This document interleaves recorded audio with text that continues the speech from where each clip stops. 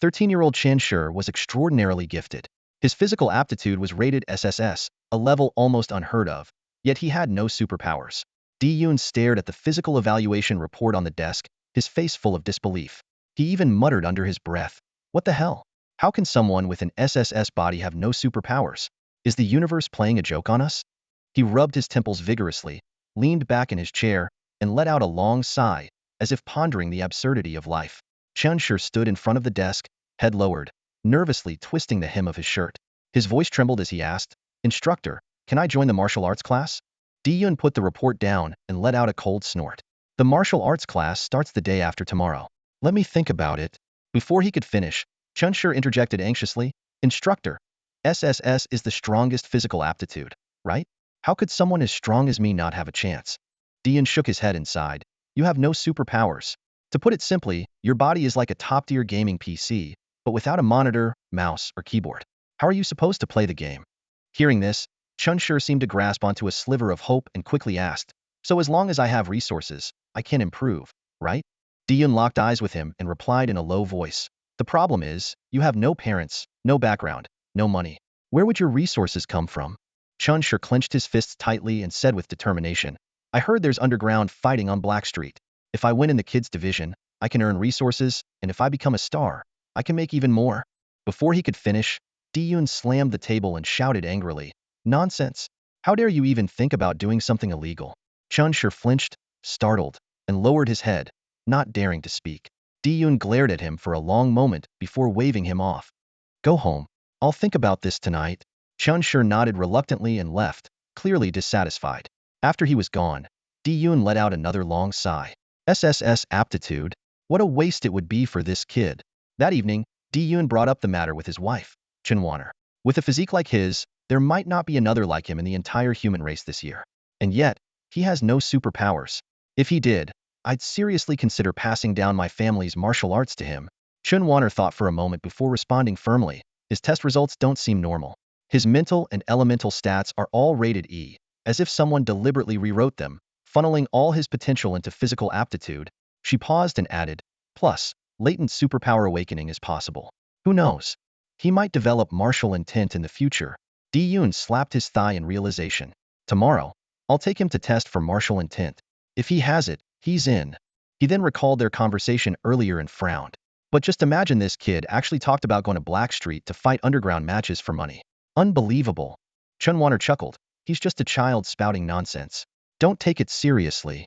However, the next day, Chen Shi didn't show up at school. Furious, Di-Yun rushed to the underground fighting arena on Black Street. Sure enough, there he was, battling a middle schooler 2 heads taller than him in the ring. Blood covered Chen Shi's face, his features bruised and swollen, yet he showed no fear. He fought like a crazed beast, lunging with reckless abandon. The crowd roared with excitement, their cheers deafening. Di-Yun, enraged, stormed onto the stage and separated the 2 fighters. Chen Shi struggled and yelled, "Let me keep going. I can win." Without a word, Di-Yun slapped him hard across the face, leaving him stunned. Security guards from the arena quickly surrounded them, but as a seasoned martial arts instructor, Di-Yun easily took them down in just a few moves. He dragged Chen Shi out of the arena by force. At dinner that evening, Chen Shi's face was covered in bandages, yet his appetite was voracious as he devoured his meal. Di-Yun glared at him, his irritation evident. "You really went through with it. Do you have a death wish or something?" Chen Shi, his mouth full, mumbled, "I've always been strong, fast, and without parents to control me. Of course, I can do what I want." Di-Yun felt a pang of mixed emotions and sighed. The world of a child is truly absurd, but Chen Shi was undeterred. "That middle schooler couldn't beat me today. That means I can win." Di-Yun sneered. "A warrior's strength isn't just body aptitude. It's the product of physical ability, martial intent, superpowers, and internal energy. You only have one of those. When others grow and develop in all areas, what will you have to compete with?" Chen Shi's eyes lit up. "Martial intent? What's that?" Di-Yun paused, then spoke with gravity. "Tomorrow, they'll take you to test for martial intent. But listen careful, I don't tell anyone, because this is against the rules. Do you understand?" Chen Shi's eyes burned with determination as he nodded vigorously. "Understood." The night was calm, with a gentle breeze flowing through the air. Di-Yun drove quickly, and as soon as they arrived at the school, he dragged Chen Shi straight to the martial arts hall. "We had a deal. I'll secretly activate the Enlightenment platform for you. But if you can't comprehend martial intent, don't ever bring up becoming a martial artist again. Just focus on your studies. Yun's tone was firm and left no room for negotiation. As soon as he finished speaking, he extended his pinky finger. Pinky promise. Chunshur froze for a moment, hesitating without making a move. Yun frowned and turned away. Fine, let's go home. Chunshur quickly waved his hands. All right, I promise. There was a hint of urgency in his voice. Yun let out a cold snort, extended his hand like a boss, and hooked pinkies with Chunshur. Only then did he pull out a key with satisfaction and unlock the door to the martial arts hall. The moment Chunshur stepped inside, he was captivated by the scene before him.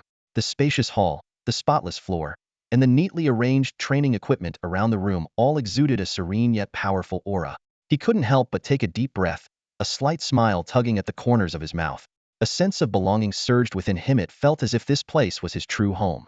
Yun, however, didn't spare the surroundings a glance. He headed straight to the deeper part of the hall. Pushing open the second door at the end, he revealed a more advanced training area. Various high-level training devices came into view, and the words High School Division were displayed on the wall. Without stopping, he opened the third door, which led to the senior year exam preparation zone, equipped with even more intricate and sophisticated facilities. Finally, the fourth door swung open, and the Enlightenment platform came into sight. Turn on the lights, Yun ordered casually. The lights flickered on, revealing a peculiar stone platform about 1 square meter in size.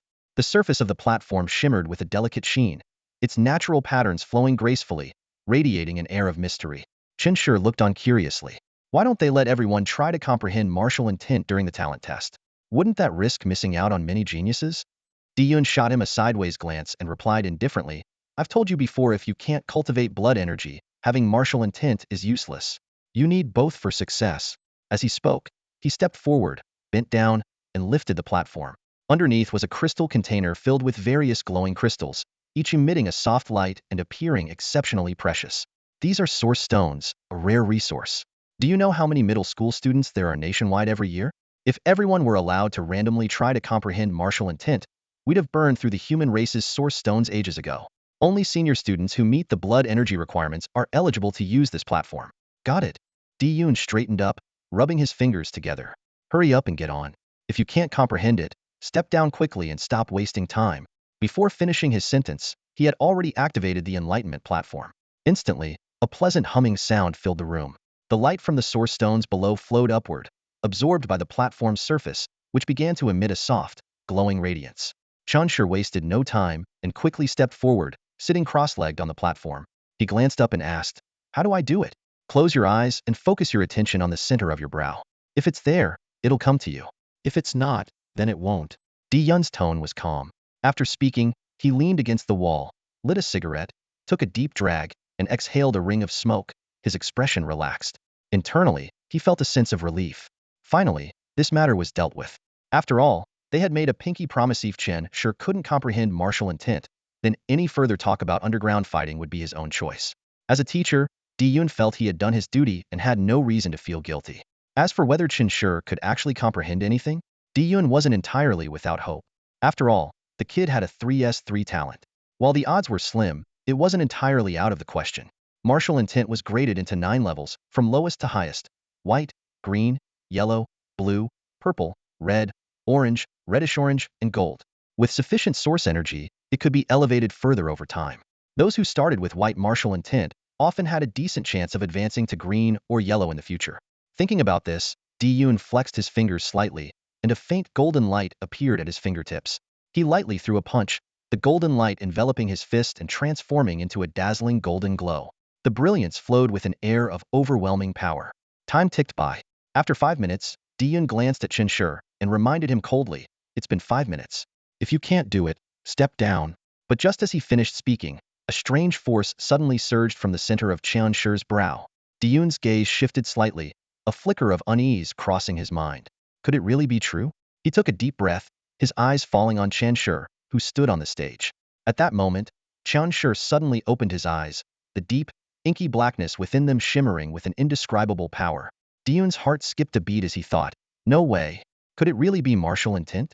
Chunshur leapt down from the stage, his face alight with barely contained excitement. In just a few strides, he was standing directly in front of Yun.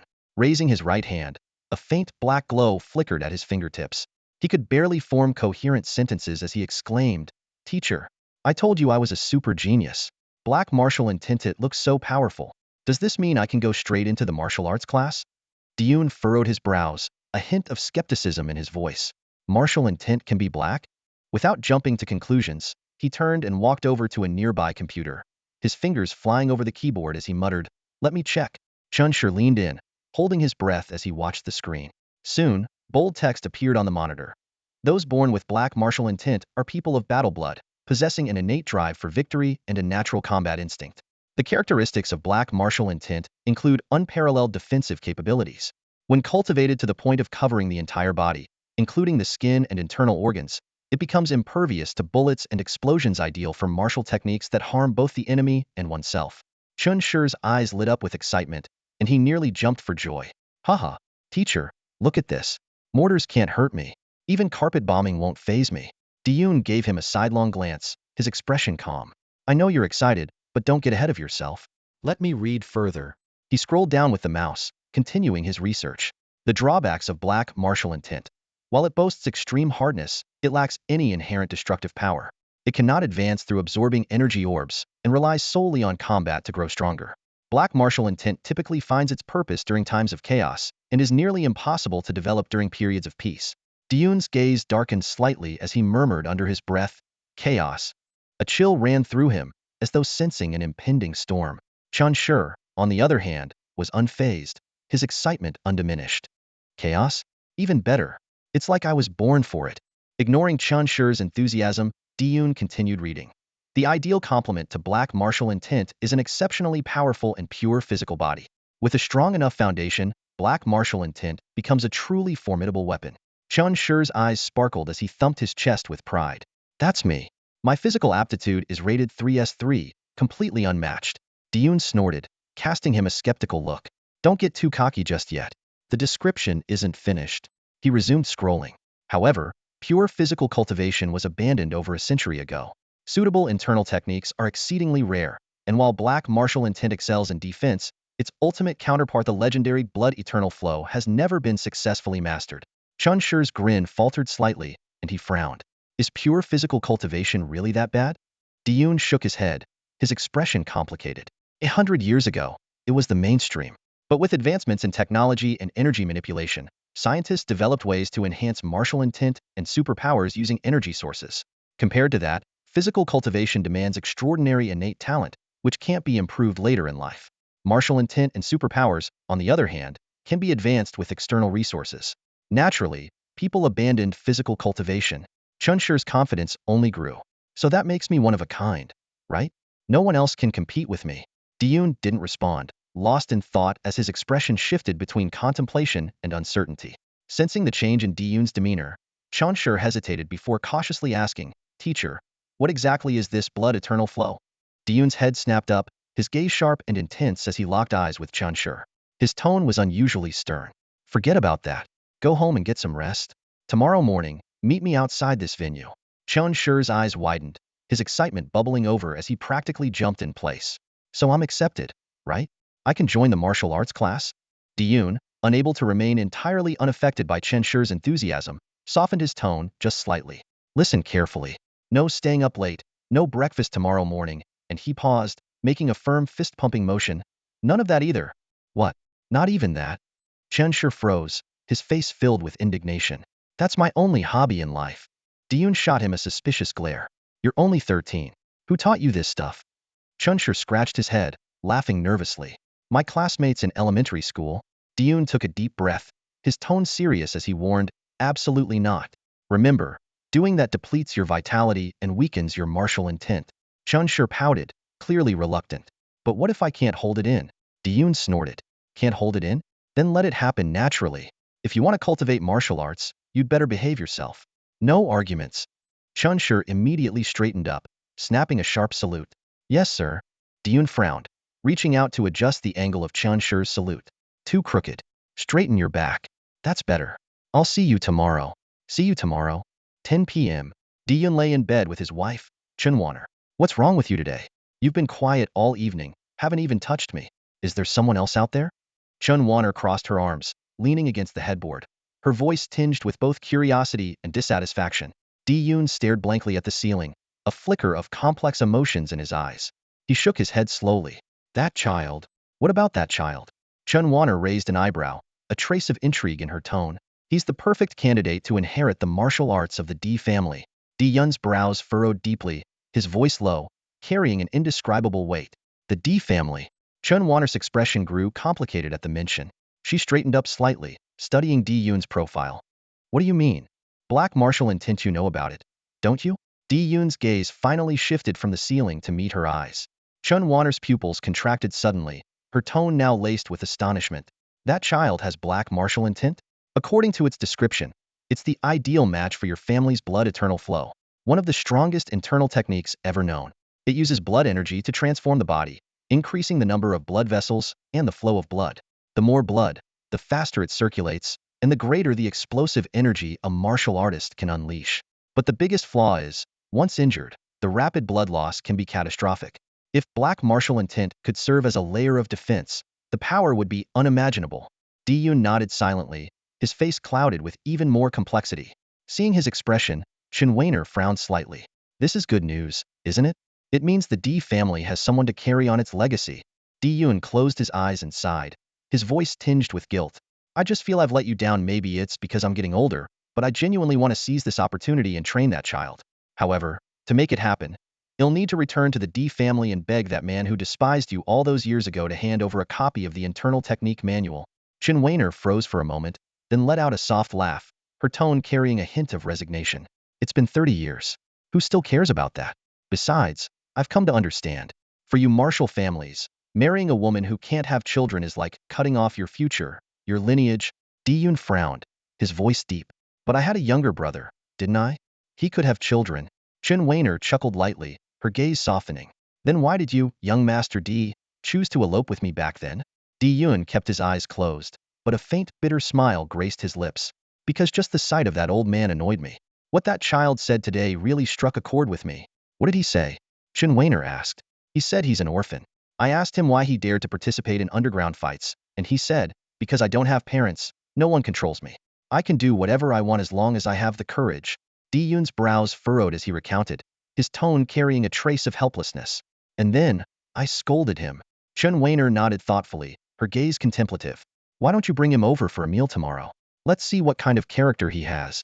Di-Yun shook his head, his expression unreadable.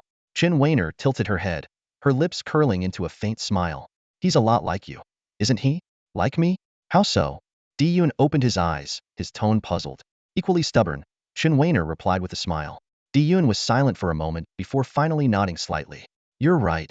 The next morning, Di-Yun yawned as he drove up to the martial arts school. He suddenly hit the brakes, rolled down the window, and fixed his gaze on a thin figure sitting on the steps by the entrance. There sat Chinshur, alone, arms wrapped around his knees. He yawned as the wind tousled his hair, giving him a forlorn appearance. Hey! Di-Yun called out. Chinshur's head jerked up. Upon seeing Di-Yun, he quickly broke into a sheepish grin. Big bro. Di-Yun frowned, his tone carrying a hint of annoyance. How the hell did you get in here? The school gate isn't even open yet. Chinshur scratched his head and chuckled awkwardly. I climbed over the wall. Di-Yun shot him a sharp glare and barked, Can't you stop breaking the rules for once? Stay right there. Muttering to himself, he walked off to park his car. A few moments later, Di-Yun returned to the entrance, unlocked the door, and looked down at Chinshur with a stern expression. You're a real piece of work, aren't you? Fighting in underground matches, climbing walls though you fear nothing? Chinshur raised an eyebrow, a trace of nonchalance on his face. If I get caught, I'll just run fast. Di-Yun let out a cold snort, his tone growing harsher. If I catch you doing anything against the rules again, don't bother coming back to train. No discussion. Chinshur froze, staring up at Di-Yun with confusion in his eyes. Why? That's nothing. Who told you it's nothing? Di-Yun frowned, his tone carrying an undeniable sternness, especially for martial artists. If you disregard discipline and laws, you're bound to become a menace. The stronger a person is, the more destructive they can be to societal order. I have no intention of nurturing a troublemaker. Do you understand? I'm not joking. His piercing gaze locked onto Chinshur. I understand. Chinshur nodded quickly, a sheepish smile on his face. Though he responded promptly, it was clear he hadn't fully grasped the deeper meaning behind Di-Yun's words. Without saying more, Di-Yun turned and pushed open a heavy iron door. With a creak, the door revealed a spacious and well-organized martial arts training hall. As he walked in, he began explaining. This floor is for middle school students to practice. The second hall at the back is for high schoolers, and the third one is for senior high students preparing for exams. You'll be practicing in this hall from now on. Today happens to be the official start of the martial arts class, so once the other students arrive, we'll begin training together. Following behind him, Chunshur raised an eyebrow and asked, Big brother, are you teaching all the students from Mount Hung's middle school to high school on your own? Can you handle it? Di-yoon gave a calm smile, his tone carrying a hint of composure. There are only about 30 students in middle school, another 30 or so in high school altogether, fewer than 70 students. It's nothing I can't manage. Before he finished speaking, he casually grabbed a thin copy of the Introduction to Martial Arts textbook from the desk and tossed it to Chunshur. Memorize this first. Chunshur caught the textbook, flipped through it briefly, and then grinned. Big brother, I can pass the test? Why don't you quiz me now? Di-yoon raised an eyebrow, his tone tinged with doubt. Have you even read this book? Chunshur replied confidently. I've gone through it hundreds of times during the winter break. Di-yoon arched a brow and crossed one leg over the other as he sat down in a chair. He asked casually, all right then, let me ask you. What are the resources needed for martial artists to cultivate? Medicinal fluids, Chunshur answered without hesitation. Di-yoon continued, how are medicinal fluids categorized? What are the differences? Chunshur shook his head and explained, medicinal fluids aren't categorized by quality but by grade. Martial artists of different levels use different grades of medicinal fluids. For instance, apprentices use apprentice-grade fluids, while martial masters use master-grade fluids. If an apprentice consumes master-grade fluid, the excessive potency could cause blood vessels to rupture, leading to severe consequences. However, fluids of the same grade differ in purity. The higher the purity, the more nutrients, and the lower the toxicity. Di-yoon nodded slightly and pressed on. Then how do you remove the toxicity? Chunshur answered earnestly, through high-temperature body tempering. For the first stage, it requires a temperature of at least 100 degrees Celsius for half an hour to effectively detoxify. The second stage requires over 200 degrees, and the third stage needs 370 degrees. A flicker of surprise flashed in Di-yoon's eyes as he nodded. Not bad. All right, let's continue. How are a martial artist's talents classified? Chunshur answered without pause. Talents are ranked from E to SSS. To become a martial artist, you need at least a B-level talent. More specifically, B is subdivided into B, and B, which can collectively be referred to as B-level. Then there's B1, B2, and B3 for finer distinctions. After that come A, S, SS, and SSS, and so on. Suddenly, Chunshur looked up and asked in return, if B-level is the minimum requirement, why do C, D, and E even exist? Di-yoon chuckled faintly, a hint of amusement in his tone. Because they do exist, even if they're weak. You can't just pretend they don't, or it'll spark unnecessary arguments. All right, moving on. Tell me about the stages of martial artists. Chunshur replied crisply, apprentice, martial fighter, martial master, grandmaster, martial lord, martial saint, martial king, martial emperor, martial god. Each stage is divided into 4 phases: early, mid, late, and peak. Di-yoon nodded again and asked, what's the standard for advancing to the next stage? Chunshur answered steadily, for apprentices, the standard is the blood energy value. The upper limit for an early stage apprentice is 25. Surpassing 25 enters the mid-stage, surpassing 50 reaches the late stage, and surpassing 75 achieves the peak stage. Once the blood energy value hits 100, you can be certified as a martial fighter. However, to advance to Grandmaster, another criterion is required martial intent strength, also known as martial power value. You need both a martial power value of 900 and a blood energy value of 900 to be certified as a Grandmaster. After hearing this, Di-yoon's expression softened slightly, his eyes showing a hint of approval. Not bad. Seems like you didn't slack off during the winter break. Martial power value of 900, blood energy value of 900, certified as a Grandmaster. Di-yoon nodded slightly and said, all right, this is already advanced material. Yesterday, you didn't even know what martial intent was, did you? Chunshur chuckled, a trace of confidence flashing in his eyes. Read about it last night. Di-yoon gave him a casual glance, the corner of his mouth curving upward. All right, then let me ask you a more important question. Among martial artists with the same blood energy level, is there any difference in strength? Chunshur straightened up, his tone becoming more serious. This has to be analyzed from multiple perspectives. Talent, special abilities, inner energy, martial intent, practical combat experience, these are all factors. It's an incredibly complex assessment process. However, the human martial arts system has developed a sophisticated AI system over the years to accurately evaluate a martial artist's combat power. Di-yoon nodded slightly and continued, then in modern martial arts, How do you improve special ability levels and martial intent levels? Chen Shi responded without hesitation, using specific source energy orbs. Diyun nodded in satisfaction but didn't press further. He turned to gaze out the window. At that moment, the sound of countless footsteps echoed from the hallway, breaking the brief silence in the classroom. 7:30, the school gate opens right on time. Chen Shi turned to look out the window, where a crowd of students was rushing toward the teaching building, their energy radiating under the sunlight. Some were eating breakfast as they walked, others hurried with their heads down, and still others chatted and laughed with friends, their faces relaxed. Diyun suddenly spoke in a calm tone. Look at all these students. It's really fine if they don't become martial artists. But why can't you accept that? Chen Shi froze for a moment before countering. How do you know they don't care? Diyun raised an eyebrow, clearly not expecting the question. Actually, most people want to become martial artists, Chen Shi said, his gaze still fixed outside the window, his tone carrying a hint of defiance. It's just that they have no choice but to accept their fate. But I refuse to accept mine. Imma 3s3, how could I give up so easily? Diyun chuckled lightly, then shifted the conversation. So, what's your motivation for wanting to become a martial artist? Chen Shi looked at him with confusion. Do you even need a reason to want to be a martial artist? Diyun paused, realizing he had asked a foolish question. He murmured to himself, true, when I was 13 or 14, I dreamed of soaring through the skies, moving mountains, reaching for the stars, commanding awe and admiration. Any one of those could be a reason. Time ticked by. At 7:35, the classroom began to buzz with activity as students from the martial arts class filed in, greeting Diyun with, "Good morning, Brother Yun." Their voices rang out one after another. Diyun merely nodded slightly, standing aside with an indifferent expression. Chen Shi, a first-year student, sat nervously in a corner, sneaking glances at the older third-year students in the room. Each one exuded a powerful aura, their eyes sharp and focused, nothing like the delinquent third-year dropout he had encountered in the combat ring the day before. These students, with their composed demeanor and vibrant energy, made Chen Shi feel an overwhelming sense of pressure, as if any one of them could easily overpower him. Finally, a junior high school boy walked in with a standard buzz cut, clearly styled for practical training. Chen Shi looked at him expectantly, but the boy only glanced at him briefly before heading to sit elsewhere, a confident smile on his face, clearly dismissing Chen Shi. As time passed, more first-year students entered the classroom. Strangely, they all seemed to instinctively avoid Chen Shi. Feeling bewildered, Chen Shi couldn't understand why he was being isolated. Just as he was grappling with confusion, a short-haired girl with a backpack scanned the room and chose to sit near him. Her name was Zhang Xuexin, and her expression was calm and composed. Soon after, another girl arrived and sat next to Zhang Xuexin. Her name was Chen Yin. Compared to the others, these two seemed much more approachable. At 7:50, Diyun walked to the front of the classroom and pressed a button on the wall.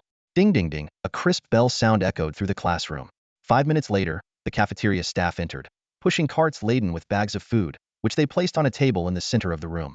Diyun crossed his arms and scanned the room coldly. Help yourselves. The first-year students nervously approached, taking food from the bags. However, once they had it in their hands, they quickly realized the food was barely edible. They grimaced but didn't dare complain, forcing themselves to swallow it in silence. Chen Shi was devouring the food with such gusto that Chen Yin was left in shock. She blurted out, "You're eating that fast?" Chen Shi, still chewing with some food crumbs on the corner of his mouth, raised his head and mumbled, "What's wrong?" His eyes carried a hint of confusion. Chen Yin paused, her eyes darting around before muttering under her breath, "Must be someone who's really been through tough times. He can even eat this." Her tone was tinged with a mix of surprise and a trace of pity. "What did you say?" Chen Shi swallowed his food and frowned slightly, clearly more puzzled. "Nothing, nothing." Chen Yin quickly shook her head, trying to mask her emotions as she lowered her head to focus on her own portion. Meanwhile, the others around them began to wrinkle their noses and voice their complaints about the food. "This vegetable juice is so bitter. This meat tastes sour, it's disgusting." As the murmurs grew louder, a young man who had initially looked rather smug suddenly spoke up. Straightening his posture, he declared with a tone of confidence and superiority, "This is perfectly normal. Vegetable juice is naturally bitter, you guys are just used to the ones with additives. And as for the canned energy beef, it hasn't been drained of blood, so of course, it has a sour, gamey flavor. This is the most nutritious and natural version, without any side effects." To prove his point, he picked up a piece of meat and popped it into his mouth. However, after just 2 chews, his expression changed drastically. Covering his mouth, he almost spat it out. "Ugh, why does it taste this bad? This is nothing like what I had at summer camp." He looked up in panic and immediately shouted, "Instructor, is this expired?" The moment he said that, the rest of the group chimed in. Yeah, mine must be expired too. Mine can smells off as well. The scene quickly descended into chaos as everyone began doubting the food in their hands. Di-Yun cast a cold, sweeping glance over the group. His brow furrowed, and his voice dropped to a low, commanding tone filled with authority. Quiet. The food is not expired. This is exactly how it's supposed to taste. His words left no room for argument, but the group was clearly unconvinced. Although they didn't dare openly challenge him, they all silently set their cans aside, making their stance clear.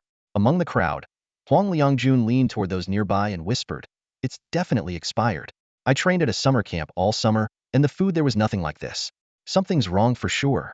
His words were like a spark in a dry field, igniting agreement from those around him. One by one, cans were abandoned. Di-Yun's frown deepened as he observed the scene, muttering to himself, "This is going to be a tough crowd." He had seen many who disliked the taste of this kind of food, but someone like Huang Liangjun so confident and quick to sway others was a rarity. And the worst part was, Huang Liangjun's conviction seemed to have everyone else convinced as well. Amid the commotion, only Chen Yin and Chen Shi continued eating their portions in silence. Chen Yin stole a cautious glance at Chen Shi, as if hoping to glean some insight from his reaction. Chen Shi, however, appeared entirely unbothered. He took another hearty bite of meat, chewed thoughtfully, and then, as if struck by an idea, suddenly looked up and asked, "Are you going to eat that?" Chen Yin froze for a moment before shaking her head. "No, it's expired. I'm not eating it." "Then give it to me," Chen Shi replied, his eyes glinting with a peculiar light. After a brief hesitation, Chen Yin handed her portion over. "All right." Chen Shi stood up, scanning the group of more than 10 people with a faint, unreadable smile playing on his lips. His tone calm yet laced with a hint of mischief, he asked, "So, none of you are eating? Can I have yours then?" Huang Liangjun couldn't help but burst into laughter. "You're seriously going to eat expired food? Sure, take it. You can have all of it." The others joined in, laughing and jeering as they handed their cans over. None of them had any intention of touching the expired food again. Chen Shi didn't hesitate for a second. He swiftly collected the cans one by one, his movements decisive and efficient. His expression remained serene, as if this was the most natural thing in the world. Watching this unfold, Di-Yun's eyes narrowed slightly, and he thought to himself, "This kid's got guts, claiming resources right in front of me. He's definitely not one to mess with." With an armful of cans, Chen Shi showed no sign of embarrassment or discomfort. It was as if all that had just happened didn't faze him in the slightest. Huang Liangjun stood at the front of the group, arms crossed and leaning slightly to the side, his tone carrying an air of arrogant authority. "Instructor, hurry up and bring us something fresh to eat. Everyone's starving." His words sounded more like a command than a request. Di-Yun paused for a moment, a faint, meaningful smile tugging at the corner of his lips. His gaze swept over the group of new first-year students, lingering on Huang Liangjun for an extra second. Calmly, he said, "The breakfast here at Hongshan tastes exactly as it should. Nothing's expired." Without waiting for a response, he turned and pulled out 12 sets of practice uniforms and 12 sets of keys from the box behind him, tossing them onto the ground. "Finish eating and change into these in the locker room." Huang Liangjun froze for a moment, clearly not expecting Di-Yun to completely ignore his remarks and instead throw down the uniforms and keys without any sign of compromise. Nearby, Chen Shi was quick to react. He swiftly grabbed a set of practice clothes, a key, and the 11 remaining food bags, and headed straight for the locker room without looking back. Muttering to himself as he walked, he said, "Better stash the food away before anyone else gets to it." His movements were so quick and decisive, as if he feared someone might snatch his treasures. Watching this, Huang Liangjun crossed one leg over the other and deliberately tilted his head, looking at Di-Yun with a provocative expression. "Instructor, how are we supposed to train if we haven't eaten breakfast?" Di-Yun took a deep breath, his cold gaze sweeping over Huang Liangjun. His voice was calm, yet carried an undeniable authority. "I already said, the food here is not expired." Pausing for a moment, he continued, "The rules here are simple. If you don't want to train, you're free to leave, I won't stop you. But if you stay, you follow my rules. And if you disrupt order, I won't argue with you. I'll simply call your parents and have them take you home." That one simple phrase, "call your parents," landed like a bomb, instantly silencing the room. Di-Yun raised his hand and pointed toward the locker room. His tone remained composed. "Now, everyone, go change into your practice uniforms. Once you're done, come back here for a blood energy test." Huang Liangjun's face stiffened, clearly not expecting Di-Yun to pull the parents card. He gritted his teeth, frustration written all over his face. But in the end, he muttered through clenched teeth, "Let's go." With that, he waved his hand, leading the group of students toward the locker room. Inside the locker room, Chen Shi was crouched in front of his small locker, frantically trying to stuff the food bags inside. But the locker was far too small, and no matter how he arranged it, there was no way to fit all 11 bags. Beads of sweat formed on his forehead as he struggled. When Huang Liangjun and his group walked in, they glanced at Chen Shi's predicament. Huang Liangjun let out a scoff, his tone dripping with mockery. Wow, look at you. Real classy. Chen Shi glanced up at him briefly, but couldn't be bothered to respond. He went back to shoving the food bags into the locker. Huang Liangjun, however, wasn't ready to let it go. He looked around at the others and announced, "Don't worry, everyone. By lunchtime, I'll make sure my parents deal with this so-called instructor. He's got serious issues, and I'll make him apologize to us." Hearing this, Chen Shi paused, his hands stilling for a moment. A slight frown crept onto his face. He couldn't pinpoint why, but something about Huang Liangjun's arrogant attitude, or his baseless accusations against instructor Diyun left a sour taste in his mouth. After changing into his uniform, Chen Shi walked out of the locker room and approached Diyun. Lowering his voice, he said, "Hey Yunj, those guys were bad-mouthing you in the locker room." Diyun simply smiled faintly and shook his head, his expression calm. "It's normal." He gestured for Chen Shi to extend his wrist. "Let me see your hand." Chen Shi obediently held out his wrist. Diyun pulled out a device resembling a scanner and ran it over Chen Shi's wrist. After 2 quick beeps, a number appeared on the screen. 8. Chen Shi glanced at the number and pouted in dissatisfaction. "Only 8? Diyun shook his head in exasperation, thinking to himself, the average adult scores a 5. You're just 13, untrained, and your blood energy is already higher than most adults. And you're still complaining? Chen Shi scratched his head and asked, "So, what do I do now?" Diyun pointed to a nearby bench. "Sit there and wait for the others to finish." Chen Shi obediently sat down but soon pulled 2 cans of food out of his pants pocket, the ones he couldn't fit into his locker. Leisurely, he began to eat. Halfway through, an idea struck him. He looked up at Diyun, a sly glint in his eyes. "Yunj, since they don't want to eat the food here, you could tell them to eat breakfast at home before coming. That way." Diyun raised an eyebrow at him, lips twitching slightly. "And then you'll claim all the extra food for yourself, right?" Chen Shi's eyes lit up, and he nodded enthusiastically. "Exactly." Diyun sighed, rubbing his forehead. "I knew you were up to no good." But Chen Shi remained earnest. "I'm serious. I think it's a good plan." Diyun furrowed his brow, considering the idea for a moment, but refraining from giving a direct answer. Inwardly, he weighed the pros and cons. Food from home might contain additives harmful to training. But if their parents insist on pampering them, whether or not they improve in training won't be my problem. If it weren't for the fact that I'm a teacher, those of you who dared to talk back to me earlier would have each received a slap in the face followed by a flying kick. After much dawdling, everyone finally changed into their uniform training outfits and lined up in front of Diyun. The atmosphere of the first training session carried an air of tension. Some of the trainees instinctively straightened their backs, and a few even had beads of sweat forming on their foreheads. Diyun walked unhurriedly to the front of the line, holding a portable blood energy tester in his hand. He scanned the group with a calm gaze and said flatly, from left to right, "Step forward one by one to test your blood energy." The first trainee cautiously stepped up. The screen of the tester displayed the number 3. Diyun gave a slight nod without any expression. Then came the second and third trainees, with readings varying between 3 and 4. Finally, it was Huang Liangjun's turn. With a confident stride, he stepped forward, and the tester screen instantly displayed the number 6. 6. A wave of gasps erupted from the crowd, and many of the trainees looked on in disbelief. After all, the average adult's blood energy level was only about 5. For someone of Huang Liangjun's age to reach 6 was nothing short of extraordinary. Huang Liangjun, noticing the reactions, allowed a smug smile to curl at the corners of his lips. Puffing out his chest, he declared proudly, "I've got 2 A2S, a 2 superpower iron will, and A2 physical talent." As soon as he said this, the trainees broke into murmurs of admiration. "Impressive. Truly a genius. Superpower and physical talent are such a perfect match. I'm so jealous." Huang Liangjun basked in the praise, his expression brimming with pride, as if he were already standing at the pinnacle of success. However, at that moment, Diyun spoke in a calm and indifferent tone. "Currently, the highest blood energy level among first-year students is..." Huang Liangjun immediately straightened his back, his face full of confidence, as though he was ready to accept the glory. But to his shock, Diyun's gaze shifted to an unremarkable boy standing at the far left of the line. "Chen Shi, 8 points," he said plainly. The air grew heavy with silence. Huang Liangjun's smile froze on his face, and his pupils contracted sharply. "Impossible," he blurted out. "Someone like him, who can't even afford a proper meal, how could he have a blood energy level of 8? Chen Shi blinked in confusion and asked innocently, "What's a proper meal?" Huang Liangjun and a few others burst into raucous laughter, their mockery and disdain evident in their voices. Di-Yun's brows furrowed slightly as he took out a scoring board. Without raising his voice, he said, Huang Liangjun, disrupting class order -3 points. The laughter stopped abruptly. Huang Liangjun turned to Di-Yun in disbelief. What? Deducting points? For what? Di-Yun glanced at him with a calm but authoritative expression. At the end of every month, there's an assessment. The top scorer in blood energy gains 5 additional doses of serum, second place gets 3, and third place gets 1.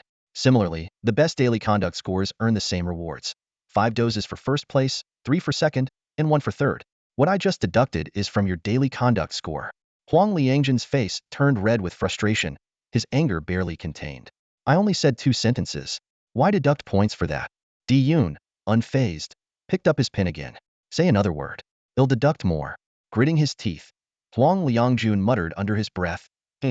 Then, turning his glare toward Chen Shi, he growled, I'll remember you. Chen Shi glanced at him briefly, his face calm and indifferent, clearly unbothered by the threat. Di-Yun swept his gaze across the group and continued. Each year is divided into 2 semesters, with midterm and final exams for both. Rewards will be given accordingly.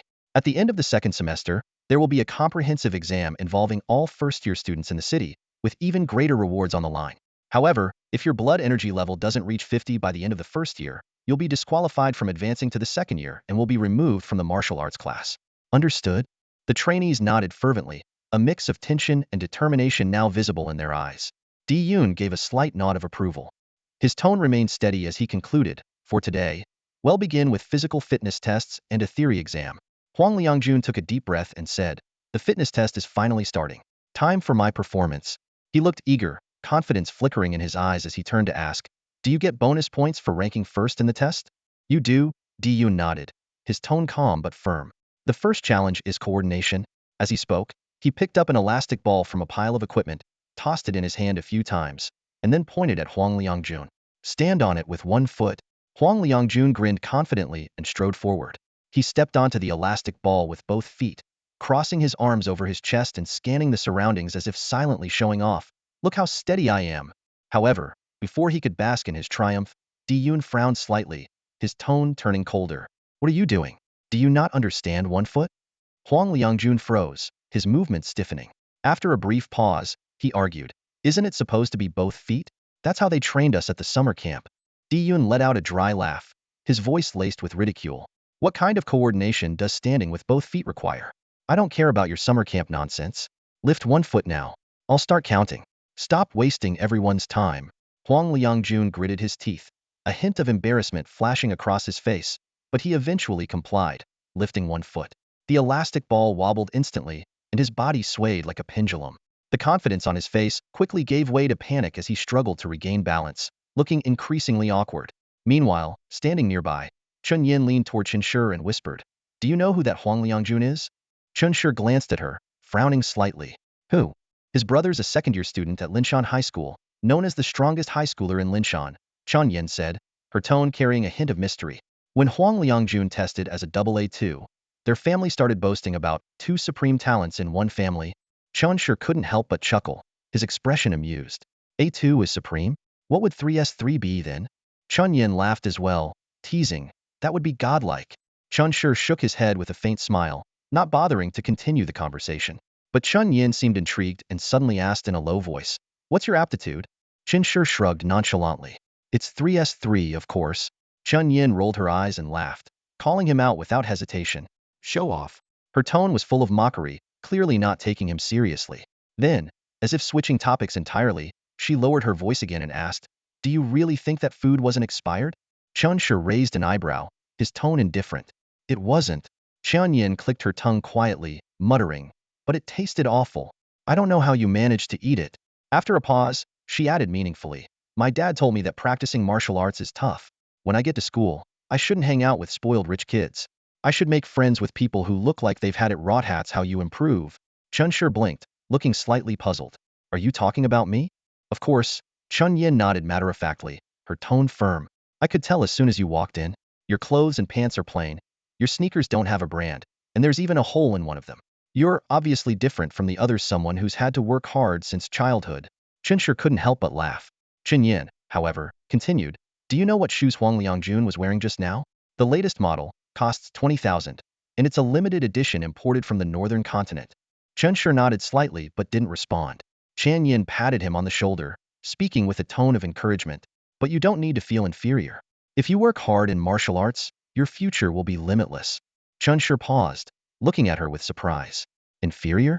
I'm not inferior, and I haven't had it rough. Chun Yin shook her head with a knowing smile. Denial. It's okay. I'll look out for you from now on.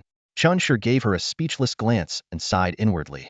He felt that people like Huang Liangjun and Chan Yin had an inexplicable sense of confidence almost to the point of being overly self-assured.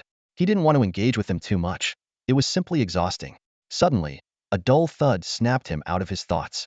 Huang Liangjun had fallen off the elastic ball, landing awkwardly on his knees with a sour expression. Diyun glanced at him, his tone flat. 48 seconds. Huang Liangjun quickly looked up, his voice tinged with urgency. How's that score? Diyun gave him a cold look, his tone indifferent. What's the rush? You'll find out once everyone's finished. Then he turned and called out, next, Chen Yin. Chen Yin nodded eagerly, her face lighting up with excitement. She mimicked the earlier movements and stood on the elastic ball with one foot. Diyun watched her intently, starting the timer. Huang Liangjun stood to the side, his expression slightly tense as his gaze locked onto Chen Yin in the arena. His fists unconsciously clenched at his sides as he silently counted the seconds in his mind. Underneath the bouncing ball, Chen Yan's balance wavered, and a trace of urgency flashed across her face. Yet, she gritted her teeth and tried her best to maintain her posture. However, at the 28-second mark, her movements faltered. Her foot slipped, and she toppled sideways toward the ground. Chen Yin let out a startled cry, flailing her arms in an attempt to regain her balance, but to no avail. Diyun, quick to react, reached out and grabbed her arm, pulling her upright with steady force. Although her face still bore a hint of lingering fright, Diyun simply said in a calm voice, 28 seconds. Next up, Wu Jianhao. Huang Liangjun exhaled deeply upon hearing the result, his tense shoulders finally relaxing. A faintly smug smile tugged at the corners of his mouth as he cast a glance at Wu Jianhao. The next participant, Wu Jianhao, fared even worse. Lasted only 20 seconds before crashing to the ground in an embarrassing heap. Completely at ease now, Huang Liangjun's grin widened into a full-blown display of confidence. He scanned the crowd, his gaze sweeping over the yet-to-compete classmates, and called out cheerfully, "Come on, everyone, give it your best shot, and try to beat me." His tone was laced with both encouragement and playful arrogance. The surrounding students shook their heads, smiling helplessly as they responded, "Come on, Liangjun, you're the double champion who wouldn't even dare to dream of it."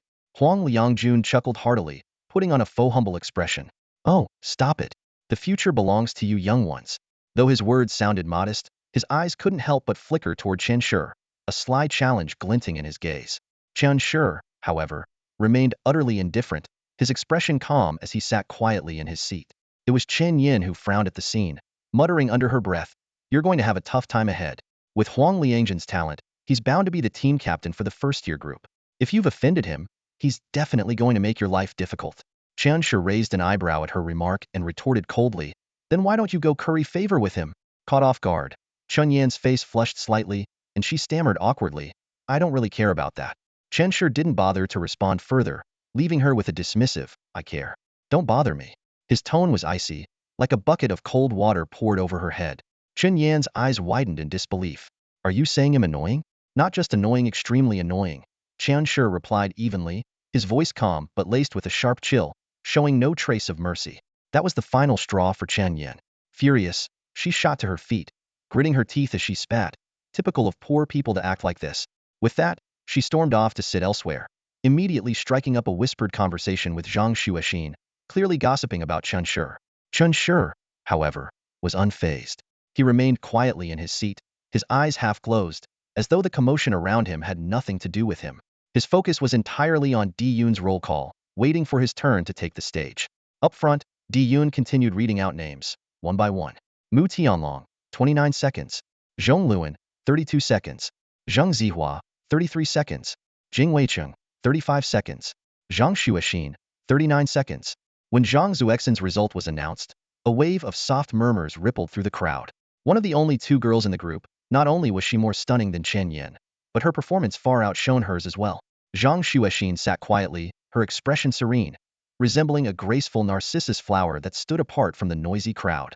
Huang Liangjun wasted no time sidling up to her, his face plastered with a friendly smile.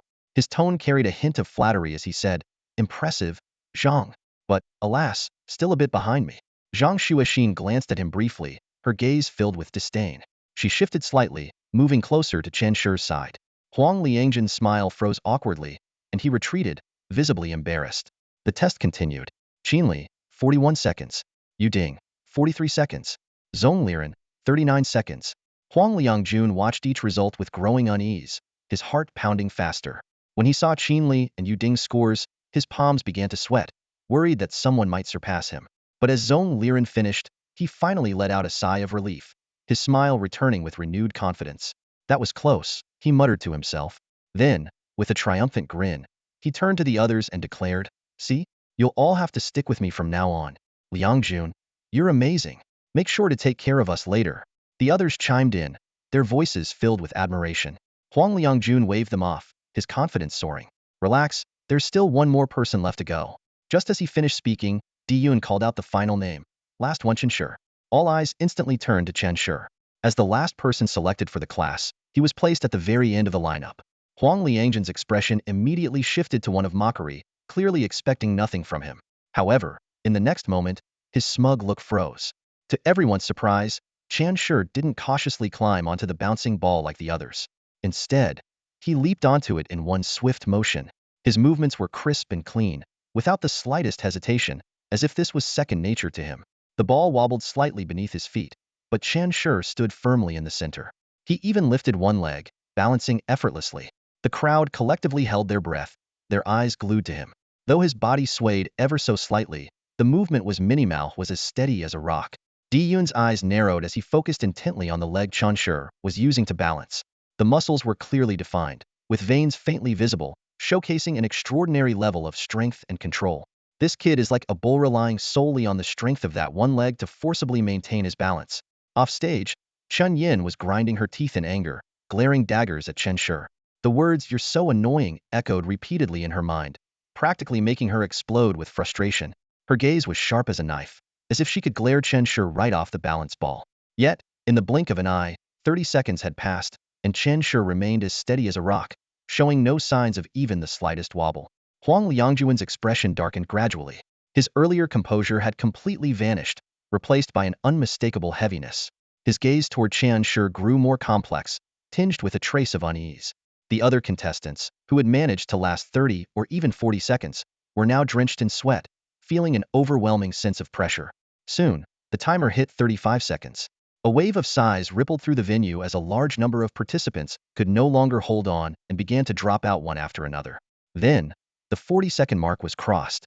Zhang Xuexin raised an eyebrow slightly, her gaze now carrying a hint of seriousness. She seemed a bit surprised, though there was a subtle trace of unwillingness in her expression. She had been surpassed. Yet, Chen Shi's face remained calm, showing not even a hint of panic. Time continued to tick by, and 45 seconds quietly came and went. The entire venue fell silent. Even the sound of breathing seemed unusually loud. Huang Liangjun shot to his feet, his face ashen, breathing heavily, and faint beads of sweat forming on his forehead. Just then, Diyun suddenly spoke up, 50 seconds. Keep it up. That single sentence hit Huang Liangjun like a hammer to the chest. He shuddered, his face growing even more grim. Around them, the crowd finally snapped out of their shock, exclaiming in disbelief, 50 seconds? No way. This guy is insane. He's still not down? At this moment, all the admiration and attention shifted away from Huang Liangjun. His expression turned utterly dark, jealousy and rage boiling within him, pushing him to the brink of losing control. He suddenly shouted, "You're cheating." Diyun turned sharply at the accusation, his piercing gaze cutting through Huang Liangjun like a blade. His voice was cold and commanding. "Silence." The word rang out like a thunderclap, making Huang Liangjun flinch. He felt as though a ferocious tiger had locked its gaze on him, cold sweat soaking his back as he dared not even breathe too loudly. Diyun continued in a calm yet firm tone, 1 minute. Let's see how much longer you can stand." This statement was like an explosion in the crowd, leaving everyone stunned as they stared at Chen Shi in utter disbelief. 1 minute? Are you kidding me? Someone whispered in shock. Chen Yin was frozen in place, her eyes wide with astonishment. This guy is this strong? Under the collective gaze of everyone, time continued to pass. Diyun spoke again, 1 minute and 10 seconds. Still holding on? By now, sweat was beading on Chen Shi's forehead, his face gradually turning pale, and he was beginning to look strained. His leg muscles trembled, the pain surging through him like a tide, making it increasingly difficult for him to maintain his stance. Diyun's gaze remained steady, his voice as cold as ever. 1 minute and 20 seconds. Still going? Suddenly, Qianshi's pupils contracted, and his expression shifted. His right leg spasmed violently, and he collapsed onto the balance ball in an uncontrollable motion. Diyun reacted swiftly, stepping forward to grab Qianshi's right leg while pressing down on his foot. His tone was low but steady. It's a cramp. My fault, I should have insisted on proper warm-ups beforehand. Qianshi gritted his teeth, his face showing traces of pain, but he shook his head. It's fine. Slowly, he stood back up, his movements stiff as he walked toward the now silent crowd. Zhang Xuexin gave him a faint smile, her eyes carrying a hint of admiration. Impressive. Qianshi nodded slightly in acknowledgement. At that moment, Chunyin suddenly stood up, her face full of anger as she demanded, "If you're this good, why didn't you tell me?" Qianshi glanced at her, his tone indifferent. "Seriously, stop bothering me." With that, he walked straight to the far corner of the venue, casually finding a seat and leaning back in the chair. Alone and detached, his posture seemed to convey one clear message to everyone. "I'm not like the rest of you." After the coordination test, everyone took a 10-minute break. Those 10 minutes were anything but quiet. Huang Liangjun swaggered over to Chen Shi, looking down at him with a condescending smirk. "Be honest," he drawled, deliberately dragging out his words to keep everyone in suspense. "How did you cheat? The teacher might not notice, but I can. No one in the entire first grade is better than me. You must have cheated." Chunshi looked up at him, his frustration boiling over. He couldn't wrap his head around how someone so unremarkable could be this self-assured. The surrounding classmates, sensing the tension, stopped what they were doing and gathered around with eager, amused expressions, ready to enjoy the drama. Taking a deep breath, Qianshi turned his gaze toward Diyun, who was smoking by the door. In a tone as serious as if he were asking for permission from the highest authority, he said, "Brother Yun, can I hit him?" Diyun exhaled a puff of smoke, his cold eyes sweeping over them indifferently. His voice was devoid of emotion as he replied, "Whoever throws the first punch gets expelled." The words hit Qianshi like a bucket of cold water. He sighed in resignation, shaking his head, though his fists clenched involuntarily. Huang Liangjun, on the other hand, seemed invigorated, pressing on relentlessly. "People like you probably don't get enough nutrients. You're short and weak. How could you last longer than me? You must have cheated. Admit it already. Because you're bad at this." Chunshi finally snapped, his tone sharp and cutting. "Stop whining. Come back to me when you can match my scores." Under normal circumstances, such a retort would have immediately ignited the other person's fury. But Huang Liangjun simply scoffed, turning away with a dismissive, "I won't stoop to your level." Chunshi nearly choked on sheer disbelief. How does someone like this even exist in our school? He thought, exasperated. Then, a phrase he'd seen online crossed his mind. Hard work is nothing in the face of talent. Suddenly, everything made sense. Huang Liangjun was clearly one of those abstractly gifted types. The 10-minute break flew by, and soon Diyun stubbed out his cigarette and strode back into the room. Sweeping his gaze across the group, he announced, "Everyone on a treadmill. Set the speed to 9. You can increase it if you want. The task is simple. Run as far as you can." At his command, the students quickly got onto their treadmills and adjusted the settings. Diyun's eyes landed on Qianshi's right leg, and he frowned. "Can you run?" he asked. Qianshi nodded, his voice calm but resolute. "I can." He walked to the treadmill at the far end and was just about to start when Zhang Xuexin suddenly approached and chose the treadmill next to his. She raised an eyebrow and asked cheerfully, "Want to run together?" Qianshi frowned slightly, his tone puzzled. "What do you mean, run together? Are you planning to stand on the same treadmill as me?" Her amused laugh betrayed her surprise at his serious response. Trying to cover her momentary embarrassment, she changed the subject. "Is your leg okay?" "Of course," Qianshi replied, nodding firmly. He started his treadmill and, without sparing her another glance, focused entirely on his run. 3 minutes in, Qianshi's forehead began to glisten with sweat as his body warmed up. Suddenly, a rapid beeping sound, beep, beep, beep, beep, caught everyone's attention. They turned to see Qianshi furiously pressing the speed button on his treadmill, cranking it up from 9 to 15 before stopping. The machine roared as it sped up, his legs moving at a blistering pace, far faster than anyone else's. Huang Liangjun, watching from nearby, let out a derisive laugh. "Show off," he muttered. Despite his words, he immediately increased his own speed to 15 as well. And just like that, the competition was officially on. Yu Ding, Qinli, and a few other top-performing students followed suit, raising their speeds to 15. Even Zhang Xuexin, unwilling to be left behind, joined the fray. The treadmill area became a cacophony of roaring machines and labored breaths. Sweat dripped from everyone's faces, their expressions reddening as steam seemed to rise faintly from their bodies. Each runner gritted their teeth, determined to keep going. By the 25-minute mark, the first student gave up and stepped off. Their withdrawal seemed to trigger a domino effect, with others following suit as their mental stamina faltered. Many still had the physical strength to continue, but their willpower had been thoroughly drained. At the 30-minute mark, only 5 runners remained: Yu Ding, Qinli, Zhang Shuoxin, Chun Shi, and Huang Liangjun. All 5 maintained a steady pace at 15 kilometers per hour, the tension between them almost palpable. 32 minutes. Zhang Shuoxin finally couldn't hold on any longer. With a sudden slap on the emergency stop button, her legs gave out beneath her, and she almost collapsed directly onto the treadmill. Her face was flushed, and beads of sweat slid down her cheeks from her forehead. Giving up entirely, she lay flat on the ground, gasping for air as though she'd just been pulled out of water. The emergency stop button on the treadmill was still blinking, but she had no strength left to care. Instead, she lifted her head and, using the last bit of her energy, shouted at the boy in front of her, "Keep going." Chun Shi turned his head at her call, his gaze freezing for a moment. He saw Zhang Shuoxin sprawled on the ground, her legs weakly splayed and of shape, her hands supporting her weight behind her as she leaned slightly back. Her flushed face and labored breathing painted a vivid picture, and her tongue unconsciously flicked out to moisten her lips. Sweat trickled down her pale neck, accentuating an unexpected allure. Chun Shi's Adam's apple bobbed involuntarily. Quickly, he turned his head back to the treadmill screen, focusing his eyes intently as he silently chanted to himself, "Run, just run." After all, he prided himself on being composed, and experience said couldn't let himself lose control so easily. Time ticked by. At the 37-minute mark, Yu Ding and Qinli both hit the stop button almost simultaneously. They stumbled off their treadmills, collapsing onto the ground, their faces etched with exhaustion. Each had run 7 or 8 kilometers, far beyond the limits of an average person. By the 40-minute mark, Huang Liangjun finally couldn't take it anymore. He stumbled, nearly falling off his treadmill. Glancing at the screen, he saw he'd managed to run over 9 kilometers. Yet, instead of looking proud, his face showed a trace of frustration. Meanwhile, Chun Shi was still running at full tilt. His legs moved like they were powered by motors, his workout clothes drenched in sweat. With a sudden motion, he whipped off his shirt, revealing a lean yet muscular frame. Zhang Shuoxin stifled a laugh and cheered again. "Keep going." This time, Chun Shi didn't look back. He gritted his teeth and pushed forward. Finally, running at a pace of 15 kilometers per hour, he kept going for 58 minutes, covering an incredible 14 kilometers. Di Yun, standing nearby, glanced at the data on the screen, a flicker of astonishment crossing his face.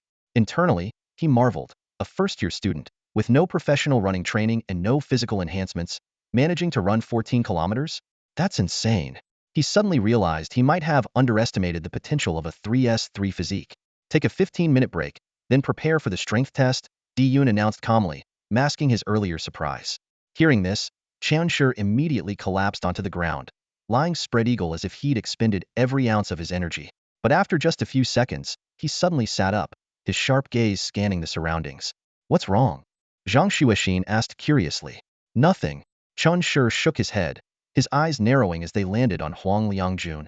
"That guy's unusually quiet. It's unsettling." Zhang Shuoxin chuckled and nodded.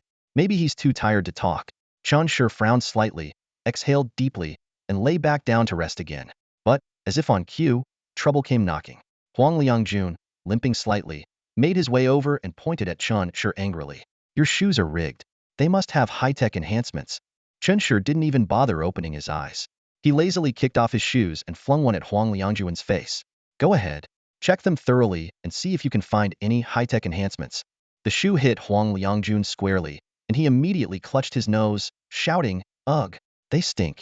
Gross despite his complaints, he crouched down and, under everyone's watchful eyes, began inspecting Chun Shi's shoes, all while gagging and yelling, "I'll find proof of your cheating. Ugh, this smell is definitely suspicious. Did you use some kind of chemical to boost your performance?" Chun Shi let out a long, exasperated sigh. This guy really is something else, he thought. Deciding not to waste any more energy on him, he closed his eyes and rested, now barefoot and utterly unbothered. After half an hour, everyone's sweat had mostly dried under the scorching sun. As the intense heat bore down, the group finally caught their breath from the earlier training. The sweat stains on their clothes had been dried by the gentle breeze. At this moment, Chun Shi stood tall and energetic, as if the grueling training session was merely a warm-up for him. With a casual wipe of his forehead, his sharp gaze and confident demeanor made it impossible to ignore him. Di-Yun's voice was calm yet commanding, carrying an undeniable authority. Everyone, gather around for the strength test. As soon as the words left his mouth, the group quickly clustered together, a mix of anticipation and nervousness evident in their eyes. "I'll go first."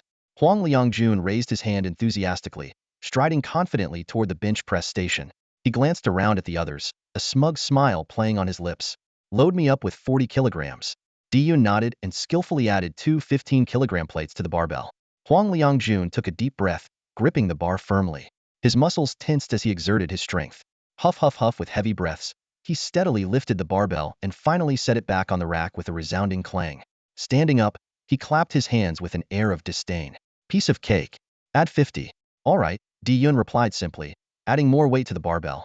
This time, beads of sweat began to form on Huang Liangjun's forehead, but he gritted his teeth and persevered, successfully lifting the barbell once again. Applause erupted from the crowd as Huang Liangjun tilted his head back, shooting a triumphant glance at everyone. "No big deal. Chen Shi, your turn. Let's see how much those twiggy arms of yours can handle." Chen Shi stepped forward slowly, a slight frown on his face. He glanced down at the barbell, looking somewhat unsure. Sensing his hesitation, Di-Yun briefly explained the basics of the bench press. Chen Shi nodded, then cautiously gripped the barbell. Taking a deep breath, he activated his arms. Clang! The barbell was lifted with ease. After setting the barbell down, Chen Shi raised an eyebrow, seemingly in disbelief. "That's so light?" he muttered under his breath. However, his nonchalant remark struck a nerve with Huang Liangjun. "No way. You must be cheating." Huang Liangjun's voice was sharp, his face flushed with anger. Chen Shi shrugged dismissively, unwilling to argue. Under the watchful eyes of the group, Di-Yun continued to add weight to the barbell. 60 kilograms, 70 kilograms, 80 kilograms. Even at 90 kilograms, Chen Shi remained unfazed, completing each lift with ease. Huang Liangjun's expression had shifted from fury to utter shock. His lips trembled, but no words came out. The crowd fell silent, save for Di-Yun's voice resonating in the back of their minds. "This guy's a monster." The explosive power test that followed only deepened Huang Liangjun's despair. During the standing long jump, Huang Liangjun gave it his all, achieving a respectable 2.85 meters. Elated, he raised his arms in celebration. "How's that? Pretty impressive, right?"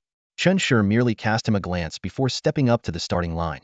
He swung his arms, gathered his strength, and launched himself forward with a powerful push-off. The crowd watched in awe as his body seemed to glide through the air, almost defying gravity for a moment, like he was walking on air. When he landed, the measurement was called out. 3.25 meters. Gasps rippled through the crowd.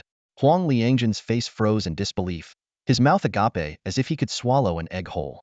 His voice wavered, almost tearful. "How can you jump so far?" Chen Shi looked at him with calm indifference, his tone steady yet carrying an undeniable weight. "Ever heard the saying? Hard work pales in comparison to talent." Huang Liangjun stood there, stunned, his earlier bravado completely gone. Meanwhile, Chen Shi walked away and sat down to the side, as if nothing had happened.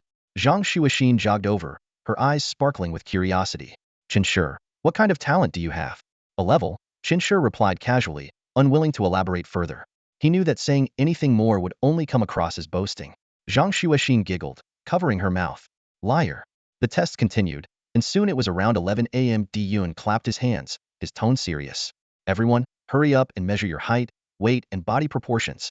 The group lined up as instructed. Di-Yun's gaze swept over them, his voice taking on a heavier tone. "Remember, for martial artists, height doesn't matter, proportions do. The ideal upper-to-lower body ratio is 3.4 to 6.6. Arm span should be about 1.15 times your height, and Achilles tendon length should be 3/4 of your lower leg. Most importantly, the width and thickness of your back muscles are key.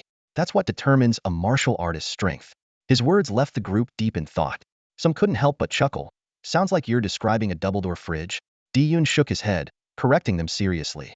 "Not the shoulders, the back. The entire muscle group from the shoulders to the waist and abdomen is the core of a martial artist's strength." As expected, Chen Shi's 90-kilogram lift stood unmatched. This will directly impact your balance and body control during combat. On the battlefield, if you lose balance and can't control yourself, the next second could be your last. Standing in the center of the training ground, Di-Yun's gaze, sharp as a blade, swept over the trainees. His voice was cold and carried an undeniable authority. Coordination and muscle control are the lifeblood of a warrior. If you can't control your own body, you won't even stand your ground under fire. No matter how fast or strong you are, you'll just be cannon fodder. Do you understand? The group nodded in unison, their expressions ranging from tense to serious. Among them, Qian Shi stood with focused attention, listening intently. At that moment, Huang Liangjun raised his hand, his tone tinged with doubt as he asked, "But, instructor, isn't body proportion something you're born with? Can the Achilles tendon even be trained to lengthen?"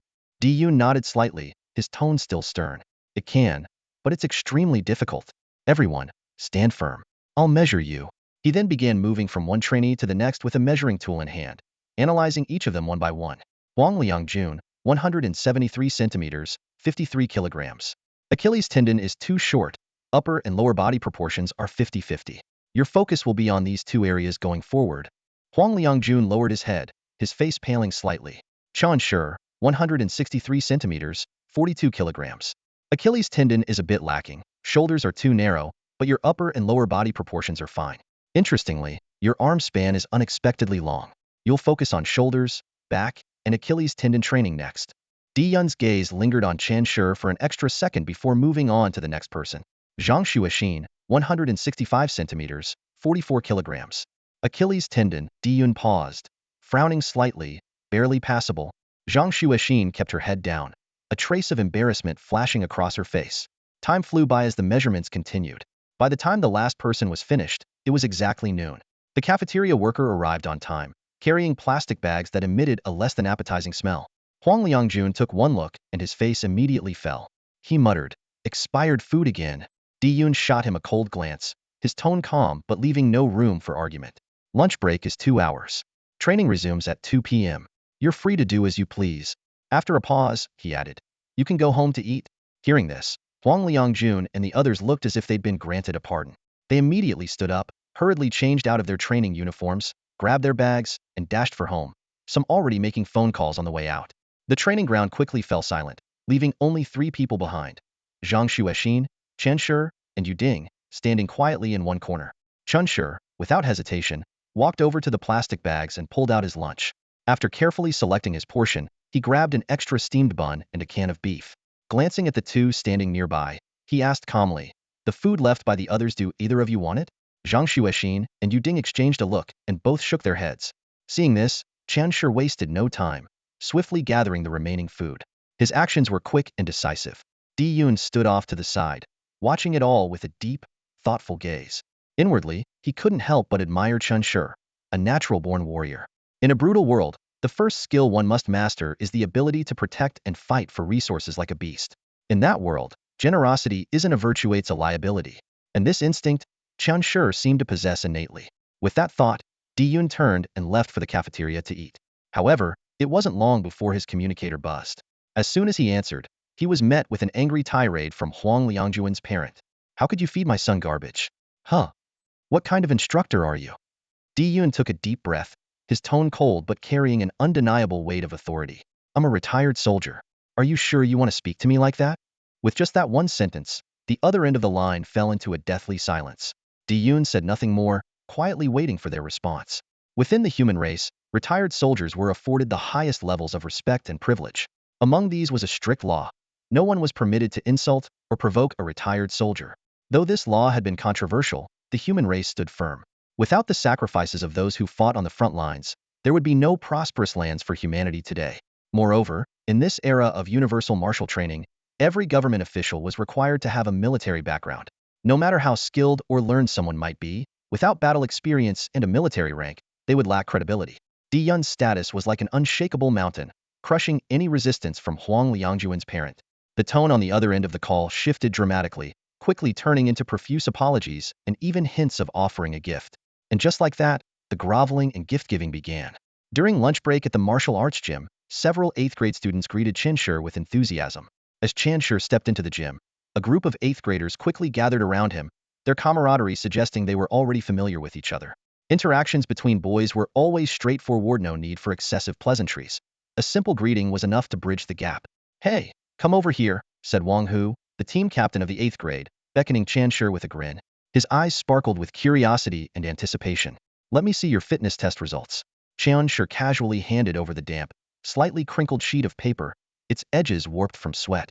But the condition of the paper didn't stop the group from crowding around, eagerly poring over the data. 14 kilometers in an hour. Wang Hu's voice shot up, disbelief evident in his tone. And you weigh only 42 kilograms, yet you can bench press 90? Are you even human? Or are you some kind of beast? At this rate, you'll be hitting 200 in no time. Chunshur raised an eyebrow at the remark, his tone playful. Can strength really improve that quickly? Wang Hu gave him a knowing look, patting him on the shoulder with a confident laugh. Of course. Haven't you heard of the beginner's advantage? When we first start training, strength and explosive power can double in a short period. Plus, your coordination is way better than ours was at the start. Pausing for effect, Wang Hu glanced around at the others, then let out a sigh. Man, out of everyone here, from 7th grade to 12th grade, no one's first fitness test has ever been as good as yours. Chinshur, looks like Hengshan is about to produce a monster. The surrounding students nodded in agreement, their eyes filled with admiration and amazement. Chinshur couldn't help but feel pleased, squatting off to the side with a sheepish grin. But just as he was enjoying the moment, Wang Hu suddenly grew serious and asked, by the way, what's your superpower? Care to share? The question caused the atmosphere to freeze for a moment. Chinshur's heart skipped a beat, but he kept his expression calm as he looked up casually. Superpower, huh? Don't hold back. Here, I'll show you mine first. Wang Hu interrupted before Chinshur could finish, giving him no time to think. Without warning, Wang Hu raised his right arm. The veins on his arm bulged as blood surged through them, and in an instant, his arm swelled to a size resembling a steel pillar. Then, to everyone's astonishment, he hooked a single finger under a nearby 250-kilogram barbell and effortlessly lifted it off the ground. Bam! The barbell hit the floor with a heavy thud, causing the ground to tremble slightly. The sight left Chinshur wide-eyed, nearly dropping his jaw. He swallowed hard and couldn't help but exclaim, dude, you're the real monster here. Wang Hu waved dismissively, his tone nonchalant. This is just strength enhancement A2 pretty standard. Unfortunately, my blood energy is too low, so I can only maintain it for 30 seconds before I'm wiped out. Shifting gears, he turned his gaze back to Chinshur. So, what's your superpower? Chinshur knew that claiming he didn't have a superpower would only draw suspicion. So, he raised his right hand and conjured a small black orb. The orb rotated slowly, exuding an eerie and oppressive aura. What kind of ability is that? One student asked, leaning closer with curiosity. It sort of looks like martial intent, but why is it black? What's it even good for? Another student muttered skeptically. Chunshur smirked, his tone confident. Why don't you give it a punch and find out? Unable to resist, a student stepped forward and swung his fist at the black orb. The moment his fist made contact, he recoiled in shock, shaking his hand. It's so hard, like hitting solid diamond. Really? Let me try. The crowd buzzed with excitement, taking turns testing the mysterious orb, their curiosity growing by the second. Not far away, Yu Ding and Zhang Shuixin noticed the commotion and made their way over. Fitness test results and superpowers were always the hottest topics among newcomers. As Chinshur observed the abilities of others, he realized that most of them were fairly similar strength enhancement or blood energy bursts. The only one that left him truly amazed was Zhang Zuexin's ability. Called exoskeletal power, it allowed her to extend her bones outside her body, creating a rather terrifying spectacle. Why are so many people's abilities so similar? Chinshur couldn't help but ask. I always thought everyone's powers were supposed to be unique. Hearing this, Wang Hu's expression turned serious, his tone taking on a mysterious edge. You're young, you wouldn't understand. Ever heard of the Super Soldier program? What's that? The crowd immediately perked up, gathering closer in curiosity. Wang Hu began to explain slowly. It's a program from hundreds of years ago. My grandfather told me about it. Basically, superpowers can be inherited. People with superpower genes were forced to reproduce like crazy, not through normal pregnancies, but in artificial growth chambers. You know what I mean, right? The men provide their part, the women do theirs, and bam, over 10,000 superpowered individuals can be created in a year. The entire project lasted 100 years before it was finally terminated. Why would anyone do such a thing? This is horrifying. Are we supposed to reproduce like animals laying eggs? Zhang Shuixin's face turned pale, her voice trembling with disbelief as she struggled to accept the reality. Wang Hu's expression grew solemn as he slowly said, my grandfather once told me that back then, the demon and monster clans had joined forces and were preparing to launch a full-scale attack on the human race. A great war was imminent. Among the humans, there was an unparalleled strategist who foresaw this catastrophe 50 years in advance. He proposed many solutions, one of which was the Super Soldier Project. He paused, observing the captivated faces of his classmates, before continuing. People attack you because you're weak, but if you're strong enough, no one dares to touch you. When the demon and monster clans saw tens, or even hundreds of thousands of super soldiers suddenly emerge from the human race, they were intimidated and withdrew their forces. However, what happened next was even more astonishing. Everyone leaned in closer, the classroom falling into complete silence. Once the situation stabilized, that strategist immediately called for the termination of the super soldier project. He knew that this method was inhumane and went against the very essence of humanity. He once said, "If we lose our humanity, can we still call ourselves humans? What would make us any different from the monster clans?" Wang Hu's gaze swept across the room, his eyes filled with gravity. But those who had tasted the benefits of the project refused to stop. He couldn't stop them. The strategist even threatened to sacrifice his own life. Yet it was all in vain. In the end, as he lay on his deathbed, he was vilified and became the scapegoat for everything. Everyone accused him of being the instigator of this tragedy, forcing him to carry the weight of all their sins. His final words were, "Humanity is not worth saving, and I do not deserve forgiveness either." The classroom fell into a heavy silence. Many children's eyes reflected a mix of emotions: shock, anger, and profound sadness. Seeing their reactions, Wang Hu's tone grew even more somber. "Do you know why the project eventually came to an end?" The students shook their heads in confusion. "It ended in bloodshed," Wang Hu said, his voice tinged with sorrow. "The human race fought a brutal civil war over reproductive rights. Both sides descended into madness, slaughtering each other to the point of utter devastation. That war destroyed almost all the national strength the super soldier project had built, plunging humanity into its weakest state in nearly 1,000 years." He paused before continuing. "Naturally, the demon and monster clans didn't miss this opportunity. They immediately launched an invasion, taking advantage of our vulnerability. Their onslaught was so fierce that they even sought to exterminate humanity. Within the first decade, we lost over 30 million square kilometers of territory. What happened next? I believe you've all studied in your history books, haven't you?" The children nodded, their eyes gradually lighting up with admiration. That was when a man named Li Yuji stepped forward. Within 10 years, he used his wisdom and strength to quell the internal strife among humans and reunified the nation. He then led his armies to confront the demon and monster clans, turning their swift invasion into a prolonged war. Over the course of 40 years, he drained their resources, ultimately forcing them to cease their aggression against humanity. As Wang Hu spoke, his voice took on a note of excitement. But Li Yuji didn't stop there. Seizing the moment when the enemy retreated, he launched a counteroffensive, reclaiming the lost territories of the northern continent, the Arctic Ocean, and the Hongtian mountain range. In total, he recovered 25 million square kilometers of land. Both the demon and monster clans were utterly shocked, unable to believe that the tide of war had turned so dramatically. That era was simultaneously the darkest and the most glorious in human history.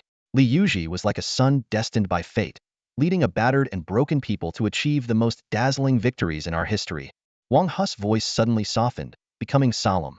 10 years after the end of the Century War, Li Yuji was crowned with the title of Human Emperor in front of 6.2 billion people.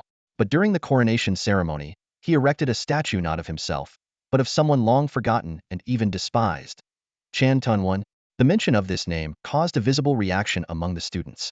Clearly, they were familiar with it. Yes, Chun Tianwen, the very strategist who proposed the Super Soldier Project. By then, he had been dead for over a century, and his name was synonymous with scorn and hatred. Everyone blamed him for the civil war and the suffering it caused. Yet on that day, Li Yuji exonerated him. Wang Hu took a deep breath, as if recalling the words recorded in history books. Before Chen Tianwen's statue, Li Yuji declared a statement that resounded through the ages. "Humanity is worth saving, and you are worthy of forgiveness." The classroom remained silent, the weight of those words pressing down on every student. From that moment on, Li Yuji's governance adhered to Chen Tianwen's philosophy. He established a rule: unless humanity faced the brink of extinction, no decision should ever be made that abandoned our humanity. Because it is our humanity that has allowed us to thrive and endure. Without it, how would we be any different from the monsters?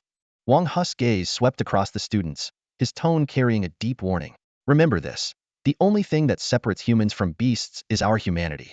It is our humanity that enables us to stand on this earth as the masters of the world.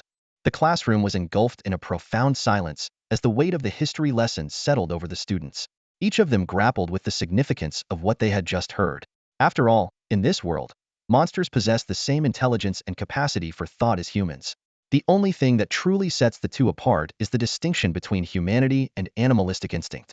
Qianshi leaned against the wall, his gaze somewhat unfocused as fragments of human history swirled through his mind. Concepts like humanity and beastly nature seemed too profound for him to fully grasp, but two things stood out with striking clarity. First, 300 years ago, the human race was weak, their lands shattered, and wars raged incessantly. Second, in the present day, under the leadership of the human emperor, humanity had risen like a majestic dragon, dominating the planet and intimidating both the demon and monster clans into submission. Beyond that, he also discovered a shocking truth 500 years ago. Humans, demons, and monsters were once a single unified race, and the balance of power had never been so fragile. We shouldn't dwell too much on those things. Let's focus on our training and do our part for humanity. Wang Hu took a deep breath, stood up, and clapped his hands. Then, turning to Qin Shi with a grin, he said, "By the way, Qin Shi, do you know how to play badminton?" Badminton?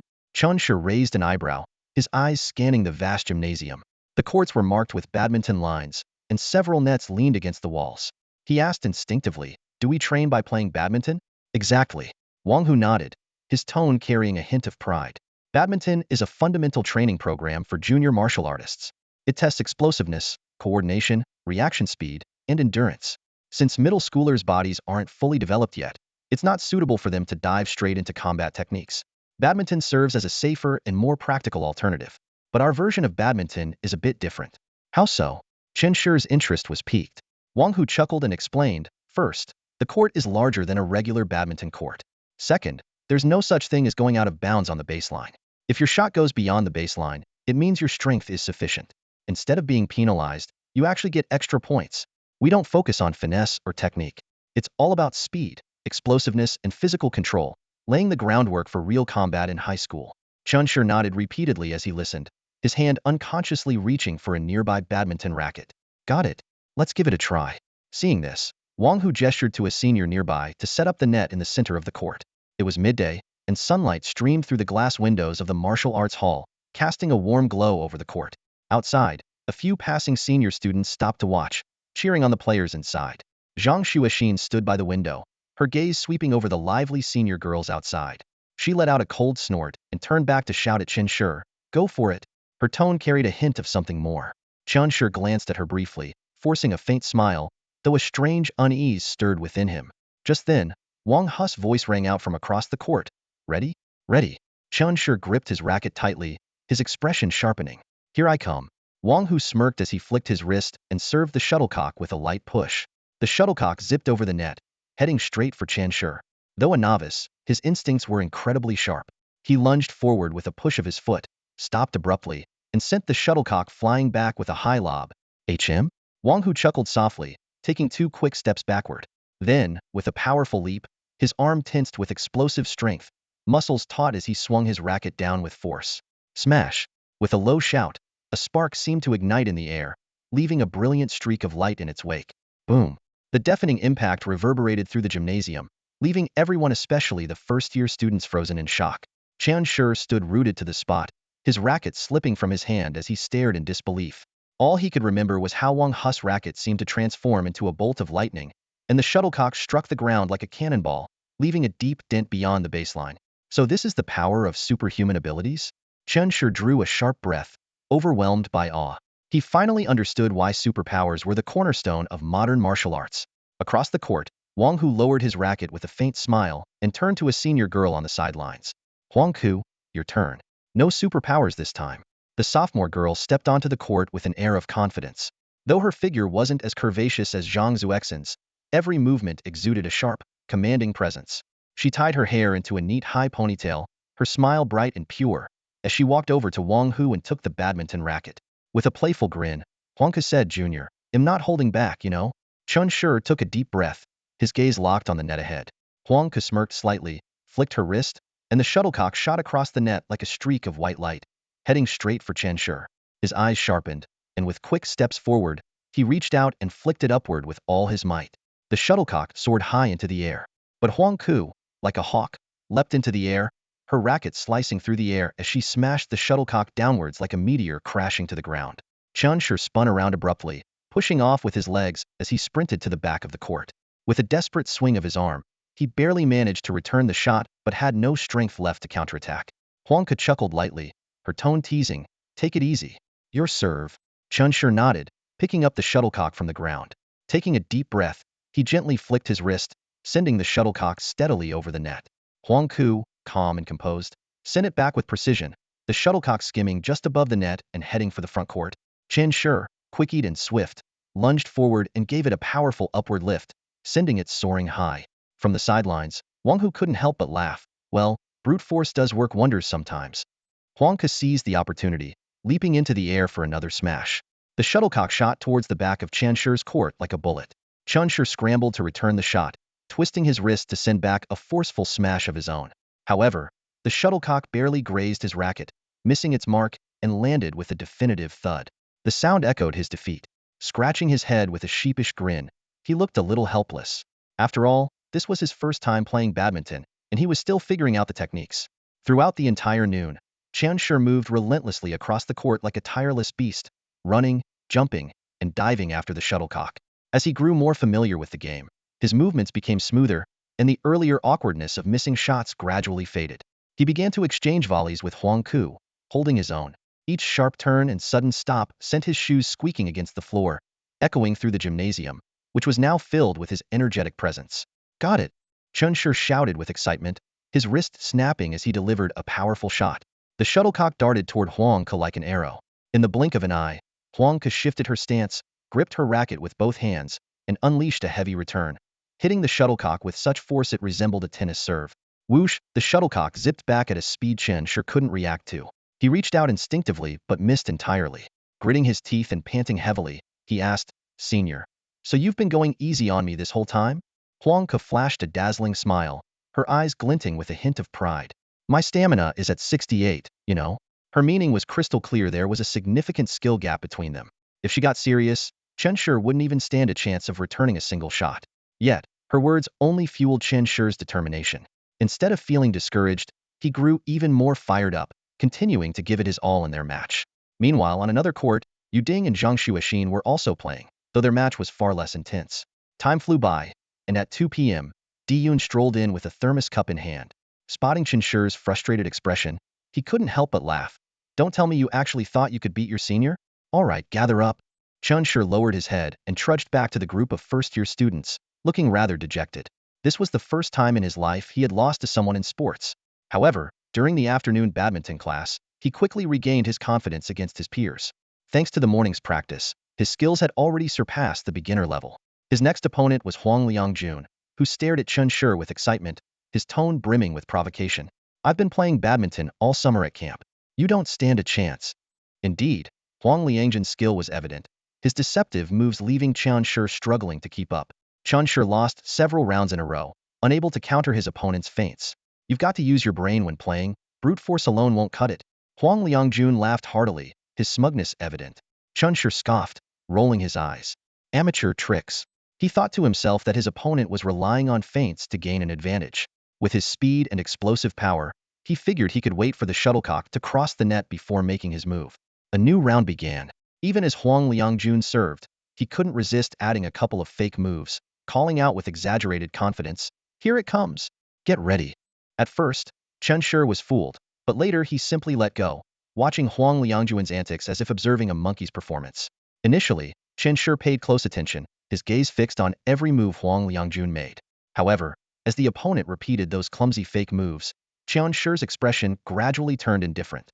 Eventually, he crossed his arms, a faint smile tugging at the corner of his lips, as if watching a tedious one-man show. Huang Liangjun, oblivious to the shift, continued his exaggerated performance with enthusiasm. But just as Huang, brimming with confidence, served the ball, Chen Shi sprang into action. With a powerful step, he launched forward like an arrow leaving the bowstring. His wrist flicked, and his racket cut through the air like lightning. Bang! The ball smashed down with such speed that Huang had no time to react. It had already hit the ground. Stunned, he turned his head, his face a mix of shock and frustration. "That fast? Your serve," Chen Shi said flatly, as though it were a trivial matter. Gritting his teeth, Huang Liangjun served again, still trying to deceive Chen Shi with his feigned moves. This time, however, his tricks were utterly ineffective. As the ball barely crossed the net, Chen Shi surged forward once more, gripping his racket tightly. With the agility of a cheetah, he lunged and struck with blinding speed. Bang! The deafening sound echoed again. Huang didn't even catch a glimpse of the ball, could only watch helplessly as it landed on the ground once more. Frustrated, he yelled, again, but the scoreline continued to grow more one-sided. Chen Shi's every shot was as swift as lightning and frighteningly accurate, while Huang Liangjun's returns became increasingly feeble. By the end of the match, Huang had only managed to score 3 points, utterly crushed by Chen Shi's dominance. Unwilling to accept defeat, Huang demanded another game and was defeated again. Still not giving up, He challenged Qin to a third round, only to face yet another humiliating loss. After 3 consecutive defeats, Huang was completely broken. He collapsed onto the ground, gasping for breath, too exhausted to stand. Between heavy breaths, he muttered, "Give me a break. Just a break." Qianshi glanced at him coldly, delivering 2 merciless words. So weak, Huang, now drained of all energy, lay sprawled on the ground like a lifeless fish, unwilling to move. At this moment, Diyun approached from the sidelines and whispered to Qianshi, "7 parents have already contacted me today. They want their kids to have lunch at home." Hearing this, Qianshi's eyes lit up instantly, as though he just received fantastic news. He quickly did the math and exclaimed excitedly, 7 kids, 2 cans in the morning, 3 at noon, that's 35 extra cans a day. Haha, this is amazing. That afternoon, Qianshi continued to match with opponents, using his overwhelming strength to dominate the entire first-year group. Within a single day, he had defeated every challenger, leaving them in awe of the sheer gap in talent. By 5:30 p.m., the golden rays of the setting sun bathed the campus. Diyun rang the assembly bell, signaling for all 6 grades to gather. Qianshi knew that the next activity was the part of the day he looked forward to the most, soaking in the hot springs. Diyun led the group to the hot spring area behind the school, which featured 6 separate rooms, each with a small bath. To maintain privacy, wooden dividers separated the spaces for boys and girls. Students from other grades, already familiar with the routine, headed straight to their designated rooms. The first-year students, however, followed Diyun into a room marked with a sign that read First Year. As soon as they stepped inside, a strong medicinal smell filled the air, making some feel dizzy. The pool water was a deep brown, bubbling as if it were boiling. Diyun spoke calmly, "Girls, head to the other side of the divider. Boys, stay here. If I catch any boy sneaking over to the girls' side, you're out of the martial arts class, no exceptions." Then he turned to Zhang Xuexin and Chen Yan, his tone softening slightly. "The school has limited resources, so this is the best arrangement we can offer. If you have any concerns, feel free to talk to me." The 2 girls nodded repeatedly, a sense of reassurance washing over them. But Diyun's next words took everyone by surprise. "Now take off your clothes and jump in." Without hesitation, Qianshi began undressing on the spot. Diyun immediately shouted, "Not your underwear, you idiot." Qianshi looked puzzled. "Doesn't my Barrett need reinforcement?" The room erupted in laughter. The girls blushed furiously, covering their mouths to stifle their giggles. Diyun shot a furious glare at Qianshi and growled through clenched teeth, "Say one more word, and he'll cut it off. Can't you see there are girls here? Get in the pool now." While soaking in the bath, everyone noticed something unusual. A small vortex seemed to form around Qianshi, with the concentration of medicinal mist around him being the highest.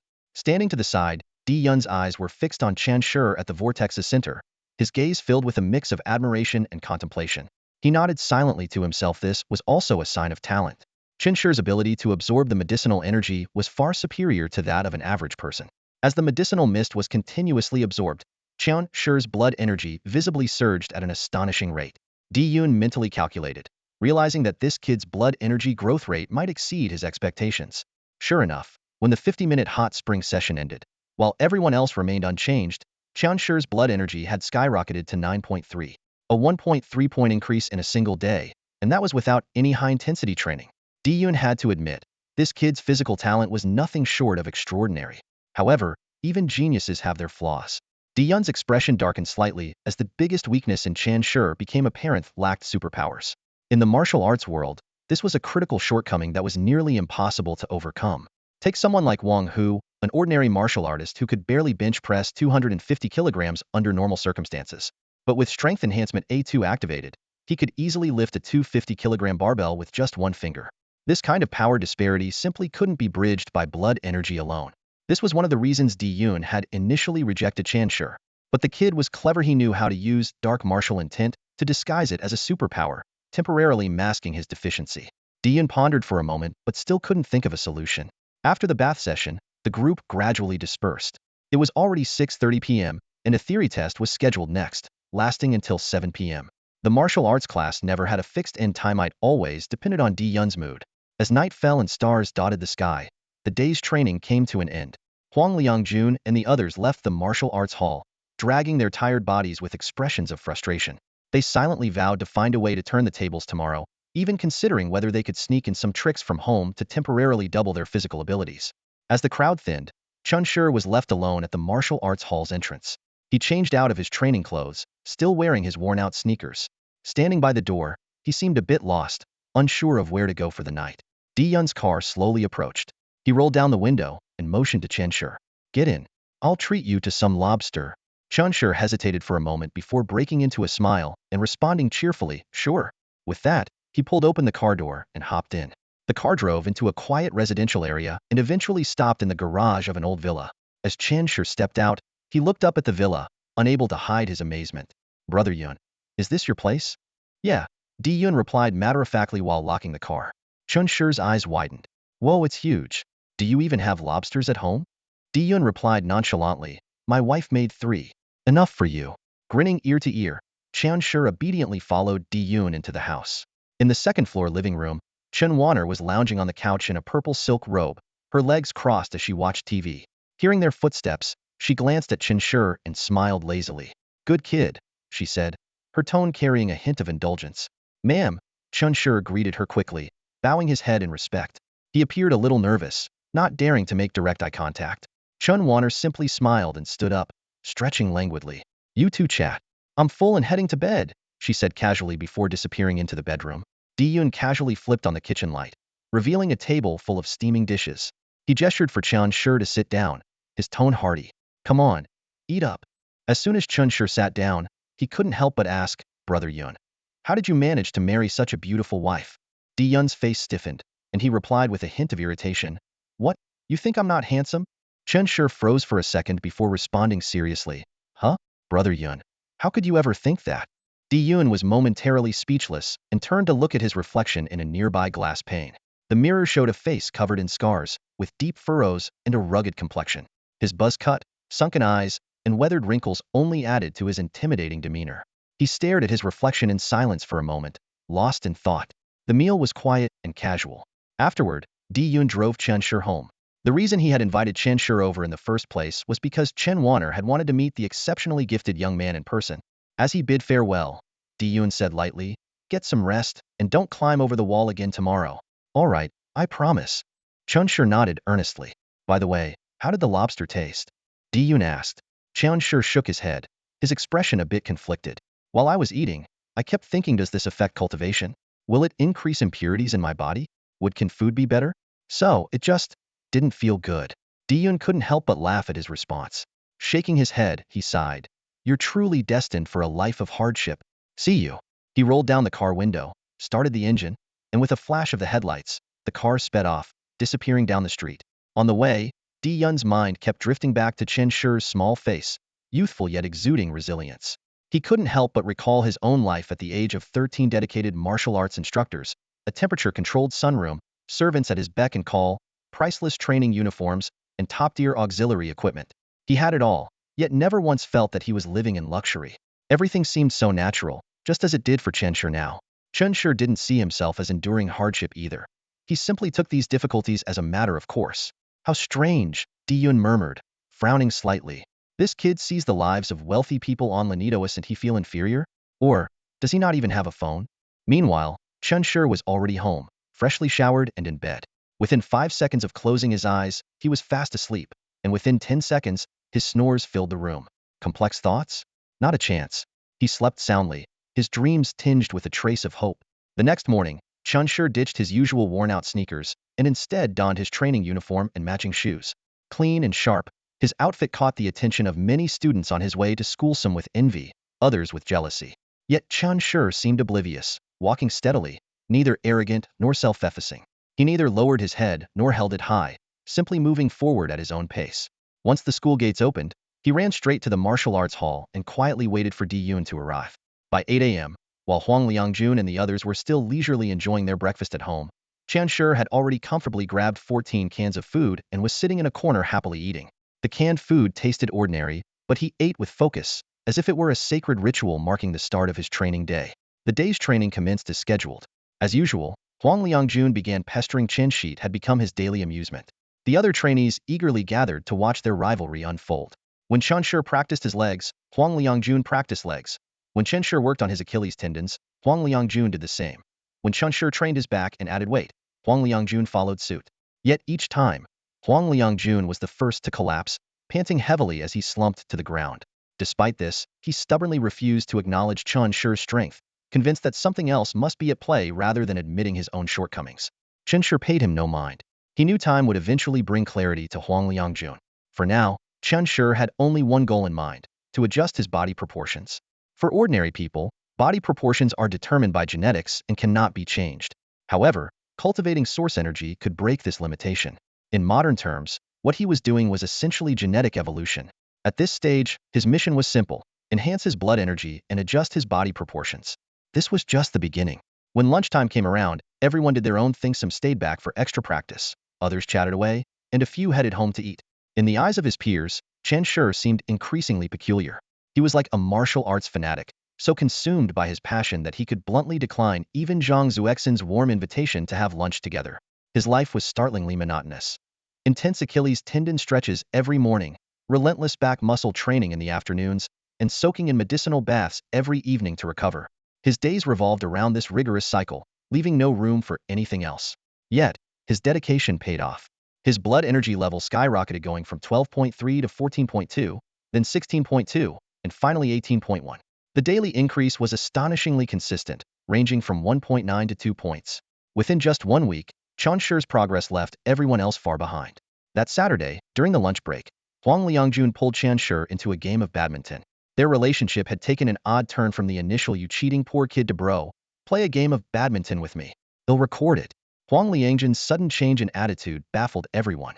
Later, Chen Shi found out the reason. Huang Liangjun had been bragging to anyone who would listen, claiming that there was a monster named Chen Shi in the first-year students, and that he was Chen Shi's close buddy. He even flaunted the badminton match videos, which surprisingly caught the attention of quite a few girls. Gradually, Chen Shi's name began circulating in the junior high department of Hengshan Middle School, gaining particular notice from the female students. Oddly enough, rumors soon spread that Chen Shi and Zhang Xuexin were dating. Zhang Xuexin promptly stepped forward to clarify that there was no romantic relationship between them. Ironically, this only piqued more interest from senior girls, though none of them could find his social media account. Even Huang Liangjun shrugged helplessly, saying, "I've never even seen Chen Shi with a phone. The guy's all about martial arts." This sparked a new rumor that Chen Shi was an orphan from a poor background who couldn't even afford a phone. This, in turn, triggered a wave of compassion among the girls. One senior even went as far as gifting him the latest foldable smartphone through someone else. "This phone is insanely expensive. Most people couldn't even dream of affording it," Yu Ding exclaimed as he handed the device to Chen Shi. Chen Shi simply waved it off, saying nonchalantly, "It'd be troublesome if I accepted it." "Wait, Chen Shi, are you saying you're refusing it?" "Yes." "Why?" Chen Shi replied matter-of-factly, "Because they don't meet my standards." His response left Yu Ding utterly speechless, though he quickly gave a thumbs up. "Bro, what are your standards then? Big chest? Curvy figure?" Chen Shi held up 3 fingers, his tone calm yet resolute. 3 things. First, she must have an exceptional figure. Second, her face must be stunning, at least the most beautiful in my eyes. Third, she must genuinely like me, and I must like her. Yu Ding burst into laughter. "Bro, with standards like that, all I can say is, your first step should be uninstalling those cheesy romance apps." Chen Shi snorted. "If they don't meet the standards, I won't date. It's not like being single will kill me. Besides, I don't have parents nagging me to get married and have kids." He wagged his finger confidently. "I won't settle for less. Not one bit." Yu Ding nodded thoughtfully. "That makes sense, I guess. But doesn't it get, frustrating?" Chen Shi frowned slightly, giving him a cold side eye. "Dude, do something legal, alright? Even those apps don't allow the stuff you're thinking about."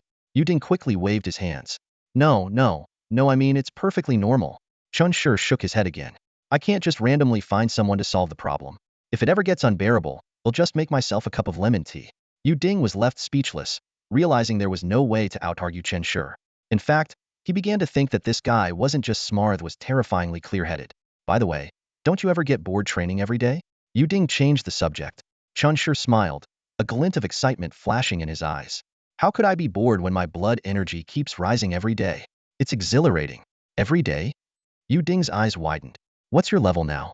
"By the end of today, it should surpass 20. 6 days from 8 to 20? Yu Ding was stunned. "I've only gone up by 1.3. Chen Shi, you're a freak.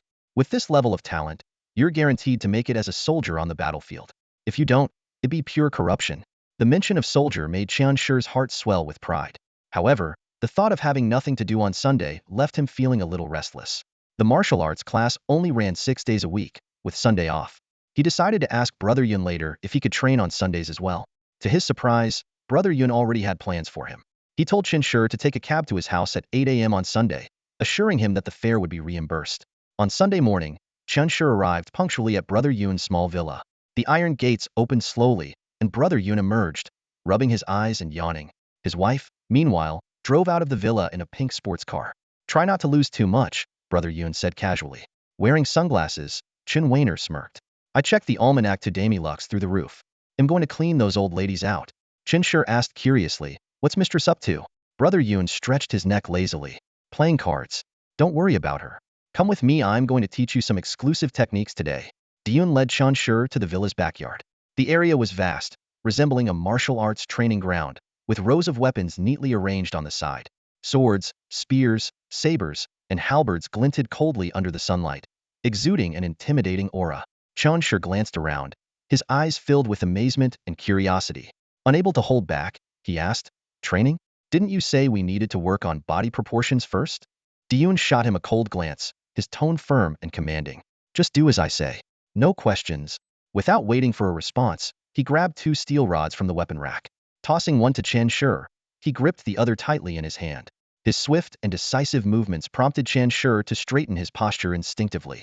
The staff is the ancestor of all weapons, Diyun said, twirling the rod in his hand. The tip of the staff cut through the air with a low hum. Mastering the staff can pave the way for proficiency with spears, swords, sabers, and halberds. Your black martial intent thrives on hardness and resilience. By channeling your intent into a weapon, it becomes virtually indestructible. Therefore, your future combat style will inevitably revolve around weapons. Chen Shi, filled with excitement and determination, nodded vigorously. Understood. Diyun smirked faintly and motioned for Chen Shi to focus on him. Watch carefully. As Chen Shi fixed his gaze on Diyun, he noticed a sudden transformation. The usually laid-back, slightly greasy demeanor of the middle-aged man vanished. The moment Diyun gripped the staff, his entire presence shifted. He radiated sharp intensity, his eyes piercing like blades, as though he had become a weapon himself, a sword drawn from its scabbard. Catch this. Diyun's grip on the staff tightened. In the next instant, he thrust it forward with a sharp motion. Whiz! The staff tore through the air with a deafening whoosh, causing Chen Shi to hold his breath in awe. His admiration was evident in his wide-eyed expression. This is the short thrust, Diyun explained, keeping his feet grounded as he demonstrated another move. This time, the thrust was longer, more forceful, and the staff extended further. And this is the long thrust. Can you tell the difference? Diyun asked, his gaze fixed intently on Chen Shi as he retracted the staff. Chen Shi replayed the movements in his mind. After a moment of thought, he replied, the short thrust barely involves foot movement, while the long thrust requires a pivot of the hips, engaging the core muscles. Also, the hand positions on the staff are different. A satisfied smile tugged at the corner of Diyun's lips. Not bad. You catch on quickly. Switching his stance, Diyun held the staff horizontally across his chest. Next, I'll show you the ultimate thrust, also known as the cloud-piercing thrust. He lowered his body slightly, gripping the staff firmly with his front hand. With a sudden step forward, his right arm extended fully, his entire body coiling like a taut bow. The staff shot forward with explosive force. Just as it seemed the staff was about to slip from his grasp, Diyun abruptly pulled it back, returning it smoothly to the starting position. Wait a second, Chen Shi interjected, furrowing his brow in confusion. What was that move you did at the end to reset your stance? Diyun stood the staff upright and explained patiently. It's about switching hands and shifting your stance. At the start, your right foot is behind, and your right hand grips the end of the staff. When you reset, your left foot steps back, and your left hand takes over the grip. The staff is one of the most versatile weapons. You can hold it any way you like. Once you master movements on both sides of your body, these transitions will become second nature. He handed the staff back to Chen Shi, his tone calm yet authoritative. Today, you'll focus on these 3 moves: the short thrust, long thrust, and cloud-piercing thrust. I'll correct your form as you practice. We'll move on to other techniques later. Under the blazing sun, Chen Shi practiced tirelessly for 2 hours, sweat dripping down his face. His movements became progressively smoother, but eventually, he couldn't help but complain. The short thrust feels so short. It doesn't seem to pack much power. Honestly, it feels weaker than a basic punch. Hearing this, Diyun raised an eyebrow and stepped toward Chen Shi. Without warning, he took the staff from him and executed a swift short thrust aimed directly at Chen Shi's face.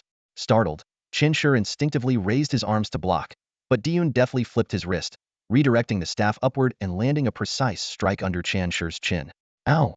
Chen Shi yelped, clutching his jaw in pain, his face a mix of shock and embarrassment. Diyun let out a cold chuckle, a hint of mockery in his eyes. Still think it's useless? Chunshur nodded sheepishly, his voice tinged with awkwardness. Got it. Short thrusts are for intimidation. Diyun sighed, shaking his head. It's not about intimidation. It's called a probing move, or a feint. The long thrust is for attacking, and the cloud-piercing thrust is for finishing. Pointing to a small mechanism on the staff, he added, this staff has a built-in counter. If your form is off, it will give you a small shock. Tonight, practice each move 100,000 times. No slacking. 100,000? Chunshur exclaimed, his eyes wide with disbelief. This staff is that advanced? Diyun smirked, turning his back to him. What did you think? Just remember to charge it when the battery's dead. Can you afford the electricity bill? Sure, I can. Chunshur nodded quickly. So you really don't have any income? Living off subsidies? Diyun frowned, his tone tinged with suspicion. Nope. I have an inheritance, Chunshur said with a relaxed smile, the corners of his mouth curling up. My parents left me some money. Not bad. Diyun raised an eyebrow, his tone now carrying a hint of interest. How much? Chunshur shook his head, looking a bit helpless. The bank said I have to wait until I turn 18 to check the exact amount. They won't let me see it before then. Quite the mystery, huh? Diyun squinted slightly, as if deep in thought. Then his tone shifted. Seems like your parents weren't ordinary people. Never saw them growing up? Chunshur scratched the back of his head nonchalantly. Actually, I did, a few times. Before I was 6, they raised me, but my memories are pretty fuzzy. After I turned 6, they got busy and hired a nanny to take care of me. I barely saw them once or twice a year. By the time I was 8, they were gone. Gone? Diyun was momentarily stunned. Yeah, no idea how they died, Chunshur said casually, though his gaze seemed to drift far away. One day, a soldier came to my house and told me my parents had sacrificed their lives. When I asked why, he just said, if you want to know, work hard to become a soldier yourself. Then he handed over the house and the inheritance. Diyun was silent for a moment, then nodded, his tone somber. Sounds like your parents were involved in classified missions. He seemed to be pondering something, murmuring softly. The surname Chen? He looked back at Chunshur. So you've been living alone since you were 8? No nanny? Chunshur shook his head with a touch of indifference. I don't like anyone watching over me. Then how do you eat? You can cook? Diyun raised an eyebrow, curiosity creeping into his voice. Chunshur held up a finger with a smug grin. I order takeout. The year my parents passed, I ate fried chicken and drank bubble tea every day. It was awesome. Later, I bought a computer and spent all day gaming. Heh. Heh. Diyun twitched his lips, giving him a half-smile, half-disapproving look. You really sound like you think not having parents is a good thing. Chunshur raised an eyebrow, his tone so nonchalant it was unsettling. Well, I barely ever saw them anyway, so it's not much different. I even spent a few thousand on a game, and everyone in there called me a big shot. But then I got scared of running out of money, so I stopped topping up. Diyun blinked, then widened his eyes. Wait, you're a minor, and you're spending money on games? Chunshur spread his hands proudly. I registered with my dad's ID. Diyun couldn't help but laugh in exasperation, shaking his head. You're something else. But if you've got money, why are you always wearing such shabby clothes? Doesn't matter. As long as they're wearable, Chunshur shrugged, completely unconcerned. Diyun's expression froze for a second before turning complicated. You know, everyone thinks you're really pitiful. I know, Chunshur nodded, his brow furrowing slightly. They even say I'm super resilient. I tried explaining, but they wouldn't believe me. What can I do? Diyun felt more puzzled by the second, staring at Chunshur. This kid was strange, hard to pin down. After a moment of silence, he asked cautiously, don't you ever feel lonely? Chunshur raised an eyebrow, his tone still breezy. I had friends in elementary school, but later, their parents said I was distracting their precious Zihan from studying, so we lost touch. Diyun sighed inwardly. Wow, this kid was hard to figure out. Trying to find something genuinely pitiable about him, Diyun asked. When it's late at night and quiet, don't you ever feel like crying or missing your mom? Chunshur shook his head, his tone tinged with playful sarcasm. I just make myself a cup of lemon tea. Wow, Diyun muttered, utterly speechless. He rubbed his temples, feeling like this kid was going to drive him crazy. Then, unexpectedly, Chunshur added with a rare note of seriousness in his voice, I really hate it when people pity me. Plus, my parents were soldiers who sacrificed themselves for the country. People should respect me for that, right? Diyun blinked in surprise, then seemed thoughtful. You think being pitied is disrespectful? Chunshur nodded firmly, a stubborn edge to his tone. I remember back in elementary school, lots of girls would pity stray cats and dogs, crying about how much they wanted to take them home. Being pitied feels like being treated as a stray cat or dog. He pursed his lips, his tone resolute. And am not one. Chun Shi was already fond of his middle school life, even though it had just begun. As his journey through middle school unfolded, Chun Shi experienced a sense of fulfillment he had never felt before. Every day was packed with activity, leaving him no time to rest, and within him burned a grand aspiration he could call his own. What thrilled him even more was the subtle change in how others treated him. While sympathetic looks occasionally lingered, they were now overshadowed by admiration, even a hint of awe. This shift filled him with a profound sense of satisfaction. One particular day, he spent hours practicing staff techniques. The staff he used weighed a hefty 30 kilograms. At first, he managed to keep up, but as time went on, his arms grew so sore that holding it became unbearable. However, Di-Yun, with his usual resolute demeanor, tied Chun Shi's hands to the staff with a rope, forcing him to continue.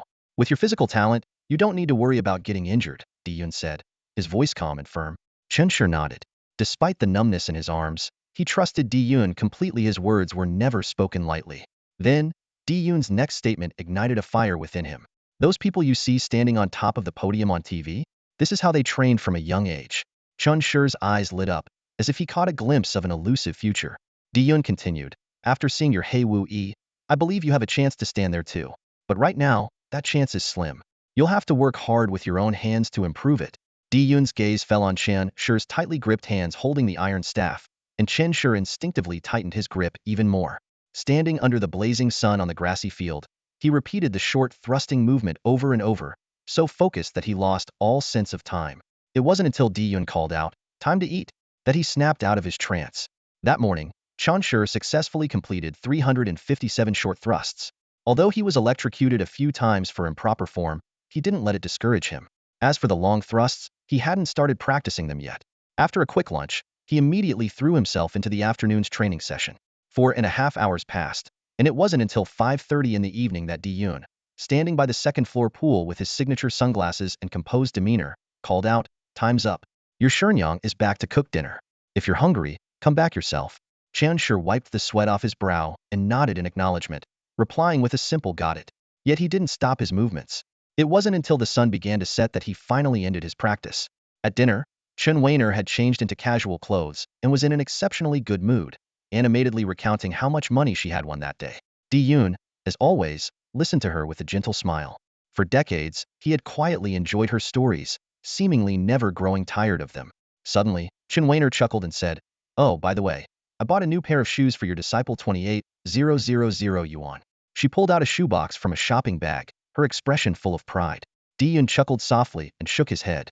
"You got fooled by that kid. He's got plenty of money." "Oh?" Chen Weiner raised an eyebrow, clearly intrigued. "He has an inheritance from his parents. They were likely special ops personnel involved in classified missions. Their surname was Chen." "Obviously, their surname was Chen." Chen Weiner laughed, covering her mouth. "So they were highly capable military professionals?" Di-Yun nodded, his tone carrying a hint of certainty. "They didn't seem like ordinary people. From a genetic perspective, both Hei Wu Yi and an SS-level physical aptitude aren't traits just anyone can pass down." "True," Chen Weiner murmured thoughtfully, nodding in agreement. After a brief pause, Di-Yun added, "I'm thinking of asking my brother about it later." Chen Weiner rested her chin on her hand, a sly glint in her eye. "That works. Why not invite him over for dinner?" Di-Yun shook his head. "Not sure if he'll have time. He only retired from the front lines 2 years ago. His left hand manages half the family's affairs, and his right hand is busy raising a child. Oh, and his kid seems to be around Chen Shi's age. They could meet someday. They'll check with him in a few days." At that moment, Chen Shi walked by on his way to wash his hands and face in the bathroom. Di-Yun's gaze shifted to Chen Shi's retreating figure, his tone carrying a trace of admiration. "This kid has a relentless drive. He trains like his life depends on it. I remember when I was his age, my father tied me up and made me train under the sun for 4 hours. Back then, I would have rather died." Chen Weiner laughed softly, her tone teasing. "Ah, young master, you were always different. I trained pretty hard when I was young too." Chen Weiner's laughter rang out, her eyes brimming with nostalgia and pride. Di-Yun said, "Yeah, back in high school. Why were you so hard on yourself?" Chen Weiner rolled her eyes, crossing her arms with a hint of teasing in her tone. "What do you think? It was all to get into the same college as you. Do you even remember what you said back then?" Di-Yun paused, scratching his head uncertainly. "What?"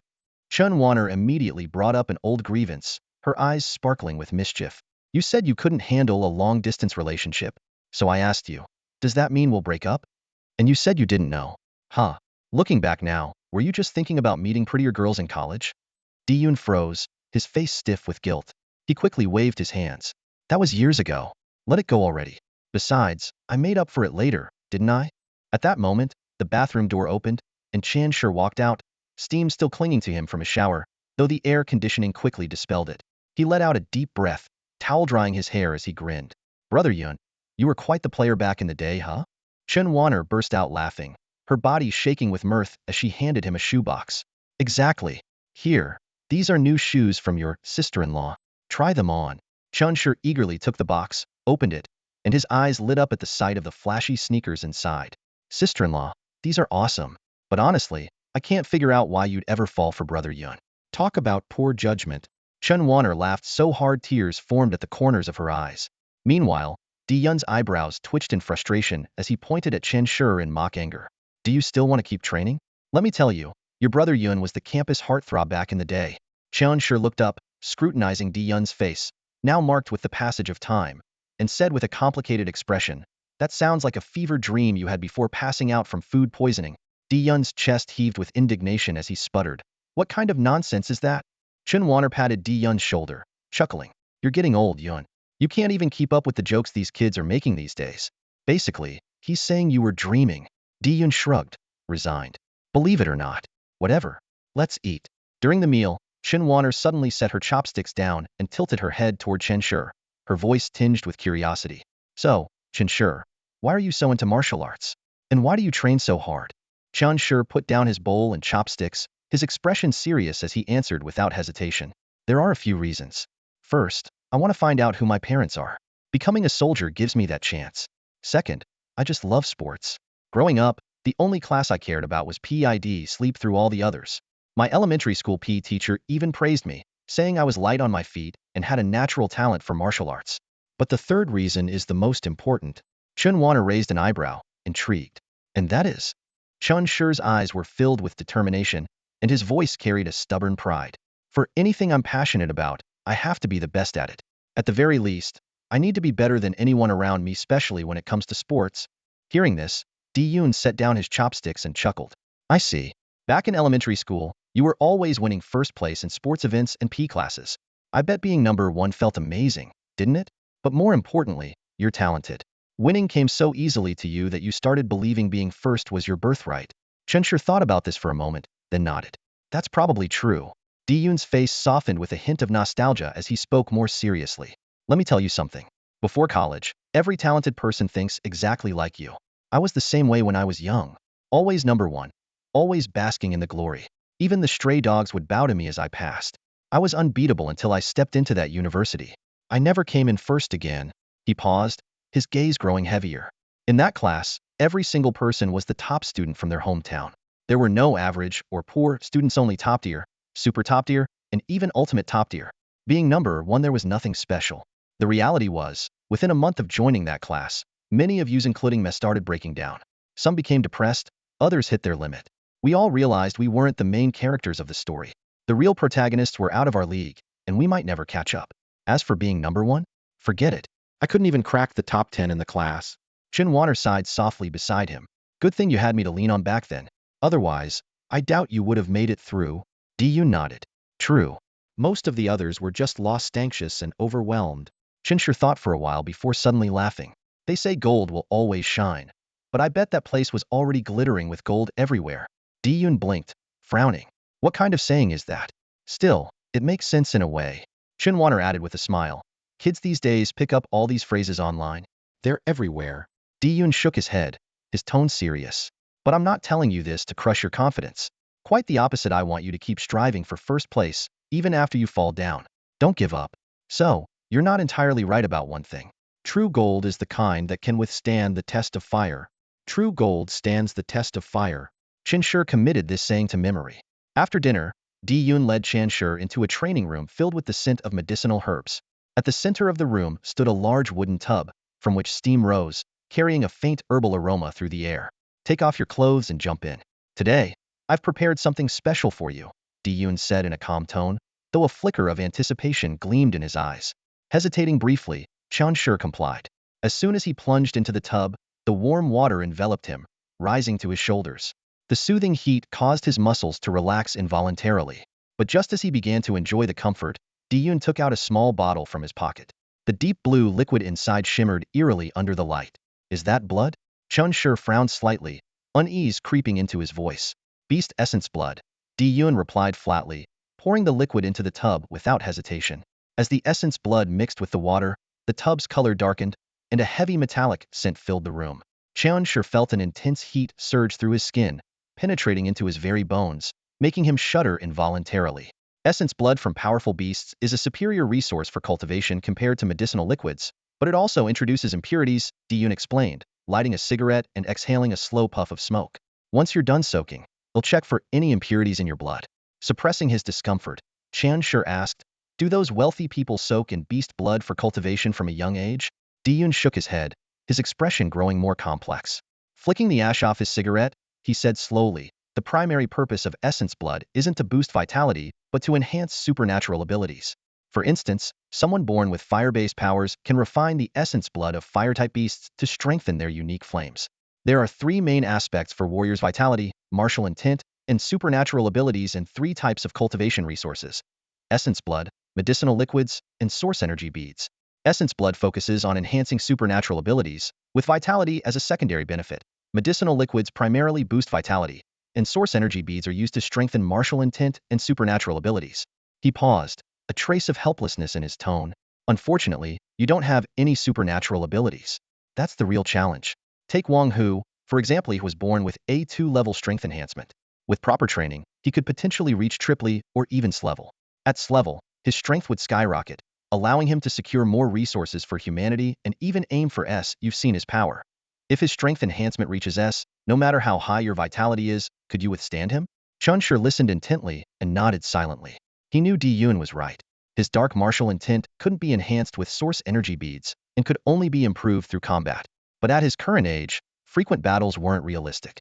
This is tricky, Diyun sighed, a hint of frustration in his voice. Just then, Chun Shi suddenly raised his hand. A black aura began to coalesce in his palm, visibly larger than before. Diyun's eyes widened in shock. How did you do that? Scratching his head awkwardly, Chun Shi replied, I was playing badminton with someone, and somehow, it just improved. Badminton? Diyun froze for a moment, then burst into laughter, nodding repeatedly. Interesting. So it seems any form of confrontation can enhance martial intent. Clearly, I underestimated this. That's good news. However, as they spoke, Chun Shi's expression suddenly changed. He furrowed his brow, his face taking on a strange look. Rubbing the center of his forehead, he said with a mix of confusion and disbelief, wait, Brother Yun. I think I might have a supernatural ability. What? Diyun leaned in closer, his eyes sharp with curiosity. Where is it? Just give me a second. Chun Shi closed his eyes, as if concentrating on something. Moments later, Diyun saw a deep blue light emerge faintly from the center of Chun Shi's forehead. Then, with visible effort, Chun Shi clenched his hand as if squeezing something out. Suddenly, he raised his right hand, and a flicker of weak blue flame leapt from his palm. The flame glowed faintly, exuding an unsettling chill. Diyun's eyes widened in astonishment, his gaze blazing with excitement. That's bone-chilling blue flame, one of the rare mystical flames. It's the innate fire of the blue flame beast. How do you have this? Could it be from the beast blood in the tub? But before Chun Shi could answer, his body suddenly swayed, his face turning deathly pale. Hastily extinguishing the blue flame, he said weakly, Master, I feel dizzy. Diyun's expression grew serious. Supernatural abilities for warriors naturally deplete vitality. With your vitality so low right now, it's no wonder the bone-chilling blue flame only lasted a few seconds. This is normal. Lie down and rest. We'll go tell your teacher's wife the good news. With that, Diyun turned and left the training room, his steps quick and purposeful, his face brimming with excitement. He pushed open the door and headed straight for Chen Weiner, unable to contain the thrill in his voice. What's going on? Took some kind of aphrodisiac? Did Chun Shi leave? Diyun held a teacup in his hand, his brows slightly furrowed. He then set the cup down, shook his head, and chuckled. No, Weiner. Do you know what I just discovered? What? Chen Weiner raised an eyebrow, her eyes glinting with curiosity. Superpowers. Diyun lowered his voice, his eyes sparkling with excitement. Chen Weiner's expression froze for a moment, her gaze sharp as a blade. Chen Shi. Exactly. He has superpowers. Diyun's tone was filled with barely contained excitement. Do you know what this means? Of course I do. Chen Weiner's lips curved into a faint smile. Though she tried to remain calm, The joy in her eyes was undeniable. This means he might actually have a chance to reach that hall. The D family's martial legacy has an heir now. And you, Di-Yun, she paused, her tone turning playful, are no longer the family's bad example. Di-Yun froze for a moment at her words, then let out a bitter laugh. You really do know what gets to me the most. Chen Weiner blinked and asked lightly, but what exactly is his superpower? That's the most important part. Di-Yun's face lit up with pride, as if he couldn't wait to share a jaw-dropping secret. I gave him the essence blood of the blue flame beast, and he just unleashed a power called bone-clinging blue flame. I suspect his superpower was activated by the essence blood, which is why it couldn't be detected before it hadn't been triggered yet. Chen Weiner chuckled softly, though a sharp glint flickered in her eyes. Then let's conduct a controlled experiment next. Exactly. Di-Yun nodded, as though already prepared. We'll go get a few more samples of essence blood. Chen Weiner frowned slightly, reminding him, that stuff isn't something you can just buy with gold coins. Di-Yun, however, waved it off nonchalantly and grinned. I'll call my little brother. Can't he get me a few bottles of essence blood? As he spoke, he pulled out his phone, scrolled to a name, and dialed. The phone rang twice before a calm voice answered on the other end. What's up, bro? Send me 2 bottles of essence blood, Di-Yun said bluntly. What grade? Di-Feng's tone remained composed. SSS grade, how about that? Di-Yun's voice carried a hint of challenge and mischief. Come on, bro, that's a bit much. Di-Feng let out a helpless chuckle. How about S-grade? That'll do. Di-Yun agreed without hesitation. I'm swamped right now. I'll have my assistant send it tomorrow. It should arrive within 3 days. Di-Feng's tone was steady. 3 days? Di-Yun frowned. Can't you send it tonight? Bro, people have off hours too. Di-Feng replied with a trace of exasperation, though his voice remained calm. Alright. Thanks, man. Di-Yun relented with a laugh. No need for thanks, bro. Di-Feng's voice stayed indifferent before the line went dead. Di-Yun put down his phone and gave it a triumphant wave, as if had just accomplished something extraordinary. Chen Weiner, watching him act like this, couldn't help but shake her head with a smile. Yet, a warmth rose in her heart.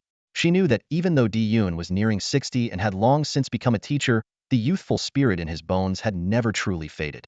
And that was precisely why she loved him. A truly pragmatic aristocrat, one who weighed all pros and cons, would never have eloped with the woman he loved. Instead, he would have chosen to break things off at the right moment, marry a suitable heiress from a prestigious family, raise children, and occasionally recall, at a grand banquet, the girl named Chen Weiner he once loved in his youth. Perhaps in another parallel universe, she would have been stationed on the front lines, surrounded by countless admirers, yet never accepting anyone. Then, one late night, she might have received a message from that man, now the head of a grand family. How have you been lately? Would she have replied? Who knows? But now, all those fantasies were long gone. The Di-Yun before her might not yet have gray hair, but he was already growing old with her.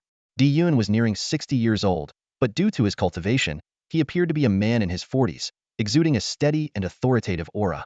Chen Weiner was the same though time had quietly passed. Her face bore only faint crow's feet and laugh lines, resembling a mature beauty in her 30s. This was one of the reasons countless individuals aspired to enter the martial path. Martial artists not only lived longer than the average person, but also aged at a much slower rate. At this moment, Di-Yun returned to the cultivation chamber, where the air was thick with the scent of medicinal herbs. Lying on the bed, Chan Shi had already fallen into a deep sleep due to the overwhelming potency of the medicine.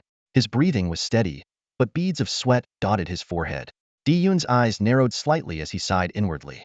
Each cultivation stage corresponded to a specific grade of energy-infused medicine. If an apprentice recklessly consumed a potion meant for a martial artist, the consequences could range from damaged meridians to ruptured blood vessels and even death. If not for Chan Shi's extraordinary talent, Di-Yun wouldn't have dared to take such a risk, let alone feed him his own essence blood. Time passed slowly. After half an hour, Chan Shi finally opened his eyes, his gaze hazy and his cheeks flushed unnaturally. He looked up at Di-Yun and murmured, "Master." Di-Yun regarded him with a calm yet probing tone. How does it feel to use that blue flame? Chan Shi furrowed his brows, reflecting for a moment before answering earnestly. It feels like there's something new between my eyebrows. If I concentrate, I can force the power out. As he spoke, he raised his right hand, and a flicker of blue flame ignited in his palm. The flame danced with an oppressive intensity. With a slight exertion, the fire shot out, instantly burning a hole through the nearby medicine basin. Hot water splashed everywhere, and wisps of steam rose from the ground. Hiss! Chan Shi quickly extinguished the flame and stared at the charred wooden basin with a mixture of shock and fear. It only took a second to burn through, he muttered, finally grasping the immense power of this newfound ability. If it were an ordinary person, they wouldn't stand a chance, would they? A faint smile tugged at the corner of Diyun's lips as he replied coolly, "Now you understand why I rejected you back then, don't you? This is a weapon. Without a weapon, you're nothing. But fortunately, now you have one." Though his tone was calm, there was a subtle hint of satisfaction. Cheonshur nodded firmly, his eyes gleaming with newfound confidence. "So, the blue flame is my superpower?" "Not necessarily," Diyun said in a deep voice. "The essence blood you absorbed today came from a blue flame beast, whose ability is the clinging blue flame. Do you see where I'm going with this?" Cheonshur paused, then his eyes lit up with excitement. "Master, are you saying if I absorb the essence blood of different beasts, I could gain different abilities?" Diyun shook his head, his tone steady but cautious. "I don't know. It requires experimentation. Train diligently for the next few days. In 3 days, they'll get you more essence blood for a comparative test." "Thank you, Master." Cheonshur nodded solemnly, his voice filled with gratitude.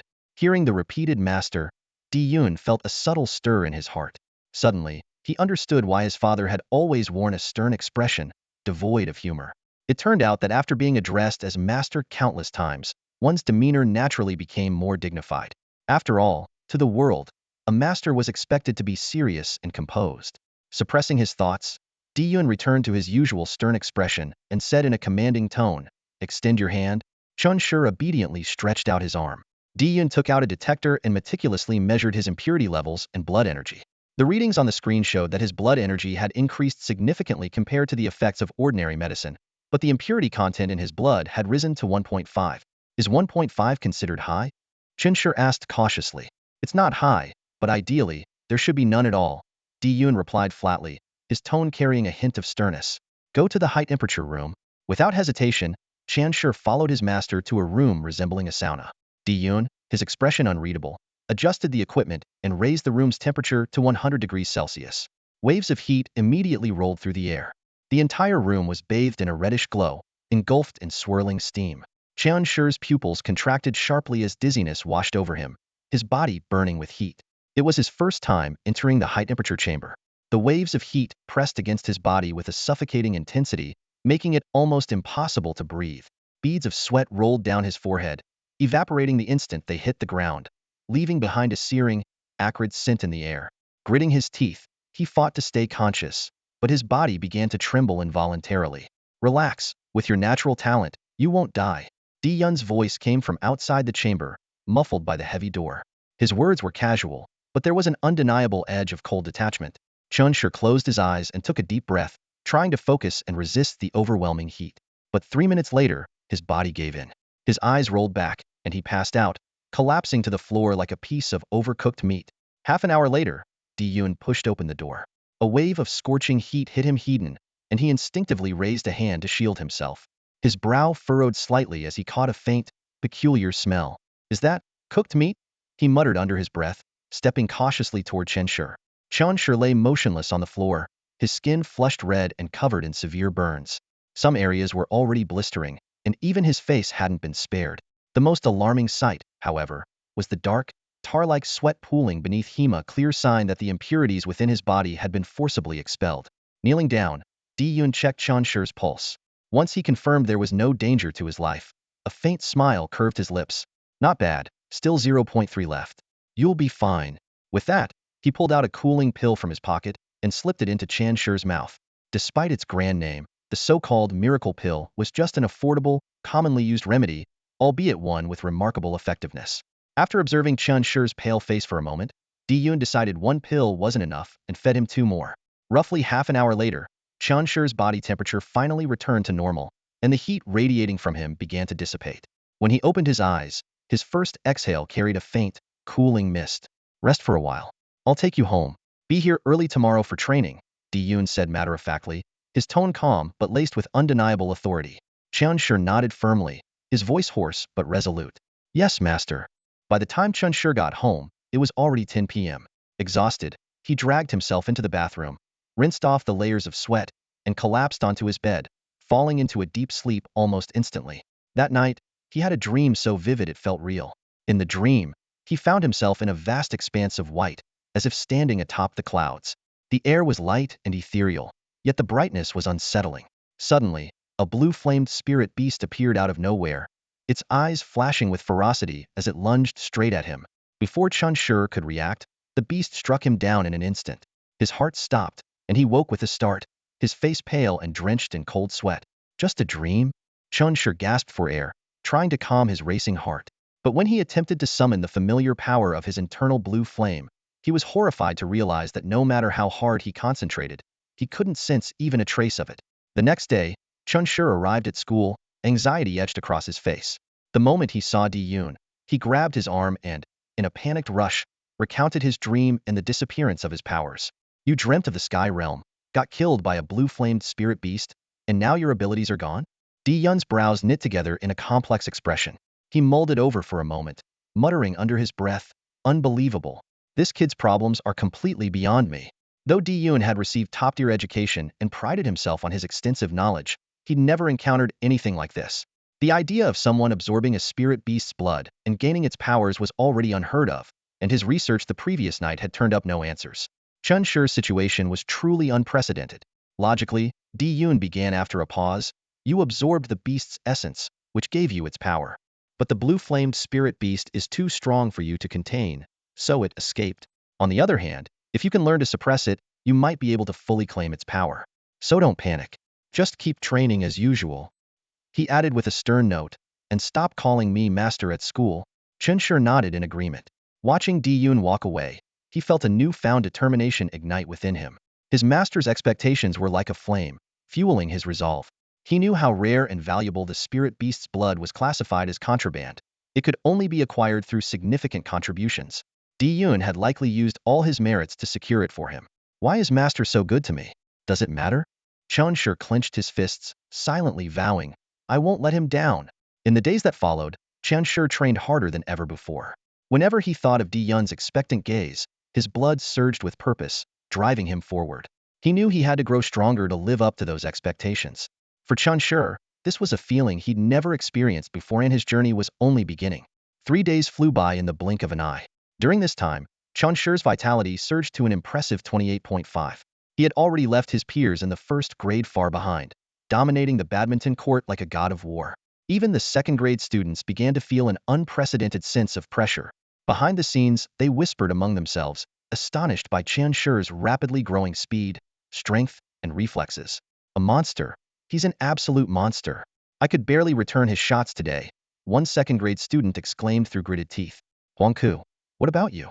You've played against him before. Do you feel any difference now? Someone asked Huangku for his opinion. Huangku gave a bitter laugh, his eyes filled with resignation. Difference? It's not just different. At the rate he's improving, I probably won't even be able to touch the shuttlecock in a month. If the second graders were already so shaken, the first graders had completely given up resisting. Huang Liangjun and his friends had undergone a total change in attitude toward Chun Shur. Whenever they bragged to others, they always began with, Chun Shur is my buddy, eagerly describing his feats. You know what? That guy is insane. Like a beast. He's crushing the second graders without breaking a sweat. And it's only been a few weeks since school started. He's definitely going to skip grades. However, Chun Shur paid no attention to the rumors and gossip. His mind was focused solely on 2 goals, vital energy and superpowers. That evening after school, Chun Shur once again stayed behind to train, skipping the school's medicinal baths. After finishing his training, he got into Di Yun's car to head home. Di Yun seemed well prepared. The medicinal blood had already been prepared in advance by Chen Wanner. As soon as Chun Shur entered the training room, he wasted no time, taking off his pants and leaping straight into the medicinal pool. Standing nearby with his usual composed expression, Di Yun spoke with a hint of seriousness in his tone. Beasts have bloodlines and levels, similar to the talents and stages of the human race. The blue fire spirit beast blood I gave you earlier came from a second-level beast with an A1 rated bloodline. A second-level beast is equivalent to a martial fighter. With your current strength, you wouldn't stand a chance against it. Hearing this, Chun Shur's expression stiffened. Di Yun's voice grew deeper as he continued. Right now, you're just an intermediate apprentice, roughly equivalent to a mid-first level beast. Such beasts can hardly even be called beasts, they are just cubs. The beast race and the human race share this similarity. Noble-blooded cubs are never sent to the battlefield as cannon fodder at low levels. Likewise, humans would never send an SS-level genius to die on the battlefield at the first level. Do you understand what I mean?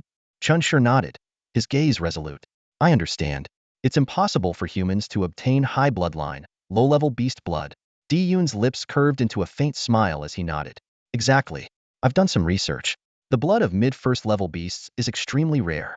However, I managed to get you 3 portions of beast blood today. 2 are from second level beasts, which you can use for experimentation. The last one is from a mid-first level bone beast. Gratitude flickered in Qianshi's eyes as he solemnly said, "Thank you, master." Diyun raised an eyebrow and chuckled. Well, you've learned to say nice things now. But tell me, aren't you worried that everything you're experiencing might just be a hallucination from food poisoning after eating at some sketchy diner? Qianshi froze at those words, his face twitching slightly. Seeing his reaction, Diyun let out a light laugh before shifting the topic. By the way, how's your staff technique coming along after these 3 days? Qianshi scratched the back of his head awkwardly. I haven't started practicing the long thrusts yet since there's limited time in the evenings. But I've done 1,500 short thrusts. My plan is to finish mastering the short thrusts first, then move on to the long thrusts, and finally tackle the cloud probe technique. Take your time. There's no need to rush, Diyun said calmly. You've still got 6 years until the college entrance exams. The college entrance exams, Qianshi murmured, repeating the words under his breath. His gaze became slightly unfocused, as if the concept felt distant and unreal to him. Diyun noticed his reaction and didn't press further. He understood that for a 13-year-old, being crushed under the weight of exam pressure would be inhumane. Half an hour later, the training room was still filled with the rich aroma of medicinal herbs. After absorbing the first drop of essence blood, Qianshi suddenly stuck out his tongue. To his shock, the tip of his tongue split into a forked snake-like tongue, exuding a sinister poisonous aura, and it extended several meters.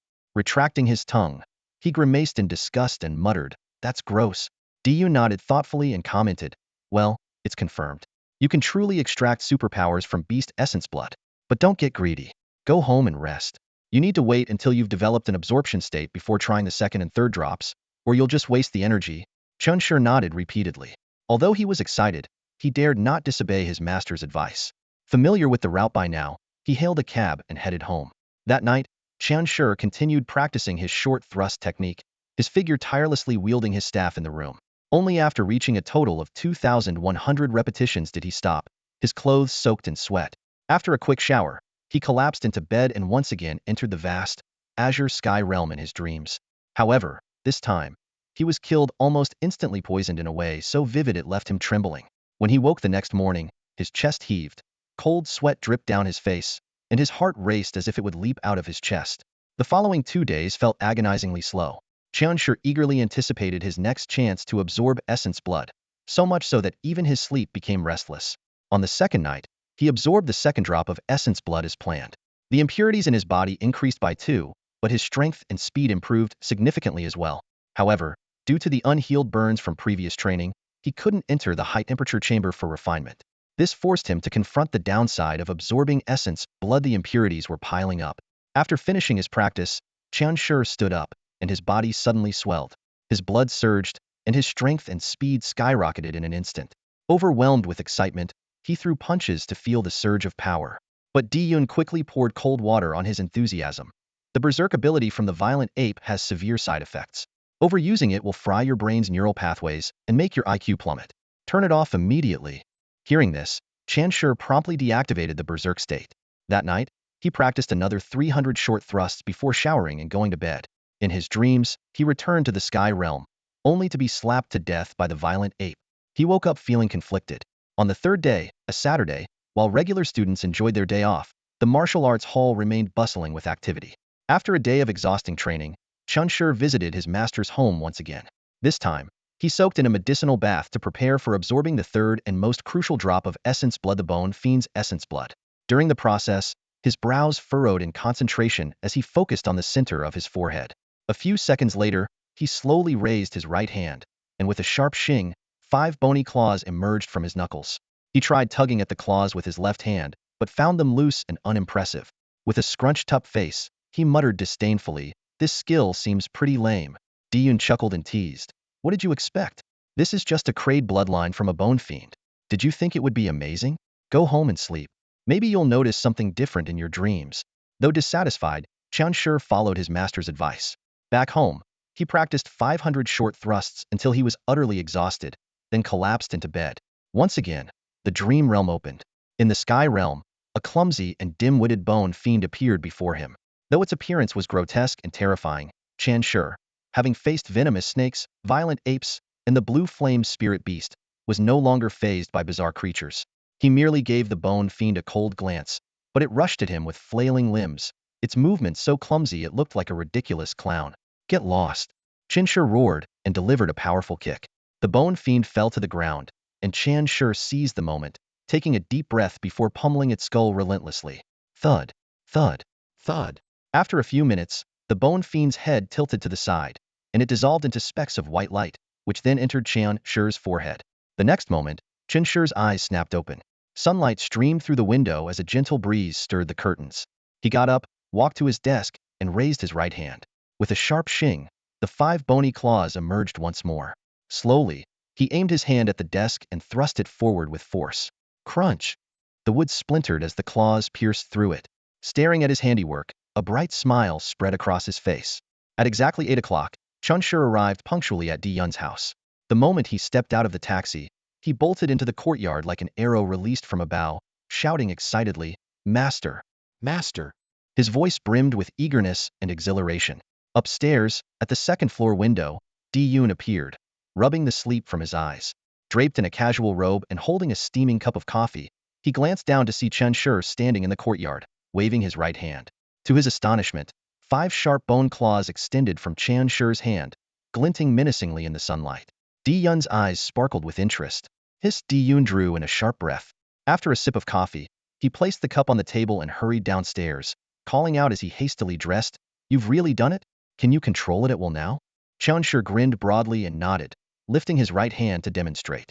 With a crisp shink, the bone claws extended, and with a swift swish, they retracted. The movements were smooth and fluid, as though choreographed, the sound sharp and chilling, carrying an air of menace. Di Yun crossed his arms, a sly smirk playing on his lips. Fun, isn't it? Fun? It's amazing. Qianshi beamed, his face radiating pride. Di Yun's gaze shifted to Qianshi's left hand, his brow raising slightly. Only one hand? Qianshi nodded, a trace of frustration crossing his face. My left hand feels nothing at all. I guess that bone demon wasn't strong enough. Di Yun nodded thoughtfully, then said, "Let's keep experimenting. I've prepared some mid-phase first realm essence blood. This time, it's from a snow demon not particularly powerful. After today's training, try consuming it tonight and see what happens. Will it conflict with the bone demon's abilities, overwrite them, or coexist?" Got it. Qianshi agreed enthusiastically. He was about to turn away when a thought struck him, and he quickly spun back. Wait, master. What's your superpower anyway?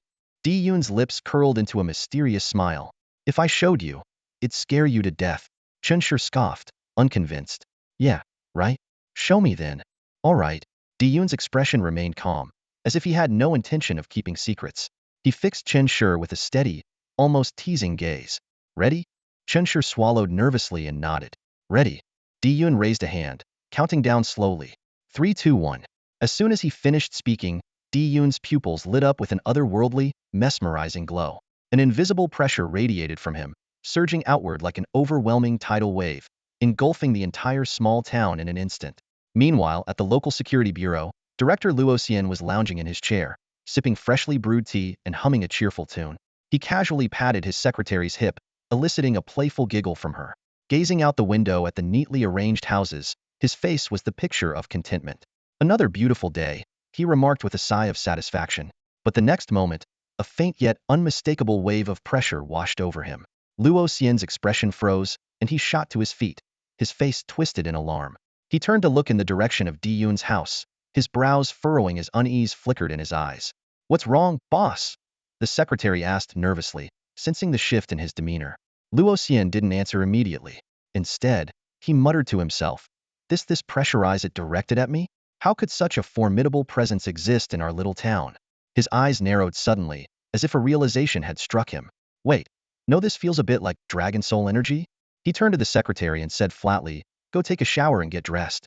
I have to step out for a bit, there's something I need to handle." Without waiting for a response, he rolled his neck, adjusted his gait into a slight swagger, and strode out the door with a grim expression. Back at Di Yun's house, Qianshi had collapsed onto the ground, his legs trembling uncontrollably. His entire body seemed drained of strength, and even his pupils quivered slightly. It was clear he had been profoundly shaken by the pressure. Di Yun approached him, raising an eyebrow as he surveyed Qianshi's state. With a chuckle, he asked, "Did you wet your pants?" It took Qianshi several seconds to recover enough to process the question. He glanced down, touched his pants and grimaced sheepishly. Yeah, I did.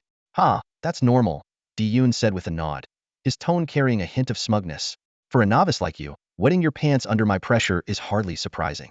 Go change in the bathroom and toss those pants. They'll have your Shermu buy you a new set. All right, Qianshi exhaled deeply, still visibly shaken. He looked up at Di-Yun, stammering, Master, I didn't even see what your superpower was. Of course not, Di-Yun replied with a smirk, patting Qianshi on the shoulder before turning to head back inside. Di-Yun chuckled and teased, if you look closely, you'll die. What do you think it is? Qianshi asked nervously, what is it, Master? With a mischievous grin, Di-Yun casually patted Qianshi's head, his tone carrying a touch of pride. It's the reason your master's wife fell for me. Qianshi's eyes lit up with curiosity. Master, what is it? Tell me already. Want to know? Di-Yun raised an eyebrow, his voice playful. Then work hard on your training.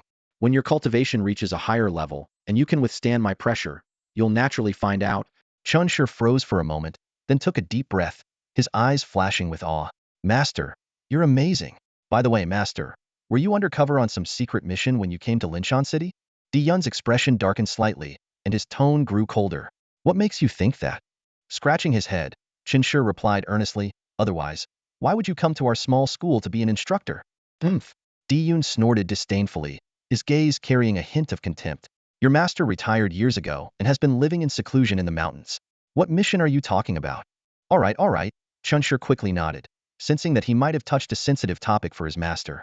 After all, Di-Yun's expression had changed. But soon, Qianshi's eyes gleamed with anticipation and admiration, clearly curious about his master's past. Seeing the eager look on his disciple's face, Di-Yun felt a headache coming on. After all, he'd been slacking off in his cultivation for the past decade. If Qianshi found out how lazy he truly was, the kid would probably be bitterly disappointed. Go practice your staff techniques. Di-Yun waved him off impatiently. I have a guest to meet later. Hearing this, Qianshi didn't dare argue. He obediently picked up his staff and ran to the courtyard to practice. Not long after, a black sedan slowly pulled up in front of Di-Yun's villa. Di-Yun, too lazy to get up, remained sprawled on the sofa in the living room, one leg crossed over the other. With a casual flick of his finger, the smart home system activated, and the iron gate automatically opened. As the car came to a halt, Luo Xian stepped out. Standing at the front door, he looked up at the living room. There, a middle-aged man lounged lazily on the sofa, his sharp gaze resembling an eagle's, exuding an overwhelming sense of authority. Luo Xian's heart tightened. He cleared his throat nervously and greeted respectfully. Luo Xian, chief of the Linshan City Defense Bureau, requests an audience with the Lord. Di-Yun lazily lifted his hand, and the smart system by the sofa responded instantly. With a soft ding, the front door slowly opened. Holding his breath, Luo Xian cautiously made his way into the living room. Di-Yun barely glanced up, motioning toward the chair opposite him. Sit. Luo Xian quickly complied, a flattering smile plastered on his face. My lord, what brings you to Linshan City? Do you have any instructions for me? Before Luo Xian could finish, Chun Wanner walked out of the kitchen, carrying a teapot and 2 teacups. Her elegant demeanor, delicate features, and the faint aroma of tea made her appear even more enchanting. Luo Xian glanced up and froze, his eyes betraying a trace of admiration. Such a stunning woman. But the next second, a chill ran down his spine, as if a ferocious beast had locked its gaze on him. Stiffly, he turned his head, only to meet Di-Yun's piercing eyes. Di-Yun's voice was low and menacing. Look at her again, and I'll make sure your eyes turn into empty sockets. Luo Xian instantly felt as though he had plunged into an icy abyss. Trembling, he quickly lowered his head, not daring to steal another glance. Chun Wanner chuckled softly, placing the teacups on the table without a word. She then turned and left the living room. Di-Yun withdrew his gaze and spoke in a calm yet commanding tone. I need 2 mountain access permits. Luo Xian blinked in surprise before hurriedly nodding. Of course, my lord. I'll arrange it right away. The area surrounding Linshan City was surrounded by towering mountains, home to numerous minor beasts. In the human territories, where spiritual energy was abundant, such beasts had naturally proliferated. While these creatures were not officially part of the demon clans, the strong and beautiful ones often became symbols of status after being tamed and essential accessory for the powerful. However, the growing number of beasts occasionally posed a threat to public safety. This led to the emergence of hunters as a profession, individuals who specialized in tracking and eliminating these creatures. Hunters required mountain access permits to freely enter and exit the wilderness. Qianshi currently needed combat experience to refine his martial techniques. With this in mind, Di-Yun decided to secure 2 mountain access permits in advance. Luo Xian furrowed his brows tightly, his expression heavy with concern. The examination for the mountain pass permit had always been rigorous. If it were issued carelessly and something went wrong, he couldn't bear the responsibility. However, just as his thoughts were racing, Di Yun, seated across from him, slowly pulled out 3 items from his pocket: a pair of translucent energy pearls and an old military insignia. When Luo Xian's gaze fell on the insignia, his pupils contracted, and his heart skipped a beat. A colonel's insignia. More importantly, it was from the frontier forces of the Horizontal Sky region. 30 years ago, the demon clans coveted the Horizontal Sky mountain range, a land capable of nurturing great demons, and attempted to bring it under their control. Although the battle didn't affect the civilians in the rear, Luo Xian, as an insider, knew all too well the brutality of the conflict. Half of the mountain range collapsed in the flames of war. Several colonels, and even a brigadier emerged from the battlefield. It was the most recent large-scale war in history. The insignia before him unmistakably indicated that Di Yun's identity was far from ordinary. Luo Xian dared not act rashly. His mind raced as he calculated his next move. He understood that since the other party hadn't voluntarily revealed their identity, investigating recklessly could invite unnecessary trouble. Taking a deep breath, he stood up, his demeanor transforming instantly. Straightening his posture, he offered Di Yun a formal military salute, followed by a deep 90-degree bow. With a solemn tone, he said, "Thank you for your contribution to humanity. Tomorrow, the 2 mountain pass permits will be delivered without fail." As for the 2 energy pearls, he didn't even dare to take another glance before hurriedly taking his leave. After Luo Xian departed, Chen Weiner stepped out from the shadows, a faint smile on her lips as she toyed with a military insignia in her hand. This insignia also belonged to the Horizontal Sky Frontier Forces, but its rank was even higher. It bore the mark of a brigadier. Di Yun walked over, gently holding his wife's delicate hand, and chuckled. "Honey, don't play your trump card just yet. Let me exhaust my resources first before we use yours." Chen Weiner replied softly, "Honestly, I haven't touched the military merits I've accumulated over the years. They're more than enough to exchange for top-tier 3-grade blood for Shire, and it would save us the trouble of asking your brother for help." Di Yun waved his hand firmly. "We can't touch your merits. Besides, Chen Shi doesn't need 3-grade capabilities right now. He's still young and can't handle such overwhelming power. Step by step. He's only in the first year of middle school. There's no rush." "Not playing cards today?" Chen Weiner blinked, changing the topic. "My master is coming to see me," she added casually. Di Yun's heart skipped a beat at her words, and he blurted, "So suddenly? I'll go with you." "What about Shire?" Chen Weiner asked. "He can stay home by himself." "I'll go talk to him," Di Yun said, turning toward the window. He called out to Chen Shi, who was practicing in the study, "Your master and I are heading out for a bit. We might be back late. There's food at home, just grab something and keep practicing." "Got it," Chen Shi replied without looking up. After giving his instructions, Di Yun returned to Chen Weiner's side, smiling. "Let's go. We shouldn't keep your master waiting." Before long, Di Yun drove Chen Weiner to an exquisite garden. Deep within the serene landscape, in a pavilion, a woman dressed in red sat sipping tea. Her hair was adorned with a phoenix hairpin, and though she wore no makeup, her naturally crimson eyeliner and snow-white skin gave her a striking appearance. Her gaze was sharp, and her presence exuded an overwhelming aura. "Master!" Chen Weiner greeted cheerfully, waving her hand. The woman in red rose slowly, casting a cold glance at Di Yun. Her tone was anything but friendly. "Why are you here too?" Di Yun quickly bowed his head respectfully. "It's been a long time, master. I came to pay my respects." The woman in red scoffed lightly, her eyes scanning his empty hands. Though she didn't say much, her expression was filled with disdain. After the couple sat down, the woman turned her attention to Chen Weiner, her tone tinged with a hint of regret. "You have all this skill and experience, yet you willingly confine yourself to this small cage, living like a bird in captivity. Only you could smile about it." "Well, everyone has their own aspirations," Chen Weiner replied with a carefree smile. "True, everyone has their own aspirations," the woman in red said with a cold smirk. Her sharp gaze shifted to Di Yun as her voice deepened. "Half a month ago, we held an internal meeting. Your father was present, and he was the main speaker." Di Yun's heart tightened. He immediately asked, "What did my father say?" The woman in red took a sip of tea and replied indifferently, "It has nothing to do with you." Hong Yi shook his head slightly, his tone carrying a hint of helplessness. "Di Tianzhong has likely long forgotten about you. His mind is consumed with greater matters." He paused briefly, his gaze sharpening. "What he's talking about is a matter of life and death for the 3 races." Di Yun frowned, his voice cold.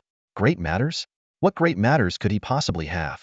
"The internal conflicts within the demon and fiend clans have reached an irreconcilable point," Hong Yi explained calmly, casting a brief glance at him.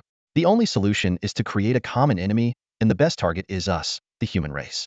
Your father predicts that, within no more than 20 years, humanity will face the fiercest assault from those two clans. This war will have only two possible outcomes. Di-Yun's expression darkened as he asked in a grave tone, "What outcomes?" Hongyi sighed lightly but spoke with unwavering resolve. First, all three races suffered devastating losses. However, the demon and fiend leaders won't join the battlefield themselves. Their purpose in waging war is merely to consume the excess population within their clans. Humanity, on the other hand, is different.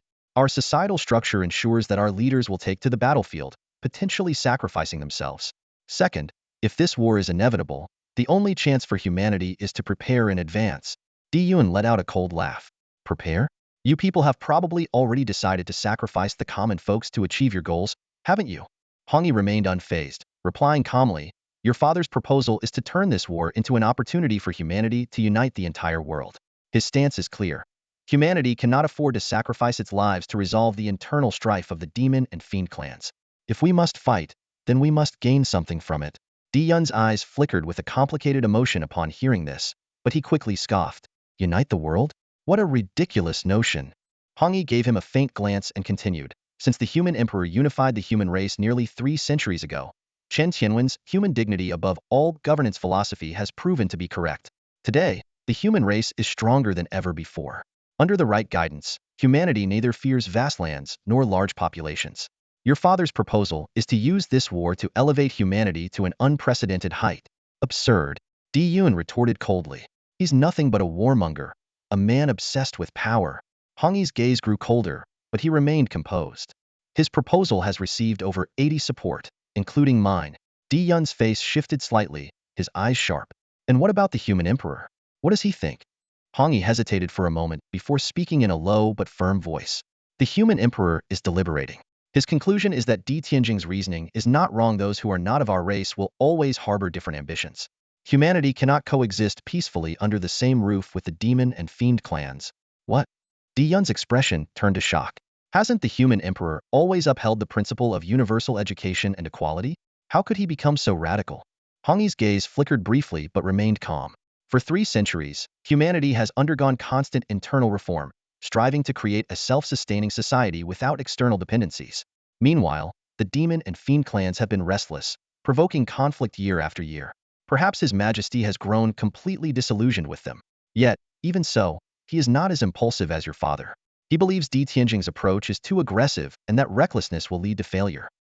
He insists that such an approach requires the confidence of a mountain, the clarity of a stream, and thorough preparation. Hongyi's voice grew heavier, resonating with undeniable authority. Within 5 years, he expects every faction to reveal their trump cards and present their strategies for war. He will personally consolidate all plans, and only if they show sufficient feasibility will he finalize the development path for the next 20 years. Chen Wanner frowned slightly, her eyes tinged with worry and deep thought. She said, "So, the war is about to begin. Every family will start consolidating their military strength, right?" Hongyi nodded lightly, her expression stern. "Yes. Over the past 15 days since the meeting ended, I visited many disciples under my tutelage. Only then did I realize how wise the elders' calmness truly is. The human race has enjoyed 3 centuries of peace, and most people have grown accustomed to a life of comfort. Their desire to fight is nearly non-existent." She cast a cold glance at Di-Yun, her tone laced with disdain. "As your father would say, everyone has become like you, indulgent in romantic affairs. After reaping the benefits of peace for so long, it's now your generation's turn to step up, yet you've all turned into spineless cowards." As she spoke, Hongyi suddenly slammed the table, the sound echoing through the hall. Turning her sharp gaze to Chen Wanner, her tone grew more commanding. "Wanner, you're one of my most outstanding disciples. Give me your stance." Di-Yun shrank back at her intensity and cautiously interjected. "But, isn't there still 20 years left?" Hongyi whipped her head around, pointing at him with a sharp rebuke. "Silence. Wanner, speak." Lowering her gaze slightly, Chen Wanner remained composed, her confidence evident. She spoke calmly, "Master, as part of the mid to high ranks of the human race, we've sensed the brewing storm for years now. You taught me from a young age that the foundation of human society is built on the principle of all for one, and one for all. If humanity truly reaches an inevitable historical turning point, war will surely erupt. And when that time comes, the human race will unite as one to face the threat. Therefore, I believe there's no need for you to worry excessively." Hongyi's lips curled into a faint, approving smile. As expected of my prized disciple, your insight is exceptional. However, she paused, shifting her gaze back to Di-Yun with a mocking tone. Your taste in people could use some work. Hearing this, Di-Yun straightened up, speaking with determination. I'll step up too. Hong-Yi scoffed, her eyes brimming with contempt. You? Take a good look at yourself in the mirror. How many years has it been since you held a staff or threw a punch? All you do is drag Wanner down. Gritting his teeth, Di-Yun said firmly, then I'll start training now. Hong-Yi chuckled, shaking her head with a hint of ridicule. Train with what? Your military account was deactivated by your father ages ago. You don't even have resources. What will you train with? Just stay out of the way. She then turned back to Chin Wanner, her tone regaining a serious edge. Wanner, the most important thing right now is momentum. Chun Wanner's brows furrowed slightly in thought before she nodded slowly. You mean, someone needs to take the lead, set the example, and stir up people's emotions, right? Exactly. Hong-Yi crossed her legs, her tone carrying a hint of intrigue. Even the emperor knows that some people's selfishness can't be suppressed. That old fox Di Tianzhengi's family's martial techniques can't be passed down anymore, so he's desperate to leave a legacy. As for us, we must secure the opening merits. When the time comes, success may not be credited solely to me, but I will ensure I'm part of it. My ranking in the National Assembly must climb by at least 2 spots. As she spoke, Hong-Yi's lips curled upward slightly, clearly confident in her plan. She stood up, brushing off her sleeves. That's all for today. Wanner, focus on improving your cultivation. If you need any resources, contact me. Upon hearing this, Di-Yun's eyes lit up, seemingly about to mention Chensher. But before he could speak, Chun Wanner discreetly pressed his hand under the table, stopping him. Hong-Yi's sharp gaze flicked to him. Do you have something to say? No, nothing, Di-Yun quickly replied, smiling awkwardly as he lowered his head. With a cold snort, Hong-Yi turned and walked away. Remember to contact me. Chin Wanner stood and bowed respectfully. Understood, master. Once Hong-Yi's figure had completely disappeared, Di-Yun let out a sigh of relief and got up to head to the car. As they drove, he glanced at Chin Wanner, who was deep in thought in the passenger seat, and couldn't help but ask, you withheld something from your master, didn't you? Chin Wanner's eyes flickered slightly, and she replied softly, it's been over 20 years since we last met. I have no idea how she's been, or whether she has other disciples she's grooming. What do you think? How can one maximize their contribution when leading the charge? Di-Yun froze, a chill running down his spine as he blurted out, dying in battle? Are you saying that if Hong-Yi has other, more promising disciples, she'd use your death in battle to further their success? It's possible. Chen Wanner's tone was calm, as though she were stating a simple fact. Because that's precisely the kind of lesson Hong-Yi taught me. Among her disciples, my talent was never the most outstanding. Add to that the 20 years we've been apart, and the likelihood of being discarded isn't small. Di-Yun felt his scalp tingle, his eyelids twitching. Your master is that ruthless? She absolutely is, Chun Wanner said with firm conviction. Di-Yun took a deep breath, changing the subject. What about Chensher? Why wouldn't you let me bring him up? He's at an age where he's still growing. Chun Wanner's expression softened, her voice gentle as she explained. Sure has both the ability and the temperament to stand out in the future, but his situation is far too unique. The black martial will, gaining powers through beasts, these traits already draw enough attention. But don't forget the most crucial point. What is it? Di-Yun frowned. His parents. Chun Wanner's tone grew somber, her expression heavy. Who were they?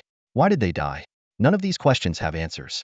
If it turns out that his parents were executed for crimes, sure, standing in the spotlight, would inevitably be implicated or worse, crushed entirely. You and I both know how brutal the competition for those positions can be. For now, we can still support him. Let's wait until the situation becomes clearer. All right, husband? She finished with a sweet smile, her gaze soft as she looked at Di-Yun. Di-Yun glanced at her, sighing. Do you think I would have survived this long without Wanner by my side? Chun Wanner chuckled softly, turning her gaze to the window. Don't jinx it. Knock on wood. So, are we heading home now? Home? Not yet.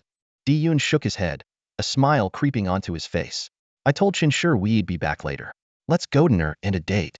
It was a little past 6 in the evening. The night sky was high and clear, with the moon shining brightly. After spending the whole day out, the couple returned home. Wanner was carrying several large shopping bags, and Di-Yun, wearing sunglasses, had a big smile on his face. The car slid into the garage, and after the engine was turned off, Chin Wanner, excited with her loot, rushed upstairs to take a shower and change clothes. Di-Yun, on the other hand, grabbed a packed food container from the backseat and headed toward the backyard. He pushed the door open and, as expected, saw Chensher still practicing. The stick in his hands moved swiftly, his movements as smooth as flowing water, clearly demonstrating that he had achieved muscle memory. Leaning against the doorframe with a faint smile, Diyun teased, practicing just one move over and over. Aren't you tired or bored? Qianshi paused his routine, wiped the sweat from his forehead, and replied earnestly, tired and very bored. But 10,000 repetitions go by quickly. I've already done over 5,000. Diyun chuckled softly. The novelty has worn off, hasn't it? Starting to feel a bit impatient? Qianshi scratched his head and gave an embarrassed smile. A little. Then, brightening up, he quickly put down the stick and eagerly suggested, Master, shall we soak in the medicinal bath? Diyun glanced around the room, seemingly checking for something, then nodded. Let's go. The two entered the training room, one after the other. Diyun poured hot water into a specially designed bath, then added a bottle of essence blood to the mix. Instantly, a strong scent of blood filled the air. Without hesitation, Qianshi stripped off his pants and jumped into the bath, leaning back against the edge with a satisfied expression as he chewed on some food he'd just eaten.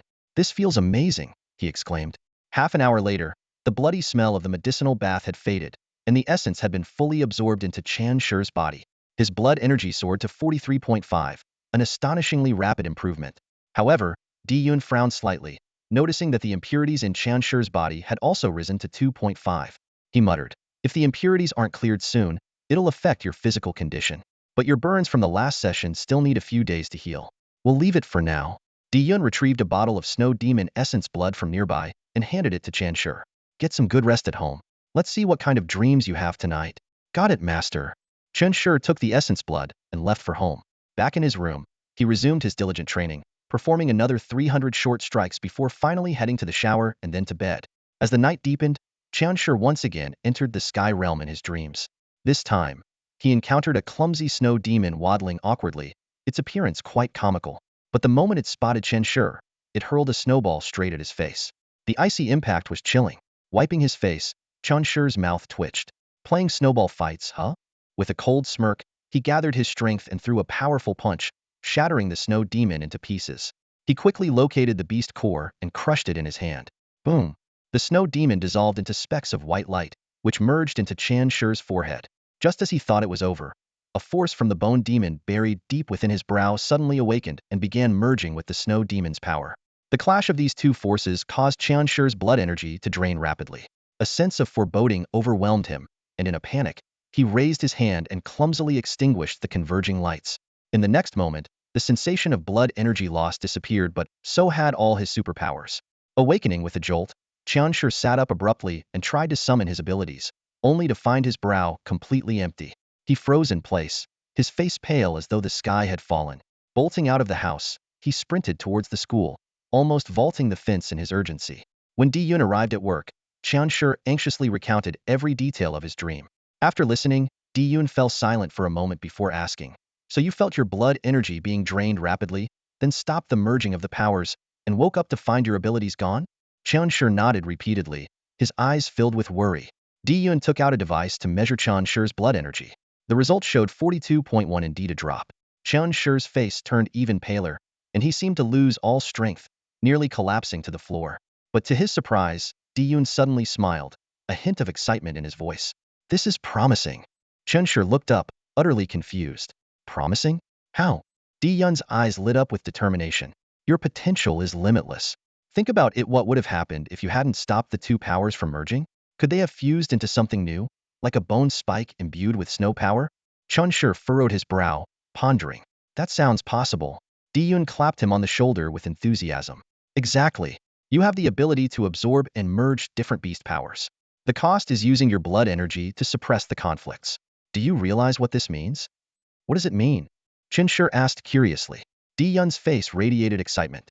It means you can use essence blood to turn yourself into an invincible all-rounder. Imagine having a variety of superpowers. Your combat potential would be through the roof. And you can even choose which abilities to keep. Your future is incredibly bright. Qianshi looked down, his tone tinged with disappointment. But my blood energy has decreased. Diyun chuckled lightly, reassuring him. My young friend, have you considered the possibility that I might be able to help you acquire a superpower to speed up your progress? Qianshi's eyes widened with hope. How? By improving absorption efficiency? Diyun shook his head. Your absorption efficiency is already top-notch. Qianshi pressed on.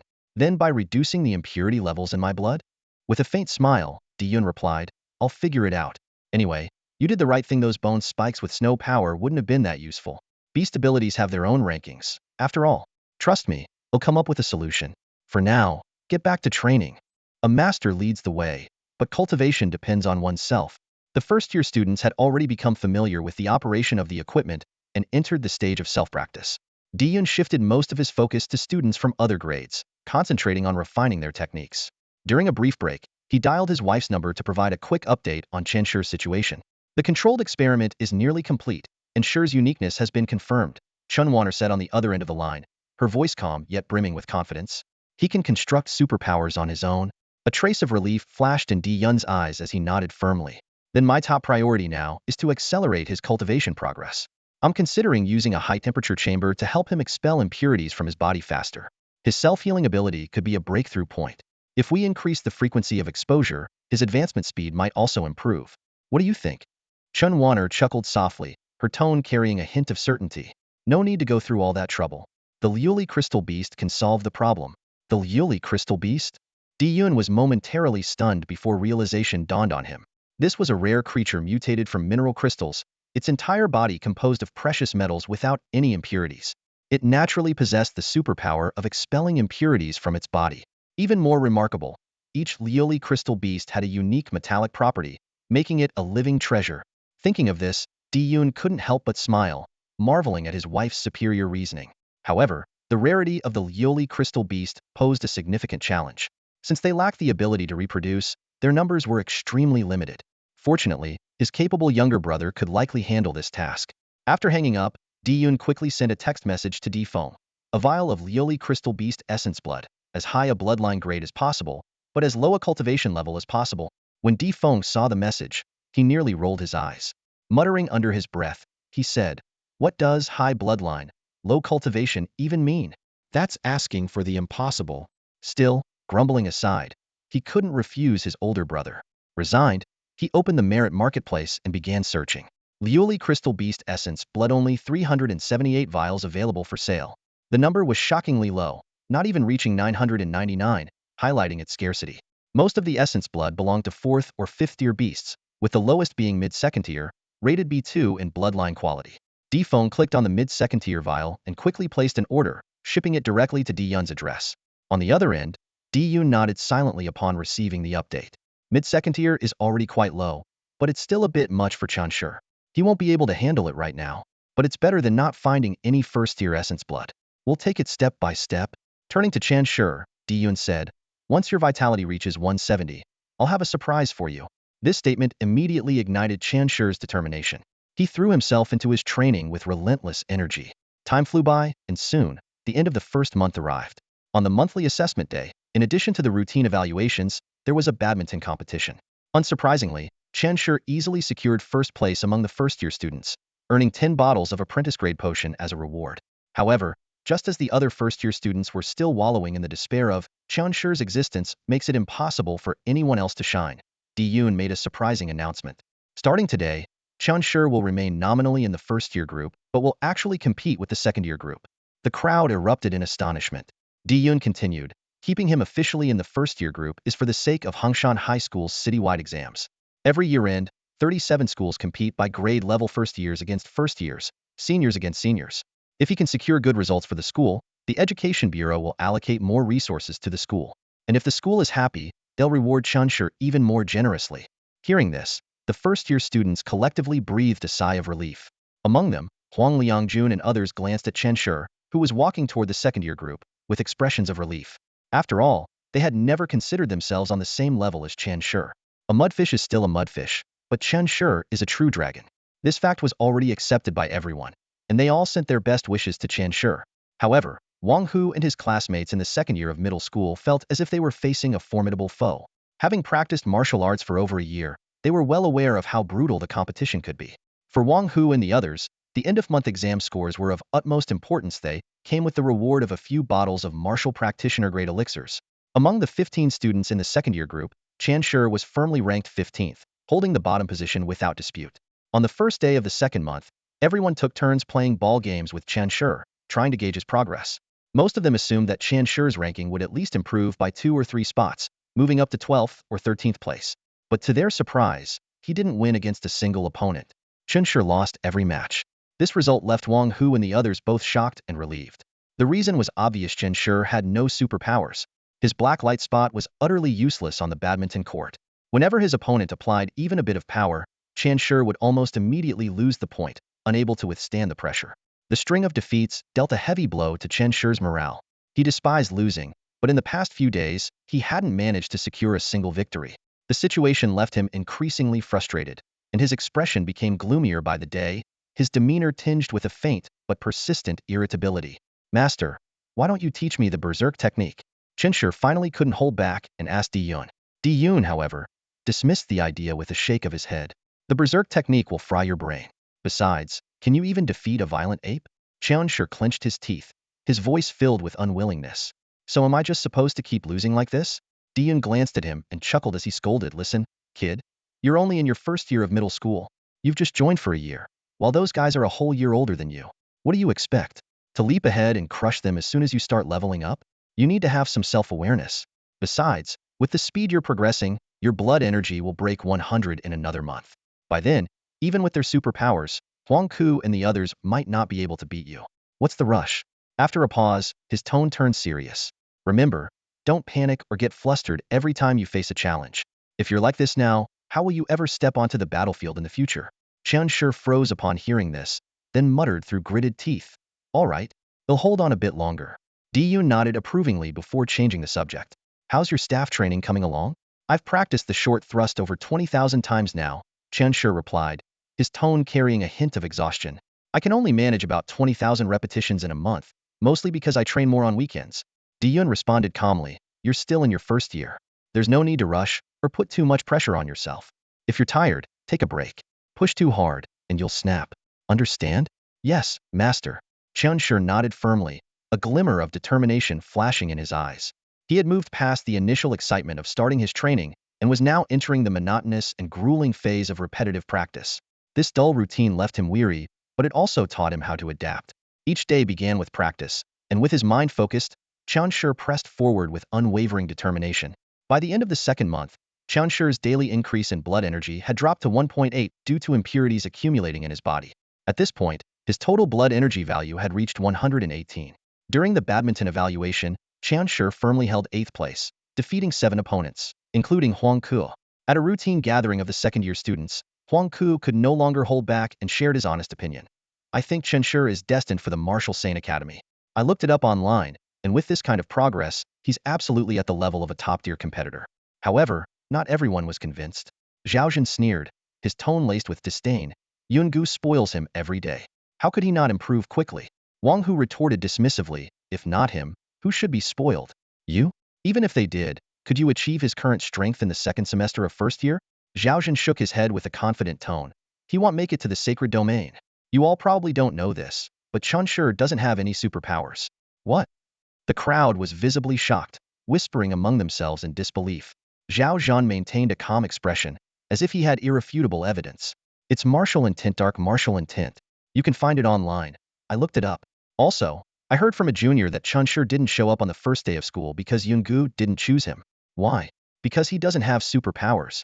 Later, who knows what backdoor he took to suddenly get in. Wang Hu frowned deeply, his tone heavy. What exactly are you trying to say?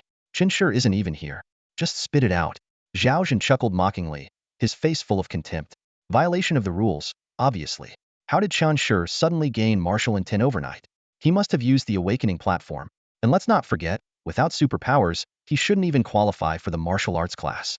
That's a school regulation. Yungu is clearly covering for him every day, blatantly violating the rules.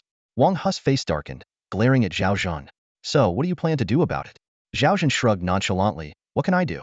Just talking. Why so worked up? Besides, why are you so protective of him? Even if he does make it to the Martial Sane Academy, it's not like he'll share the glory with you. Wang Hu stared back coldly, his tone unwavering. Because I'm the leader of the second-year group, and Qianshi is the youngest among us. Zhaozhen scoffed, waving his hand dismissively. TCH, I've lost my appetite. I'm out. He stood up and left, followed by 3 other students, leaving Wang Hu frowning deeply with a grim expression. Outside, Zhaozhen's face was filled with anger as he muttered under his breath, damn it, acting all high and mighty. I'm the leader. He's the youngest. What a load of crap. covering up violations and making it sound so righteous. Beside him, Wonkin whispered cautiously, "Bro, didn't you say you could get Chinshur expelled?" "Of course I can." Zhao Zhan snorted, a sinister glint flashing in his eyes. "Do you know where he was on the first day of school?" "Where?" "The black market, an underground boxing ring, fighting." Zhao Zhan cracked his neck, his tone carrying a hint of pride. "What?" Wonkin's pupils contracted in shock. "Chinshur's that wild?" Zhao Zhan sneered. "His opponent was a friend of mine. I only recently found out through a conversation. If someone were to investigate, there'd definitely be evidence." Participating in illegal activities, martial arts class members engaging in group fights, this is an undeniable reason for expulsion. Wonkin probed cautiously. "So, are you going to take him down?" "What for?"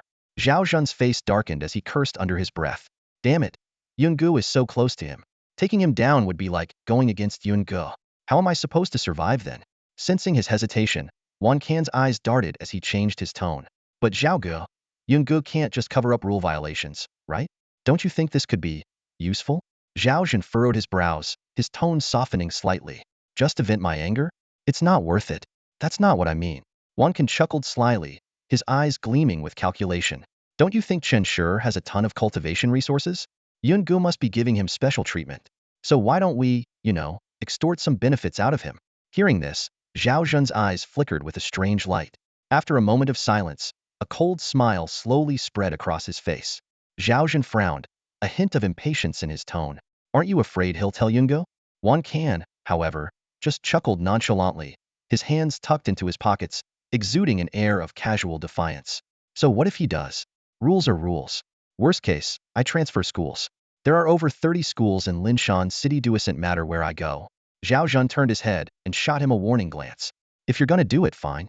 But when things go south, don't drag me into your mess." Wonkin shrugged and smiled indifferently. "Then give me your friend's V account." Zhao Zhan froze, his eyes widening in disbelief. "Wait, you're actually serious about this?" Wonkin grinned, his tone so light it was almost baffling. "Nah, I just want to make a new friend, that's all." 2 days later, Chinshur was on his way home after school as the sky gradually darkened. The dim glow of streetlights cast scattered shadows on the ground. As he walked into a secluded alley, a group of tall, burly men suddenly blocked his path. Chinshur stopped in his tracks, his gaze sweeping over the 5 men in front of him. His expression remained calm, unshaken. In a cold voice, he asked, "What do you want?" The leader sneered, not bothering with introductions. He pulled a form from his pocket and waved it in the air. "Take a look at this." Chinshur's eyes focused on the paper, and his face subtly shifted. Recognized it immediately. It was the registration form he had filled out when he participated in an underground fighting competition. The leader smirked maliciously when he noticed Chinshur's reaction. "Word is you're making quite a name for yourself at Hongshan. Even your instructor seems to think highly of you. I wonder if he'd still feel the same if he found out about this little hobby of yours." His tone turned icy as he continued. "You wouldn't want your instructor dragged down because of your rule breaking, would you?"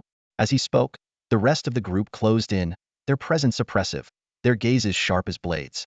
The leader's voice was calm but carried a chilling undertone. "Hand over a bottle of martial serum for each of us. Do that and we'll let you go." Chinshur lowered his head slightly, his mind racing as he recalled the teachings of his master and mistress. There will always be challenges on the path ahead.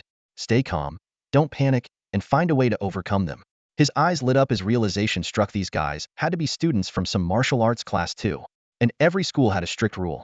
Any martial arts student caught bullying others outside of school would be expelled, no exceptions. With this in mind, a faint smile tugged at the corners of Chinshur's lips, and he let out a soft chuckle.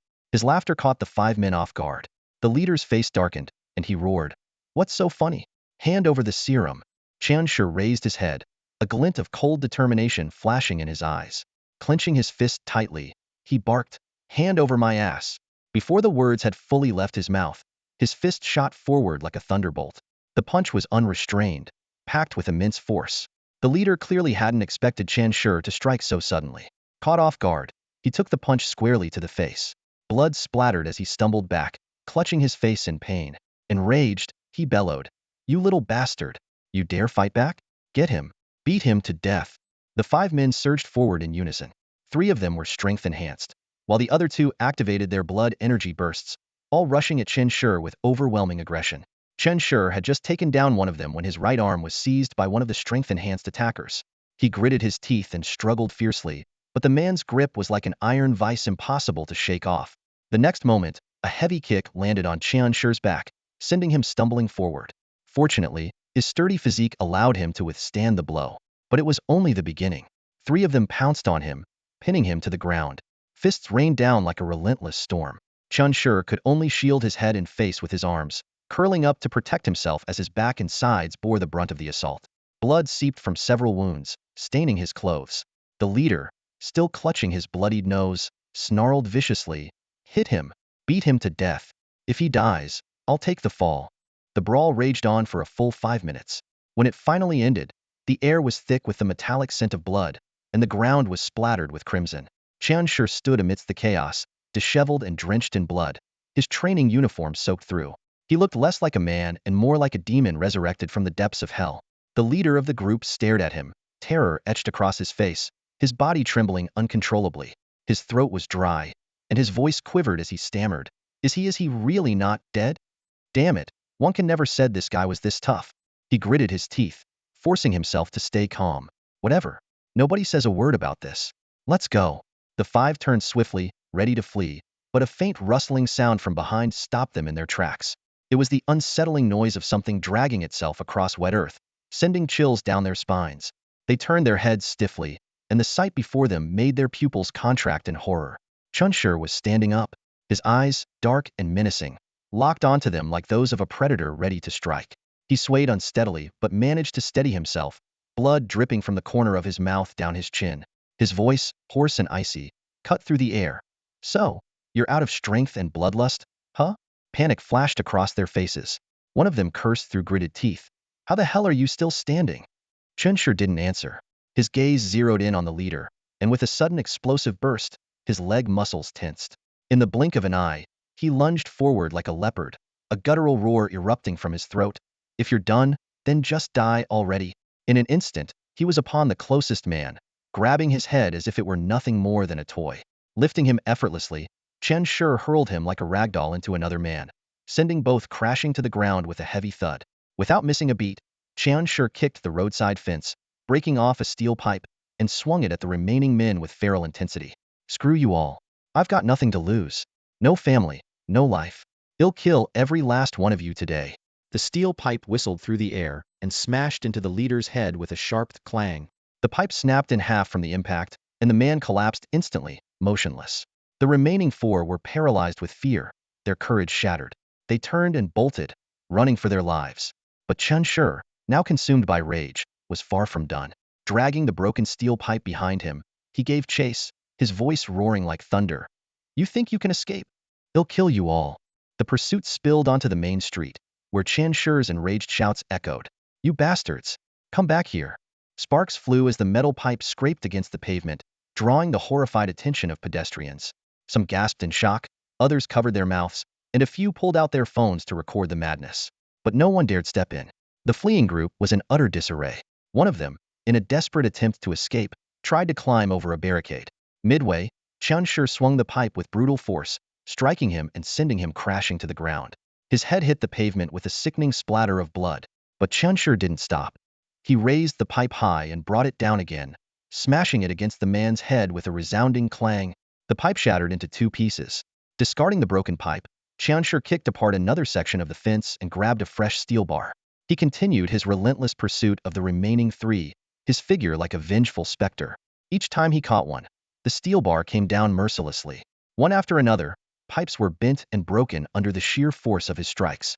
Onlookers stood frozen, their faces pale with shock. The only thought running through their minds was, "This guy has lost it. He's really trying to kill them." 5 minutes later, the entire street, stretching over 1,000 meters, was stained with blood. The air reeked of iron, thick and nauseating. For bloodied figures lay sprawled on the ground, barely breathing. In their center stood Chun Shur, gripping a steel pipe that was now warped and misshapen. His eyes burned with a feral intensity, his chest heaving as he muttered curses under his breath. His voice, hoarse and gravelly, sounded like the whispers of a demon. The crowd around him had grown larger, cars honked in frustration at the blocked road, and the distant wail of police sirens grew louder, steadily approaching. On the ground, the battered leader stirred, his swollen eyes barely opening. Tears mixed with blood streamed down his face as he stared blankly at the sky. In that moment, he knew his life was over. Things have escalated so much. He's bound to get expelled. He stood in the middle of the street, his gaze gradually clearing from the chaos of emotions swirling within him. His chest heaved violently as he gasped for air, as if trying to expel all the foulness from his lungs. The events that had just unfolded replayed in his mind like a film reel. His fists still trembled faintly, and traces of his opponent's blood lingered between his fingers. Chun-Shur glanced around, taking in the shocked and terrified expressions of the crowd that had gathered. Some had already pulled out their phones to call the police. In the distance, the sound of sirens grew louder, the piercing noise snapping his fading rationality back into focus. Several police cars screeched to a halt at the roadside. Officers in uniform quickly stepped out and began closing in on Chun-Shur. Instinctively, he took half a step back, but a wave of weakness quickly overtook him. He glanced down at the wound on his abdomen, fresh blood seeping through his clothes and dripping to the ground. His vision blurred, and the cacophony around him started to fade. The next moment, his body gave out, and he collapsed heavily onto the ground, losing consciousness entirely. When he came to, it was already the next morning. The sharp scent of disinfectant filled the hospital room. The sunlight streaming through the window was bright and warm, but his heart felt unbearably heavy. Leaning against the hospital bed, Chun-Shur stared blankly out the window, his mind replaying the events of the previous day over and over. He knew it was over for him. Fighting in the street, even to the point of seriously injuring someone, there was no way such behavior could be excused. Just then, the door to the hospital room opened quietly. Chun-Shur turned his head and froze when he saw who had entered. It was his Shermu, Chinwainer, dressed in a neat and practical outfit, carrying a lunchbox in her hand. Her expression was calm as she walked to his bedside, placed the lunchbox on the table, and deftly opened the lid. In a gentle voice, she said, "Eat." The aroma of food wafted through the room, instantly stirring Chun-Shur's hunger. His stomach growled audibly, betraying him, yet he didn't reach out for the chopsticks. Instead, he bowed his head and said hoarsely, "Shermu, I don't deserve to eat the food you made. I don't deserve to practice martial arts anymore. Shifu warned me countless times, but I didn't follow his teachings. I've caused a huge mess. I've become a disgrace." Chinwainer smiled faintly at his words. Instead of scolding him, she shook her head and said, "You didn't break any rules, nor did you commit any crime." Chun-Shur was stunned. He looked up at her, disbelief written all over his face. "What?" Her tone remained gentle, but there was a firmness to it. "Because among the human race, martial strength is the foundation of our survival. If someone bullies you and you can't fight back, the spirit of martial valor that defines our people would be crushed. Enduring humiliation without resistance, what's the point of practicing martial arts then? That's why, long ago, a law was established among humans, the right to self-defense. If you're attacked, you have the right to fight back." She paused, her gaze deep as she looked at him. Interestingly, when this law was first introduced, it faced widespread opposition. People thought it would lead to chaos. But over time, it proved to bring greater peace. Those who idle about and prey on the weak are often lacking in true strength, while those who are genuinely devoted to martial arts understand discipline and restraint. Many even take it upon themselves to protect the vulnerable. Chun-Shur listened, stunned, as the scene from the street yesterday replayed in his mind. There had indeed been other martial artists present, watching from the sidelines. None of them had intervened. He had thought it was apathy, but now he realized it was tacit approval and recognition. Chinwainer lightly patted his shoulder, a faint smile playing on her lips. "Those martial artists who watched yesterday didn't step in because they knew you were the one being wronged. They said you fought well. In fact, they're looking forward to seeing you shine on the battlefield one day. Chun-Shur, you didn't do anything wrong. Don't let the demons in your heart consume you." Sunlight spilled onto the floor through the window, and a glimmer of light returned to Chun-Shur's eyes. He looked down at his hands, clenching and unclenching his fists. He knew his Shimus words were meant to reignite his fighting spirit, and he couldn't afford to let her down. "They said you fought well. They're waiting to see you prove yourself on the battlefield in the future." Chun-Shur hesitated for a moment and asked, his voice tinged with uncertainty and the unease of a young boy, "What if I accidentally kill someone?" Chun-Waner chuckled softly, her tone gentle yet laced with reason. "Bullies who prey on the weak, it's no loss if they're gone. Besides, you won't kill anyone. There are martial artists keeping an eye on you." She paused, her gaze darkening slightly as she spoke with a touch of seriousness.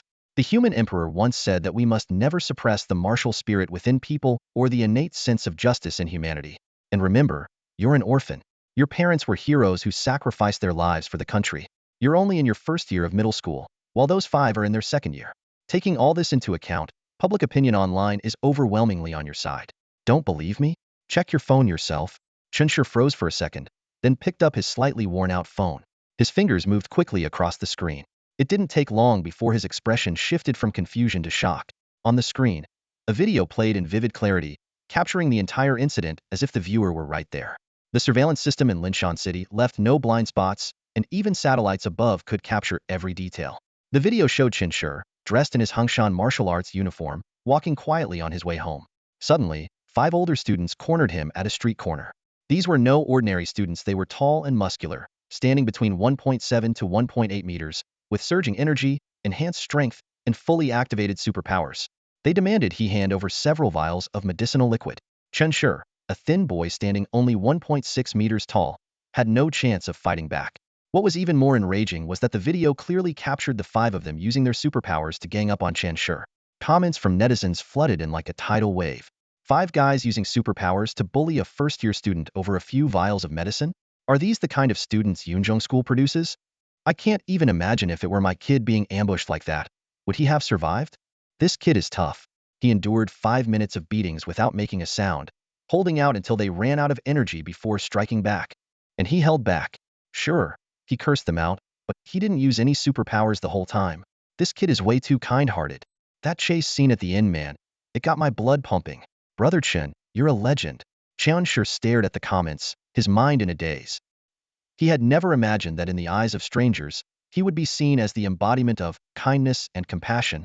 Watching his slightly dumbfounded expression, Chen Wanner's lips curved into a faint smile. Her tone carried a hint of teasing. Superpowers are the biggest spectacle in the world today. Everyone's watching. Since you didn't use yours, people naturally assume you were holding back. Chen Shi forced a grin, though his expression was a little awkward. I didn't use them? That's because I don't even know how to use them.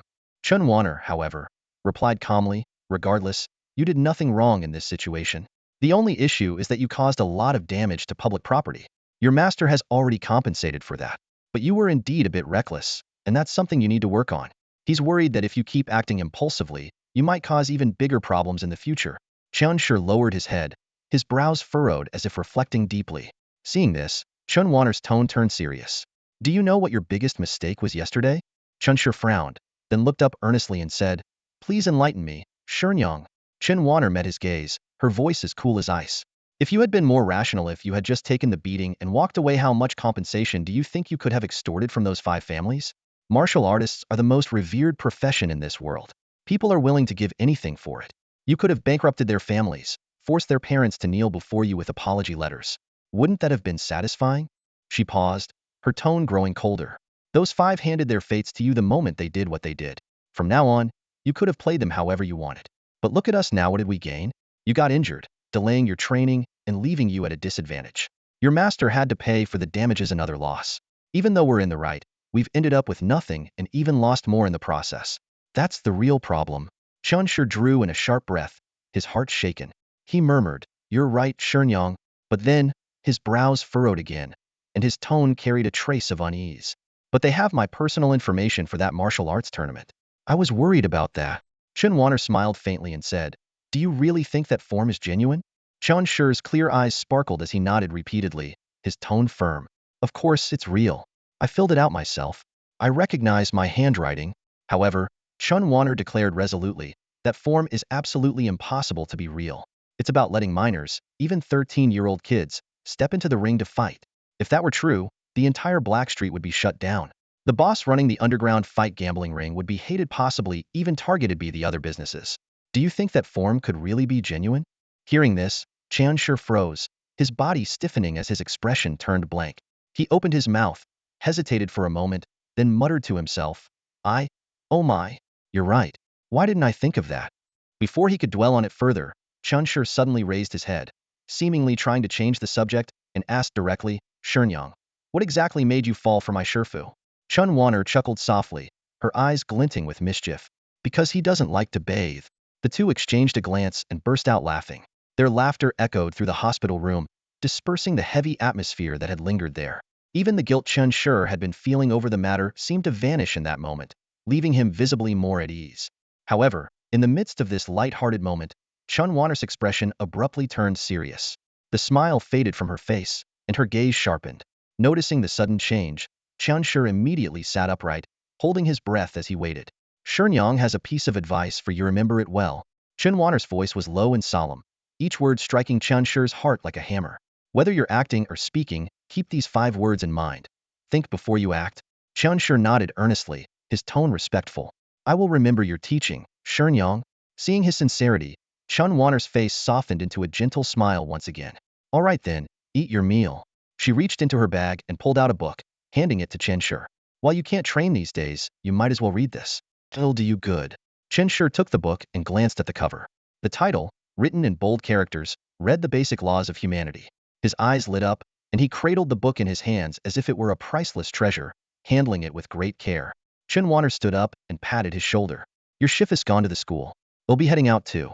If anything comes up, call either of us. Got it, Shenyang. Chen Shi nodded obediently, watching her leave the hospital room. In the days that followed, Chen Shi remained in the white, medicine-scented hospital, diligently reading the basic laws of humanity while waiting for his injuries to heal.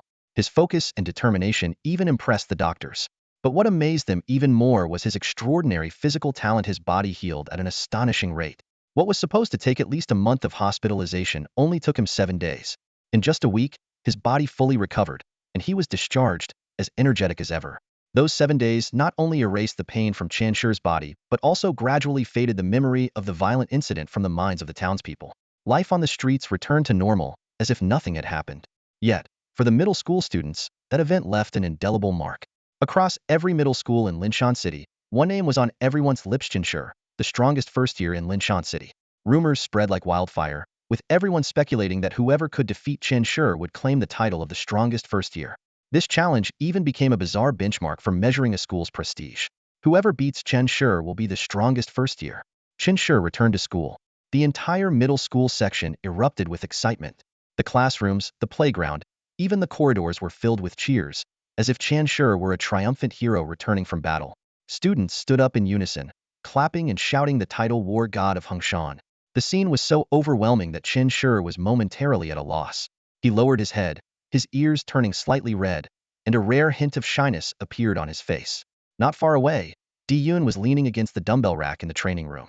He cast a cold glance at the commotion and barked in an authoritative tone, "Stop the racket. Get back to training."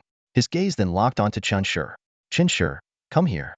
Hearing this, Chen Shi immediately ran over obediently, standing straight with his back upright. Di-Yun's sharp gaze bore into him as he asked flatly, "Do you know what you did wrong?" "I know. Shenyang already told me," Chen Shi replied softly, a hint of remorse in his eyes. Di-Yun let out a cold snort, his tone tinged with dissatisfaction. "Humph. Your Shenyang is too soft-hearted." Without another word, he gestured with his hand. "Stretch out your hand." Chen Shi hesitated briefly, fearing punishment. His heart tightened, but the expected blow never came. Instead, Di-Yun firmly grasped his hand and began checking his blood energy levels. The numbers on the device fluctuated before settling at 124. Di-Yun frowned slightly and spoke in a low voice, as expected. "After such severe injuries, your blood energy level dropped from 128 to 124. The impurities in your body have also increased, now reaching 2.1. You'll need another session in the high-temperature chamber tonight." Hearing this, Chen Shi furrowed his brows and muttered under his breath, "Does blood energy drop that easily?" Di-Yun explained calmly, "That's why superpowers reign supreme, and martial intent comes second. Let's check the rest." He meticulously measured Chen Shi's physical proportions, commenting as he went, "Your arm span is naturally long, a good trait. Your back is still too narrow, but that's fixable. The key issue is your Achilles tendon. It's only half the length of your lower leg. It needs to reach 3/4. That's where you need to focus." Finally, Di-Yun crossed his arms and gave Chen Shi a measured look. His tone was serious as he said, "Do you realize you are now being called the strongest first year in Linshan City?" Chen Shi chuckled shyly, scratching the back of his head. "I saw it online. How does that feel?" Di-Yun pressed further. Chen Shi shrugged and replied honestly, "Not much of a feeling. Maybe it's because the opponents were too weak." Di-Yun let out a short laugh. "Confident, aren't you? But don't forget, the entire middle school section of Linshan City now sees you as their target. During the citywide exams at the end of next term, you'll be their focus." Chen Shi simply shrugged again, his tone light. "Let them come. No one in the first-year ranks can beat me anyway." Di-Yun's eyes narrowed, his voice low but commanding. "Your goal isn't just to win. It's absolute domination in every aspect." The words struck Chen Shi like a bolt of lightning. He lifted his head sharply, his gaze firm and resolute. "Understood." Satisfied, Di-Yun nodded. "Let's check your martial intent next. After such a major fight, there should be some growth." Chen Shi raised his right hand, and a patch of black energy began to spread from his palm, eventually enveloping his entire hand. Di-Yun's pupils contracted. He was taken aback. It used to just be a tiny speck of light. After one battle, it's expanded to cover your whole palm? Quickly, he pulled out another device to measure Chen Shi's martial intent strength. The numbers jumped before settling at 19. Diyun nodded and murmured to himself, "Not bad. It seems the battlefield is where you truly thrive. Chen Shi, you're a natural-born warrior." Finally, Diyun patted Chen Shi on the shoulder, his tone returning to its usual calmness. "Get back to training. No more fighting." Without saying much, Chen Shi turned and threw himself back into the flow of rigorous training. His days continued like a blade being honed starting at sunrise, practicing staff techniques after school, and drifting into sleep late at night. More admirers began to gather around him, but his focus never wavered. His mind remained steadfast on his path. Half a month passed in the blink of an eye. Chen Shi's blood energy growth began to slow. In 15 days, it had only increased by 20 points, reaching 144, still a distance away from the target of 170 set by his master, Diyun. Meanwhile, the accumulation of impurities in his body accelerated significantly, rising by as much as 3. The reason was simple. The school's resources were limited. High-purity warrior-grade solutions were unaffordable, and the impurities in what they could access were naturally higher. Chen Shi's robust physique kept the impurity level at just 3, but for others like Wang Hu, the impurity levels often reached 8 or even 9. Through conversations, Chen Shi learned that Wang Hu's blood energy level was currently at 178, placing him in the mid-warrior stage. However, his progress had slowed significantly. Wang Hu admitted that it was unlikely he'd reach 400 before graduating middle school. By high school graduation, he might barely reach 750, achieving the late warrior stage. As for surpassing 900 before the college entrance exams, it was almost impossible. Before the college entrance exams, reaching 900 is out of the question. The sunlight streamed through the windows, gently spilling onto the wooden floor of the martial arts hall, warm and soft. The air carried a faint woody fragrance. Wang Hu and Chen Shi sat cross-legged, facing each other. Outside, birds occasionally chirped on the branches, and the tranquil afternoon made time seem to slow down. Wang Hu's face held a hint of helplessness and regret as he sighed. "In this lifetime, I guess becoming a martial master is my limit. There's no way I'll reach the grandmaster level. Without that, I can't get enlisted. Most likely, I'll end up as a guard in some city's security bureau." He paused, his gaze falling on Chen Shi with a mix of envy and admiration. "But you're different, Chen Shi. 2.5 months, and your chi and blood value is already 145. You're destined to become a general." Chen Shi frowned slightly, his tone laced with some doubt. "Is it really that hard to increase chi and blood?" Wang Hu let out a bitter laugh, shaking his head, his voice tinged with a sense of resignation. "That's the difference between geniuses and us ordinary folks. You guys talk about things I can't even comprehend. My physical talent is A1, which is considered decent. But you? You're probably SS, right?" Chen Shi replied in a calm, understated tone, "3S, triple plus." "What the?" Wang Hu couldn't help but curse, his eyes wide with shock. "Then why are you even in this school? With talent like yours, you should be moving straight to the top human academies. At the very least, you should be in Lingshan High, the best school in Lingshan." Chen Shi shook his head, his expression composed. "Staying with Brother Yun is enough for me." Wang Hu nodded, as if he agreed with that reasoning. "That's true. Without parents, having Brother Yun looking after you keeps you safe." Then, his tone shifted, becoming more serious. "By the way, do you know how big the human territory is?" Chen Shi blinked, then shook his head. "No idea." Wang Hu spoke with a solemn tone. "Remember, this human territory covers 73.8 million square kilometers of land and 32 million square kilometers of sea. Altogether, that's 105.8 million square kilometers." Chen Shi looked puzzled, his brows furrowing. What does that even mean?" Pointing out the window, Wang Hu explained in a calm yet authoritative voice, "The area of Lingshan City is a little over 1,700 square kilometers." "Huh?" Chen Shi was stunned, looking confused. "Doesn't that mean Lingshan City takes up 1/5 of the human land?" "Huh?" This time, it was Wang Hu's turn to be dumbfounded. His mouth twitched slightly before he corrected him. "Not 1/5, 73.8 million. Our Lingshan City is only 1,700, and there's no million after that. The human land could hold 40,000 Lingshan cities." 40,000, Chen Shi lowered his head, counting on his fingers, but still looked completely baffled. Wang Hu sighed, deciding to change his approach. "All right, do you know how many high schools there are in Lingshan City?" Chen Shi nodded. 37. Exactly. Wang Hu continued. "Now, if you include the elemental martial arts division, each high school's martial arts class averages about 120 students. For first years, that's around 20 per school. 37 schools times 20, there are over 700 first-year students in total. And right now, you're being called the strongest among those 700. Chen Shi nodded thoughtfully, though his eyes still carried a trace of confusion.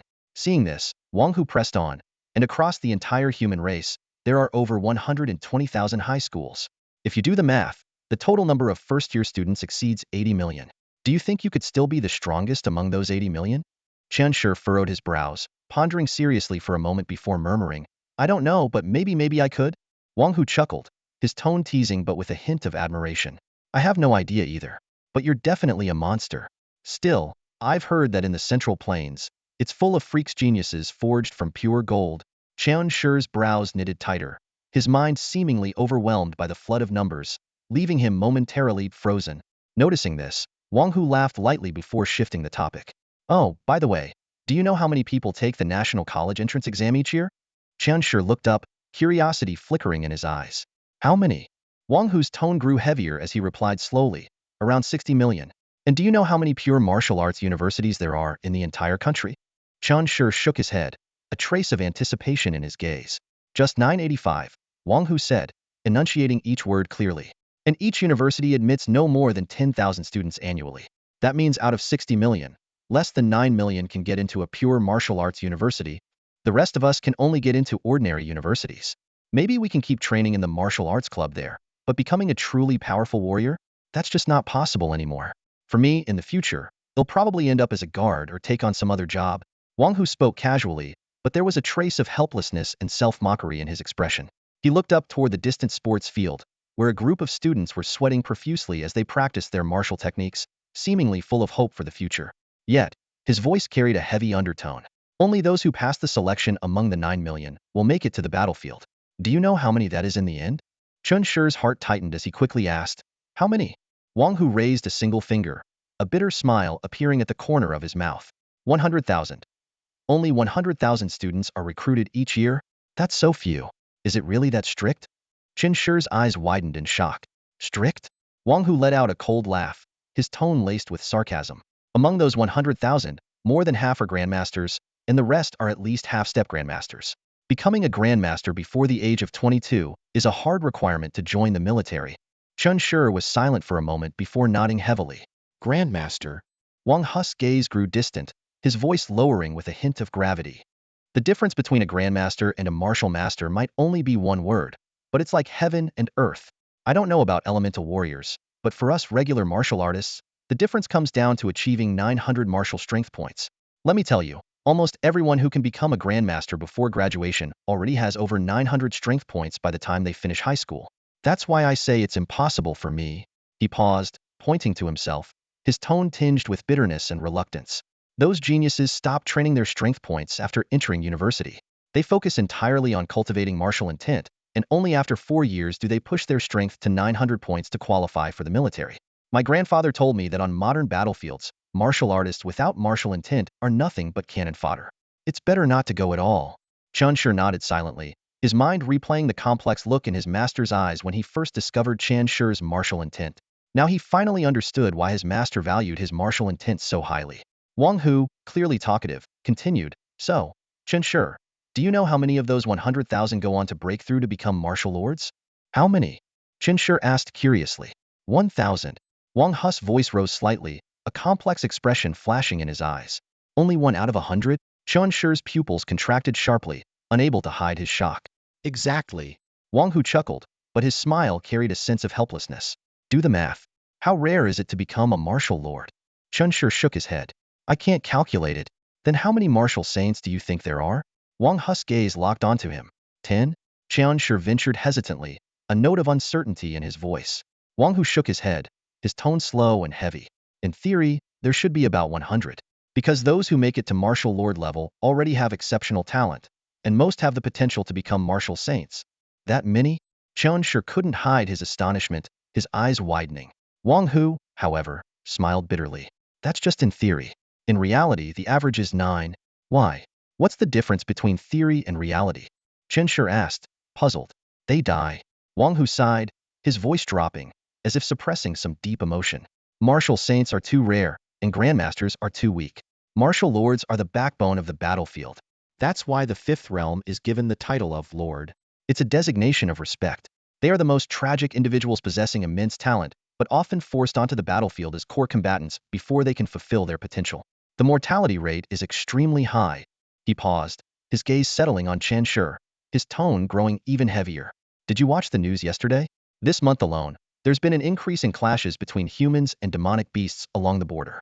In just over 30 days, 3 martial lords have died. Chen Shi's body stiffened, a trace of unease flashing in his eyes. Wang Hu's voice trembled slightly, his scalp tingling. It's so brutal. After decades of relentless training, finally achieving a powerful cultivation, only to step onto the battlefield and lose your life in an instant. 30 days, 3 martial lords, just like that. He raised a hand to wipe at the corner of his eye, his voice choked with emotion, filled with grief. Do you realize how rare they are? Each one is the strongest in their hometown, and just like that they're gone. Suddenly, he turned to Chen Shi, his eyes burning with intensity, his tone carrying a mix of excitement and urgency. Chen Shi, I'm talking about you. With those words, Chen Shi's body tensed, and he finally grasped the weight of everything Wang Hu had just said. The 3 martial lords who had died in yesterday's news they could very well be him in 10 or 20 years. Wang Hu clapped Chen Shi heavily on the shoulder, his emotions surging, his voice thick with fervor. People like Wan Can and Zhao Zhan, they don't get it. They're jealous for no reason, like they're missing a few brain cells. They can't comprehend such a simple truth. Your strength benefits every single one of you's very citizen across this vast land of 10.58 million square kilometers. Don't think I'm just rambling. When you're on the battlefield, be careful. Make sure you come back alive. Right now, you call me captain, but one day, they'll be calling you General Chun. Under the blazing noonday sun, Chen Shi stood in front of the glass window, his gaze fixed on his reflection. Compared to 2 months ago, his complexion had darkened, his frame had grown taller, and his muscles were more defined.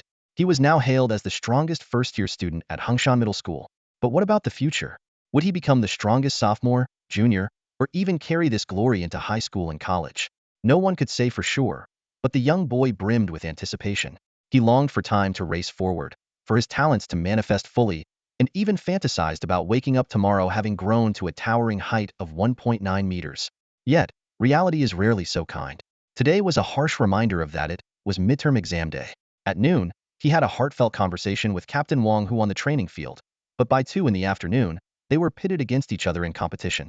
Chen Shi, with a blood vitality level of 144, fell short of Wang Hu's prowess and lacked any special abilities. In the end, he placed 6th in the badminton match, earning no rewards. Though disappointed, he was far from discouraged. Over the weekend, he completed 5,000 short stroke drills, pushing his blood vitality higher once again. A new week and a new semester began. The landscape of Hongshan Middle School's top figures was quietly shifting. Wan Can, once a force to be reckoned with, had faded into obscurity. Zhao Zhan was now no more than a second-rate player, having long lost to Chen Shi on the badminton court. Meanwhile, Chen Shi's bond with Wang Hu grew stronger, their training routines nearly identical: leg workouts in the morning, back exercises in the afternoon. For arm strength, they opted for the simplest and most brutal methods, lifting dumbbells or swinging heavy rods weighing dozens of kilograms. Day by day, Chen Shi's strength steadily increased, mirroring the rise in his blood vitality. A month later, Chen Shi's blood vitality reached an impressive 181. That night marked a significant turning point in his life. He was about to absorb the essence blood of a Lioli crystal demon, officially unlocking his own superpower. Inside the cultivation chamber, the medicinal basin emitted dense clouds of mist. His master's wife, ever graceful and gentle, stood nearby, while his master, Diyun, remained as hideous as ever. Chen Shi lay still in the medicinal basin, feeling the essence blood's nutrients slowly integrate into his body. Half an hour later, he opened his eyes, his brows furrowed slightly. The mist in the basin gradually dissipated. Diyun stood to the side, a cigarette dangling from his lips, his sharp eyes scanning Chen Shi. Well, do you feel anything? Chen Shi took a deep breath, closed his eyes, and focused his attention on the center of his forehead. Master, let me try. As his concentration honed in on his brow, a tingling energy radiated outward, traveling along his meridians to his limbs and entire body, like a faint electric current. The sensation was bizarre, as if his body was undergoing a mild shock. His heart tightened. Is this my superpower? Am I electrocuting myself? Minutes later, a wave of exhaustion washed over him, and he noticed his skin felt oddly sticky. Looking down, he was shocked to see a thin layer of black liquid on the surface of his skin. This is... Chen Shi frowned. Impurities in your blood, Diyun chuckled, a hint of pride in his tone. I deliberately kept you out of the high-temperature chamber for this very moment. As he spoke, Diyun pulled a detector from his pocket, approached Chen Shi, and pressed it against his brow. The device beeped, and Diyun glanced at the numbers, his face lighting up with satisfaction. Your original impurity level was 5.7. Now it's down to 1.2. In just a short time, you've expelled 4.5 of your impurities. This is your new superpower. Let's call it Purification skill for now. Qin was dumbfounded. Whoa, that's amazing. Does this mean I won't need the high temperature chamber anymore? I can just activate this skill and clear out 4.5 of my impurities. He had been troubled by the issue of bodily impurities for a while. At the martial practitioner stage, impurities were already difficult to remove. By the time he reached the martial master level, with less pure medicinal solutions and more impurities, even the high-temperature chamber might not be enough. If 5 of impurities remained in his body long-term, his cultivation speed could slow by 5, costing him 20 blood vitality points a year, a loss of 120 points over 6 years. That was a significant drawback. Diyun nodded. It's definitely a useful ability. But can you use it repeatedly? Qin looked down at his body and shook his head. I can activate it, but it doesn't work again right away. It's like being full after eating. If you try to eat more too soon, you just can't. Do you feel any blood vitality consumption? Diyun pressed further. Qin frowned in thought. Master, I've always been a bit confused about the difference between blood vitality and life energy. Diyun explained casually. Simply put, blood vitality is like stamina. For example, when you managed to fight 5 people at once, it was because they ran out of stamina while you still had plenty left. Qin nodded in realization. So, if stamina runs out, I can't use my superpower anymore? You can. Diyun's expression darkened. But that would be burning blood vitality, burning your life force. When a martial artist reaches that point, it's a fight to the death. Qin nodded solemnly. Understood. So, does purification skill consume stamina? Diyun asked again. Not much, just a small amount, Qin replied. Diyun nodded, his tone calm. This ability is even more unique than I expected. Well, it makes sense. The Lioli Crystal Demon is an exceptionally rare creature. That's enough for today. Go home and practice your staff technique. When you wake up tomorrow, see if you can use purification skill again. Got it, master. Qin replied with a grin, then effortlessly hailed a ride home. He skillfully flagged down a car and made his way back home. After Qin returned home, the small villa was bathed in a soft, warm light. Diyun had just finished his shower, changed into loose-fitting pajamas, and was leaning against the headboard, reviewing some documents in his hand. He casually asked, Wainer, have you heard of the Star Student Program? It's a new policy that was just announced today. Wainer, seated at the vanity applying skincare, paused mid-motion and turned her head. No, what program? Tell me about it. Diyun's tone was calm but carried a hint of intrigue. In simple terms, it's a major investment from the higher-ups. They're pouring resources into nurturing this generation of students, even creating a separate currency system called Star Points. Students can earn Star Points through various competitions, which are directly tied to the military merit mall. You can practically buy anything with them. What's even more remarkable is that all middle schools and universities across the entire human race can participate. Wainer's expression shifted slightly as she gently traced the cap of her skincare bottle. In a low voice, she remarked, it seems war is truly on the horizon. This is clearly a pre-war preparation. In the past, wars required stockpiling ammunition and weapons. Now, the strongest weapon is people. Cultivating talent has become the top priority. She lifted her head and smiled faintly. Heroes are forged by the times. Shire was born into the perfect era for him. I hope he can ride this wave and become the person he aspires to be. Diyun chuckled softly, his tone tinged with teasing. Wang Hu really did a thorough job brainwashing Qin. That kid's completely obsessed now. All he can think about is what Wang Hu once told him, I call you captain now, but one day, I hope to call you General Chun. And now, it's all General Chun in his mind, day and night. It cracks me up. Wainer raised an eyebrow, her tone slightly reproachful. What's so funny? Shire has such exceptional potential 6 superpowers and black martial intent. Do you really think he won't make it to general? A trace of pride and anticipation gleamed in her eyes. What I'm more curious about is what kind of person he'll become in the future. General Chun, how tall will he be by then? Definitely taller than now. We'll probably have to look up at him. Once he grows into himself, Shire is bound to be quite the heartthrob. Diyun shook his head with a light laugh. We're really getting old, aren't we? Always thinking about the kid. Wainer's smile softened, her gaze tender. I've only recently realized how it feels to raise a child. Shire has such a solid foundation and a good character. It's strange, though. No one taught him much when he was little. How did he turn out with such upright morals? Upright? Diyun's eyes widened as if Head just heard something unbelievable. Don't forget, this is the same kid who sneaked around, climbed walls, fought underground matches, and proudly declared, I have no parents, and that's my advantage. And you call that upright? You're looking at him through rose-colored glasses. Wainer dismissed his comment with a glance. And what about you? When you were young, Every single one of your antics was 10 times worse than Shear's. If he's not upright, then what does that make you? A devil? Diyun waved his hand, shifting the conversation. Let's not mix things up. By the way, do you know what's the most interesting part of this star system? What is it? Chen Weiner raised an intrigued eyebrow. Diyun pulled an old medal from a drawer and pointed at it. The title system. Back in our school days, we only chased these titles for bragging rights, and the rewards were pitiful. But now, it's different. These titles will be integrated into the star system and provide ongoing benefits. For example, the title of top middle school student in Linshan City comes with a semesterly reward of 1,500 star points. Then there's the Herbal Garden Contest. The title Am Not the Medicine God earns 1,500 star points per month. Once this system officially rolls out, Qianshi's future journey is going to get very exciting. Chen Weiner couldn't help but smile. Middle schoolers could probably aim for 3 major titles, right? The Herbal Garden Contest, Star Chess Tournament, and Lucky Grand Prix. Wait, there's also City's Strongest, Province's Strongest, and State's Strongest. Shire is just in his first year of middle school. If he manages to snag them all, that would be incredible. Diyun laughed as well. If he really gets them all, he wouldn't need to do anything else. With tens of thousands of star points rolling in every month, he could completely fund his own superpower advancements. Chen Weiner nodded thoughtfully and asked seriously, when will this policy be implemented? Diyun pondered for a moment before replying, it should be finalized before the end of this semester. Chen Weiner sighed softly. Shire will have his hands full soon. Diyun took a deep breath, his tone resolute. I want Qianshi to take 2 doses of medicine a day, maybe even 3. After all, to achieve those top titles, it won't be easy. Plus, with his purification technique, he can cleanse any impurities in the medicine.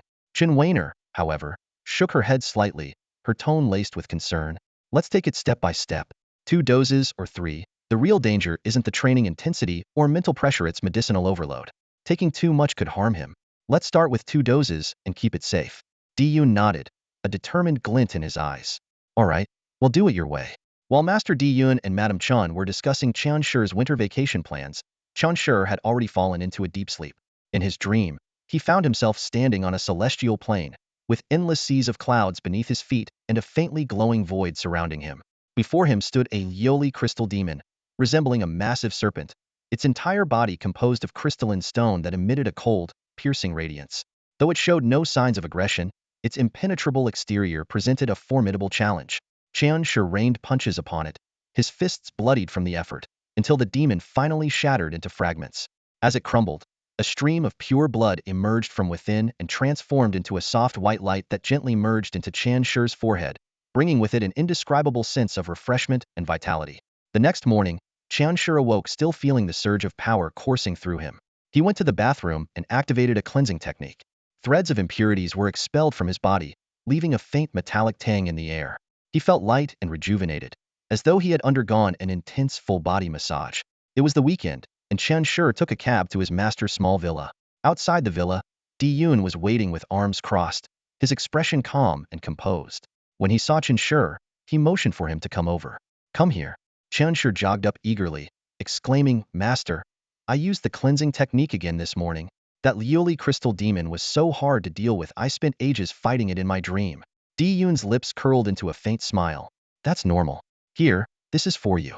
He retrieved a wristband from behind him and handed it over. Qianshi's eyes lit up as he took it. This is a combat wristband? You know how to use it, right? Diyun raised an eyebrow. Of course. Qianshi quickly put on the wristband and adeptly navigated its interface, inputting his personal information. The device began scanning his physical data, and soon a series of stats appeared on the screen. Height, 166 centimeters, weight, 45 kilograms, blood energy, 182, martial intent, 21, impurity level, 0, physical talent, 3s3, superpower, none. Overall rating, 2.5 stars, mid-level martial practitioner. Qianshi glanced at the stats and grinned. I've grown 4 centimeters taller and gained 3 kilograms. But why does it still say my superpower is none? Diyun chuckled softly. You're special. It's normal for the wristband to fail to detect it. Remember, this is a good thing. If others find out you can absorb superpowers through essence blood, it could bring trouble or worse, you might be taken away for experiments. This is a secret. Only your master, your madam, and you know about it. Don't tell anyone else, understood? Qianshi nodded hastily, thumping his chest in assurance. Master, I'm not an idiot. Diyun gave an amused nod. Go train. Qianshi responded with a quick got it, and headed to the backyard. Grabbing a staff, he began practicing short thrusts. He was only a few thousand repetitions away from completing his goal of 100,000 thrusts. As he trained, he noticed his movements becoming smoother, and he even started to instinctively perform intricate flourishes, as though these techniques were ingrained in his very being. Di-Yun stood nearby, hands clasped behind his back, a trace of satisfaction in his gaze. Just like how athletes develop ball sense, practicing with a staff will give you staff sense. This level of proficiency comes only through relentless practice. But don't overthink it, and keep your mind clear. Once you're done with short thrusts, move on to long thrusts. After that, practice cloud thrusts. Once you've mastered the basics, you can start learning combos, and eventually, real combat. Understood? Understood. Chen Shi nodded firmly and continued training with renewed focus. Meanwhile, Di-Yun returned to the villa's third floor. Inside, Chen Weiner was seated at her laptop, wearing black-rimmed glasses and intently researching. Di-Yun entered with a teasing grin. Well, look at the studious glasses girl. Chen Weiner glanced up at him with mock annoyance. Put your antics away. She's still downstairs. Hearing this, Di-Yun laughed even harder. Chen Weiner sighed and adjusted her glasses before continuing. I found another potential superpower for Shire. It's low in energy consumption and not too difficult to acquire. Oh? Di-Yun leaned over to glance at her screen, his brows furrowing slightly. The thousand-eyes perception of the hundred-eyed spider? What's your plan with this? Chen Weiner explained thoughtfully. It's a passive skill. If Shire absorbs it, it won't cost him much energy, and it will allow him to detect danger or murderous intent around him instantly. Plus, during combat, this ability can significantly enhance his sensory perception, making enemy movements appear slower under the spider's heightened awareness. Di-Yun nodded, a contemplative look crossing his face. It's definitely a powerful combat ability. Then, as if something occurred to him, his brow lifted. By the way, my brother recently told me not to contact him. Is it because of his wife? Chen Weiner sighed helplessly. Yeah, she's paranoid, always worried he'll take over my brother's position as head of the family. If she finds out about a talented disciple like Chen Shi, she'll probably stir up even more trouble. Di-Yun's tone carried a hint of disdain. Chen Weiner pressed her lips together but said nothing, her expression thoughtful. Di-Yun scoffed coldly. I really have no idea why he was blind enough to marry such a crazy woman. Chen Weiner set down her cup, took a small sip of water, and exhaled deeply. Her tone was calm yet resolute as she said, if the purification technique is this effective, then let's start the Tudicessidae plan ahead of schedule. I've already used my military merit account to purchase a good amount of medicinal solutions for sure. Until he can handle this on his own, using my money is no big deal. Di-Yun immediately grew anxious upon hearing this, frowning deeply and voicing his disapproval. How can we use your money? Absolutely not. Chen Weiner shook her head, her gaze steady as she replied coolly, your military merit account was deactivated long ago. Right now, I'm the only one who can purchase the medicinal solutions through official channels. Besides, I've been saving money to prepare a big gift for Scherer when he gets into college. If we spend it all now, so be it. But let's not argue about this anymore. Di-Yun opened his mouth to retort, but found himself at a loss for words. In the end, he could only sigh and reluctantly accept the decision. And so, starting from the last month of the semester, Chen Shi officially began his Tudicessidae regimen, one soak in the evening and another before bed. With double the medicinal solutions and the purification technique ensuring a zero impurity rate, Chen Shi's blood energy value skyrocketed, growing at double the usual rate. The results left Di-Yun utterly astonished, and he couldn't help but marvel inwardly. This is what ultimate physical talent is supposed to look like. For most people, taking 2 doses a day would lead to diminishing returns, with the second dose being significantly less effective and increasing impurities. But Chen Shi was entirely different. The second dose was only 0.2 points less effective than the first. If the first dose increased his blood energy by 2 points, the second still added 1.8 points, with virtually no change in impurity levels. Altogether, his blood energy value increased by approximately 3.8 points per day. Watching his blood energy value soar, Chen Shi couldn't stop grinning from ear to ear. While Di-Yun and Chen Weiner were delighted, they were also somewhat concerned. After all, no one had ever experienced such an astonishing growth rate as a first-year student. They decided to observe him for a while longer. 1 month later, Chen Shi's physical condition remained perfectly fine, with no issues whatsoever.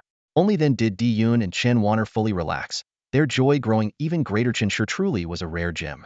The night before the final exams, Di-Yun took out a precious vial of hundred-eyed spider's essence blood and handed it to Chen Shi. His voice was solemn as he instructed, this vial can grant you the ability of extraordinary perception, which is incredibly useful. Use it during your bath tonight and see how it feels. Chen Shi accepted the essence blood with a serious nod and rushed home eagerly to take his bath. He glanced at his blood energy value 241. His heart leapt with excitement. This is incredible. Satisfied, he drifted off to sleep.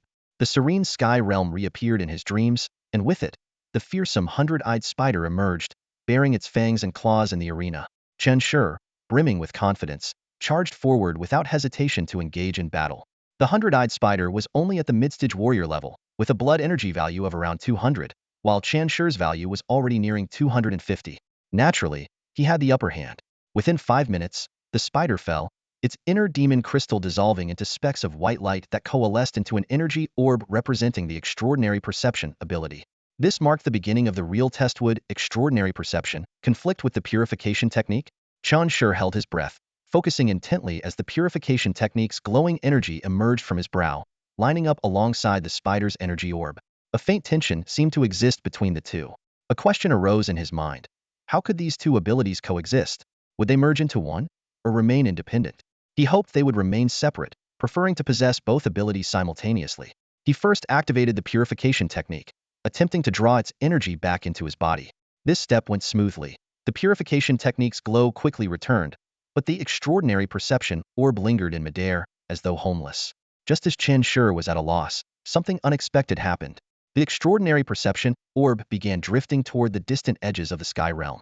Chen Shi gave chase and soon arrived at a circular formation glowing with white light. The formation consisted of 6 smaller circles, one of which already held the glowing energy of the purification technique. The extraordinary perception orb hovered outside, as if searching for its rightful place. A mix of surprise and anticipation filled Chen Shi's heart as he held his breath, eyes fixed on the formation. The spider's energy orb seemed to be trying to enter, but appeared somewhat hesitant. Chen Shi was stunned. Hidden within the sky mirror was an array formation he had never noticed before. He hadn't had the chance to explore the area previously, as he woke up immediately after defeating the demonic beasts. Standing amidst the vast expanse of the sky mirror, Chen Shi stared at the enormous circular array beneath his feet. It exuded an air of mystery and ancient power. His gaze was fixed on the center of the formation, where 6 small rings were arranged in perfect order, as if governed by some profound law. Only the ring housing the cleansing technique was bright and clear, while the other 5 were sealed by translucent barriers of varying thickness, perplexing to behold. Chen Shi stood atop the thinnest barrier, his brows furrowed in deep thought. Can I place the extraordinary perception inside? But how do I get rid of this barrier? Without hesitation, he clenched his fist tightly and struck down hard on the thin membrane beneath him. Bang! As his fist made contact, his expression changed drastically. The barrier wasn't solid but soft, like a sponge, and it absorbed his fist. Worse still, when he tried to pull his hand back, he found it firmly stuck, unable to break free. Suddenly, a strange sensation crept up his arm. Streams of vital energy, dense and uncontrollable, began escaping from his body, surging into the barrier. Chen Shi's heart sank. This loss of vital energy was all too familiar to him. Damn it! He gritted his teeth, using all his strength to yank his fist free, but the barrier's pull was like an endless abyss, unyielding. His face turned pale, cold sweat beading on his forehead, yet he refused to give up. Time seemed to stretch endlessly. Finally, the barrier cracked under the relentless assault of his vital energy, forming a small fist-sized hole. Boom! With a desperate pull, Chen Shi wrenched his hand free and stumbled backward, gasping for air. At the same time, his extraordinary perception slipped through the hole and settled quietly beneath the barrier, no longer aimless. At dawn, Chen Shi woke with a start, sitting up abruptly. His first instinct was to check the data on his wrist device. But the moment he saw the changes in his vital energy value, he was on the verge of collapse. How is this possible? His voice trembled. A month ago, his vital energy value was 182. Through daily training, double doses of medicine, and the boost from the cleansing technique, he had painstakingly raised it to 241. But now, it was down to 210, a loss of 31 points. Overcome with frustration, he bolted out of his home and rushed to his master Di Yun's residence, recounting the events of the previous night in detail. After hearing everything, Di Yun's eyes widened in shock, his face full of disbelief. What? You can now use both the cleansing technique and extraordinary perception simultaneously? They didn't merge and are functioning independently? That means you now have 2 superpowers? He took a deep breath, his voice tinged with excitement. Holy crap! And there are 6 barriers in that array? Doesn't that mean you could potentially have 6 superpowers? Chen Shi, you've hit the jackpot. However, Chen Shi let out a weary sigh, looking utterly dejected. But I lost 31 points of vital energy. Damn it, that's an entire month of hard work gone. Di Yun erupted in anger. You're complaining about losing 31 points of vital energy in exchange for gaining a superpower? Are you serious? I don't even know what to say to you right now. After venting his frustration, Di-Yun fell silent, seemingly deep in thought. Moments later, his tone turned grave. Do you realize how rare multi-superpowered individuals are? Never mind. You probably don't. Just listen, don't tell anyone about this. If word gets out that you have an array in your head capable of granting 6 superpowers, you'll be hauled off for dissection and research. Chunshur immediately stood at attention and nodded solemnly. I won't tell a soul. Di-Yun sighed, though his eyes betrayed a hint of envy. All right, go prepare for your finals. Your master and I will look into this further. Chunshur nodded and left. As soon as he stepped out, Di-Yun wasted no time dialing Chenweiner's number to share the details of what had happened. After hearing the story, Chenweiner pondered for a moment before analyzing the situation. An array with 6 rings. The cleansing technique occupies 1, and the newly unlocked 1 houses the extraordinary perception. Interesting. It seems Chunshur's potential is far greater than we ever imagined. The first 5 spheres are all covered by a thin membrane that requires blood energy to break through. Isn't this just like the ancient body cultivators breaking through their acupoints? Di-Yun nodded, a hint of approval in his gaze. That does seem to be the logic behind it. Chun Wanner chuckled softly, her expression carrying a trace of relief. Well, it's a good thing, after all. The more blood energy Shurer has, the better. Her gentle tone couldn't hide the pride in her heart. 6 superpowers, a 3s3 physique, and the ability to fuse superpowers once he matures, his potential is unimaginable. Indeed, Di-Yun remarked, his voice tinged with a mix of emotions. Internally, he sighed, realizing that this time he had truly encountered a prodigy. As they spoke, he turned to look back and saw Chunshur drenched in sweat, furiously working on leg exercises in the training area. The young man's brows were furrowed, clearly still troubled. He had no idea what this so-called extraordinary perception could bring him. He only knew that his current goal might now be out of reach. With a blood energy value of 241, he had been confident of securing first place in the finals. But now, with his blood energy dropping to 210, defeating Wang Hu had become a daunting challenge. Chunshur's face darkened, his fists subtly clenched, and his entire demeanor radiated frustration. He couldn't feel even the slightest bit of joy. However, his emotions were as fleeting as they were intense. During the morning's first-year exams, he continued his leg training while gradually calming himself down. 2 hours later, his mood had returned to a state of composure, though the stubborn determination in his heart remained firmly rooted. To others, his perseverance seemed almost abnormal. While everyone else gathered around the badminton court, enjoying the lively matches, Chunshur appeared like an outlier, shutting out the world as he focused solely on his training. His level of dedication and intensity was both admirable and intimidating. By the end of the morning matches, the first-year team captain had been decided. Huang Liangjun grinned smugly, brimming with confidence. In the afternoon, he led a group of first-year students to the second-year training area, stirring up some mischief. Let's see how our brother Chun is doing. Maybe he can snag first place and make us proud, he announced. The second-year students looked at them with exasperation, inwardly questioning how they had the audacity to claim Chunshur as their own. In the afternoon, the assessment officially began. The game was still badminton, with straightforward rules. 1 20-minute round, and the player with the most points wins. Chunshur sat quietly on the bench, his expression calm, though his eyes betrayed a hint of unease. His gaze rested on the center of the court, but his mind was preoccupied with the thought, can I really not secure first place? His thoughts drifted back to the mysterious extraordinary perception. What exactly was the purpose of this ability? To this day, he still couldn't figure it out. It was a passive skill, one that couldn't be actively triggered. As for its effects, it remained shrouded in mystery. Suddenly, his pupils contracted sharply, as if struck by some unseen force. A strange scene unfolded before his eyes, a view of the first-year audience area, overlaid on his normal vision, with a dim, grayish tone and a faint, peculiar glow. Chunshur's heart skipped a beat. He was clearly seated on the bench with the badminton court blocking his view, making it impossible to see the first-year audience area. Yet, this image appeared vividly in his mind. He immediately realized that his extraordinary perception had activated. Without hesitation, he instinctively turned and locked his gaze on the source of the faint glow. At the end of his line of sight was Zhang Xuexin. She was holding a pink camera, sneakily aiming it at him to take pictures. Startled by Chunshur's sudden attention, she flinched, her face full of panic. Chunshur froze for a moment, then offered a friendly smile to show he meant no harm. Zhang Xuexin's expression softened slightly as she hastily put away her camera and lowered her head without saying a word. But Chunshur's mind was in turmoil. He marveled inwardly, so this is how extraordinary perception works. It lets him see things beyond his line of sight. as though he had countless pairs of eyes watching in all directions. This ability is actually pretty impressive. Not bad at all. He continued waiting for the person ahead of him to finish. At 3 p.m., Diyun called out Chanshi's name. It was his turn to step onto the court. His first opponent was named Huang Ke. The young man stood in the center of the court, his gaze sweeping over the girl standing across from him, his expression complicated. In just 6 short months, Chanshi's vitality score had skyrocketed from an average 60 to an impressive 210, while Huang Ke's had only climbed from the 60s to just over 90. Not long ago, she had smugly told Chanshi, "I have 68 vitality points." But now, gripping her racket, Huang Ke's confidence was nowhere to be seen, replaced instead by an unmistakable tension. Chanshi looked at her, a faint smile tugging at the corners of his mouth. His voice was calm but carried a hint of playfulness. "Senior, we'll go easy on you." The match began. The game lacked any intense rivalry, the pace so relaxed it felt more like a friendly scrimmage. The final score was 29-7.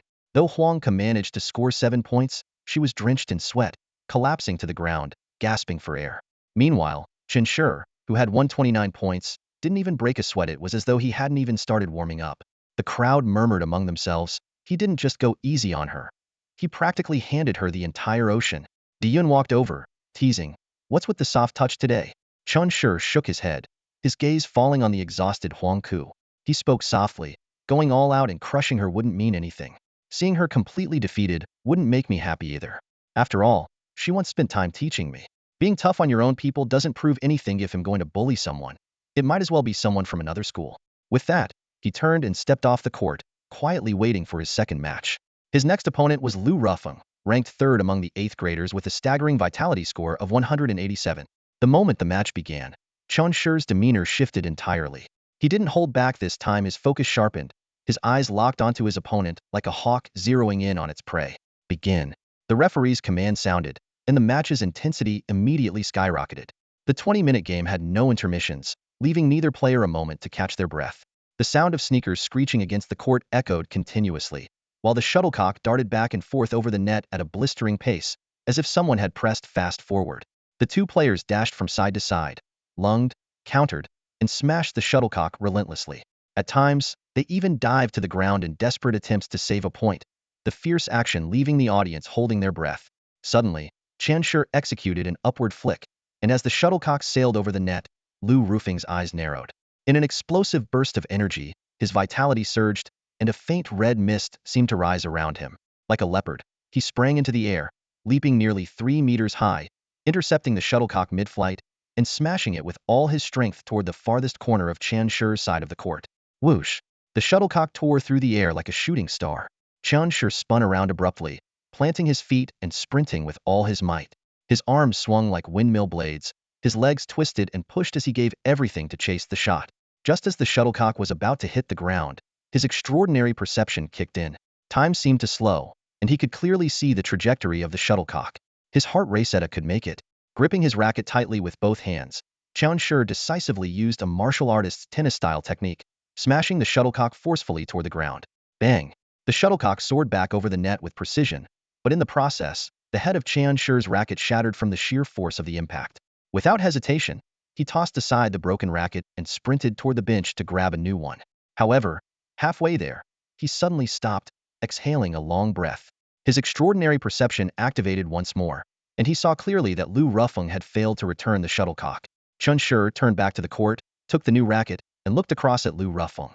His opponent stood with his hands on his hips, panting heavily, muttering under his breath, "What a monster!" The game continued. In the first 10 minutes, the match was fairly even, with Chanshi maintaining a lead of about 3 points. However, after the 10-minute mark, Lu Rufeng completely collapsed. The reason could be summed up in 4 words: lack of stamina. By the 15th minute, Lu Rufeng raised his hand in surrender and collapsed onto the ground, gasping for air as if his heart were about to jump out of his chest. He was too winded to even speak. The crowd of 7th grade students watching was left dumbfounded, while the 8th grade spectators held their breath. On the court, Chanshi's pace was so fast it was suffocating. Even Wang Hu, the 8th grade ace, couldn't match such an intense rhythm. Chanshi showed no mercy, moving like a tireless machine. Every shot he made was powerful, and the shuttlecock seemed like a blur as it zipped back and forth across the net. Without equivalent speed and strength, his opponent stood no chance of returning the shots. In just 10 minutes, Lu Rufeng was completely worn out. Simply watching the speed of the shuttlecock as it volleyed across the net was enough to leave onlookers in awe. This level of intensity wasn't something even the 8th graders or the entire middle school had ever witnessed. And to top it all off, Chen Shi was only in the 7th grade. When Lu Rufeng went down, Chen Shi was merely flushed, his sweat dripping down his face. He casually wiped his face with his training uniform, walked to the bench, grabbed a water bottle, and took a few sips. He still looked as though he had plenty of energy left. This scene made Diyun silently marvel, thinking, Chen Shi's cardiovascular capacity is beyond ordinary.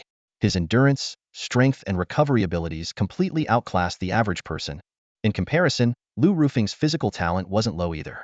With an A3 physique, his explosive energy might be slightly lacking, but his heart could be likened to a supercar's engine. Yet Chen Shi was like the engine of a spaceship on an entirely different level. Despite the admiring and astonished gazes from those around him, Chen Shi paid no attention. Sitting on the bench, he was well aware of one thing. He might not be able to beat Wang Hu. In the earlier match, he hadn't significantly widened the score gap in the first 10 minutes, for one simple reason: physical limitations. Chen Shi's height hadn't yet reached 1.7 meters, while Wang Hu was already close to 1.8 meters, with a much longer wingspan. This physical advantage compensated for some of Wang Hu's technical shortcomings. Moreover, Wang Hu's mastery of strength-enhancing techniques was highly refined. He could precisely activate bursts of power upon receiving the shuttlecock, enhancing his explosiveness while conserving energy. He had even told Chen Shi himself that he could maintain his enhanced strength for half a match. To defeat Wang Hu, Chen Shi would have to give it his all. After a 30-minute rest, the final match of the 8th grade semester competition began: Wang Hu versus Chen Shi. Right from the start, Chen Shi increased the pace, attempting to drag Wang Hu into his high-speed rhythm and force him to lose his breath. However, Wang Hu appeared completely at ease. With his height and long arms, his movement and efficiency in returning shots were exceptional. One of his strides equaled 2 of Chen Shi's, and his arm's reach meant Chen Shi had to run nearly 2.5 steps to catch up. It was only now that the 7th grade students began to understand Diyun's constant teachings. Adjusting physical proportions is the key to success. Outside the court, a middle-aged man with a full beard appeared at the entrance of the dojo. Diyun noticed him immediately and hurried over to greet him. Principal. The man was none other than Jing Shifeng, the principal of Hongshan Middle School. Without saying a word, he stood silently by the court, his eyes fixed on the intense match. On the court, Wang Hu noticed the principal's arrival and glanced at the scoreboard. He was leading Chen Shi by 3 points, with only 2 minutes left in the match.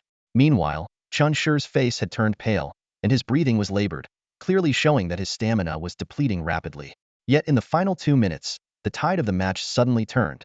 Wang Hu seemed to lose his stamina, making consecutive errors and losing points.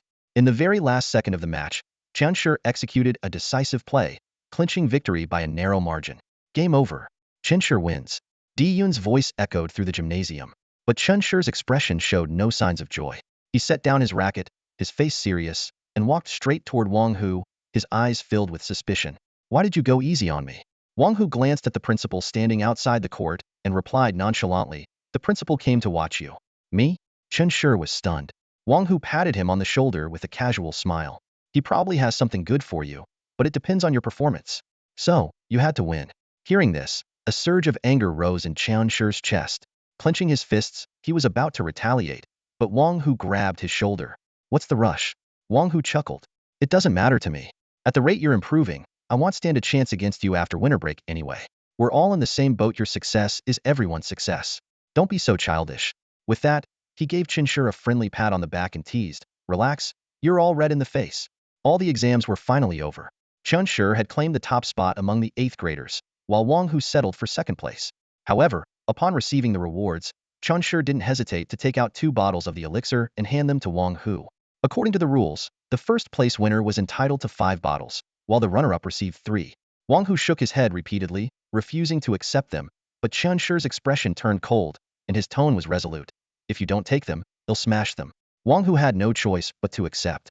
Yet, in the hours that followed, Chen Shi remained sullen, his eyes fixated on the title of grade champion, as if it was a thorn in his side. After school, Diyun called Chen Shi to the principal's office. Principal Jing Shifeng greeted him with a warm smile, his gaze like that of an artisan appraising an unpolished gem. Sitting with one leg crossed, the principal spoke in a relaxed tone. So, you ended up sharing your 1st place reward with Wang Hu? Why? Chen Shi's expression was calm, but his tone carried a firm conviction. A win is a win, and a loss is a loss.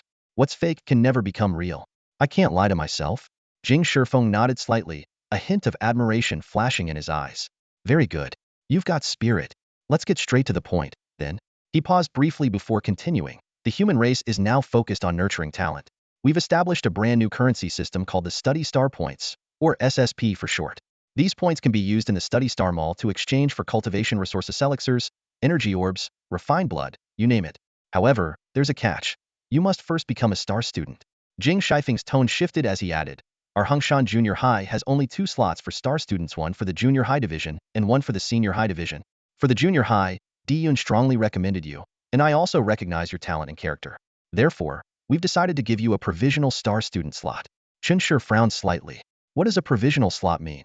Jing Shifeng explained nonchalantly, there are over 60 martial artists and elemental martial artists in the junior high division. If we were to give you the slot outright, it would undoubtedly cause dissatisfaction. So, you'll need to earn it with your strength. Considering you're only in 8th grade and can't directly compete with the 9th graders, the school has decided to base the selection on the final exam results. During the second semester's final exams, there will be a citywide competition, which will be the key. The details of the competition will be announced 1 week before it begins. Chunshi nodded solemnly, a glint of determination flashing in his eyes. Jing Shifeng continued, to officially claim the title of star student, you'll need to achieve the highest individual score in Hongshan Junior High. Your competitors will be 2 9th grade captains, one from the martial arts team and the other from the elemental martial arts team. Chunshi was a bit surprised. What about Wang Hu? Jing Shifeng chuckled and shook his head. The school selects 9th graders to ensure solid results, while choosing students from the 7th and 8th grades is about betting on potential. We're giving future stars like you a chance. Do you understand? Chunshi took a deep breath, feeling an invisible weight settle on his shoulders. He knew that if he wanted to prove himself as a true prodigy, he'd have to outperform the 9th graders and win everyone's respect. At that moment, Jing Shifeng suddenly chuckled. Have you heard of a title that carries immense magic? What title? Chunshi raised an eyebrow. Most valuable player. Jing Shifeng's gaze sharpened, his voice tinged with expectation. If you score the highest in Hongshan, your personal poster will appear on the giant screen in the city's sports arena, with the words Hongshan's best emblazoned on it. And if you manage to stand out in the citywide competition and achieve the highest score, you'll earn an even greater title, the strongest junior high student in Linshan. Officially recognized. Jing Shifeng's voice grew deeper, resonating with power. The stadium can hold 50,000 spectators, and countless others will watch the live broadcast on TV and online. Every year, the citywide finals are the most watched event in Linshan. Last year, 30 million people tuned in. Do you understand now? If you earn that title, at least 30 million people will cheer for you. Chunshi was stunned, struggling to imagine such a scene. Jing Shifeng raised 3 fingers and added, when that day comes, from the competition venue to the streets on your way home, you'll hear the entire city chanting your name. The sound of MVP will echo everywhere. That feeling, that's the ultimate meaning of practicing martial arts to shine. At this point, Jing Shifeng couldn't help but laugh, as if reminiscing about his own youthful pride. Chunshi, on the other hand, felt his blood surge with excitement, itching to practice his staff techniques 1,000 times over. He suddenly realized that while General Chen's ambitions might still be distant, the title of the strongest junior high student in Linshan was a glory within his reach. Jing Shifeng's tone shifted again. One more thing. Provisional star students receive 30 bottles of elixir for their current cultivation level every month. The moment those words left his mouth, all of Chunshi and Diyun's worries about elixir supplies vanished instantly. 2 bottles a day? No problem at all. A fierce determination ignited in Chunshi's eyes. He made a silent vow this city, he would conquer it. After finishing their discussion, Chunshi and Diyun left the principal's office. Chunshi was well aware that the opportunity he had received was entirely due to his mentor, Diyun, fighting for it. Under normal circumstances, such resources would have gone directly to the 9th grade students, as they could use their 7th and 8th grade scores to boost their rankings in the city's joint exams. Along the way, Chunshi repeatedly expressed his gratitude to Diyun. However, Diyun simply waved his hand and, in a calm yet meaningful tone, said, remember this. Everything in this world comes with a price. What you gain today, you will inevitably have to pay for someday. Chunshi was momentarily stunned, assuming his mentor was referring to his likely future on the battlefield, just as Wang Hu had mentioned, the high probability of sacrificing oneself for the nation.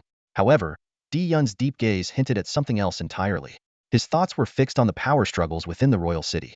If Chunshi truly inherited the blood eternal flow, he would no longer be an ordinary person but a contender on an entirely different level. At that point, he would face the highest standards of human trials and the harshest realities of the world. This was why Diyun remained hesitant, still observing. Currently, Chen Shi's blood energy level was far from sufficient to reach the threshold for blood eternal flow, so there was no rush. Moreover, blood eternal flow was an exceptionally unique ability. It could construct additional blood vessels using blood energy, which, on the surface, would reduce blood energy levels, but the combat power would remain unaffected.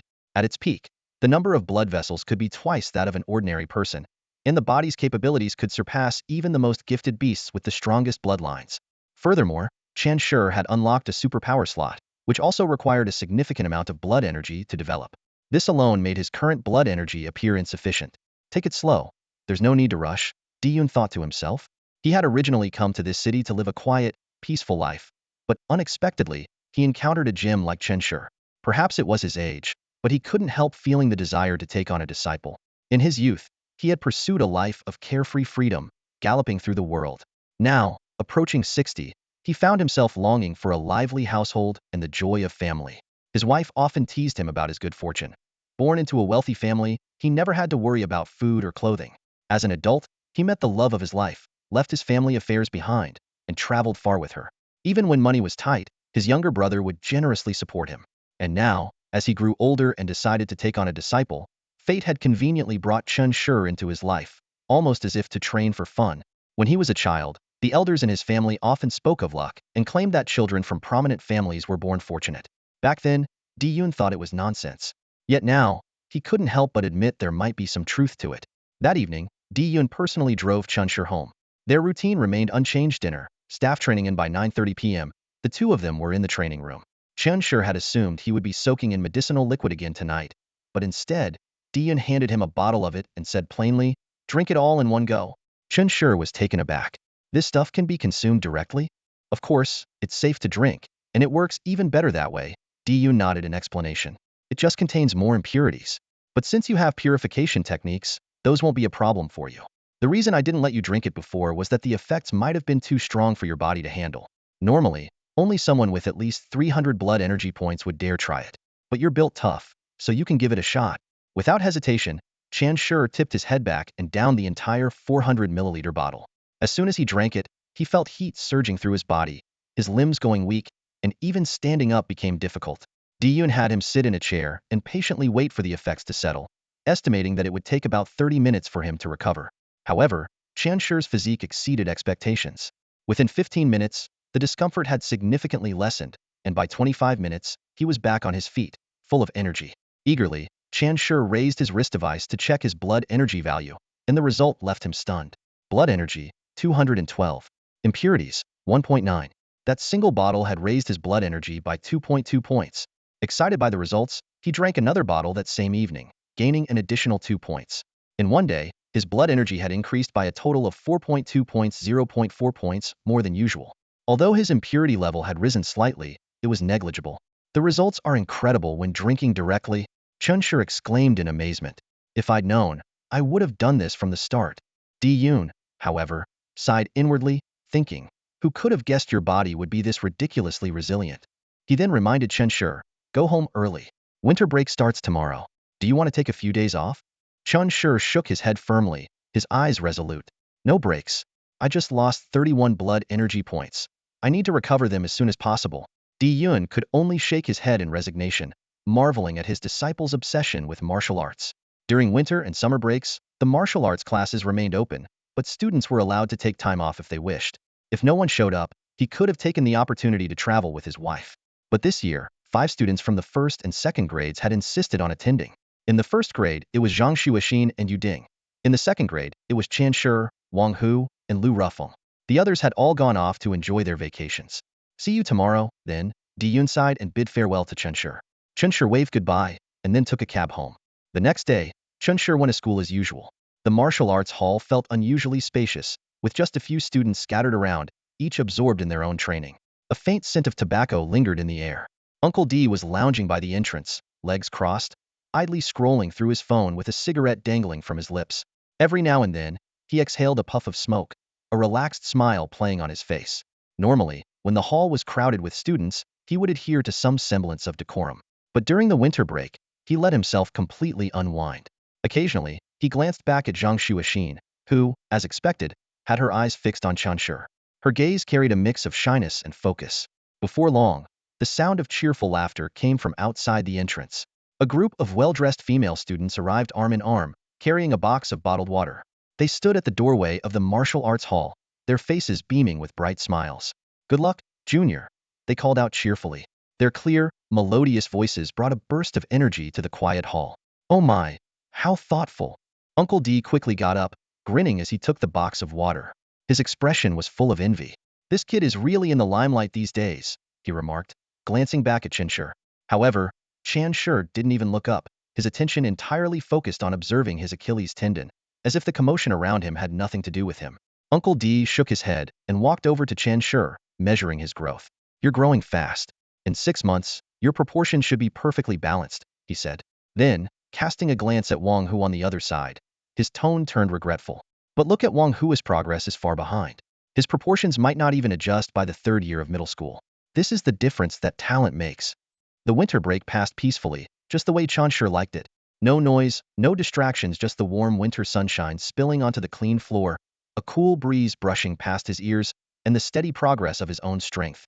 Amid this tranquility, there was also the presence of a girl who often stole glances at him. With his heightened perception, Chanshur was naturally aware of Zhang Zuexin's gaze, but he never responded. She, too, made no further moves, simply practicing quietly at the edge of the hall while sneaking looks at him. Time seemed to stand still in this serene atmosphere. The winter sunlight danced on the strands of her hair and rested on his shoulders.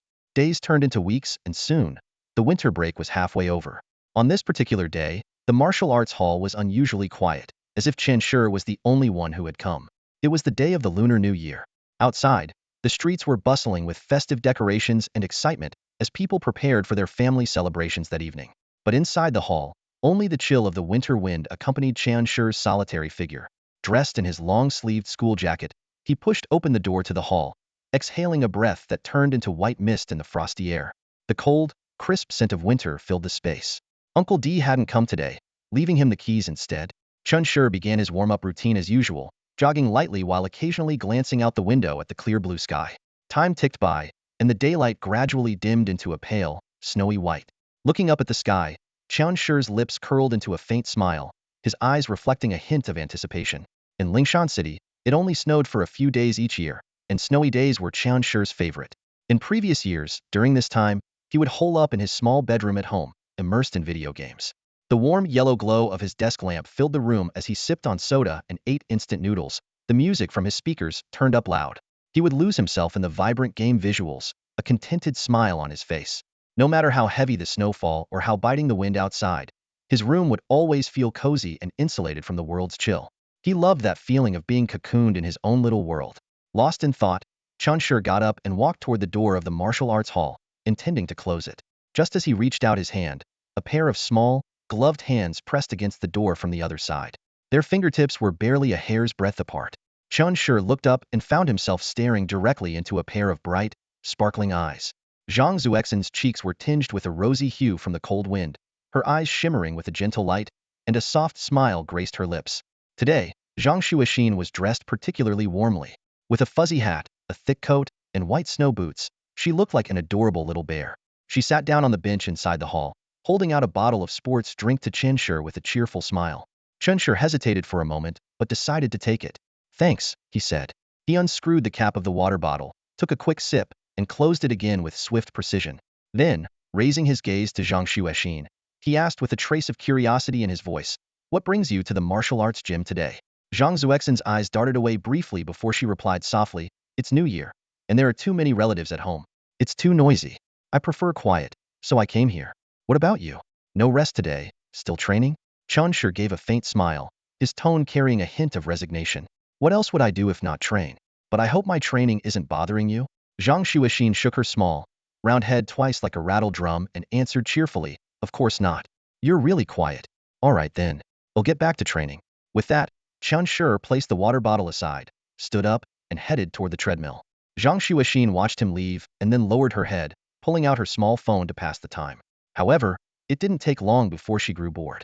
She looked up at Chanshur's back, hesitated for a moment, then took off her puffy jacket.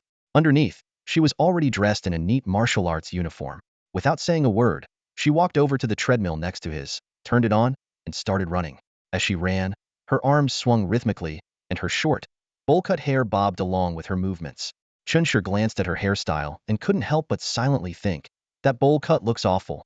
But he quickly corrected himself. Well, Zhang Zuexin's bowl cut isn't too bad, it might be because her big eyes, pretty features, and graceful demeanor make up for it. Time passed quietly as the sound of their running filled the room. Outside, the snow fell heavier and heavier. While running, Chunshur glanced out the window, watching the snowflakes dance in the air. A faint smile appeared on his lips, and his eyes sparkled with a hint of joy. Zhang Xuexin caught his expression and turned her head slightly, curiosity gleaming in her bright eyes. Do you like snow? She asked. Yeah, it's beautiful, Chunshur replied with a touch of excitement in his voice. But in Lingshan City, it only snows for 3 days a year. Zhang Xuexin nodded thoughtfully. So, do you go out and play in the snow when you're bored during New Year? Not a chance. Chunshur shook his head firmly. I just enjoy watching it. Playing in the snow is too much effort, and there's no one to play with anyway. Zhang Zuexin's eyes lit up, and she said softly, you can ask me next time. They'll play with you. No need. Chunshur replied decisively, then added, playing in the snow isn't nearly as fun as training. Zhang Xuexin pouted slightly, turned her gaze back to the window, and continued running. She thought their conversation was over, but to her surprise, Chunshur suddenly asked, what's your blood energy level now? Startled, Zhang Xuexin looked at him with delight, and replied with a sheepish grin, I'm only at 52. What about you? Chunshur raised an eyebrow and said mysteriously, I'd rather not say. Oh, come on. Zhang Xuexin smiled sweetly, her tone carrying a hint of playful pleading. I know you're a super genius. I won't feel bad no matter how high your level is. Chunshur's lips curved into a slight smirk. His tone was calm but carried a trace of pride. I just measured it today, 267. What? Zhang Zuexin's eyes widened in shock, and her foot slipped, nearly sending her tumbling off the treadmill. Chunshur reacted instantly, turning and steadying her with a firm hand on her waist. Hey, are you all right? I'm fine, I'm fine. Zhang Xuexin nodded quickly, stepping off the treadmill and turning it off. She placed her hands on her hips, exhaling deeply. Then, looking up at Chunshur, her face was full of amazement. 267? That's higher than the captain of the second-year team, isn't it? That's incredible. What kind of talent do you have? 3S3, Chunshur said, his tone carrying a hint of pride. Whoa. Zhang Zuexin's eyes widened even further, her voice filled with disbelief. The strongest physical talent? Then why are you still in Hengshan? Just lucky, I guess, Chunshur replied with a smile. No, I mean Zhang Xuexin quickly tried to clarify. There's no need to explain.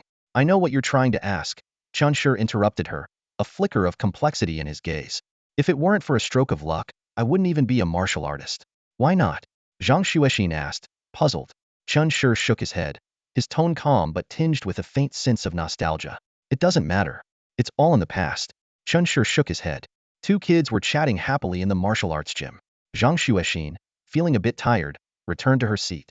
She reached into the pocket of her puffy down jacket and pulled out a bag of potato chips in bright yellow packaging. Looking up with a smile, she asked, Chunshur, want some chips? Chunshur, who had been intently watching the martial arts practice happening in the center of the gym, turned his head at her words. His eyes lit up instantly. Oh, I love this brand. Without hesitation, he walked over to Zhang Xuexin, plopped down beside her, and grabbed a handful of chips, popping them into his mouth with a loud crunch. Zhang Xuexin blinked in surprise at how casual he was and couldn't help but ask, you like chips too? Of course. Why wouldn't I? Chunshur replied with a completely natural expression, as if it was the most obvious thing in the world. Zhang Xuexin chuckled and teased. I always thought you were one of those training fanatics who only eat kin meat. Everyone says your daily routine is waking up, eating kin food, training, eating more kin food, soaking in medicinal baths, and then training some more. They even say you don't play games, don't like girls, don't use your phone, just train all day long. Chunshur scratched his chin thoughtfully, then nodded. That's not far off. But eating chips? That's more of an elementary school version of me. Why do you love training so much? Zhang Xuexin asked curiously, her eyes filled with genuine interest. Because Chunshur paused, his gaze firm. I'm not afraid of danger. Zhang Xuexin raised an eyebrow. But my parents always say being too strong isn't good, you might get sent to the battlefield. They think it's better to work in logistics, where you get military perks but no danger. They always say the battlefield is super dangerous. Aren't you scared? Chunshur shook his head resolutely.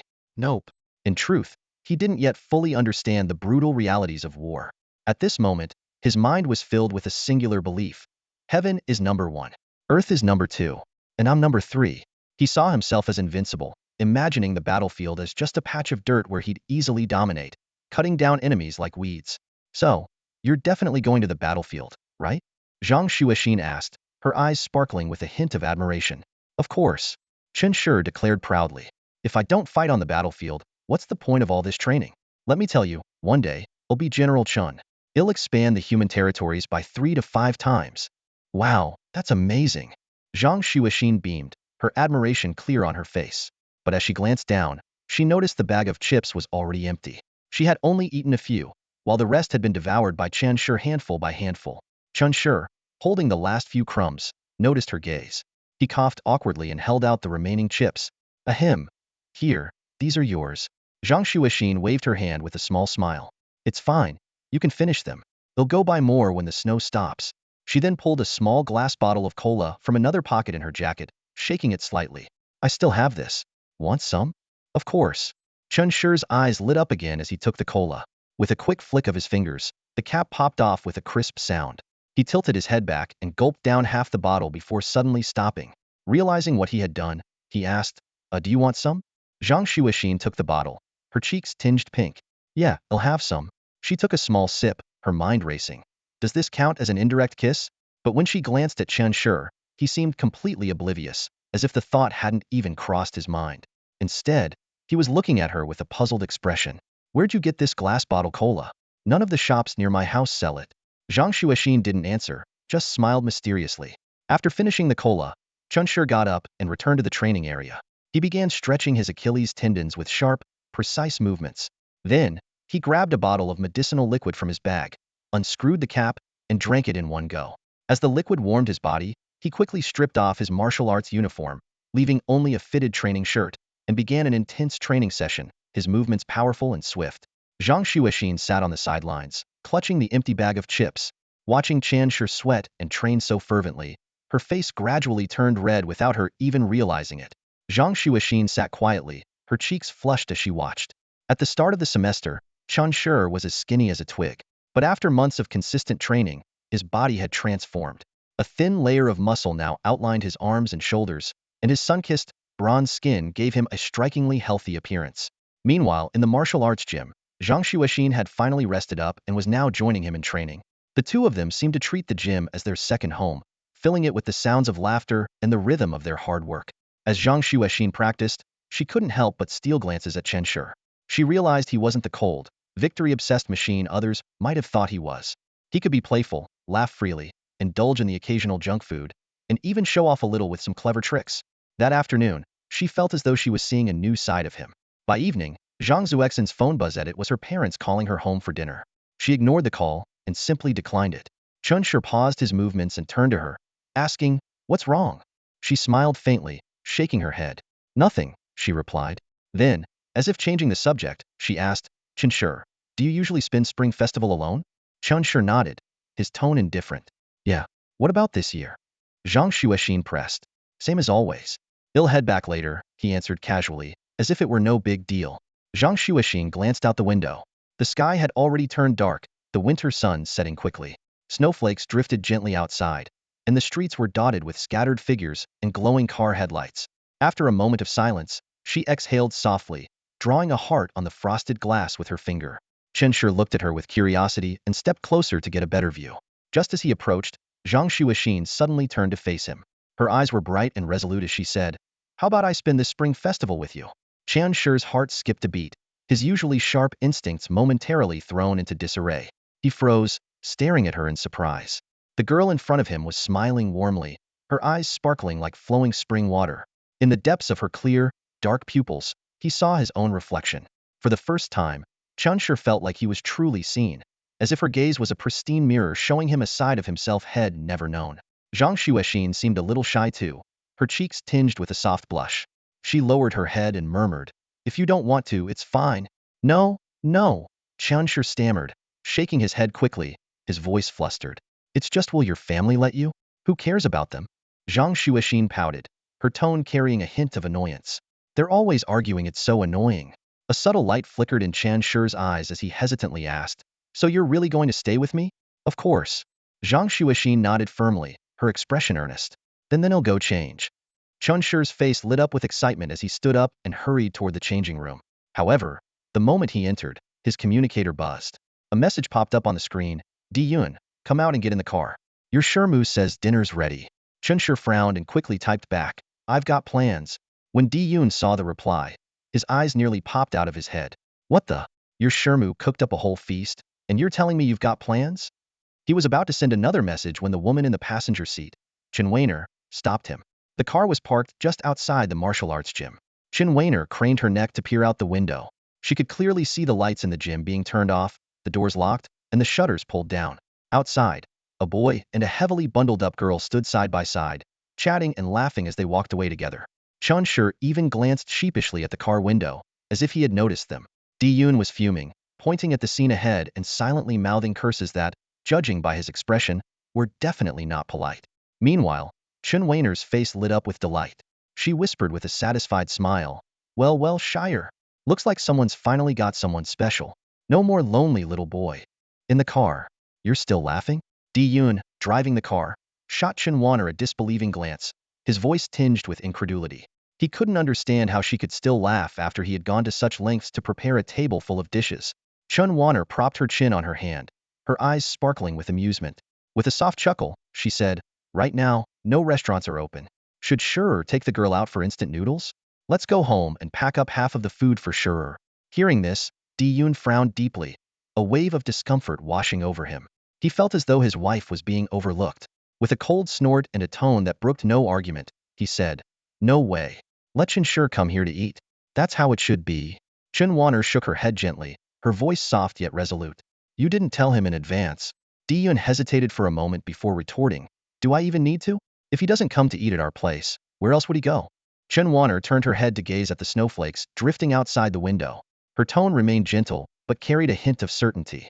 Before we came into his life, didn't Shurer manage just fine? Besides, that girl isn't an orphan, is she? Di-yun's expression faltered as he asked, puzzled.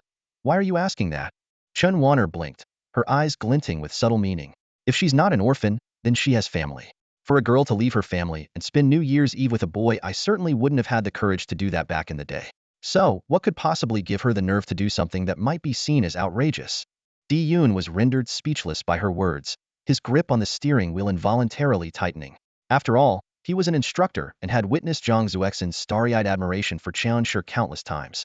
Over the past 6 months, Chunshur's reputation had soared, and while the girls delivering water to him came and went, even Huang Liangjun had changed girlfriends twice. Yet Zhang Xuexin. Thinking about it, Di-yun sighed inwardly. It seemed that Miss Zhang had planned this all along. Pressing down on the gas pedal, he made up his mind to go home and pack the food. Meanwhile, Chunshur and Zhang Xuexin walked side by side on their way home. Under the night sky, snowflakes drifted gently as the two walked shoulder to shoulder. The snow beneath their feet crunched softly with each step. Suddenly, Zhang Xuexin broke the silence. So, what are we having for dinner tonight? Dinner? Chunshur was caught off guard by the question. After a moment of thought, he stammered. I guess I'll have canned food. I think there are a couple of packs of instant noodles in the cupboard. I'll check later. Isn't it a bit sad to eat instant noodles on New Year's Eve? Zhang Xuexin teased, her tone lighthearted, but with a touch of seriousness. Her voice was gentle, carrying an inexplicable warmth. Chunshur scratched his head awkwardly, his voice tinged with embarrassment. You guys probably all have proper New Year's Eve dinners, right? Eating instant noodles, yeah. It's not exactly ideal. Zhang Xuexin suddenly laughed, her eyes curving into crescents. If General Chen eats instant noodles on New Year's Eve, then instant noodles must be top-notch. Huh. Chunshur froze, waving his hands frantically in denial. What General Chen? That's not me. Who said that? Seeing his embarrassed reaction, Zhang Xuexin couldn't help but chuckle softly. She knew the nickname General Chen was only mentioned in private, and if it were brought up publicly, Chunshur would probably want to crawl into a hole out of sheer embarrassment. In the end, the two settled on their New Year's Eve menu. Chunshur would have canned meat, and Zhang Xuexin would enjoy instant noodles. The young man and woman walked side by side through the snowy night, leaving a long trail of footprints stretching from the school all the way to the gate of Chunshur's home. Before they realized it, their hair had turned white with snow. Chunshur's home was nestled in a cozy old neighborhood. The trees around were adorned with glowing red lanterns, casting a festive glow. The cheerful laughter of children and the occasional crackle of firecrackers echoed through the area. A few kids were gleefully playing in the snow. Suddenly, one child smashed a snowball, sending snowflakes scattering in all directions straight toward Zhang Xuexin. The girl instinctively covered her cheek and let out a cry, while the boy swiftly struck in the direction the snow had come from. All the snow dispersed instantly, leaving the children around them staring in awe, their faces full of admiration. Chinshur unlocked the iron gate on the first floor with his key and pushed it open. In front of him was an old-fashioned staircase, with no elevator in sight. The hallway lights were sound-activated. As soon as he stepped on the floor, the lights flickered on, casting a dim, yellow glow that made the worn-out marks on the walls even more prominent. Turning his head slightly, Chunshur smiled nostalgically at Zhang Shuixin and said, "Look at that handrail. When I was a kid, I loved sliding down it. One day, though, I ended up with a patch of old spit on my pants." He had barely finished speaking when Zhang Shuixin covered her mouth and chuckled, thinking to herself how unexpectedly cute Chunshur could be. As they climbed the stairs, chatting along the way, Chunshur mentioned that his home was on the 5th floor, apartment 502. While going up, he pointed at the steps and said, "When I was little, I used to jump 3 or 4 steps at a time. My personal record was leaping from the 1st floor all the way to the 5th, though I did take a nasty fall." Zhang Shuixin laughed and responded, "I tried that as a kid too, but I wasn't as daring as you." They exchanged a smile, the atmosphere light and cheerful. When they reached the door, Chunshur took out his key and pushed it open with a creak. As Zhang Shuixin stepped inside, she paused, slightly taken aback by the scene before her. The living room was small, but incredibly cozy. A clean, patterned rug lay beneath a wooden coffee table, and a cabinet nearby displayed a collection of toys neatly arranged, clearly treasures from Chunshur's childhood. The TV was covered with a protective cloth, as if it were something special. To the left was the kitchen, and to the right were 2 bedrooms. "That one's my parents' room. I don't go in there much. This one's mine," Chunshur explained casually, his tone indifferent, as though he had long been used to everything here. Zhang Shuixin nodded and began to take off her shoes. She struggled to pull off her snow boots, revealing her feet clad in black tights, which immediately caught Chunshur's attention. He froze for a moment and blurted out, "You're wearing stockings?" His tone was full of disbelief. Zhang Shuixin shook her head and clarified, "These aren't stockings, they're tights. Stockings are the thin kind. These are for warmth." As she spoke, Chunshur's mind couldn't help but think to himself, "Aren't they just thicker, darker stockings? Still, they're kind of alluring." Turning away, he switched on the heater and, as the room gradually warmed up, he said to Zhang Shuixin, "Just toss your coat on the sofa. I'm going to take a quick shower." Zhang Shuixin nodded and replied, "All right." As she began removing her heavy coat, she let out a small exhale, muttering, "It's so hot." Underneath her coat, she was wearing her training outfit, but it was drenched in sweat from the day's practice, faintly carrying the subtle scent of her perfume mixed with perspiration. Chunshur emerged from his room holding a brand new set of pajamas and asked, "Do you want to take a shower too?" Zhang Shuixin hesitated for a moment, then smiled awkwardly. "I'd love to, but I don't have any clothes to change into," she admitted. Chunshur waved it off casually. "Just head to the balcony. There's a washer-dryer combo there. You can see if there's something you can wear. Toss your training clothes and it'll be dry in an hour. No need to hang things out to dry anymore. It's super convenient." Zhang Shuixin nodded, slipping on Chunshur's slippers as she walked into his bedroom. The room wasn't large, but it was full of youthful charm. There wasn't a single serious book on the desk, only a computer and a few small toys. A skateboard rested in the corner, a yo-yo sat on the desk, and the bookshelf was crammed with comic books treasures from his teenage years. As her eyes wandered, one particular book cover caught her attention. "My Adorable Girlfriend." Curious, she picked it up and flipped through a couple of pages, her cheeks instantly flushing red. "I can't believe Chunshur reads things like this in private," she thought, quickly putting the book back in its place. Hearing the sound of running water from the bathroom, she breathed a sigh of relief. "Thank goodness he didn't catch me." She made her way to the balcony, opened the cabinet beneath the washer-dryer, and rummaged through it until she found a black t-shirt and a pair of black shorts. Although Chunshur's clothes weren't exactly loose, they fit her well enough, given that she was slightly taller than him. However, her undergarments were soaked from sweat, and with no replacement, she had no choice but to wear them as they were. When Chunshur came out with the fresh pajamas, Zhang Shuixin had already picked out her outfit. He couldn't help but think to himself that tonight might just turn out to be a memorable one. 5 minutes later, freshly showered and with damp hair, Chunshur stepped out of the bathroom. He casually rubbed his dripping hair with a towel as he pushed open the door. In the living room, Zhang Shuixin sat rigidly on the sofa, clutching her clothes and pants tightly. Her posture was stiff, and she appeared visibly uneasy. A faint blush colored her cheeks, her gaze darted nervously, and her hands gripped the fabric of her clothes tightly. "Relax," Chunshur said calmly, his tone neutral but faintly reassuring. Then, as if something suddenly occurred to him, his eyes shifted to the bundle of clothes Zhang Shuixin was holding. "Wait a minute, don't you need to change your underwear too?" Zhang Zuexin's face instantly turned crimson, the blush spreading all the way to her ears. She stammered, Aye, it's fine. Really no need to change." Chunshur didn't press further. He pulled out his phone and deftly opened a food delivery app. Scanning the options, he found that most restaurants were closed for the night, leaving only a handful of convenience stores still operating. He tapped on one and noticed a picture the store owner had uploaded. Family gathered around the shelves, enjoying their New Year's Eve dinner. Handing the phone to Zhang Shuexin, he said, "Take a look and see if there's anything you need." Zhang Shuexin hesitated for a moment, then took the phone, her expression a mix of curiosity and shyness. She browsed the delivery options, her eyes lingering on items like underwear, socks, and tights. The prices made her frown slightly. After a moment's hesitation, she handed the phone back to Chen Shi and said softly, "No need, you have a washer-dryer, right? They'll just toss them in, wash them and dry them quickly." Chen Shi shrugged nonchalantly and flopped onto the sofa, turning on the TV. "Suit yourself," he said lazily. Zhang Shuexin stood up, clutching her clothes, and headed toward the bathroom. Just as the bathroom door clicked shut, Chen Shi's smartwatch vibrated on his wrist. He glanced at it and saw a message from Di-Yun. "Come downstairs. Now." Chen Shi froze for a moment, his expression stiffening slightly. He glanced toward the bathroom before replying in a low voice, "Zhang Shuexin is here with me?" "I know." Di-Yun's response came almost instantly. "Your Shenyang brought you New Year's Eve dinner. Otherwise, what are you planning to eat this late? Instant noodles?" Chen Shi sighed helplessly and replied, "How did you know we'd be eating instant noodles?" "She said it'd be fine." Di-Yun shot back bluntly, "You're such an idiot. Get your ass downstairs." Chen Shi let out a long sigh, got up, and made his way downstairs. Outside, Di-Yun's car was parked by the curb. Di-Yun rolled down the window and handed over a bag filled with food. As Chen Shi took the bag, Chen Weiner, sitting in the passenger seat, spoke up with a serious tone, "When you go back, tell Zhang Shuexin that if her parents ask where she's been, she should say she's been having dinner at our place. Her mom called the police." "What? Called the police?" Chen Shi looked stunned, his eyes widening in disbelief. Chen Weiner nodded calmly. "Her parents couldn't reach her, so they reported her missing. But we've already smoothed things over. Just make sure she calls her parents right away. Oh, and sure, listen carefully, don't touch what you shouldn't touch, and don't do what you shouldn't do." Chen Shi waved his hands emphatically, his tone hurried. "Shenyang, what do you take me for? I wouldn't, come on. Give me a break." Chen Weiner chuckled softly, seemingly amused by his reaction, though her tone remained gentle yet firm. "Regardless, remember my words. Be kind to her. We're leaving now."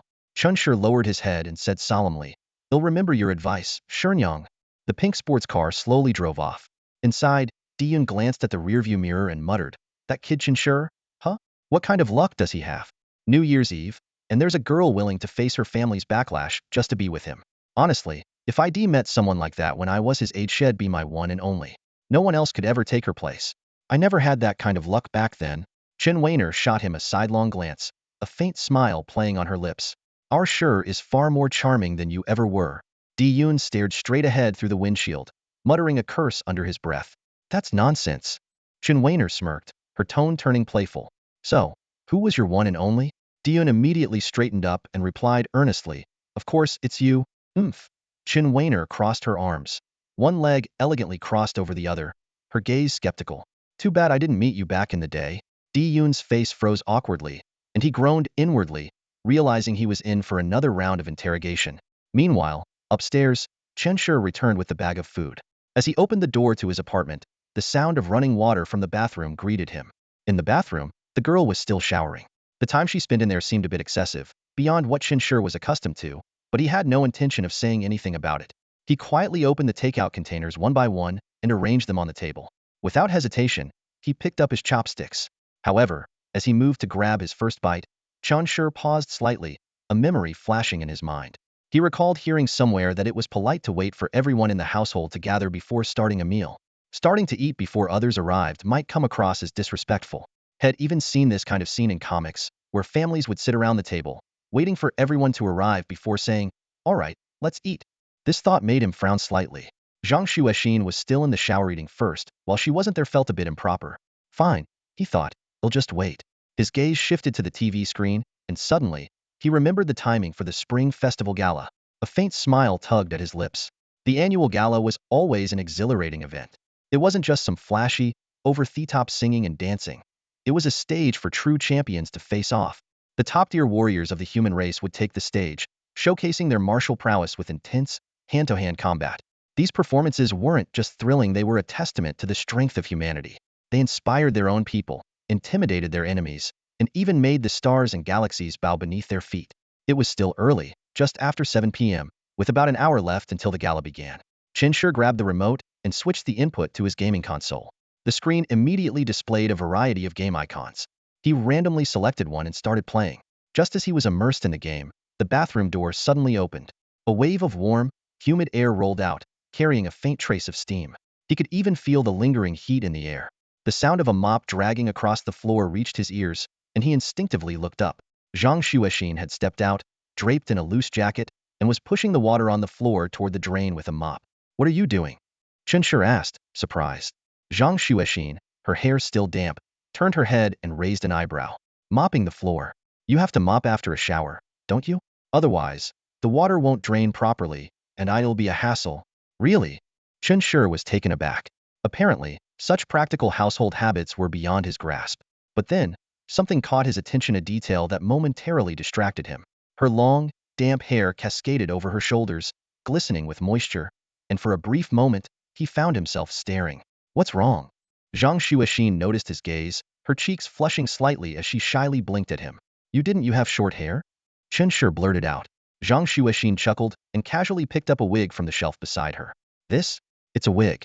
Freshmen aren't allowed to have long hair, so we all secretly wear wigs. Mushroom cuts are just too ugly. Doesn't wearing that feel uncomfortable?" Qinsher asked, still puzzled.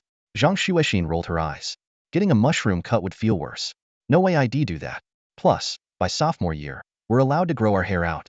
It's just 6 months, I can deal with it." With that, she skillfully rinsed the mop and set it aside. Her meticulous actions stirred a faint sense of pity in Qinsher's heart. What's that smell?" Zhang Xuexin suddenly sniffed the air, her eyebrows rising as her gaze fell on the dining table. Stepping out of the bathroom, she immediately noticed the 8 dishes neatly arranged, their aroma wafting through the room. Her cheeks flushed instantly. "You lied to me," Zhang Xuexin exclaimed, her face reddening as she pointed at Qinsher with a mix of embarrassment and annoyance. "Lied to you about what?" Qinsher asked, feigning innocence. "You said we were having instant noodles."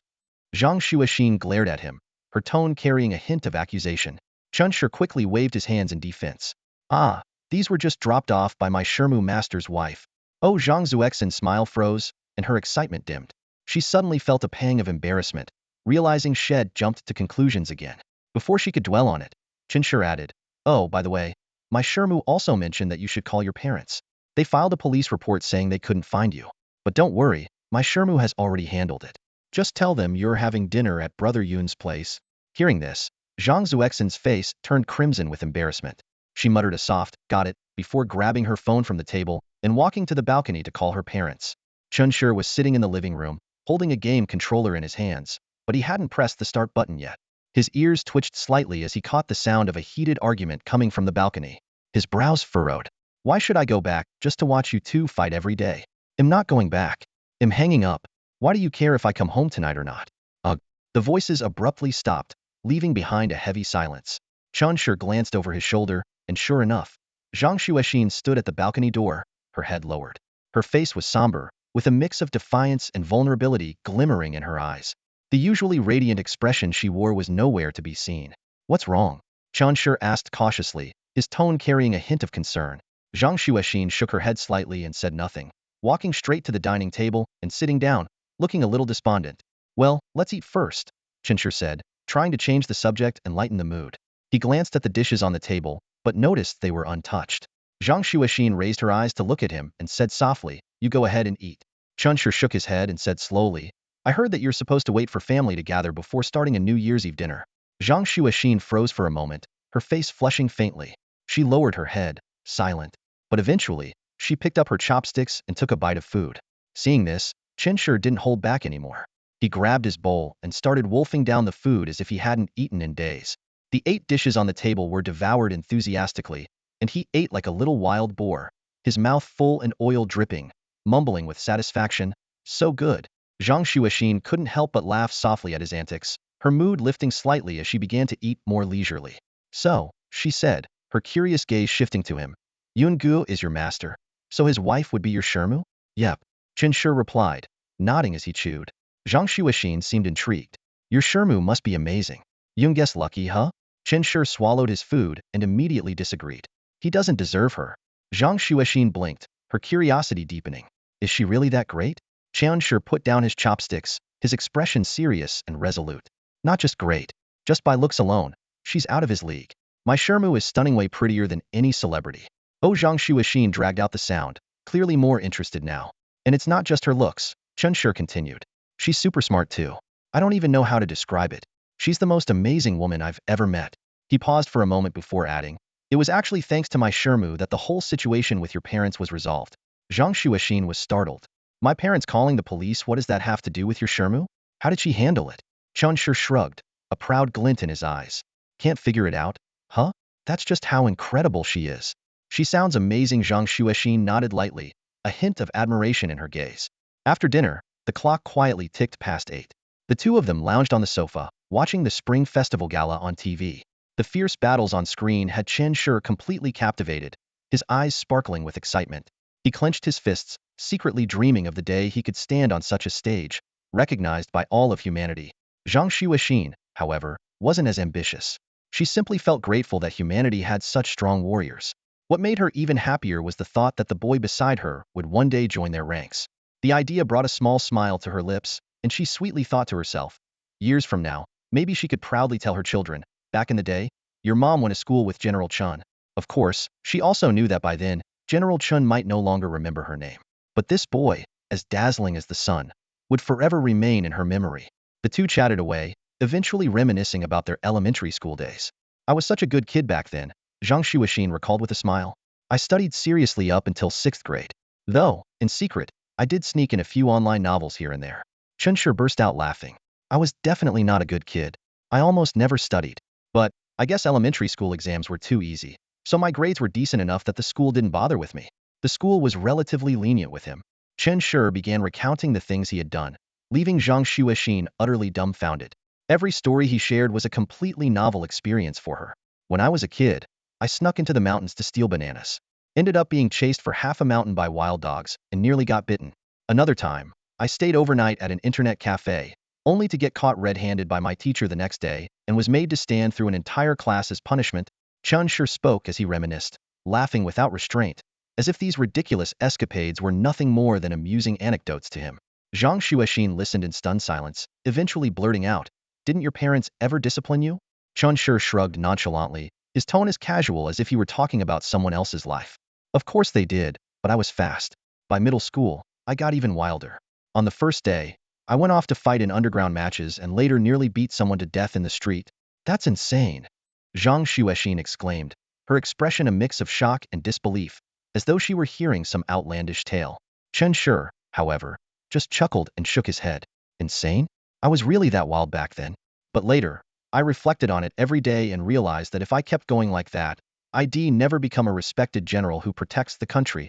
Hearing this, Zhang Shuixin couldn't help but laugh. She comforted him like an understanding older sister. Since you've already thought it through, things will definitely get better from here. The two grew more comfortable chatting with each other. Zhang Shuixin settled on the sofa, crossing her long legs and hugging a pillow. Her eyes lit up as she began to share her own troubles, her voice tinged with suppressed emotions. My parents fight all the time. Sometimes, it gets so bad I don't even know what to do. Whether they divorce or not, or fight or not, it's their choice. But every time they argue, I can't help but feel awful, crying under my blanket. Tears welled up in her eyes, and her tear-streaked face stirred an unexpected sense of empathy in Cheonshur. He scratched his head, his tone still carrying his trademark casualness. Then you should start training hard. Once you're strong enough, if you don't feel like staying home, just climb over the wall and come find me. They'll take care of everything: food, drinks, fun. Think of it as an amusement park. Zhang Shuixin froze for a moment before bursting into laughter at his suggestion. She even began to imagine the scenario he painted. After all, the fact that she had run away from home during Lunar New Year showed that she wasn't exactly one to follow all the rules either. As their conversation went on, Zhang Shuixin gradually realized that Cheonshur's life was nothing like she had imagined. Everyone knew he was an orphan, so it was natural to assume he must have led a lonely, difficult life. But in reality, his days were carefree. He ate what he wanted, played what he wanted, and seemed to live without any constraints. Don't you ever feel lonely?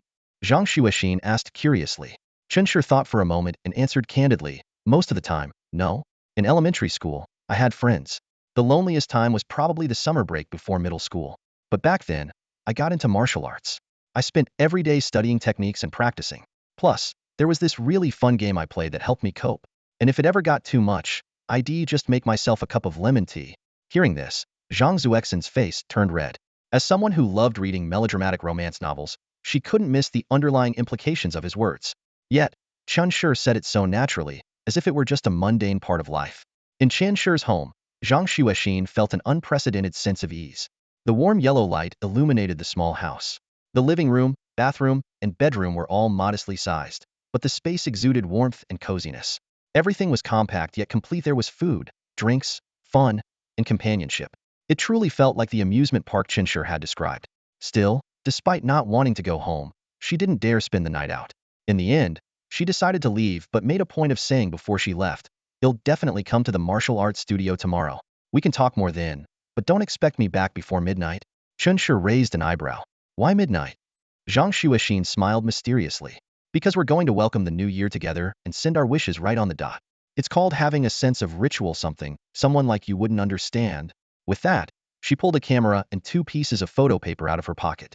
She carefully handed the photo paper to Chen Shi, her gaze lowered and a faint blush spreading across her cheeks. Her voice was so soft it seemed she feared disturbing the quiet of the night. "These 2 photos, I think they look really nice." Chen Shi glanced down, his fingertips brushing against the cool surface of the photo paper as he took it.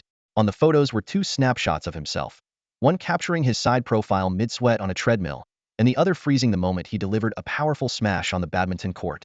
Every detail in the photos was perfectly captured, clearly the result of great care and effort. He looked up at Zhang Xuexin, and a thought flickered in his mind. She must have taken these photos just for him. Zhang Xuexin loved photography. She had once said that memories fade with time, but photos could forever preserve those fleeting moments. Chen Shi's gaze returned to the photos, his expression growing thoughtful. Over the past 6 months, life had felt like it was rushing by, leaving little behind. But now, as he looked at these photos, the fragments of the past seemed to take shape and gain weight. After a brief silence, his lips curled into a faint smile. He carefully took a small box, placed the photos inside, and said with an unusual seriousness, "I'll make sure to keep them safe." As the clock ticked closer to midnight, Zhang Xuexin suddenly pulled a pink instant camera out of her bag, which was always brimming with little trinkets. She adjusted the lens and aimed it at Chen Shi. He blinked in surprise before raising an eyebrow. "Aren't you going to be in the photo too?" Zhang Xuexin shook her head, her smile shy but warm. "Just capturing you is enough." Chen Shi, however, wasn't having it. His tone carried a hint of insistence. "It'd be strange without you." His eyes met hers, firm and unwavering, leaving no room for argument. Zhang Xuexin bit her lip lightly, her blush deepening. After a moment of hesitation, she relented with a quiet, "All right." She slowly sat down beside him, her movements a little stiff, as though nervous and embarrassed at the same time. Chen Shi adjusted the camera to selfie mode and aimed it at the 2 of them. As the clock struck midnight, the camera's shutter clicked, and a fresh photo slowly emerged from the instant camera. At the same time, fireworks burst into life outside the window, their vibrant colors lighting up the night sky. On the slightly chilly balcony, the boy and girl sat side by side. Above them, the fireworks painted the sky with brilliance, while below, the newly printed photo began to develop. The photo's background showed the cozy little room, with a corner displaying some of Chen Shi's childhood toys. In the foreground, Zhang Zuexin's face was flushed, her wide eyes filled with a mix of shyness and charm. Meanwhile, Chen Shi's expression was hilariously frozen, his stiff demeanor making him look like an awkward wooden doll. He stared at the photo, internally groaning at himself. How ridiculous. I look so ridiculous. Every year, Chen Shi would sit on the balcony to watch the fireworks during the new year. But never had a year felt as special as this one. In the past, when he turned around, he would be met with the emptiness of the balcony. This year, when he turned, there was a girl adorable enough to make his heart skip a beat. What made it even more special was the way she looked at him. When his eyes met hers, she smiled, her eyes curving into crescents and her bright teeth peeking through as she asked, "What's wrong?" Chen Shi froze for a second, his lips curving into a soft, involuntary smile. He shook his head gently. "Nothing," he replied, his voice as tender as if he feared breaking the warmth of the moment. But that smile lingered on his face, refusing to fade for a long time. At 12:30, Zhang Xuexin changed back into her own clothes. After reluctantly saying goodbye to Chen Shi downstairs, she got into Diyun's car. As Diyun drove, he glanced into the rearview mirror and noticed that the boy was still standing motionless at the door. Meanwhile, Zhang Xuexin was leaning against the car window, constantly turning back to wave at Chen Shi, her eyes filled with reluctance. Diyun couldn't help but roll his eyes internally. It's not like they won't see each other again tomorrow. Why act like it's some tragic farewell? However, He said nothing and simply pressed a little harder on the gas pedal. Not long after the car started moving, his wrist communicator buzzed with a message from Chanshur. Master, my blood energy value increased by 5 points today, from 267 to 272. Diyun raised an eyebrow and showed the message to Chen Wanner. She glanced at the numbers, her expression pausing briefly. In the past, Chanshur's blood energy growth had always been stable, increasing by just 3.9 to 4.1 points daily with the help of 2 supplements. A sudden jump of 5 points today was clearly unusual. Could it be a reaction to being in love? Chen Wanner speculated softly, analyzing the situation. Modern research had already proven that a healthy romantic relationship could significantly enhance a martial artist's cultivation, particularly during the teenage and early adult years between 15 and 24, when blood energy levels tended to surge. Let's observe again tomorrow, she said calmly, refraining from drawing any conclusions just yet. Despite staying up late the previous night, Chanshur woke up promptly at 7 the next morning, feeling refreshed and full of energy. On his way to school, he casually opened his wrist communicator and noticed a message Zhang Shuaxin had sent at 1:30 a.m. I'm going to sleep now, good night. By that time, he had already been fast asleep and naturally didn't reply. Now, he quickly typed back, I've arrived at school, and sent it before pushing open the door to the martial arts training hall to begin a new day of practice. The hall was as quiet as ever today. While most of his peers were busy visiting relatives and friends, Chanshur was the only one training alone. He took off his shirt, revealing a well-defined back, and immersed himself in stretching and weightlifting. Beads of sweat trickled down his spine, accentuating the sharp contours of his muscles under the light. At 10 o'clock, Zhang Shuaxin walked in, her gaze immediately drawn to his back. For a moment, she was mesmerized by the broad expanse of his muscles, and a blush crept across her cheeks. Sensing someone behind him, Chanshur turned around and saw Zhang Shuaxin. He greeted her with a natural smile, and she instinctively returned a sweet one of her own. In just a single day, their relationship had grown so close that their exchanged glances seemed to carry an unspoken understanding. Zhang Shuaxin rummaged through her multipurpose bag and pulled out a pack of snacks, shaking it playfully. Want some? Chanshur shook his head with a smile. Let me finish this set first. She nodded without saying much, took off her jacket, changed into her workout clothes, and headed straight to the treadmill to warm up. Although she knew her talent wasn't enough to secure admission to a top-tier martial arts university, let alone reach the grandmaster level before graduating and pursue a career as a soldier or even Chanshur's right-hand partner, she hadn't given up on training. After all, the martial artist's path offered many possibilities, and for a girl, fitness often held the added allure of maintaining a good figure. Brother Yun once said that body proportions can be sculpted, she thought as she jogged. She had looked up information about female martial artists, especially those at the grandmaster and wuzuan levels, and found their physiques to be stunningly ideal. Those who specialized in elemental martial arts, in particular, had figures that aligned closely with mainstream aesthetic slim waists, defined abs, and a balance of strength and grace. One female martial artist had left a particularly deep impression on her. This woman had left the battlefield to become a news anchor and had gained fame for her striking figure. With broad shoulders, fair skin, long limbs, and especially her slender legs paired with a tight waist and sculpted abs, she looked like she had stepped out of a painting. The thought made Zhang Shuaxin smile softly as she silently encouraged herself. Though her goals might be far from those of grandmasters or wuzans, as long as she kept working hard, the future would hold endless possibilities. Her gaze unconsciously drifted toward Chanshur, whose focused back was a source of inspiration. It gave her a newfound determination. Zhang Shuaxin stared at the screen, her scalp tingling as she glanced down at herself. The difference was staggering. However, she convinced herself that she could work toward it. After all, she was only in her first year of middle school. Eating more protein and sticking to a routine should do the trick. As she fixated on the screen, her eyes locked onto the voluptuous, curvaceous female host. Her figure was flawless, and Zhang Shuaxin silently cheered herself on. That host's body was her goal, her motivation to train every day. Not only was the host stunning, but she often shared fitness tips online, which Zhang Shuaxin devoured eagerly, as if each piece of advice were tailored just for her. But then, her thoughts were suddenly interrupted by the memory of someone she had seen yesterday. Yun Guest's wife, Chanshur's Shermu. Zhang Shuaxin frowned and tried to recall the woman's figure, but surprisingly, she realized that it had almost slipped her mind. What stood out about that woman wasn't her chest, waist, or legs, but her intelligent eyes and the gentle, poised smile she wore. Dressed in a flowing purple gown and walking gracefully in slender heels, she exuded elegance and composure with every move. Zhang Shuaxin suddenly had a strong feeling that if Yun Guest's wife and the host stood side by side on a stage, all eyes would gravitate toward the woman in the purple dress. No one would even think to compare their beauty, because they weren't on the same level. It dawned on Zhang Shuaxin that physical attributes figure, looks, makeup paled in comparison to genuine poise and wisdom. However, women like Chen Weiner were incredibly rare. Zhang Xuexin sighed inwardly, realizing how fortunate she and Chen Shi were to have encountered such a true embodiment of beauty at a young age. It gave them a clear understanding of what was truly worth pursuing, sparing them from being dazzled by superficial appearances. By midday, Chen Shi was drenched in sweat after an intense workout. He casually opened a few cans of food and ate, then leaned back on a bench, closing his eyes to absorb the energy from a bottle of medicinal liquid he had just downed. Meanwhile, Zhang Xuexin was still pushing through her shoulder exercises. Her training plan for the day was shoulders in the morning and legs in the afternoon. A newfound determination fueled her, filling her with an almost boundless energy. Perhaps it was because she had finally found answers to the doubts that had been weighing on her mind, freeing her to focus entirely on her training.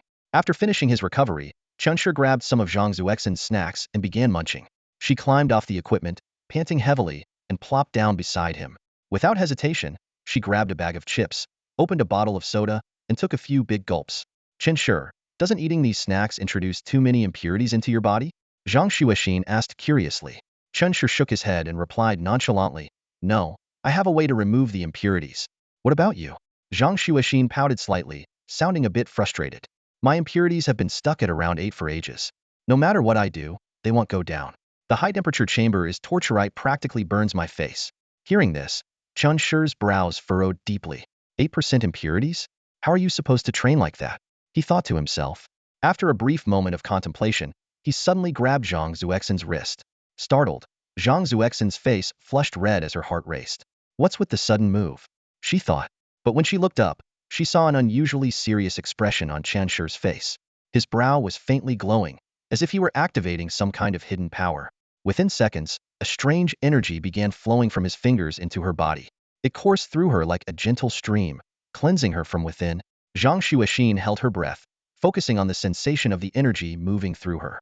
Meanwhile, Chunshur's breathing grew heavier, and beads of sweat formed on his forehead. The process was clearly taking a toll on him, yet he didn't loosen his grip.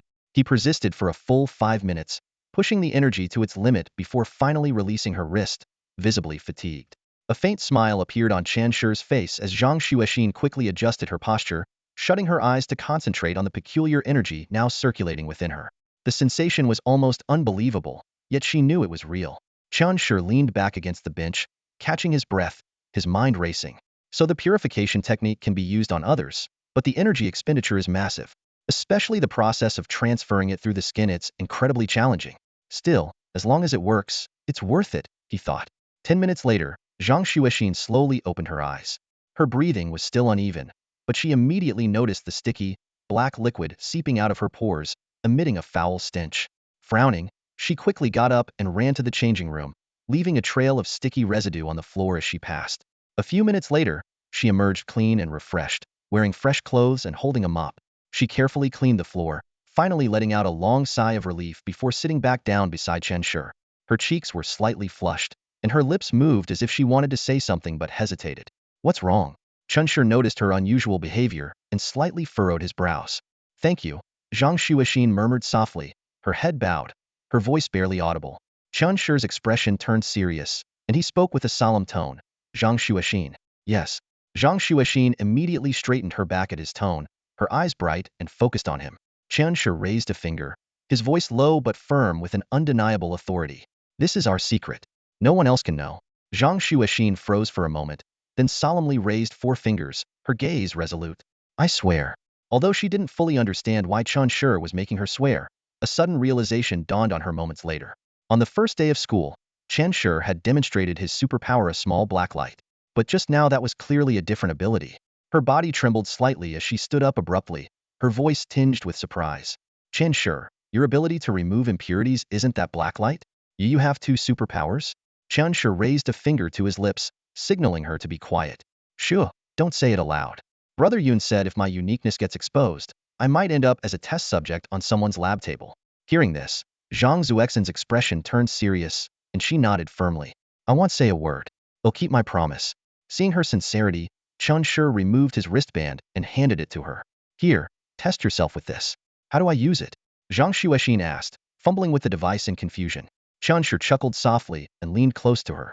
He pressed a small button on the wristband, selecting the record second body scan option. A few minutes later, The results appeared on the screen. All done. Chunshur pointed at the screen and read aloud. Name, Zhang Xuexin. Height, 168 centimeters. Weight, 46 kilograms. Blood energy level, 60. Impurity level, 4.2. Physical talent, A3. Superpower, S. Exoskeletal strength, rare. Zhang Zuexin's eyes lit up with joy when she saw the 4.2 impurity level. Her face beamed with excitement. It's been halved in one go. But Chan Shur's attention was drawn to the exoskeletal strength entry, his expression filled with curiosity. Your superpower, can you show me how it works? Zhang Xuexin nodded and raised her right hand. Her palm began to shift, and several white bones emerged like vines, eventually covering her hand and forming a gauntlet-like structure. She stared at her hand with a slight frown, her tone carrying a hint of disdain. This superpower, it's so ugly. Chen Shur, however, was amazed. His eyes sparkled with excitement. This isn't ugly, it's armor. Bone armor. It's pretty cool, actually.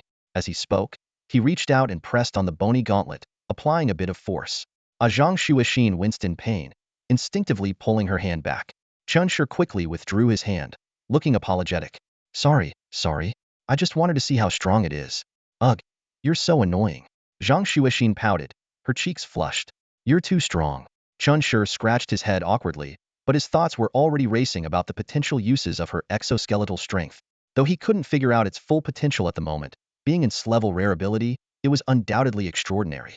Moreover, with Zhang Zuexin's A3 physical talent, she already had remarkable potential. Her high impurity level was the only thing holding her back. If you can keep your impurity level at 0, your cultivation speed will definitely skyrocket, Chen Shur mused. But where can we get more of that solution? Zhang Xuexin raised her eyebrows and smiled lightly. I can ask my family to buy it for me. Apprentice-grade solutions aren't that expensive. Chen Shur nodded, his expression serious. All right, from now on, they'll help you remove impurities every day. Your progress should improve significantly. Zhang Xuexin lowered her head, her cheeks turning red again, but a small smile crept onto her lips. Her heart was filled with warmth and happiness. Chen Shur glanced at the shy and charming young girl and couldn't help but blurt out, "You're beautiful." Zhang Xuexin was momentarily stunned. She lifted her head, her clear eyes filled with a hint of confusion. Chen Shur froze, then scratched the back of his head awkwardly and gave a sheepish smile. Nothing. I'm just going back to my workout, he said. Standing up, he walked toward the treadmill with light, hurried steps, as if trying to mask the flutter in his heart. The emotions of youth are always simple and sincere, unclouded by overly complicated thoughts. Perhaps they don't yet understand the concept of being from different worlds, but it is precisely this innocence that makes such feelings so pure and beautiful. Over the next 2 days, the martial arts gym practically became their shared haven. Zhang Xuexin's vitality level soared at an astonishing rate, with her daily absorption of 2 doses of medicinal liquid reaching extraordinary efficiency. Thanks to the purification technique, the impurities in her body were completely eliminated, allowing her to fully harness the medicine's effects. In fact, fueled by the emotions of budding affection, her vitality increased by a staggering 1.5 points per day. This left Qin Wan'er utterly dumbfounded. 2 doses a day? Zhang Xuexin can actually manage that? Isn't she worried her body's resistance to the medicine will collapse? It didn't take long for her to figure out the key: purification. This skill not only clears impurities but also removes residual obstacles in the body, restoring it to its most optimal state. It was practically a divine ability. With that realization, Chun Wan'er genuinely offered her blessings to Zhang Xuexin. Hope filled Zhang Zuexin's heart. At this rate, she was confident she could surpass the 900-point threshold before the college entrance exam and earn a spot at a top-tier martial arts university. If she could even grasp martial intent, a future as a soldier wasn't out of reach. The anticipation of success brought a sweet smile to her face each day, making her even more radiant and endearing. Chen Shur was equally exhilarated. His own vitality levels were also climbing at an unprecedented pace. 2 doses per day, with each bottle contributing 2 points, added up to a total of 5 points daily. To put it in perspective, his fastest growth rate in the first half of the year had only been 1.5 points a day. This rapid progress filled him with motivation and hope. However, after the Lunar New Year, their smiles gradually faded. The martial arts gym was no longer their private retreat, as more people began to show up, disrupting their once exclusive world.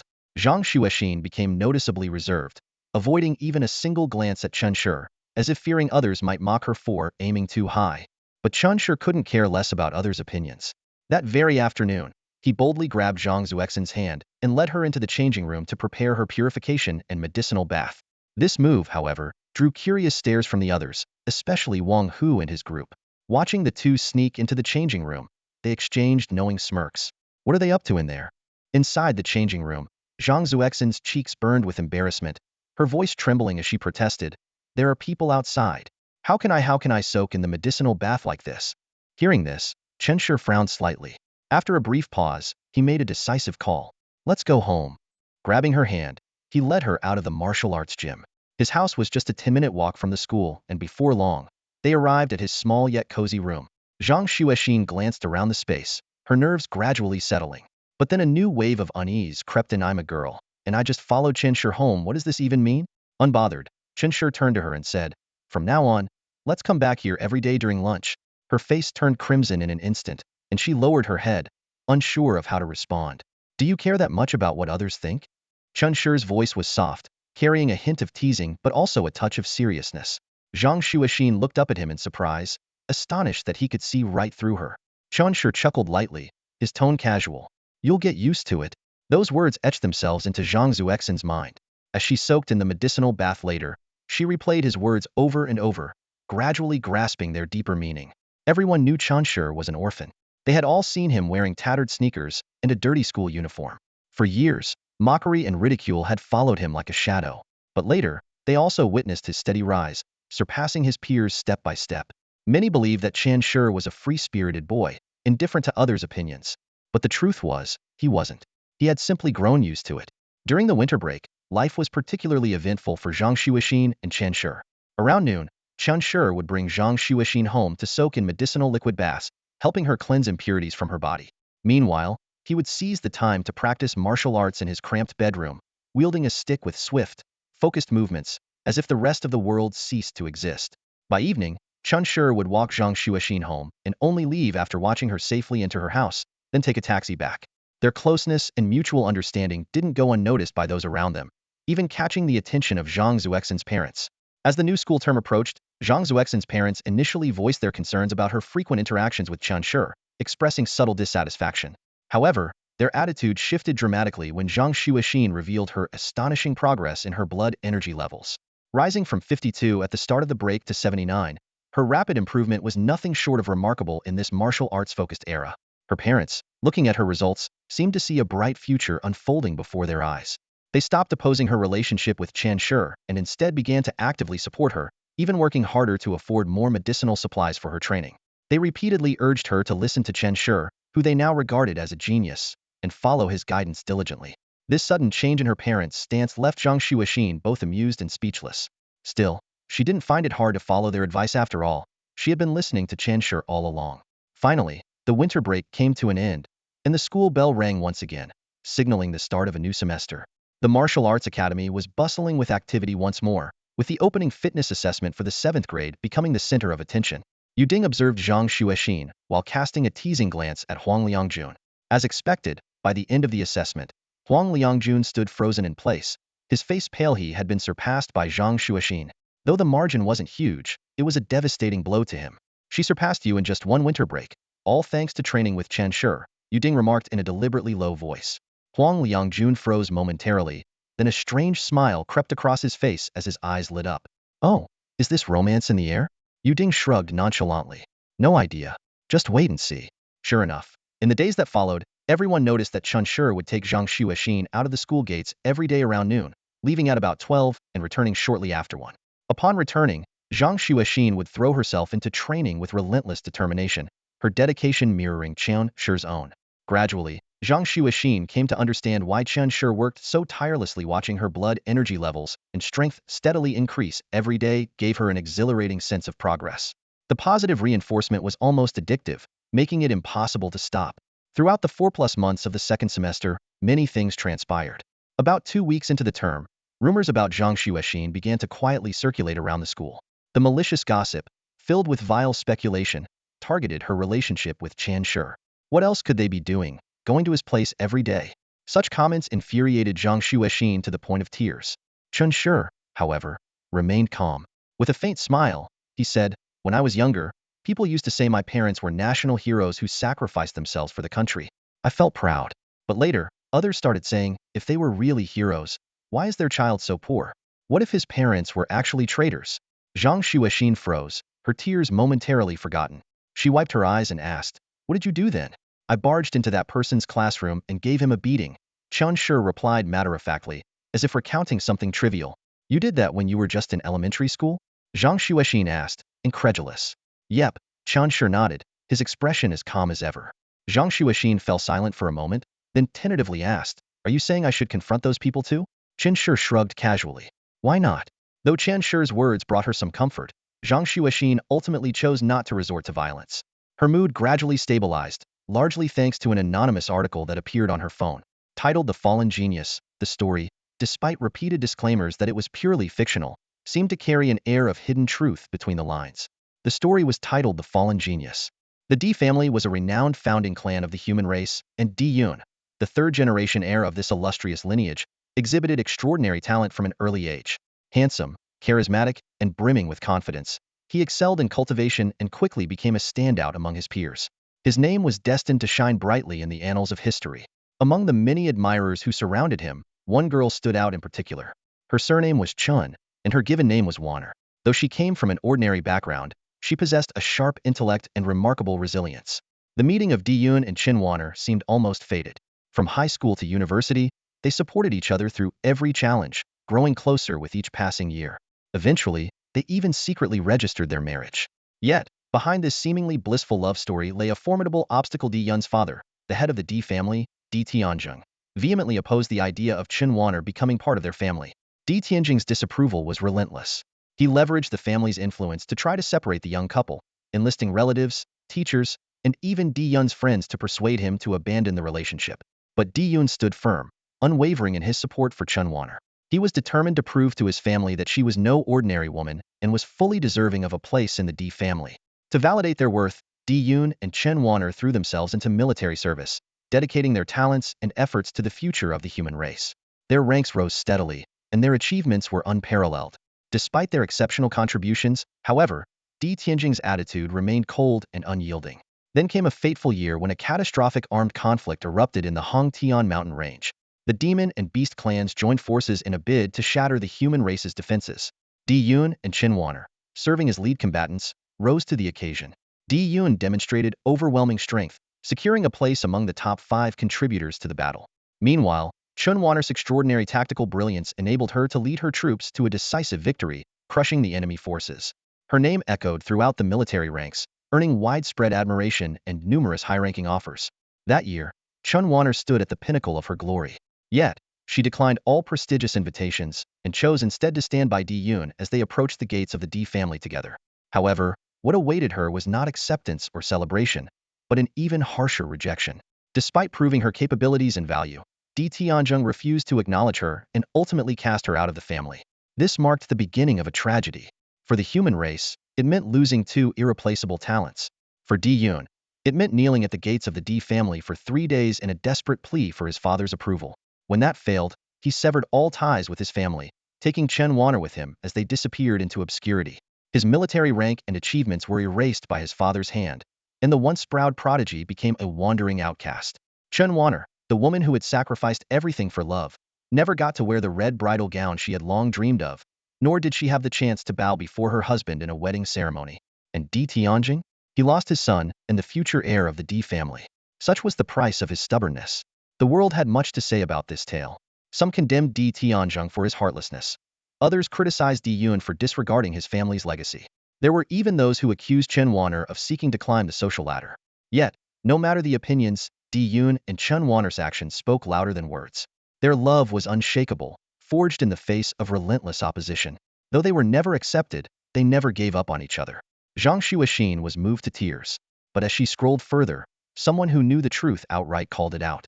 Di Tianjing, head of the Di family. Di Yun, the prince of the Di clan.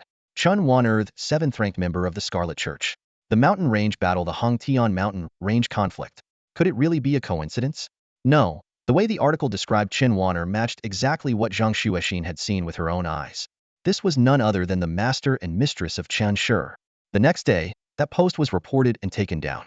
Qin Wanner and Di Yun saw it too, and they knew this was a sign that Di Tianjing's rivals had begun to make their move. On the surface, the post seemed like an ordinary story, but to those with a discerning eye, it was a precise weapon aimed at undermining Di Tianjing's influence. This was the prelude to a battle, with undercurrents surging beneath the calm. Hong Yi turned to Chen Wanner and said, "The real war is at least 20 years away." Chen Wanner smiled faintly, her gaze calm yet sharp. "Then what are we doing now?" She quickly discerned the intentions of the higher-ups. If the Great War wouldn't break out for another 20 years, then now was the perfect time to resolve internal conflicts within the human race. Humanity had flourished for over 3 centuries, with a vast population and countless strong individuals. The years of peace could not conceal the simmering tensions beneath the surface. Instead of letting these conflicts explode at a critical moment, it was better to address them now. Stabilize internal strife first, then address external threats, Chen Wanner murmured with quiet determination. As long as the human emperor remains in power, these internal disputes will never escalate into military conflicts. On the contrary, these disputes and frictions will make humanity even more united. She reflected on the human emperor's philosophy of warfare, those battles that had led humanity from the brink of extinction to rise step by step. She had analyzed every single one of them. The human emperor's core belief was both simple and profound. Unity above all, strength second. Only a united team could become an invincible force. Now, despite the swirling rumors and the ominous air of a storm brewing, Chen Wanner knew in her heart that this was the safest period. Every move was under the meticulous control of the human emperor. Thinking of this, a look of anticipation appeared on her face. 300 years ago, she hadn't been born, and she could only admire the greatness of the human emperor through the pages of history. But now, she seemed to sense that familiar presence. The human emperor had not grown old. He was about to take matters into his own hands once again. As she pondered, a message interrupted her thoughts. It was from Zhang Xuexin, a young girl she had specifically left her contact information with, instructing her to notify her immediately if Chen Shi exhibited any inappropriate behavior. Seeing Zhang Xuexin's message, Chen Wanner frowned slightly, a feeling of unease stirring within her. Opening the message, she couldn't help but feel exasperated. How had Zhang Xuexin already seen that post attacking Tianjin, which had only been live for 18 hours? Without concealing her identity, she replied directly, "Yes, I am Miss Chen, and he is Mr. D. For now, don't mention this to Chen Shi." Upon receiving the reply, Zhang Xuexin leaped out of bed in excitement, only to forget that her energy levels were too high, causing her to bump her head on the ceiling. She winced in pain but quickly adjusted her emotions, unable to resist asking, "Sister Wanner, how did you deal with those kinds of rumors back then?" Chen Wanner responded with a serene smile. "If a 7th grader called you weak, would you be angry?" Zhang Xuexin was momentarily stunned, then shook her head. "No, I wouldn't." "Exactly. The only part of you that can be affected by others' words is the part of yourself that you haven't fully accepted. Once you embrace and acknowledge who you are, you won't be so easily shaken." Chen Wanner's tone was calm, yet her words struck like a hammer of clarity. Blushing, Zhang Xuexin nodded earnestly. "Thank you, Shenyang teacher's wife." From that moment on, though the rumors and gossip didn't diminish, in fact, they intensified. Zhang Xuexin's emotions improved significantly. 3 months later, she had reached a point where she was completely indifferent to them. One day, while walking through campus alongside Chen Shi, she happened to encounter a group of girls who had been spreading rumors. Smirking, Zhang Xuexin boldly grabbed Chen Shi's hand and made a playful face at the girls, leaving them so infuriated they couldn't eat for a week. As time passed, Zhang Xuexin found herself growing in maturity over the course of the semester. Looking back at her younger self from 6 months, or even a year ago, felt like observing a naive little girl. Now, with both her career and personal life flourishing, her smile carried a newfound confidence and steadiness. By the middle of the first month of the semester, her vitality level had already surpassed 100, allowing her to skip grades and advance to the 2nd year of middle school, where she began consuming martial artist elixirs. Chen Shi, on the other hand, had already jumped to the 3rd year at the start of the semester. His vitality had long surpassed 300, and his growth rate was so steady it left others speechless. 5 points every day, without fail. His training was relentless, and his body seemed born immune to fatigue. Though their lives were repetitive, the companionship they shared made it anything but dull. Every morning, they trained before school. At noon, they would return home to eat on time and soak in medicinal elixirs. In the afternoon, they continued with their training. By evening, they would soak in the elixirs again to alleviate their exhaustion. At night, Zhang Xuexin often didn't bother going home. Instead, she would ride in Diyun's car to his backyard. There, Chen Shi practiced his staff techniques diligently, while Zhang Xuexin began learning martial arts. For Diyun, teaching them these skills was effortless. With 2 additional kids at home, Chen Wanner's face seemed to carry a brighter smile. Watching the young boy grow strong and spirited, and the girl bloom with youthful beauty, she couldn't help but muse, "Isn't this what it means to have a house full of children and the joy of family?" Zhang Xuexin, too, gradually understood why teachers enjoyed taking on disciples. The sense of accomplishment in nurturing the next generation was truly rewarding. Diyun, however, remained silent. The reason was clear to everyone. While one Chinshur was manageable, two gold-devouring beasts made household expenses skyrocket. Even so, Diyun couldn't bring himself to say anything to Zhang Xuexin. The girl called him master and Qin Weiner mistress with such affection. How could he possibly tell her they couldn't afford to have her around? He wouldn't even entertain the thought. It was too humiliating and completely unbefitting of someone like Diyun. Eventually, Diyun decided to take on some side jobs over the weekend to support the household. But asking Luo Xian for work? That was out of the question. It would be tantamount to admitting he was broke. So, he turned to the black market and sought out the big boss, Hu Jianglong. With a casual display of golden martial intent, Hu Jianglong was so terrified his legs nearly gave out.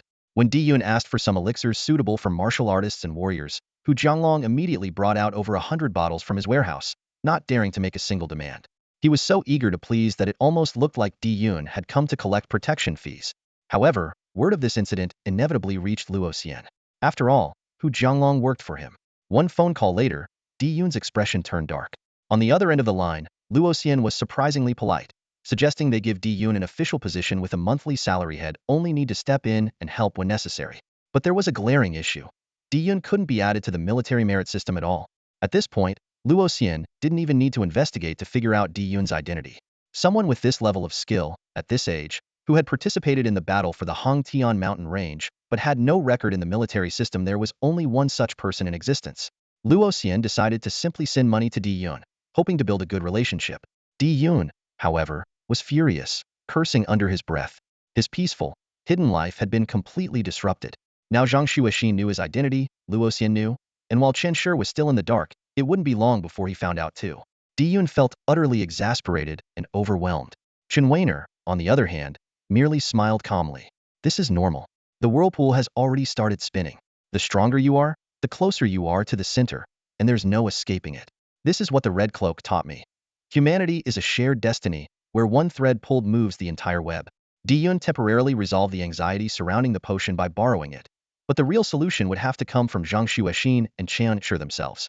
The Indofterm citywide exams were approaching fast. Zhang Xuexin was expected to achieve an outstanding rank among the first-year students in the city, while Chen Shi aimed for nothing less than a Grand Slam. Both of them were preparing diligently for the big day.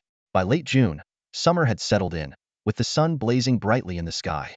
Sunlight streamed through the gaps in the curtains, casting warm golden hues across the room. That afternoon, a gentle summer breeze carried the sound of cicadas outside, drifting into a cozy little room. The space was simply decorated yet brimming with hints of everyday life. Toys sparkled under the sunlight, and a newly added photo wall on the wall stood out. 6 photos captured the moments of the boy and girl's shared journey, with each picture holding a unique story. The first 2 photos were youthful and innocent, while the third was irresistibly amusing. Chen Shi crouched on the ground, sneaking a sip of cola, his flip-flops askew, looking like a mischievous child caught red-handed by Zhang Xuexin's pink camera. The fourth photo, however, took a dramatic turn. It showed the girl clutching a pillow, crying her heart out, her tears streaming down like raindrops on pear blossoms. It was taken during a time when she was overwhelmed by rumors and gossip. She had always wanted to secretly destroy this black history, but the boy cherished it as a treasure, calling it the most genuine kind of beauty. The 6th photo was a cheerful snapshot from the start of summer, with the 2 of them standing together under vibrant green trees, the gentle breeze carrying the freshness of the season as sunlight bathed them. Now it was 12:30 in the afternoon. After lunch, the boy and girl sat side by side on the sofa, taking a break. Both had matured noticeably compared to 6 months ago. The traces of childhood were fading from their faces, replaced by the signs of growing up. Chen Shi's transformation was particularly striking. His once shaven head had grown into a neat layer of short hair, not yet thick, but clean and sharp. This change came about because the girl had once casually mentioned that she didn't like shaved heads. Zhang Xuexin, too, had made a subtle change of her own. She had discovered the boy's preference for twin ponytails with soft white curls from the comics he used to read as a child. So yesterday, she made a special trip to a skilled stylist who worked their magic, dyeing her hair white and curling it in just moments. Today, she planned to surprise the boy. In the lazy afternoon light, Chen Shi studied the girl, his eyes landing on her wig. Unable to hold back his curiosity, he asked, "Why are you still wearing that wig?" The girl pursed her lips into a sweet, slightly mischievous smile, as though she had been waiting for this moment. With a swift motion, she removed the wig, revealing her softly curled white hair that shimmered in the sunlight. The strands danced gently in the breeze. Chen Shi froze instantly, his heartbeat quickening. Even his extraordinary senses faltered for a moment as his pupils dilated slightly, his gaze fixed on her. The girl tilted her head ever so slightly, letting her white hair flow down her back. Then, she pulled out two small white hair ties and skillfully tied her hair into twin ponytails. Though the length barely reached her shoulders, she playfully swished the short ponytails back and forth before asking with a cheeky grin, "Do I look good?" Chun sure didn't hesitate for a second. He reached for the camera, his eyes filled with admiration. "I have to take a picture." With a click, the camera froze the moment in time. As the image slowly developed, it revealed the boy with a radiant smile, his white teeth gleaming, and a hint of determination shining through his youthful features. The girl, as always, looked stunningly beautiful, her bright eyes full of clarity and spirit, her sweet smile as delightful as candy. The seventh photo was added to the photo wall. As sunlight poured in, each photograph glimmered with its own special light. The girl grinned and said cheerfully, "I asked Master about it. He said if I achieve high enough honors and rankings in the citywide exams, I don't have to change my hairstyle. Whatever I had in 8th grade, I can keep it." Chen Shi stared at her unique hairstyle, finding it increasingly amusing. The corners of his mouth lifted involuntarily. "So, should I change to a hairstyle you like too?" "Sure." Her eyes lit up, and she smiled mischievously like a cat that had just stolen a treat. She quickly pulled out a comic book from her bag and pointed to the male protagonist on the cover. "I like this one." The character had a messy, M-shaped haircut that looked effortlessly stylish. Chun Shi examined it closely, frowning slightly, as if hesitant. "It does look good, but can this hairstyle even hold?" "Of course it can." She nodded confidently. "Get it done by Master Yuanwu the barber, it's like magic. A quick swoosh and it's set. It'll stay fluffy and perfectly styled, no matter what." Chun Shi's eyes lit up, as if head stumbled upon a new discovery. "Then should I get it done before the national exams?" "But your hair isn't long enough yet," she teased with a sly smile. "You'll have to wait until it grows out." Chen Shi sighed and ran a hand through his hair, then said seriously, "All right, my goal now is to grow out my hair, and yours is to ace the exams. Deal?" With full confidence, the girl picked up her blood energy meter and checked her stats. The screen instantly displayed an impressive number 280. Chen Shi chuckled lightly, a hint of satisfaction flashing in his eyes. "With this score, you'll crush anyone in the first-year tier. What about you?" She glanced curiously at him. Chen Shi raised his eyebrows mysteriously before activating his own meter. The screen revealed a striking number 857. 857. Her eyes sparkled with admiration, her heartbeat quickening like a drum. She couldn't help but exclaim, "General Chun, you're amazing." Chun Shi smirked proudly. "There are still 8 days until the exams. I'm aiming to push it to 900. By then, I don't think any middle schooler in this city will stand a chance against me. And you? How's your mastery of the exoskeletal force coming along?" He turned his gaze toward her, a hint of anticipation in his expression. She raised her fair right arm, her fingers moving slightly. Her naturally pale skin, untouched by the sun, seemed to glow, a possible side effect of her unique exoskeletal abilities. Her figure had grown increasingly balanced and elegant, standing at 172 centimeters tall with striking curves that made her the center of attention at school. Suddenly, swish, a sharp sound sliced through the air as a 20-centimeter-long bone needle shot out from her fingertip. It gleamed silver under the light, moving at an astonishing speed. Chen Shi instinctively took a step back, his expression stiffening. "That's way too fast." She chuckled softly, shaking her head. "It doesn't tire me out. My ability barely consumes any stamina." She calmly retracted the bone needle, leaving her fingertip unscathed, as if nothing had happened. The sight was nothing short of miraculous. The two then began brainstorming how to use her ability on the badminton court. Chen Shi grinned mischievously and suggested, "Just stay close to the net.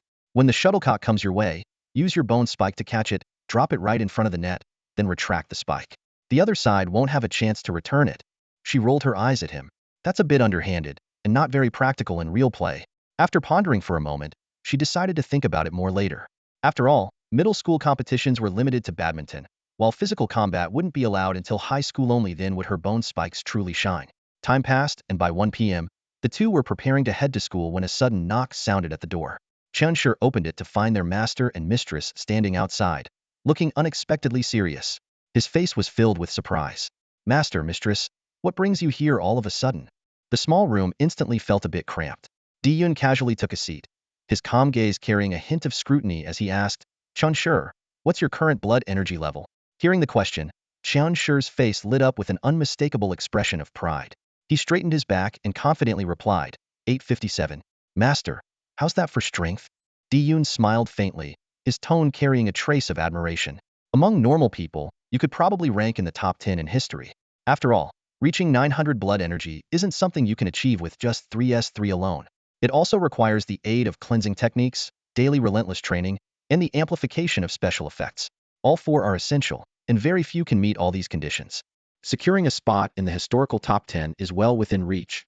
Hearing such high praise, Chen Shi was overjoyed, as if he could already see himself donning the honorary armor of General Chun in the future.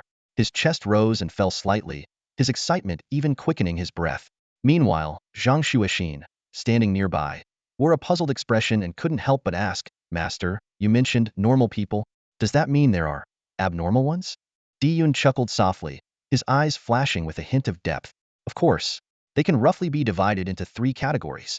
The first type are those whose superpowers inherently allow them to absorb large amounts of blood energy. These individuals grow faster than you, but it doesn't mean much, as blood energy is only one part of overall combat strength. Chen Shi nodded thoughtfully, while Zhang Xuexin pressed on. And what about the remaining two types? Di Yun's expression grew serious, his tone carrying a sense of caution. The next two categories are the ones you truly need to be wary of. The first are the martial prodigies. These individuals are born with exceptional talent, often from families steeped in martial arts. They begin training as early as 6 years old, with an extreme level of discipline and tireless dedication. Chen Shi's face showed shock. Training at 6? That's just. Di Yun shook his head, his tone calm yet meaningful. Talent, upbringing, and temperament none can be missing. Such individuals are exceedingly rare. I'm not even sure if anyone like that still exists in this era. And starting at 6 is nothing compared to the second type I'm about to mention, the true monsters. These individuals begin their training in the womb. What? Chen Shi's eyes widened in disbelief. Training in the womb? That's impossible. Di Yun explained calmly. Not the child, of course, but the parents. The strongest offspring are often born to parents who are exceptional in their own right. After conception, they begin feeding the fetus with various forms of natural essence. There was even a mother who carried her child for 2 years, nourishing the fetus with essence throughout the entire pregnancy. The process was so grueling that she nearly lost her life. At this point, both Chen Shi and Zhang Xuexin were stunned, their minds conjuring images of a child destined for greatness. Di Yun, however, sighed softly, a trace of regret flickering in his eyes. But advancing too quickly isn't always a good thing. That child, though born incredibly powerful, didn't have an easy life. Being too extraordinary ultimately made them an outcast. Chen Shi and Zhang Xuexin fell silent, as though trying to process this information that defied common understanding. Di Yun withdrew his gaze and spoke earnestly. Remember this. When it comes to martial arts, don't strive for speed, strive for stability. You're not limited to living only 20 years. For someone like you, the length of your life determines the length of your martial path. Steady daily progress is far more important than a meteoric rise. Chen Shi nodded thoughtfully, then broke into a grin. Well, they'll start by becoming the top middle schooler at Hongshan First Middle School. Di Yun's expression suddenly turned serious. That's actually one of the reasons your master and I came to see you today. I must warn you, you may not secure the top spot. What? Chen Shi froze, clearly not expecting the possibility of failure. Is it because the competition is too strong? Di Yun shook his head, his tone calm yet carrying a hint of pressure. It doesn't have to be someone too strong. The problem lies in the fact that you lack an offensive superpower. While your 900 blood energy gives you a strong foundation, if your opponent is a 9th grader with S-level strength enhancement and a blood energy level of 500, you may not win. If their blood energy reaches 600 or more, you will undoubtedly lose. 600 blood energy? Chen Shi frowned deeply, finding it hard to believe. Exactly, Di Yun replied confidently. 600 blood energy is enough to sustain 20 minutes of S-level strength enhancement. The physical abilities amplified by that kind of power would far surpass what your 900 blood energy can achieve. Even though your base stats are higher, the gap would be quickly closed by their enhanced strength. Chen Shi's expression grew more serious, and Zhang Xuexin unconsciously held her breath. Di Yun continued, of course, we can't be certain if there really is such an opponent. Schools keep their records on talented students highly confidential, and we haven't bothered to investigate. As his words trailed off, the room once again fell into a brief silence, with an invisible tension hanging in the air. So, you need to have an offensive superpower. Chen Shi raised an eyebrow, his expression a mix of curiosity and excitement. Chen Shi's reaction caught the attention of Chen Wan'er, who smiled softly, her gaze gentle. Standing nearby, Di Yun glanced at him briefly before shifting his focus to Zhang Xuexin. Zhang Xuexin, surprised by the sudden attention, blinked and asked, "What's wrong?" Chen Shi frowned, scratching his head in confusion. "Master, mistress, what do you mean by all this?" Di Yun let out a sigh, muttering inwardly, "This kid is such a fool," but he quickly dismissed his frustration, thinking, forget it. He's just a first-year middle schooler. Can't expect too much from him. He asked with a slightly exasperated tone. Are you going to share the details about your superpower or not? Oh. Chen Shi suddenly realized and scratched his head awkwardly. You mean whether to tell Xuexin? I already told her. He turned to Zhang Xuexin with a cheerful tone. Xuexin, it's like what I told you before the 6 holes in my head thing. Zhang Xuexin raised an eyebrow, her tone slightly teasing. Wasn't it a membrane? Heh. Chen Shi chuckled, scratching his head again with a smug grin. Saying holes just sounds cooler. Across from them, Chen Wanner and Di Yun exchanged a look, momentarily speechless at Chen Shi's bluntness. After a pause, Di Yun finally spoke. You already told her? Why wouldn't I? Chen Shi shrugged, his tone matter-of-fact. Xuexin is one of us. There's no way I'd hide it from her. Hearing this, Zhang Xuexin lowered her head, unable to hide the smile at the corners of her lips. She seemed quite pleased as she chuckled to herself quietly. Di Yun, however, frowned slightly, sighing inwardly. This kid is so naive, completely oblivious to how dangerous the world can be. Then again, maybe that's not such a bad thing. When trouble eventually comes, he'll learn from it. Some lessons can only be understood through experience, not words. With that thought, his expression regained its usual calm. In truth, Di Yun and Chen Wanner had already discussed this matter at home. They had debated how long they could keep the secret of Chen Shi's 6 superpowers. Honestly, it would be nearly impossible to conceal forever. As Chen Shi grew older, the truth would inevitably surface. Their goal, however, was to keep it hidden at least until he turned 22. Chen Wanner spoke gently. For now, this secret stays between the 4 of us. No one else can know. Zhang Xuexin nodded obediently, her expression serious. Chen Wanner's gaze then fell on Zhang Xuexin's hair, and she suddenly smiled. When did you dye your hair this color? You look like a little fairy. Zhang Xuexin blushed at the compliment, lowering her head shyly and glancing at Chen Shi. Her gaze carried a hint of embarrassment. Chen Wanner noticed and teased with a knowing smile. She turned to Chen Shi. Do you like it? Chen Shi nodded enthusiastically, his tone earnest. I like it. I'll get a hairstyle that Xuexin likes too. Sounds good. Chen Wanner laughed, her tone warm. That's what senior and junior disciples are for, helping each other out. Nearby, Di Yun, sitting with his legs crossed, couldn't help but twitch the corner of his mouth at her comment, silently grumbling, helping each other out? Is that really how the phrase is supposed to be used? Before he could voice his thoughts, Chen Wanner straightened her expression. Her tone shifted as she brought the conversation back to the main issue. Back to the point about your superpower. This competition will undoubtedly bring you into the spotlight. Chen Shi, first-year student from Hongshan, will be a name people notice. You need to have an offensive superpower ready ahead of time. If you suddenly develop one next year, it'll only draw unnecessary attention. Chen Shi quickly responded.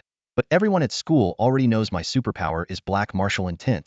Di Yun waved dismissively, his tone casual. That can be easily covered up. Chen Wanner then pulled out a small bottle, filled with a crimson liquid, and handed it to Chen Shi. Her tone was serious. This is the essence blood of a blood demona midstage martial master, A1 grade. Its ability is Blood Surge, which temporarily accelerates blood flow but also increases stamina consumption. Out of all the options, this is the most suitable foundation for an offensive superpower. Chen Shi took the bottle, frowning.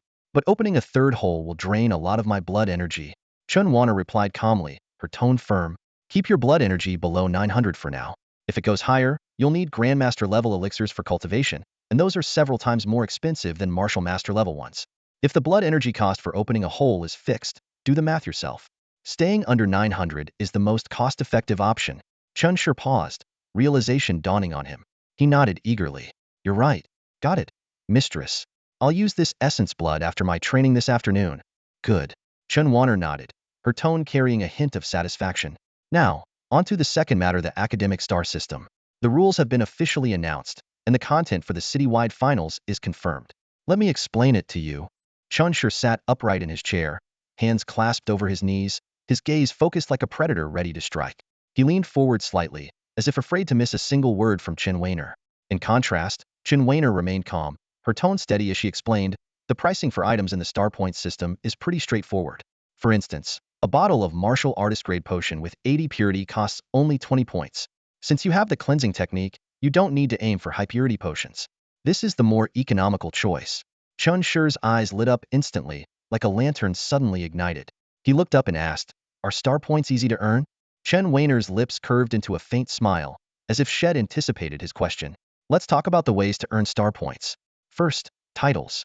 You've played games before, right? You're probably familiar with this kind of setup. If you earn the title of top student of Linshan City Middle School, you'll receive 1,500 star points per month. That's a city-level title. In a year, you'll have the chance to compete for a provincial title. She paused briefly, brushing a strand of hair from her face before continuing. Linshan belongs to Chuanyan Province. If you manage to claim the title of top student of Chuanyan Province Middle School, your monthly star points will increase to 5,000. Above the province is the state level.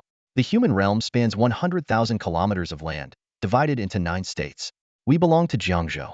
If you can achieve the title of top middle school student in Jiangzhou, you'll earn a staggering 25,000 star points per month. However, state-level titles can only be contested in your 3rd year of middle school, as the star point system has just been introduced, and the league rules are still under discussion. While the city-level rules are finalized, the provincial and state-level ones are not yet fully determined. Chen Weiner's voice grew softer, but carried an enticing undertone. If all goes well, you could become the first student to hold the titles of Linshan City's best, Chuanyan Province's best, and Jiangzhou's best simultaneously. And yes, the star points from these titles stack.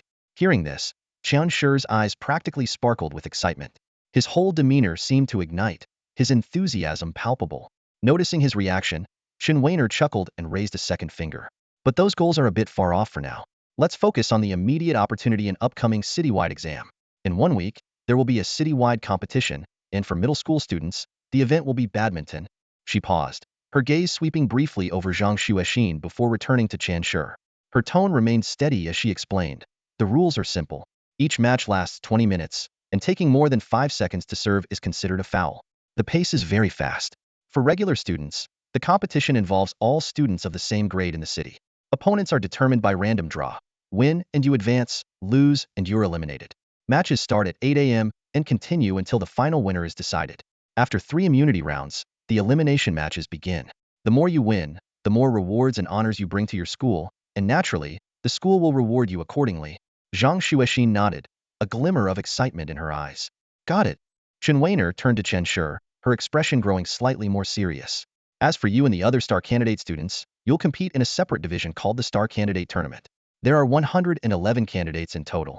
The first round will narrow the field from 111 to 64. The rules are similar to the regular competition, but with some differences. Each participant gets 3 draws, and everyone will play 3 matches in total. The top 64 scorers will advance. Normal wins earn 1 point, and out-of-bound shots earn 2 points. These scores will later convert into star points at a 1-to-2 ratio, but only if you secure the school's sole star candidate spot this year. Chen Shi raised an eyebrow, a sly smile creeping onto his face. So, a potion costs just 20 points. A few matches should cover that easily. Sounds like a good deal. Chen Weiner gently shook her head, her smile carrying a hint of mystery. Don't you need to enhance your superpower? Do you know how much it costs to upgrade even 1 level? You'll understand when the time comes. On the path of martial arts, money is never enough. Think about it, your future opponents are likely to be fully maxed out talents. Whether it's their superpowers, corresponding abilities, physical attributes, or elemental mastery, they'll all be SS level or higher. If your superpower lags behind by even a few levels, the gap won't just be minor. Qian Shi's smile faded instantly, and a trace of gravity flickered in his eyes. Upon hearing those words, all of Qian Shi's earlier pride dissipated instantly, and a sudden clarity washed over him. Yes, if he wanted to become General Chun, he would have to stand out among the very best. With the human population now exceeding 30 billion, how could there not be individuals with maxed out talents? Sure, his current vitality seemed impressive, but his weaknesses were just as glaring. At this stage, he was no match for those all-round prodigies. This realization weighed heavily on Qian Shi, as his initial confidence was sharply tempered by the harsh truth. Sensing his mood, Chen Weiner continued. The last way to earn academic star points is through rankings. In the first round, moving from the top 111 to the top 64 earns you 50 points. Advancing to the top 32 grants 100, then 200 for the top 16, 400 for the top 8, 800 for the top 4, 1600 for the final 2, and the champion takes home 3,200 points. She paused briefly before adding, these points are cumulative, so the champion will earn a total of 6,300 academic star points. Additionally, the champion receives a monthly title reward of 1,500 points. Chen Shi listened carefully and nodded, though he couldn't help but sigh inwardly. The rewards were tempting, but the competition was bound to be fierce. One more thing, Chen Weiner added. Individual scores during the competition are also important, as they contribute to Hongshan High School's overall score. If your score is high enough, the school will give you additional rewards. While they're not as substantial as academic star points, resources like potions won't be lacking. After hearing this, Chen Shi asked earnestly, Can we use martial intent during the competition? Chen Wanner shook her head firmly. Absolutely not. You must never reveal your martial intent. That's something typically reserved for seniors in their final year. If you expose it, you'll only attract trouble. Chun Shi pondered for a moment before nodding in understanding. Finally, Chen Wanner stood up and said, "That's all I have to say. Remember to absorb that essential blood tonight." Understood, Sherngyang. Safe travels, Sherngyang and Shifu. Chun Shi replied respectfully, seeing her off. The room fell silent, leaving only the white-haired girl, Zhang Xuexin, and Chan Shi. Taking a deep breath, Chun Shi stood up and said, "Let's go. Back to school for more training. Every second counts." Zhang Xuexin rose from the sofa, her long, slender legs catching the sunlight and drawing attention. Lately, Chun Shi often found his gaze drifting toward her, and Zhang Xuexin was well aware of it. Yet, instead of feeling annoyed, she felt a subtle joy every time she caught him looking, as though his gaze carried a certain charm. The two walked side by side back to school and began an afternoon of rigorous training. But this afternoon was destined to be anything but ordinary. At some point, Zhao Hongyuan, the captain of the Elemental Martial Artists Junior Division, appeared on the training ground. Without hesitation, he approached Lin Hai, the junior team captain. The two sat side by side, their eyes locked on Chen Shi, who was in the middle of his workout. The surrounding students quickly sensed the tension in the air, as though the atmosphere was laden with gunpowder, ready to ignite. On the training field, Chen Shi put down the barbell he had been lifting and exhaled deeply. He straightened up from the equipment, turned to look at Zhao Hongyuan and Lin Hai, and said in a calm yet piercing tone, "Afraid of me, are you?" His words were like a spark to the powder keg, instantly darkening Zhao Hongyuan and Lin Hai's expressions. Chen Shi wiped the sweat from his brow and continued, his tone still casual but with an undeniable edge, "The two of you are rivals anyway, even without me in the picture. There's only one spot. Stop wasting time. Why not settle it right here and now?" With that, he decisively grabbed a pair of rackets and gestured for the other students to set up the net. His movements were unhurried, but carried an undeniable sense of authority. Lin Hai's face turned grim as he finally stood up, his gaze sharp. "What are you trying to say?" Chun Shi raised the racket in his hand, his tone tinged with disdain. "I don't like how you two keep staring at me, as if I've taken something that belongs to you. Let's settle all grievances today. Whoever loses should accept it gracefully. If I lose, I'll do the same." His words were firm and resolute, silencing the entire training ground. All eyes were now on the three of them, and the tension in the air became palpable. Lin Hai stepped forward with a dark expression, his gaze sharp as a blade. Fixing his eyes on Chun Shi, he spoke slowly and deliberately. "Zhao Hongyuan has exceptional talent. Without you, he would have had every chance to become a star scholar." His tone carried a mix of resentment and anger, a complex swirl of emotions. Chun Shi, however, remained unfazed. A faint smile played on his lips, his eyes glinting coldly. "So, are you planning to kill me?" he asked, his voice calm yet provocative. As the words left his mouth, his fingers tapped lightly on his racket, producing a crisp sound. "Kill." Lin Hai's reply was as cold as ice, a single word that seemed to freeze the air around them. The atmosphere grew heavy, the silence so thick it felt as though even breathing was suppressed. Chun Shi let out a derisive chuckle, raising his racket and pointing it directly at Zhao Hongyuan. His tone turned sharp, brimming with intensity. "We're all warriors on the same path. There's only one spot. Winner takes all. Enough talking. Today, I'll make both of you submit." Hearing this, Zhao Hongyuan's brows furrowed, a flicker of anger flashing in his eyes. He stretched his neck, the cracking sound echoing as he abruptly stood up. With a cold sneer, he said, "Damn, a first year acting all high and mighty. Fine." He grabbed his racket in one swift motion and strode toward the center of the court, his entire being exuding a fierce fighting spirit. Standing quietly on the sidelines, Di-Yun observed the scene with a subtle, knowing smile. He said nothing, merely adopting the stance of a referee. Gradually, the surrounding students gathered closer, their murmurs growing louder. "A showdown. Why isn't Lin Hai playing? Why else? He can't win." Lin Hai got crushed by Chen Shi before he couldn't even return Chen Shi's shots. Tisk, TSK. So this is basically the final match to decide the strongest middle schooler in Hengshan. Pretty much. But Chen Shi is only a first year. Not surprising. He's a monster, one of those destined to become a legend. Di-Yun raised his hand to start the timer, his voice calm yet authoritative. 20 minutes. Zhao Hongyuan serves. Match begins. Zhao Hongyuan's eyes focused as he lightly flicked his wrist. The shuttlecock arched gracefully over the net. But in the next instant, his pupils contracted, and a chill ran down his spine. The moment the shuttlecock crossed the net, Chen Shi's figure darted forward like a beast on the hunt. With both hands gripping his racket, he smashed down with unrelenting force. Boom! The deafening sound of impact reverberated, sparks flying from the collision of racket and shuttlecock. The shuttlecock shot forward like a missile, whizzing past Zhao Hongyuan's cheek, sending a wave of heat that made him instinctively flinch. By the time he regained his composure, the shuttlecock had already flown out of bounds. Referee Di-Yun raised a sign, his expression unchanging. 2 points, Chun-Shur. Chun-Shur strolled back to the center of the court with an air of ease, a faint smirk on his lips. He glanced at Zhao Hongyuan and said nonchalantly, "Stop zoning out."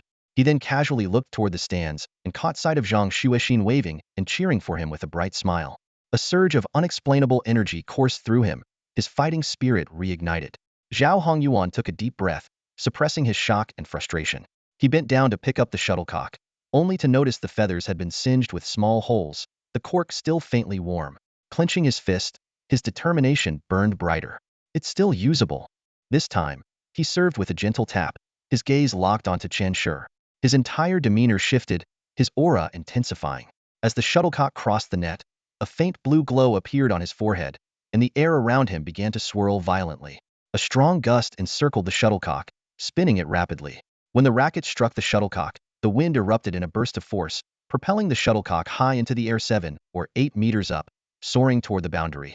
Yet Chun-Shur remained unmoved, standing still with an expression as calm as a placid lake, as if everything was within his control. A faint smirk tugged at the corner of his lips as he muttered under his breath, "As long as it hasn't landed, it can still be returned." He waited patiently as the shuttlecock descended, then gripped his racket with both hands and delivered a ferocious horizontal smash. Sparks flew once again, but this time, it seemed as though flames engulfed the shuttlecock. It streaked forward in a straight line, leaving a trail of red light in its wake. Chun-Shur's eyes were as sharp as a hawk's. His feet slightly parted, his center of gravity lowered, and his stance was as immovable as a mountain. On the opposite side, Zhao Hongyuan was equally determined. A faint smile tugged at the corners of his lips, as if he had anticipated this move. With a casual wave of his hand, an invisible gust of wind surged through the air, enveloping the fiery red light and abruptly halting the speeding shuttlecock midair. Then, with a deft flick of his wrist, he sent it gently back across the net. This was the power of an elemental martial artist. Their strength didn't come from physical prowess but from their mastery over the elements, allowing them to craft ever-changing offensive and defensive techniques. Unlike traditional martial artists, who relied on vitality and physical strength, elemental martial artists drew upon elemental energy and mental focus. While their physical attributes might not match those of traditional fighters, their precision and adaptability on the battlefield often caught opponents off guard. A faint glow appeared at the center of Zhao Hongyuan's forehead, and a brilliant blue light burst from his eyes. His racket seemed imbued with a magical force as he swung it lightly. A howling gust of wind accompanied the shuttlecock as it shot forward. This time, it wasn't just the shuttlecock crossing the net, an overwhelming wave of wind surged alongside it. The net trembled violently, and even the students in the audience felt the oppressive force of the gust. Their hair was whipped into disarray, and gasps of astonishment echoed throughout the hall. Confidence radiated from Zhao Hongyuan as his eyes burned with anticipation. Yet Chun-Shur, standing across from him, remained completely still. Suddenly, his aura shifted dramatically. With his eyes closed, he activated his extraordinary sensory perception. In his mind, everything around him seemed to slow down the speeding shuttlecock. The chaotic winds, all of it, appeared vividly in his mental landscape. "Master, how do I deal with such a bizarre opponent like an elemental martial artist?" Chun-Shur recalled his master's words. "Simple. Elements are just another form of energy. Kinetic energy, potential energy, they're all the same. Don't overthink it. Overwhelm them with your own energy. Crush theirs and you'll win." Chun-Shur's gaze turned razor sharp. He gripped his racket tightly, veins bulging on his forearms as his muscles tensed to the brink of bursting. A surge of raw vitality erupted from his body, causing the air around him to tremble. At that moment, everyone in the hall felt an oppressive force that left them breathless. Boom! With an explosive roar, Chun-Shur swung his racket downward with all his might. That strike carried the force of an avalanche, the fury of a tidal wave. The shuttlecock, now blazing like a comet, hurtled toward Zhao Hongyuan's side of the court with devastating momentum. Bang! The shuttlecock slammed into the martial hall's wall with immense force, causing the entire structure to shake. A fine crack appeared on the wall, and the hall seemed to tremble under the impact. Zhao Hongyuan stood frozen, unable to comprehend what had just happened. His pupils contracted, his expression blank, and his lips quivered slightly. Only two questions echoed repeatedly in his mind. What was that? Was that even human? Finally, he lowered his racket in defeat. exhaling a long sigh before turning to walk out of the martial hall. His steps were heavy, his figure weighed down by the loss. His friend Lin Hai quickly caught up to him, patting him on the shoulder. Hey, what's wrong? Zhao Hongyuan let out a bitter chuckle, his eyes filled with resignation. What even is he? How is someone like that in our Hengshan middle school? Who could possibly beat him? Lin Hai sighed deeply and shook his head. For the first time, he truly understood the meaning of a certain phrase. To live in the same era as a prodigy of this caliber is a tragedy for everyone else. Before long, news of Zhao Hongyuan's defeat at the hands of Qian Shi spread like wildfire across the school. The title of Hengshan's strongest middle schooler became indelibly associated with Qian Shi. Both boys and girls alike began to pin their hopes on him, eagerly anticipating his performance in the upcoming regional competition. What rank do you think our strongest fighter from Hengshan will achieve out there? Someone speculated excitedly, but others offered a more sobering perspective. There are 37 schools in Lingshan City, and Hengshan ranks 33rd every year. Our strongest might just be someone else's stepping stone. Chen Shi paid no mind to all the chatter surrounding him. That night, after escorting the young girl home, he hailed a cab back to his place to absorb the essence of the blood surge. Unscrewing the cap, he tipped the bottle directly into his mouth. The intense metallic taste of blood filled his mouth. Without hesitation, he downed the contents in one gulp. The scalding liquid slid down his throat, igniting a fiery sensation within him. He shut his eyes, feeling the blood energy coursing through his meridians, sending waves of tingling pleasure through his body. But the night was far from peaceful. In his dream, he encountered a formidable adversary like none he had faced before. It was a grotesque creature with powerful limbs and two blood-red spikes protruding backward from its elbows, resembling deadly hunting weapons. Its head was cone-shaped, sharp and menacing, with two deep crimson eyes that locked onto Qian Shi, emanating an overwhelming aura of murderous intent. The battle was imminent. Qian Shi let out a low snort, planting his foot firmly on the ground before launching himself forward. His fists rained down on the creature like a storm, each punch carrying the force of thunder, driving the blood-fiend beast back step by step. But then, the creature let out an earth-shaking roar, and its blood energy erupted violently. Entering blood surge mode, its body became enveloped in a crimson glow. Its strength and speed surged dramatically, and its attacks came like a relentless tempest. Chen Shi didn't dare let his guard down. He swiftly activated his heightened senses, his movements becoming ghost-like as he weaved and dodged. Even so, he felt the immense pressure. The opponent's speed and power now rivaled his own, and a single misstep could prove fatal. Yet, Qian Shi remained composed, carefully maintaining distance and relying on his extraordinary stamina to outmaneuver the creature. Minute by minute, the blood-fiend beast's blood surge state began to wane. Its movements slowed, and Qian Shi seized the opportunity. He gathered his strength and delivered a powerful punch to the creature's chest. The immense impact sent it crashing to the ground with a harrowing screech before it lay motionless. Breathing heavily, Qian Shi stood over the fallen creature, his gaze fixed on the glimmering core of energy radiating from its body. Without hesitation, he claimed the supernatural essence and turned his attention to a massive, circular formation nearby. The formation's translucent barrier emitted a faint glow. Raising his fist, he struck the barrier. It quivered slightly as his blood energy drained rapidly, but Qian Shi gritted his teeth and endured, channeling his blood surge into the formation until a gap large enough to pass through appeared. The next morning, Qian Shi awoke and checked his blood energy levels, only to find they had dropped by more than 40 points since the previous night. He sighed. While it was a loss, it was still within acceptable limits. Over the next 7 days, he focused on training diligently, gradually restoring his blood energy to 849 points. Time flew by, and the school sports meet was set to begin the next day. That evening, after school, Qian Shi pulled Zhang Xuexin into a dimly lit alleyway. The towering buildings on either side blocked out the moonlight, casting an eerie stillness over the street. Zhang Xuexin glanced around the empty alley, her cheeks flushing faintly as a hint of unease crept into her expression. "Qian Shi, what are you up to?" she asked softly, her voice tinged with nervousness. Qian Shi grinned mischievously, a glint of playfulness in his eyes. "Want to try scaling walls like a pro?" "What?" Zhang Xuexin blinked, momentarily stunned, before her eyes lit up with excitement. "I'll carry you. You'll get to experience the power of the blood surge firsthand." Qian Shi crouched down, gesturing for her to climb onto his back. Zhang Xuexin hesitated briefly before carefully hopping onto his back. She was light as a feather, barely a burden to someone like Qian Shi. "Hold onto my neck and wrap your legs tightly around my waist," he instructed. "Got it," she replied, leaning her head against his shoulder as she wrapped her arms around his neck and locked her legs securely. Qian Shi took a deep breath, then leapt upward. His fingers found purchase in the crevices of the wall, and like a nimble spider, he scaled the building with astonishing speed, reaching the rooftop in mere seconds. Zhang Xuexin clung to his back, her eyes sparkling as she took in the city lights below. "This is amazing," she exclaimed. Chunshi chuckled. "You haven't seen anything yet." "What do you mean?" Zhang Xuexin asked, her brows furrowing in curiosity. "Hold tight," Chunshi said with a smirk, his voice dropping to a low growl. Blood surge activate. In an instant, a crimson mist erupted from his body, resembling flames dancing in the night. Zhang Xuexin could feel his body heat rise dramatically, the very air around them seeming to burn. Whoosh! With a sudden burst of speed, Chunshi shot forward like an arrow released from a bow. Zhang Xuexin shrieked in a mix of fear and exhilaration, her cries echoing through the night. "Chunshi, there's no path ahead," she shouted, her voice filled with alarm. Chunshi laughed heartily. "Who needs a path when you can make your own?" With that, he launched himself off the edge of the rooftop.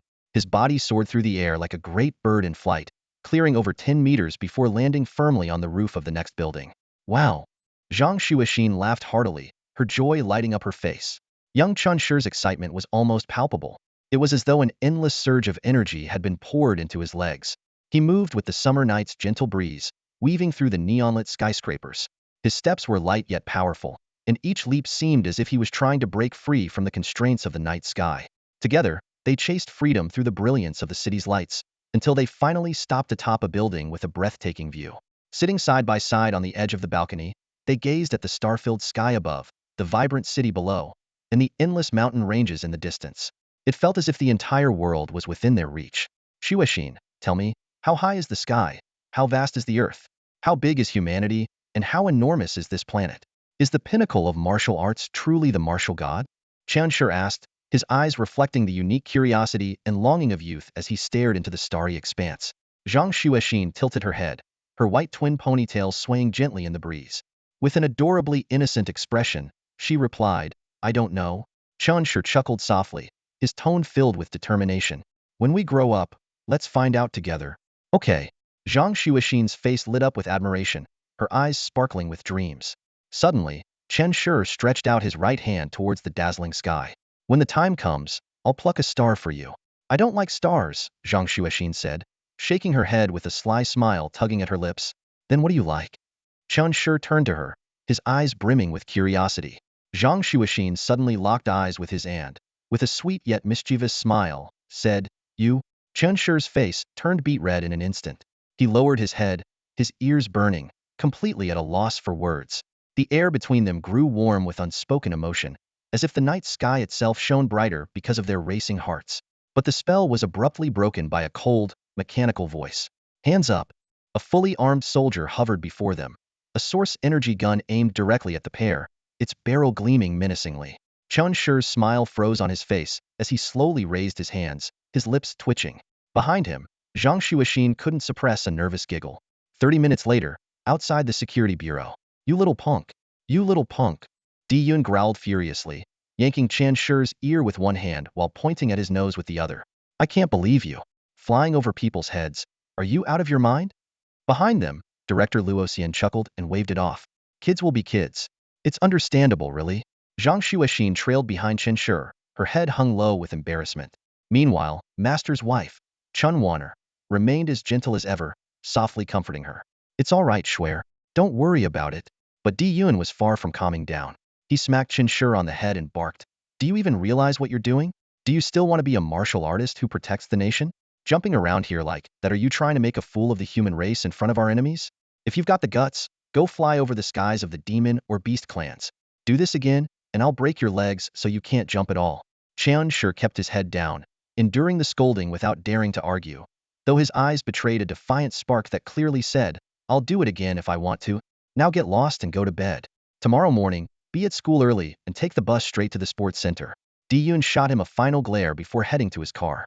Not long after, Chunshi and Zhang Xuexin were dropped off at home. After washing up, they said goodnight to each other and went to their respective rooms to rest. That night, Chunshi had a beautiful dream. He dreamt of standing beneath a sky full of stars, plucking one to give to Zhang Xuexin.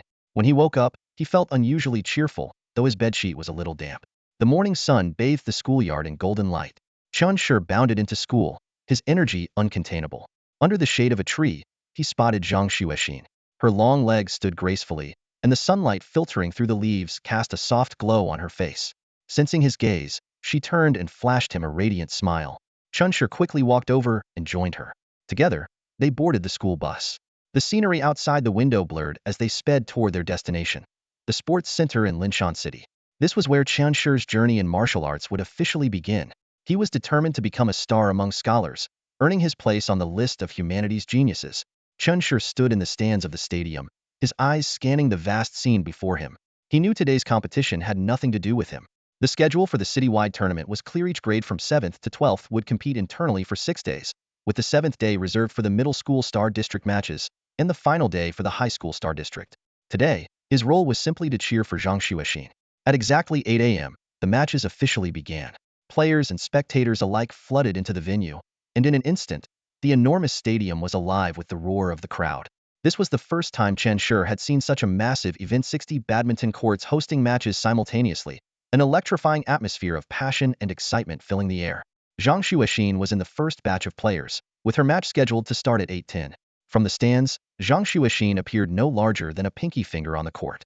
Squinting, Chunshur could barely make out her movements. After a moment of hesitation, he excitedly hopped down from the stands, intending to deliver water and cheer for his junior. No one stopped him, and he easily navigated through the crowd.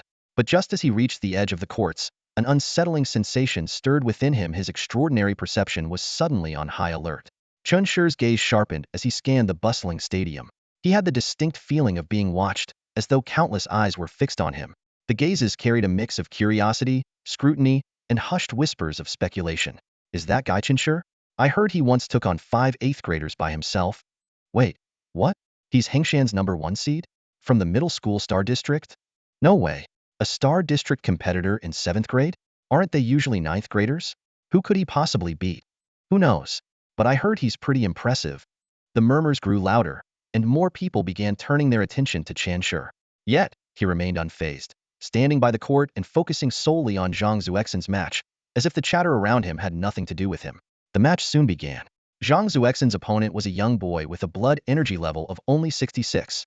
When he saw that his competitor was a strikingly beautiful girl with dyed hair, his eyes nearly popped out of his head, his excitement barely contained. However, once the match started, the situation changed drastically. With a blood energy level approaching 290, Zhang Xuexin didn't even need to use her superpowers. Her speed and strength alone were enough to completely dominate her opponent. Her playstyle was relentless and precise, her racket swings exuding a kind of breathtakingly brutal beauty. In just 20 minutes, Zhang Xuexin won the first game with a near 60-point lead, delivering 30 off-bound smashes. The spectators were left in stunned silence. Is this really that girl with the dyed hair? Unbelievable. She's this strong? She doesn't play like a 7th grader at all. The crowd's initial biases and underestimations were thoroughly shattered. Zhang Xuexin's overwhelming victory crushed their preconceived notions. After the match, she didn't even show a hint of fatigue, heading straight to the draw area to prepare for her next match. Her second opponent had a slightly higher blood energy level of 75, but was still no match for her. This time, she raised her score to 107 points, once again claiming victory in a dominant fashion. Without taking a break, she moved directly into the third round to face an opponent with a blood energy level of 85. From the sidelines, Chunshur observed the matches, a slight frown forming on his face. Are the skill levels really this low? He thought to himself. He suddenly remembered Huang Ku, whose blood energy level had only been 68 at the start of 8th grade. It seemed the average level in this city really wasn't very high. In the third round, Zhang Xuexin continued her unstoppable streak. 20 minutes later, she concluded the match with an impressive score of 95. The crowd's attention shifted to the central scoreboard, which not only displayed real-time match results but also featured 2 major rankings. Chunshur looked up as well. The screen constantly updated with the latest rankings.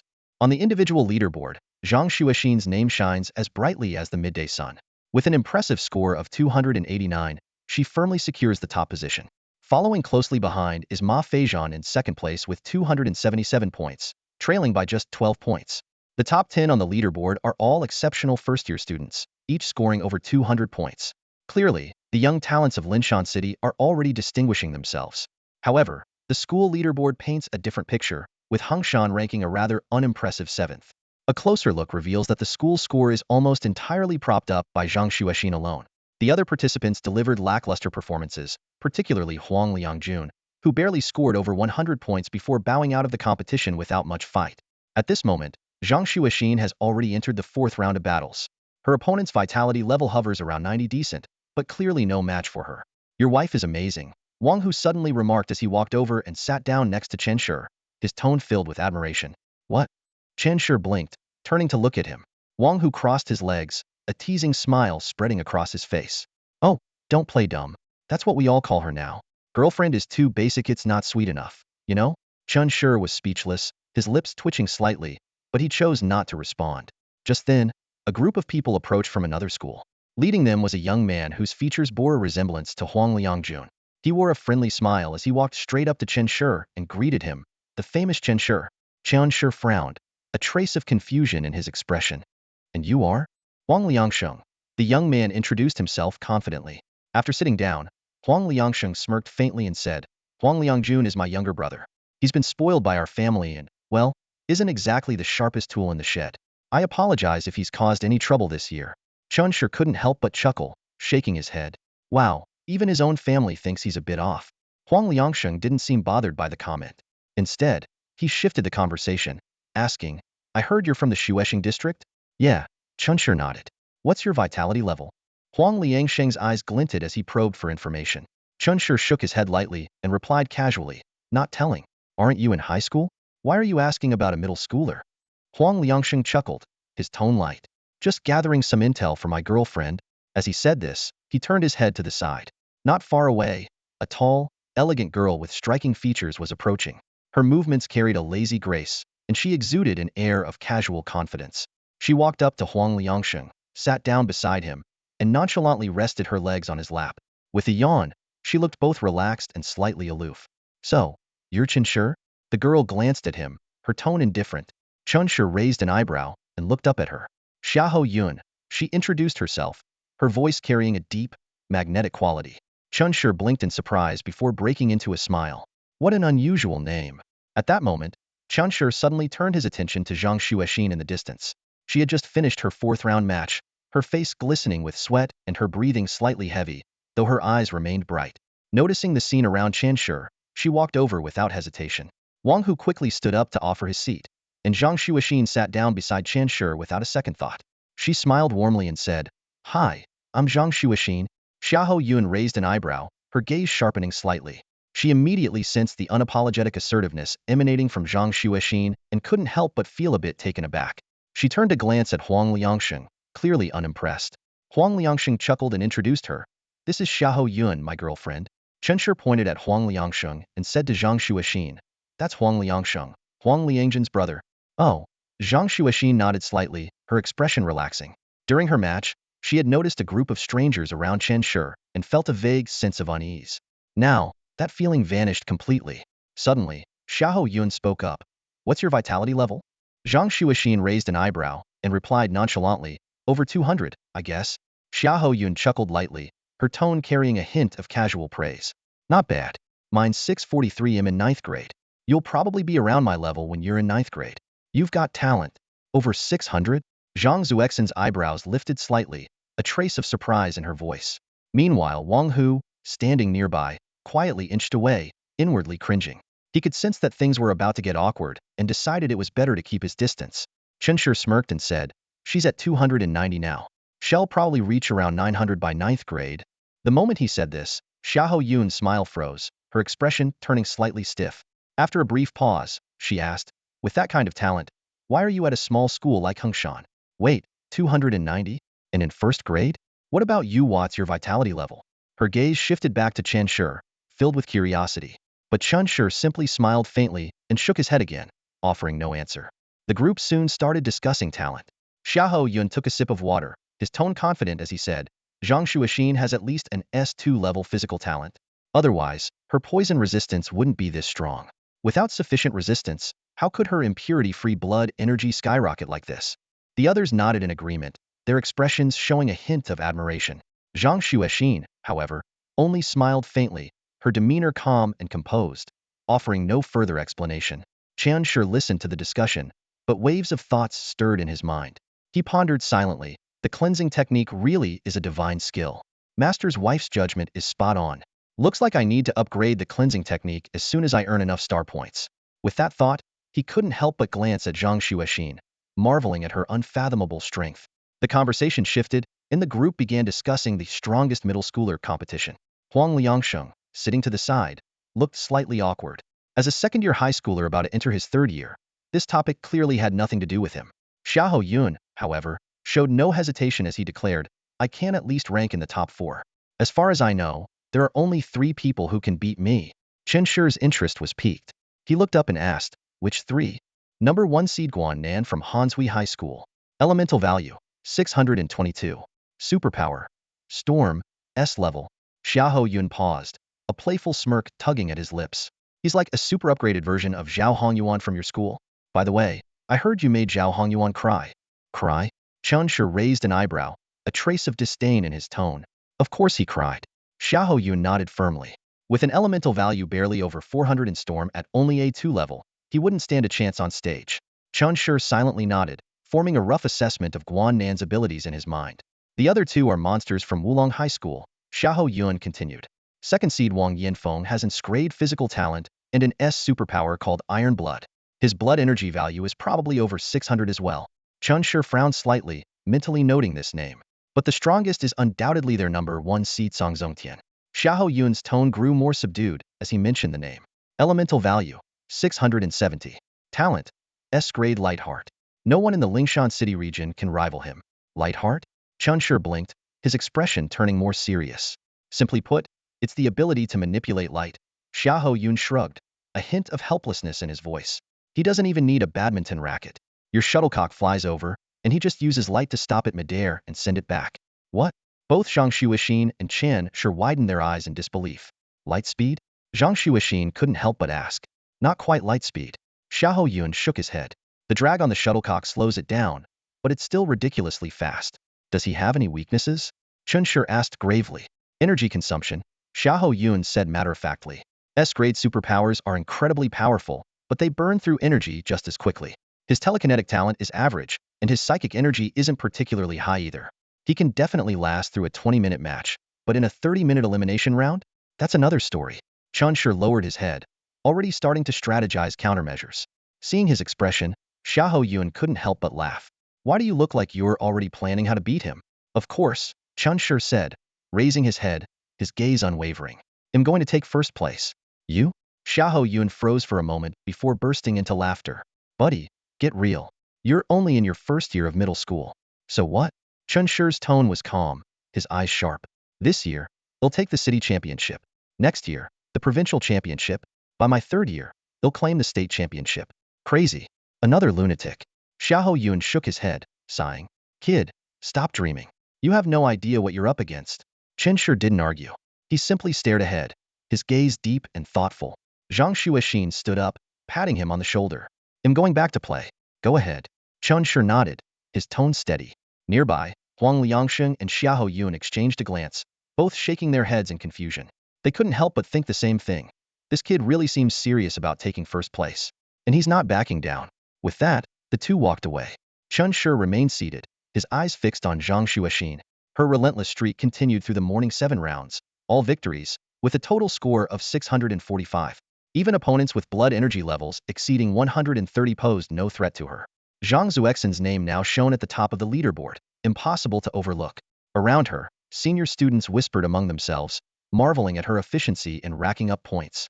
Yet, they cautioned, the afternoon matches won't be easy. Anyone still standing now is a real challenge. By noon, the 2 of them headed to the cafeteria together. Zhang Xuexin still held the top spot, while the second-place competitor lagged behind with just over 400 points, clearly having played fewer rounds. Even more impressive, Zhang Zuexin's performance had single-handedly elevated Hengshan's school ranking to 6th place, drawing astonished glances from all around. On their way to the cafeteria, Principal Jing Shifeng approached with Di Yun and others in tow. Their expressions were filled with pride and approval. Jing Shifeng smiled warmly and said, Zhang Xuexin, if you're feeling tired, you can take the afternoon off. Your performance is already outstanding. However, Zhang Xuexin shook her head slightly, a confident smile playing on her lips. I'm going for first place. First place? Jing Shifeng raised an eyebrow, clearly surprised. Yes, Zhang Xuexin replied softly, though her tone carried an unshakable determination. I've never aimed for first before, but today, I want to try. I'll give it my all and take that top spot. Hearing this, a glimmer of admiration flashed in Jing Shifeng's eyes. He nodded firmly. Good. If you manage to secure first place in the total individual score for your grade, they'll personally cover all your training elixirs for next year. Zhang Xuexin gave a polite nod of thanks to the principal and then continued toward the cafeteria with Chen Shi. During lunch, Chen Shi glanced at Zhang Xuexin, his expression thoughtful. Why do you suddenly want to take first place? He asked. Zhang Xuexin set down her chopsticks, crossed her arms, and met his gaze with a fiery determination. Because no one believes we can do it. Chen Shi. No one thinks you can win the championship in the Star District, and no one believes I can take the top score. But I'm going to prove them wrong. If I can claim my first place, then so can you. Her words struck Chen Shi like a hammer to his chest. He clenched his fist slightly, his eyes steeling with resolve. You're right. But their quiet lunch didn't last long. Soon, competitors from other classes began casting glances at Zhang Xuexin, whispering among themselves with evident hostility. Particularly notable was Ma Feijian, the second-place contender. His sharp gaze was as cutting as a blade, and when his eyes met Chen Shi's, tension crackled instantly. The top spot on the leaderboard belongs to me, Ma Feijian declared, storming over with a voice like thunder. Chen Shi gave him a disdainful glance and replied coolly, still dreaming, huh? Zhang Xuexin stood up at that moment, her gaze piercing. Prove it in the arena. Ma Feijian sneered, his tone dripping with malice. Just don't let me catch you using any illegal performance enhancers. Zhang Xuexin froze for a moment before responding icily. You think I'd cheat? Huh. 7 rounds in one morning? Even I couldn't manage that. How could you possibly do it without doping? Ma Feijian shot back, his voice accusatory and aggressive. Chen Shi abruptly stood, pointing a finger directly at Ma Feijian's forehead. What's your problem, you pathetic loudmouth? You dare insult me? Ma Feijian's eyes widened with fury. Chen Shi didn't back down, his voice booming with anger. Insult? They'll do more than that, he'll slap you.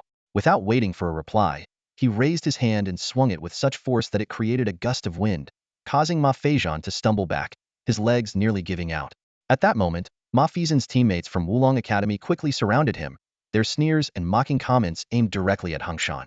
Hengshan's just a trash school, what else would you expect? Doping and still acting all high and mighty. In an instant, Hengshan's students rose to their feet, the tension in the cafeteria escalating to a breaking point. The two groups stood face to face, the atmosphere so charged it seemed a fight could break out at any moment. Then, out of nowhere, Huang Liangjun appeared, quietly sneaking up behind one of Wulong's team members. Holding his lunch tray, he suddenly slammed it onto the student's head and shouted, "Take that!" The cafeteria erupted into chaos. Huang Liangjun bolted toward the serving area, attempting to grab a tray of braised pork as a weapon, only to be stopped by the lunch lady, who nearly twisted his arm in the process. The commotion quickly spiraled out of control. Teachers and referees rushed in, their voices booming above the chaos. Stop! Everyone, stop right now. With swift and forceful action, they subdued both sides, restoring order to the cafeteria. Nearly 100 people from both sides spent the entire afternoon being interrogated. Finally, the results were in. Outside the interrogation room, Ma Feijian was the first to storm out, a mocking smirk tugging at the corner of his lips. With a loud, provocative tone, he sneered, "Is that all? Hengshan isn't much after all." However, his grin quickly froze. Huang Liangjun was identified as the instigator of the brawl, and without exception, every participant was disqualified from the competition. The first-year team of Wulong Middle School was utterly stunned. They lost 12 members. 12. An entire main lineup gone in an instant. In contrast, Hengshan Middle School only lost one participant, Huang Liangjun, the unlucky captain who had been beaten black and blue during the chaos. The coach's furious roar still echoed in their ears. This time, we have to beat number 1 Middle School. But now, with 10 members disqualified, Wulong Middle School's total score was bound to plummet. Ma Feijian and the others turned pale as if the sky had collapsed. What made their blood boil even more was the sight of Chen Shi and Zhang Zuexin's shameless pair. They had been the loudest in hurling insults, but somehow managed not to lift a finger. Instead, they stood by like spectators, calmly watching the entire spectacle unfold. Unbelievable. Truly unbelievable. Chen Shi's lips curled into a faint, disdainful smile. Standing at the end of the corridor, he swept his gaze over the group of dejected fools and chuckled inwardly. He wasn't about to make the same mistake twice, had learned his lesson.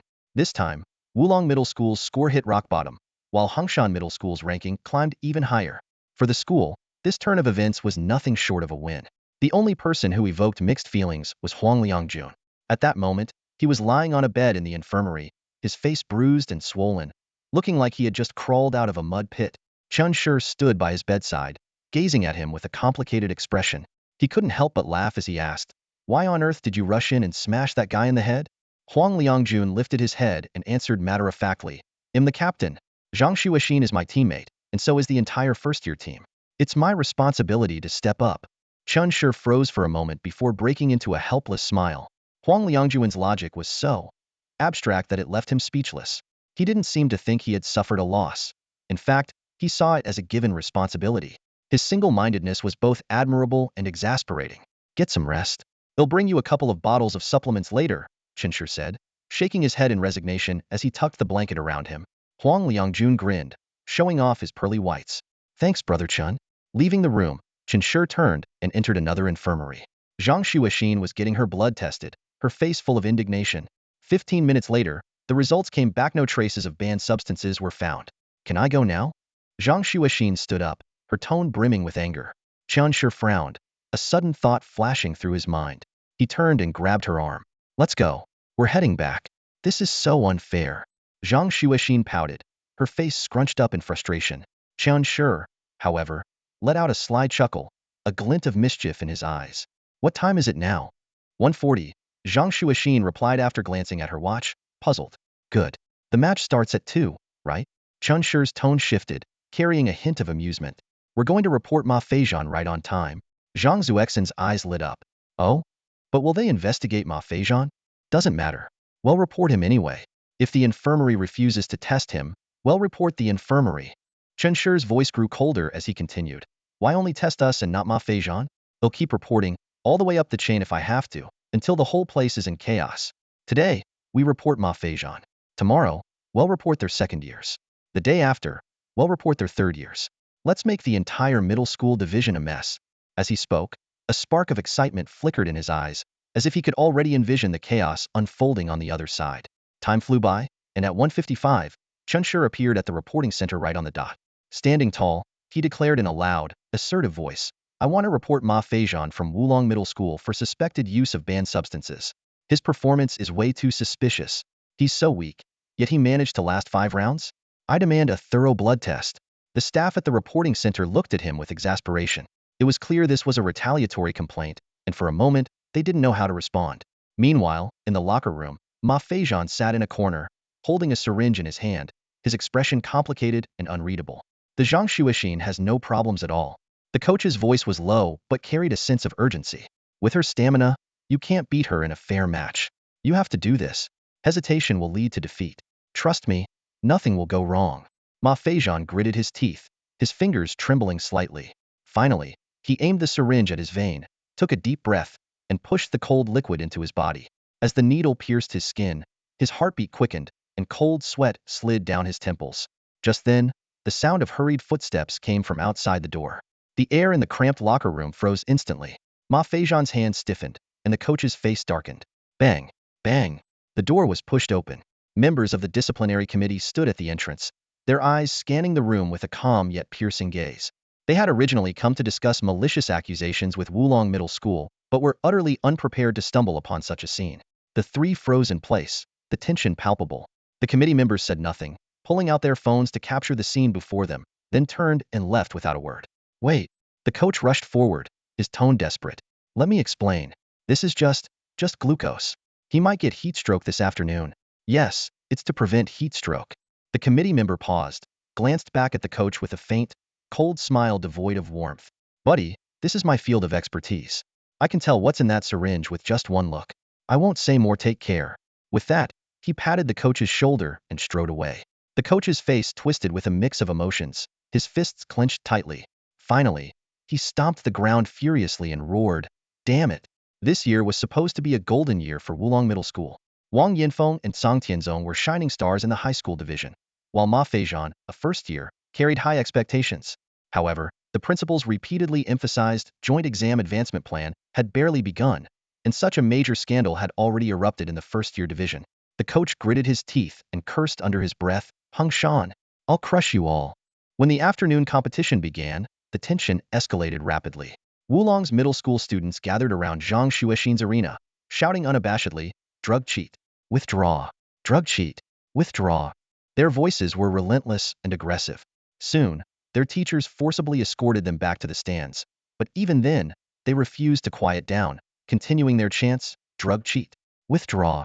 Their voices echoed across the entire venue, impossible to suppress.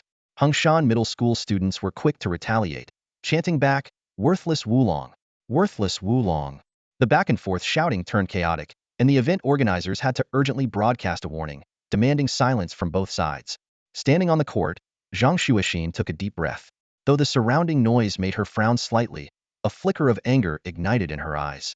Channeling her fury into determination, she gave it her all in the first round, obliterating her opponent with a staggering score of 127 points. However, at that moment, an announcement came over the loudspeakers, the voice cold and clear. Ma Feijian, a first-year competitor from Wulong Middle School, has been found using prohibited substances. Wulong Middle School's total score will be deducted by 500 points, and Ma Feijian is disqualified from further competition. The announcement was repeated 3 times, leaving the audience in an uproar. Hungshan's Chen Shi, who had been sulking earlier, suddenly lit up with excitement upon hearing the news. He leapt to his feet, ran onto the track, and shouted at the Wulong students, "So you're the real drug cheats? It's confirmed now. Everyone, look, Wulong is doping." His voice was sharp and mocking, cutting into the hearts of Wulong's students like a knife. As he ran around the track, he shouted to anyone who would listen, "Wulong is doping. Wulong is doping." Rules prohibited him from cursing, flipping the bird, or getting physical, but he found his own way to stand up for Zhang Shuixin. However, before he could complete 2 laps, Diyun grabbed him by the collar and dragged him back. "Stop showing off. What kind of behavior is this?" Diyun scolded coldly, his face stormy. Chen Shi, however, remained unfazed. He shrugged nonchalantly and said, "I don't care if I embarrass myself, but I won't let Shuixin be falsely accused. I have to stand up for her." Diyun didn't want to say much about Chen Shi. The fact that the child had such intentions was already a good thing. This afternoon was destined to belong to Hungshan Middle School, and even more so to Zhang Shuixin. The atmosphere in the stadium was electric, nearly boiling over with excitement. Principal Jing Shifeng's smile never left his face as his eyes stayed fixed on the girl on the field, relentlessly pouring her sweat and energy into the competition. Like an untiring beast, she fought match after match, from 2 p.m. to 6 p.m., without a single break.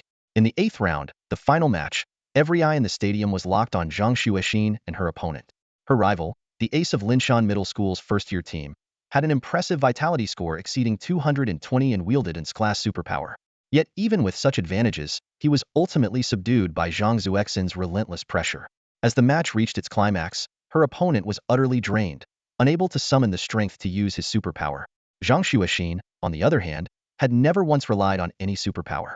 Through sheer physical endurance and skill, she wore him down until he had no fight left. In the end, Zhang Shuixin secured a total of 1,458 points for Hungshan Middle School, dominating the individual leaderboard. The second-place competitor trailed far behind with only 1,055 points. Hungshan Middle School claimed second place in the overall school rankings, unable to unseat Linshan High School's long-standing dominance but achieving their best result in years. And Zhang Shuixin? She became the undeniable star of the day in the 50,000-seat stadium, her name reverberating through the crowd. When the final whistle blew, the girl raised her head and let out a primal roar of triumph. That fierce cry, like the proclamation of a lion king, shook the entire stadium.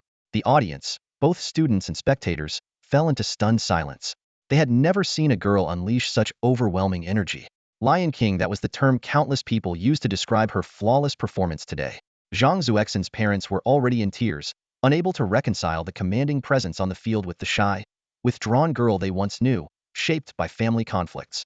Yet in just half a year of middle school, she had undergone a remarkable transformation, like a phoenix rising from the ashes. This change was largely thanks to 2 pivotal figures in her life, Chen Shi and his teacher's wife. She vividly recalled the story Chen Shi once shared with her, an account of how Miss Chen, despite low cultivation levels and mediocre talent, used her intelligence and courage to orchestrate a brilliant victory against both demon and monster clans, earning countless accolades. The power of such an inspiring role model left a profound impact on Zhang Shuixin. Living and training alongside someone like that made it almost impossible not to grow stronger. After the competition, Zhang Shuixin was bursting with excitement and eager to celebrate with Chen Shi. However, they ultimately had to part ways and return to their respective homes. She dreaded going back to a house filled with constant arguments, but at 13, she had no choice but to spend the night there. That evening, though separated by distance, the two stayed up chatting enthusiastically on social media. Chen Shi's tone carried a hint of concern. "My master says the tension is rising. Wulong has become our enemy. Their coach even declared that if they face us, they'll crush us. From 8th grade to 12th grade, we're no match for them. Zhang Xuexin replied with a light-hearted laugh, "It's fine, General Qin. We believe in you." Chen Shi's response brimmed with confidence. "Of course I've got this." Over the next 6 days, they'll train harder and take down their top seed in the Star Zone competition. Zhang Xuexin encouraged him with a smile. "I know you can do it. Our General Chen is the best." With dreams of future victories and the warmth of mutual support, the two drifted off to sleep. The next day, neither of them returned to the sports meet. Instead, they headed back to the school's martial arts hall to resume their training. The thrill of yesterday's victory left Zhang Xuexin in high spirits. Her radiant smile was impossible to contain, making her seem even more stunning and vibrant than before. Perhaps it was the thrill of yesterday's triumph. Zhang Xuexin was all smiles, her joy evident in every step, making her beauty shine even brighter. She had no idea that she had become the object of many secret admirers. But even if she were aware, she wouldn't think much of it. After all, those secretly in love with Chen Shi would only be more numerous. The blazing summer sun shone down as cicadas chirped relentlessly. Zhang Xuexin, a carefree young girl, had already embraced the leisurely days of her summer vacation, while the young man Chen Shi remained tense, preparing for the upcoming battle of the Academy Stars. Her smile was radiant and relaxed, while his brows were furrowed in deep concentration. His mind was preoccupied with the powerful opponents he would soon face, especially the one named Zhang Tianzong, the holder of the S-ranked Heart of Light. The pressure he felt came not only from the strength of his opponents, but also from the expectations of his mentor, Di Yun. When Chen Shi shared his concerns with his mentor, Di Yun merely smiled calmly and said, "Zhang Tianzong may have a strong ability, but his elemental talent isn't particularly high, just an S rank. If you can't overcome him, then forget about aiming for the pinnacle of humanity's elite in the future. But don't worry, when I return tonight, I'll teach you some strategies to deal with him." As evening arrived, the golden rays of the setting sun bathed the streets. Chen Shi and Zhang Xuexin sat side by side on a bench, the potion bottles in their hands already empty. They closed their eyes, quietly absorbing the effects of the potion. It wasn't until Di Yun arrived in his car to pick them up that they stood and joined him. Together, the three headed to a small villa in the outskirts. Inside the car, the potion's effects left the two youths feeling slightly drowsy, occasionally stifling yawns. By the time they arrived at the villa's backyard, the potion's energy had mostly been absorbed. As night fell, the stars began to twinkle, and the moonlight cast a silvery glow over the grassy lawn. Zhang Xuexin sat by the edge of the lawn, resting her chin on her hands with a serene expression. Meanwhile, Chen Shi stood attentively before his mentor and his wife, ready to receive their guidance. Chen Wanner was the first to speak, her tone calm yet commanding. "Sure, your greatest opponent in this battle of the Academy Stars is Zhang Tianzong. His gift, the Heart of Light, grants him incredible speed, but its mass is negligible. To gather enough light to wield even the weight of a feather ball takes a significant toll on him. Moreover, his psychic aptitude appears to fall short of even in rank." Chen Shi pondered for a moment before asking, "Master, Mistress, are elemental talent, physical aptitude, and psychic aptitude fixed from birth? Are they truly unchangeable?" Chen Wanner nodded slightly. "As of now, that appears to be the case. But 100 years ago, people also believed that the strength of superpowers was innate, yet that belief was eventually overturned. Who can say what the future holds?" Chen Shi couldn't help but glance at Zhang Xuexin nearby. The girl propped her cheek on her hand, her expression full of quiet joy. She knew Chen Shi had asked the question because of her, but she wasn't concerned about the answer. Chen Wanner continued, "To defeat Zhang Tianzong, your only option is to exhaust his psychic energy. Elemental warriors rely entirely on their abilities in combat, and using abilities inherently consumes psychic energy. The quickest way to do this is with high-impact, powerful strikes that force him to expend energy continuously. The stronger the force behind each of your attacks, the more psychic energy he'll have to use in response." Just as she finished speaking, Di Yun stepped forward. He picked up 2 bricks and placed them before Chen Shi. His voice was steady and firm as he said, "Now, let me show you how to make Zhang Tianzong truly feel the pressure." With that, he clenched his right fist and struck the first brick with immense force. Bang! The brick shattered into pieces instantly.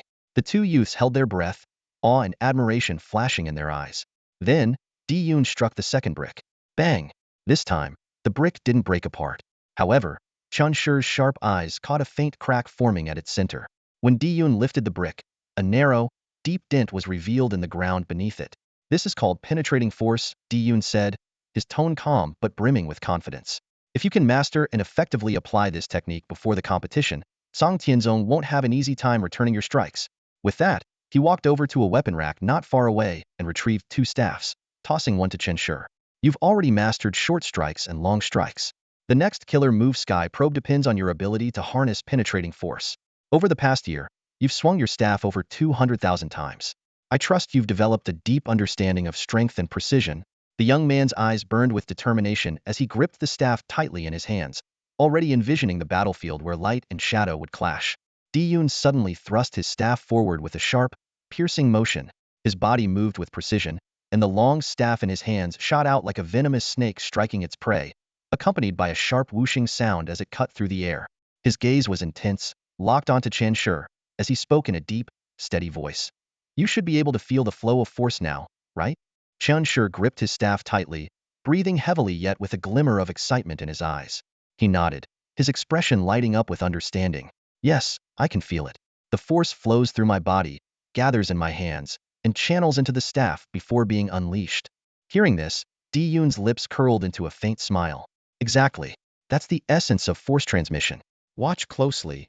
Without further words, he thrust his staff again. This time, the motion was just as swift, but with a subtle pause lasting a fraction of a second before the staff shot forward with explosive power. The sound of the staff piercing the air Chang'edit was no longer loud and booming but sharp and piercing, as if it could tear through the very fabric of the atmosphere. Chen Shi froze for a moment, then a look of realization flashed across his face. He nodded repeatedly in excitement. I get it now. It's all about storing power, right? Letting the staff pause momentarily to concentrate all the force at one point before releasing it, just like how water flows. He swung his staff enthusiastically, mimicking the motion as he explained. Force is like water, flowing through the body and into the staff with your movements. If I thrust directly, it's like a wave crashing onto the shore but only covering part of the beach, wasting the momentum. But with force transmission, it's like gathering all the waves into one massive surge, striking with greater strength and range. Di-Yun looked at Chen Shi with a glint of approval in his eyes. Though tempted to praise him as a prodigy, he simply smiled faintly and said in a calm tone, since you understand, keep practicing on your own. With that, he turned to Zhang Xuexin and pulled a white wrist brace from his pocket, tossing it to her casually. Shuer, this is for you. You don't have to share with Chen Shi anymore, Di-Yun said lightly. Zhang Xuexin caught the wrist brace, her eyes lighting up with delight. A white one. She looked up at Di-Yun, her face brimming with joy. Di-Yun chuckled. Your master's wife picked it for you.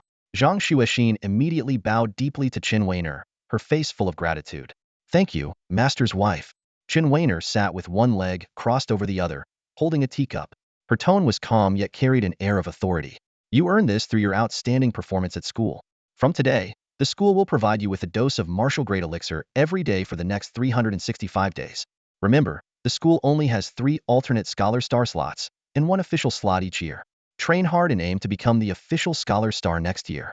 Hearing this, Zhang Xuexin clenched her fists, her smile radiant.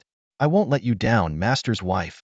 Since she began training alongside Chen Shi, both of their training intensities had significantly increased, and their bodies were gradually adapting to the optimal proportions. Chen Shi had already completed his physical adjustments in the past year, while Zhang Xuexin was not far behind, expected to catch up by next year. In the following days, Chen Shi carried his staff to school for training, his sweat soaking the training grounds. Meanwhile, Wang Hu and his team returned one after another, but their spirits were crushed, and they carried themselves with a defeated air. The second-year team, comprising both elemental and traditional martial artists, had only managed to score 1,500 points for the school in Tatala score Zhang Xuexin had once achieved on her own. To make matters worse, they had been ruthlessly humiliated by their opponents during the competition. Facing the students from Wulong Academy was particularly brutal, as those students not only displayed overwhelming strength, but also hurled insults at them. Trash, useless garbage. You're not even worthy of practicing martial arts. Each stinging insult ignited fury in Wang Hu and his team, but they were powerless to retaliate. Outmatched and outclassed, they could only swallow their anger. The third-year team fared slightly better, earning 2,000 points, but even they returned battered and humiliated. Their captain, Lin Hai, was so enraged that he kicked a dumbbell across the room, shattering a glass pane. His fury was palpable. Despite not participating in the competition himself, Lin Hai couldn't contain his anger upon seeing his teammates' disgrace. Chen Shi and Zhang Xuexin stood on the sidelines, feeling awkward. They knew deep down that their own performances had indirectly contributed to the humiliation their peers faced. Yet, to their surprise, neither Lin Hai nor Wang Hu directed their frustrations at them. Lin Hai sighed, placing a hand on Chen Shi's shoulder. His tone was complicated. Chen Shi, the people from Wulong Academy said you wouldn't survive past the second round in the Scholar Star competition. They even announced they would eliminate all 3 of Mount Heng seeds in the first round. We can't stop them, it all depends on you. Making it to the top 32 would already be a victory. The entire Mount Hung Middle School was shrouded in a suffocating silence. The hallways were so quiet that only the sound of the wind could be heard, occasionally accompanied by the faint sound of muffled sobs. Those boys who once exuded confidence and high spirits on the training grounds now huddled in corners with red-rimmed eyes, their expressions filled with helplessness and shame. After all, they were just kids facing such blatant humiliation in front of everyone for the first time, without any means to fight back. What made it even harder to bear was that this humiliation wasn't just personal, it was a blow to the entire Mount Hung Middle School. The younger students' efforts to earn glory hadn't changed a thing. Instead, it only made their senior peers look more disgraceful. Chun Shi stood at the center of the crowd, his gaze sharp and intense. Suddenly, he asked in a low voice, "How many points is Mount Hung Middle School behind Wulong?" Lin Hai froze for a moment before responding. "Are you talking about the school's total score?" "Yes," Chun Shi nodded, his gaze carrying a calm but formidable pressure. Lin Hai lowered his head, thinking for a moment, before replying, "I think we're behind by just over 3,000 points. In the past, the gap was at least 6,000. This year, it's thanks to Shuoxin pulling us back a little. But their first-year students barely scored any points, so the gap shrank a bit. Is Wulong in first place?" Qin Shi continued. Lin Hai shook his head. "No, First Hai is in first place. Wulong is second. But once the Shuoxin division finishes, Wulong will probably take the lead. They have 2 championship favorites, and their third seed is in class superpowered fighter with over 600 vitality points. Reaching the top 32 is no challenge for them." Chun Shi's eyes narrowed slightly, his tone steady. "What if I face them early, eliminate them, and then win the championship? Would we have a chance?" Lin Hai was stunned by the suggestion, his eyes widening. "What do you mean?" "The chance for Mount Hong to take first place," Chun Shi said with a resolute tone. Lin Hai shook his head repeatedly. "Bro, calm down. This isn't just any competition. Forget about the light of heart. How would you even beat that Iron Will with over 600 vitality points?" Faced with the doubt, Chun Shi didn't rush to explain. His gaze unintentionally landed on Shuer, who was standing nearby, and he noticed that she too was shaking her head. In that moment, all his words of explanation caught in his throat. After a moment of silence, he finally said, "I will win. And I will find a way to bring Mount Hung to the top spot." With that, he turned and walked away, heading back to the training grounds to resume his practice. Day and night, drenched in sweat, his movements grew faster, and his staff techniques became increasingly precise. Each strike of the staff produced a sharp, piercing sound as it cut through the air. His perception had also improved significantly. 6 out of 10 strikes now carried penetrating force. But it still wasn't enough for him. Time flew by, and soon it was the night before the official competition. Ever since obtaining the Blood Tide ability, Chan Shi had been wielding it for nearly 2 weeks, mastering its control with increasing proficiency. Yet, the unease in his heart refused to fade. At this moment, he sat on the sofa in front of the photo wall with Zhang Shuoxin. The girl leaned casually against one side of the sofa, her long legs stretched out across it. Her summer shorts gave her a refreshing and relaxed appearance. Noticing the distant look in Chan Shi's eyes, she asked softly, "What's wrong? What are you thinking about?" "It feels like no one believes I can win," Chan Shi murmured, his brows furrowed. Zhang Shuoxin blinked in surprise, then said with a hint of disbelief, "Chen Shi, why are you suddenly so downcast? This isn't like you." Chun Shi shook his head, his voice hoarse. "I don't know. It's just that it feels like everyone is doubting me. Even my mentor only tells me to do my best, never that I can win for sure. And especially every time I think about what Wulong's people will say if I lose, I feel like I might break." Zhang Shuoxin's expression grew serious, her gaze tinged with complexity. "Are you scared?" Yes. Chun Shi lowered his head, his voice even quieter. "I feel like I'm not strong enough. I've told you before I wasn't even supposed to make it onto the martial arts team in the first place because my superpower didn't manifest. Back then, I didn't even understand how important superpowers were. It wasn't until today, after watching so many matches, that I truly understood what in-class superpower could bring. With 500 energy, you could fight as if you had 1,000. Right now, my superpower is 7 or 8 levels below that person's. My energy is barely 200 points higher than their elemental value. Theoretically, I really might not be able to win." Zhang Shuoxin quietly watched him. Instead of rushing to comfort him, she suddenly asked, "Then, why are you working so hard?" Chun Shi was stunned. The words stuck in his throat. "To lose?" The girl's bright eyes shifted slightly, her voice clear but carrying an undeniable firmness. Chun Shi opened his mouth, "But I'm only in 7th grade. That doesn't matter," the girl immediately retorted. "But you want to become General Chun, don't you?" I think a general wouldn't wallow in the thought of defeat before a battle even begins. Chun Shi took a deep breath, as if something had awakened within him. His gaze gradually sharpened, and he nodded. You're right. The girl suddenly lowered her head, her voice trembling slightly. Actually, I'm scared too. I can't help but feel afraid. Chun Shi was taken aback and frowned. Afraid of what? She was silent for a moment, as if summoning her courage, before softly saying, afraid that you'll stop liking me and leave me. Chun Shi quickly shook his head, his tone filled with urgency. Of course I wouldn't. Who knows?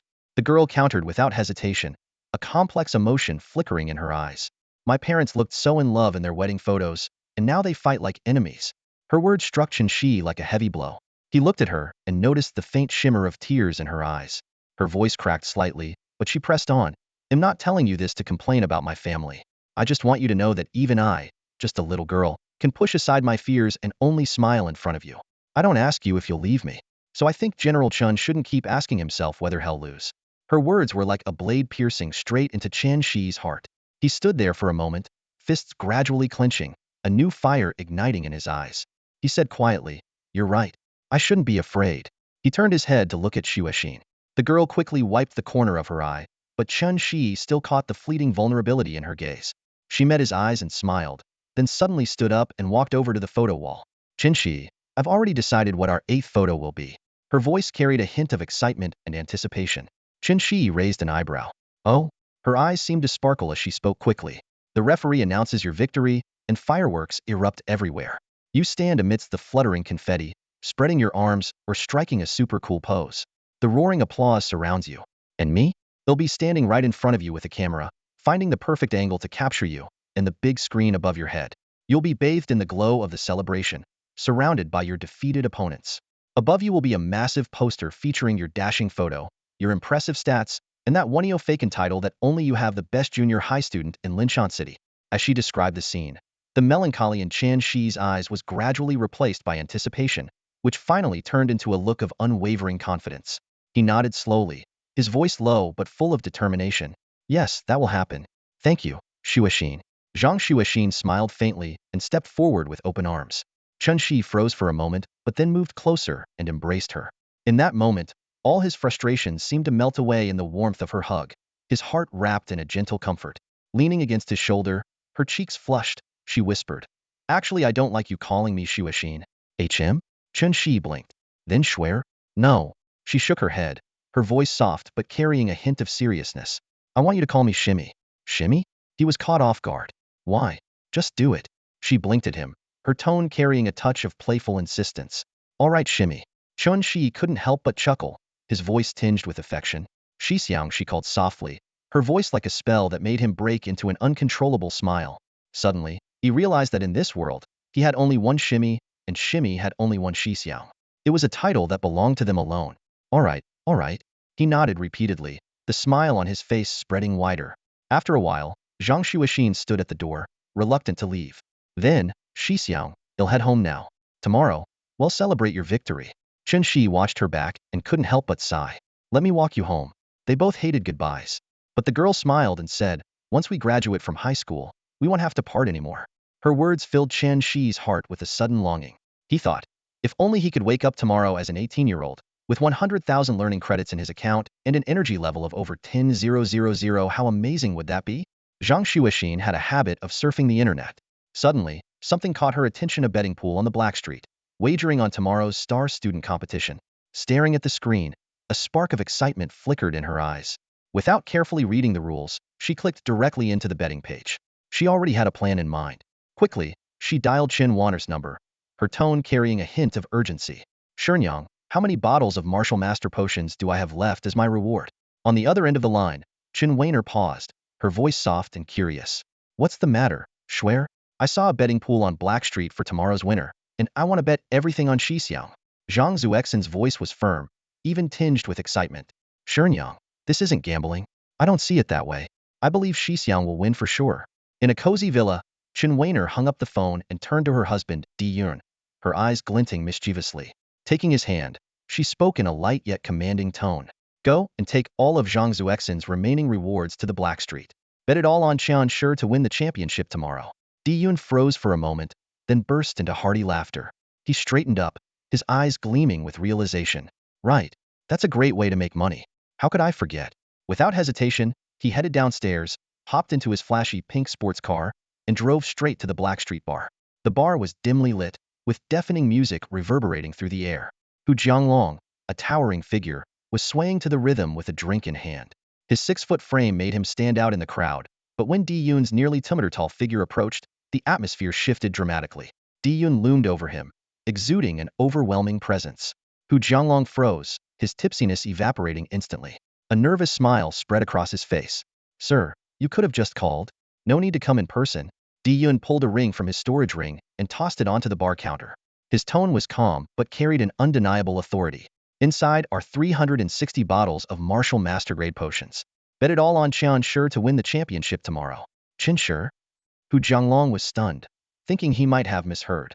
Carefully, he asked, that kid's odds are insanely high, 12 to 1. Are you sure you want to bet on him?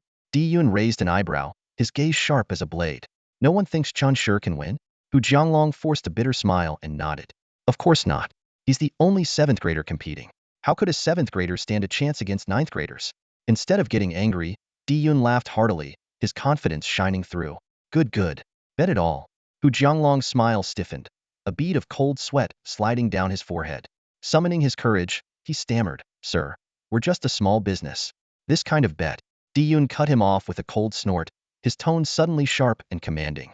Afraid he'll lose and refuse to pay? Do you think I'd stoop to robbing you for your measly earnings? Just place the bet and stop wasting time. Or do you want me to make your head bloom right here and now? Hu Jianglong's face turned pale, his heart sinking in despair. Not daring to argue, he accepted the wager, watching helplessly as this intimidating figure strode away. Departures are always bittersweet, which is why reunions bring such joy. At dawn, Qian Shi walked into the school campus and spotted Zhang Xuexin standing gracefully beneath a familiar tree. Her gaze held a trace of anticipation as she pointed toward the school gate. Following her gesture, Qian Shi saw a prominent banner hanging across the school building, wishing Hongshan star students victory and a triumphant return. On the corridors of the school building, many students leaned over the railings, watching the activity at the gate. A bus waited there, ready to take the star students to their competition. Qian Shi felt countless eyes on him. Some students shouted words of encouragement, others waved enthusiastically, and a few younger boys even jumped up and down in excitement. Qian Shi smiled faintly, raising a hand to wave back before turning to board the bus. Picking up a badminton racket, he began practicing his precision strokes, honing his skills.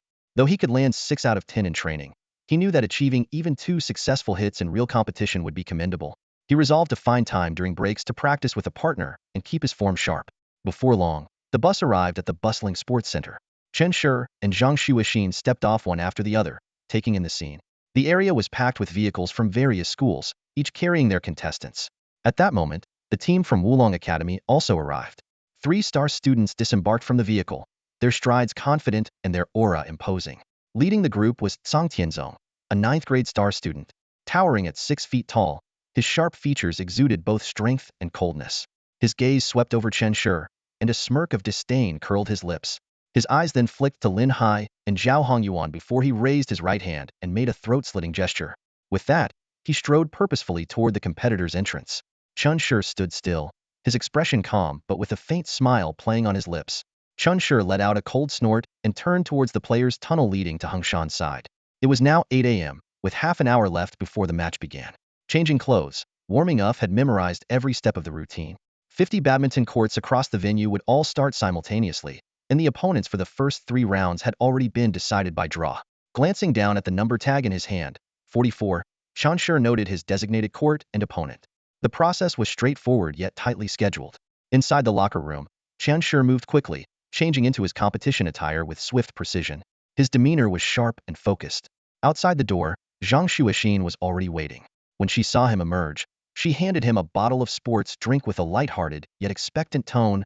Good luck. Qian Shi took the drink, nodded firmly, his gaze resolute, and strode toward the player's tunnel. At the dimly lit end of the tunnel, the stadium's brightly lit center opened up before him. The air was electric with excitement as spectators from 37 schools buzzed with lively discussions, speculating on who would claim the championship title. Qian Shi's gaze swept briefly over the animated crowd, undisturbed by their fervor. He knew his place and his goal.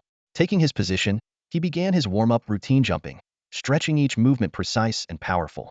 Zhang Xuexin sat quietly nearby, resting her chin in her hands, her eyes filled with trust and encouragement.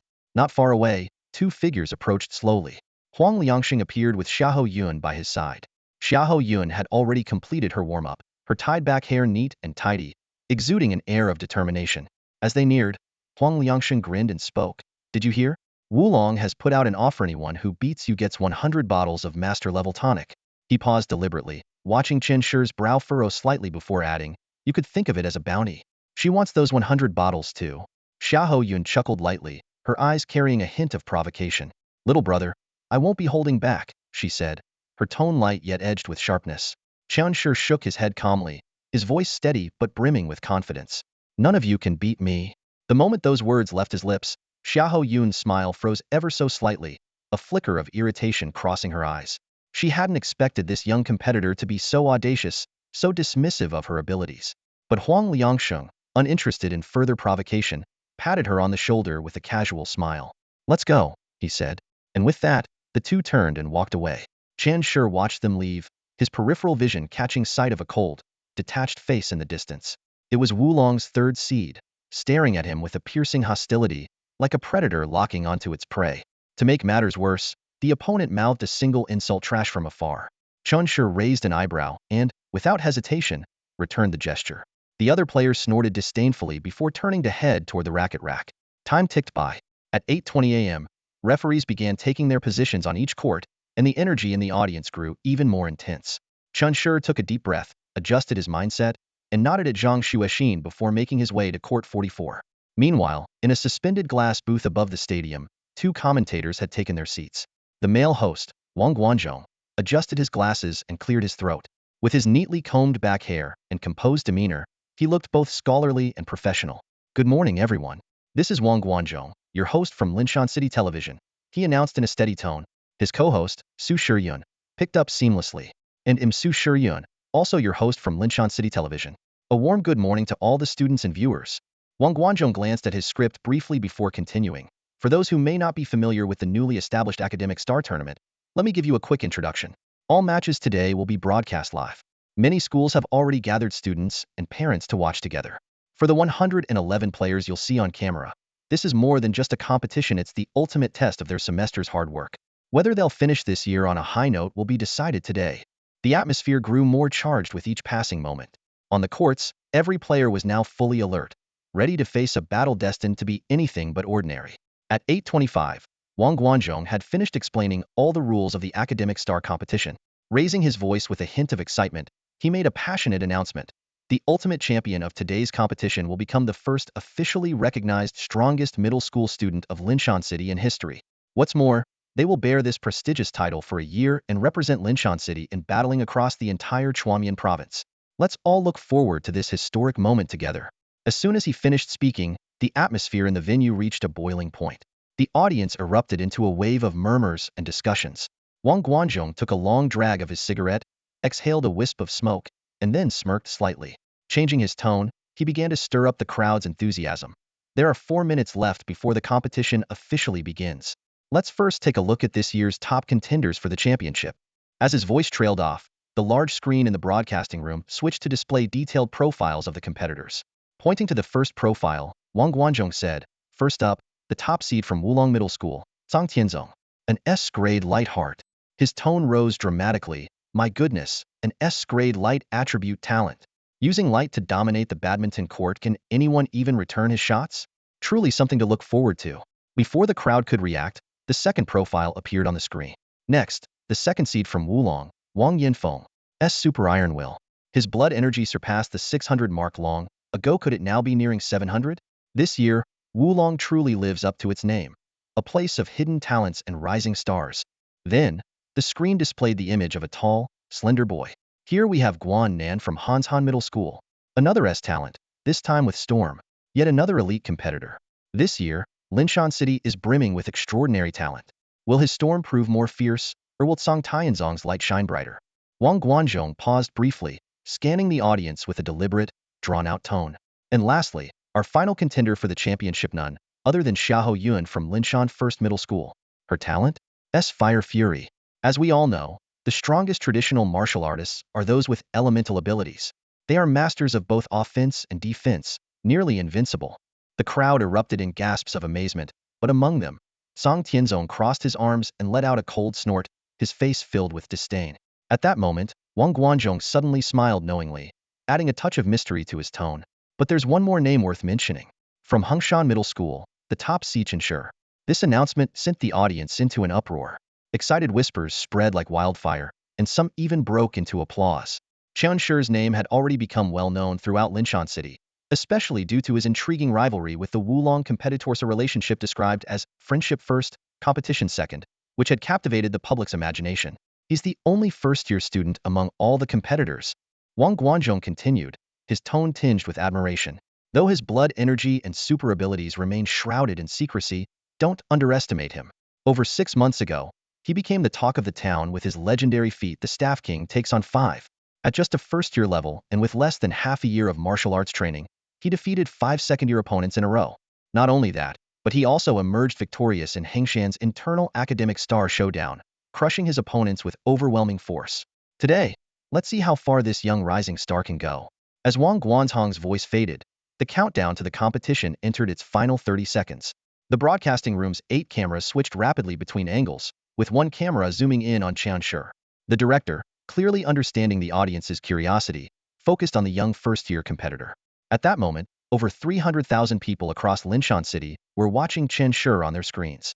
He stood in a corner of the arena, lightly bouncing on his feet, as though keeping his body warm.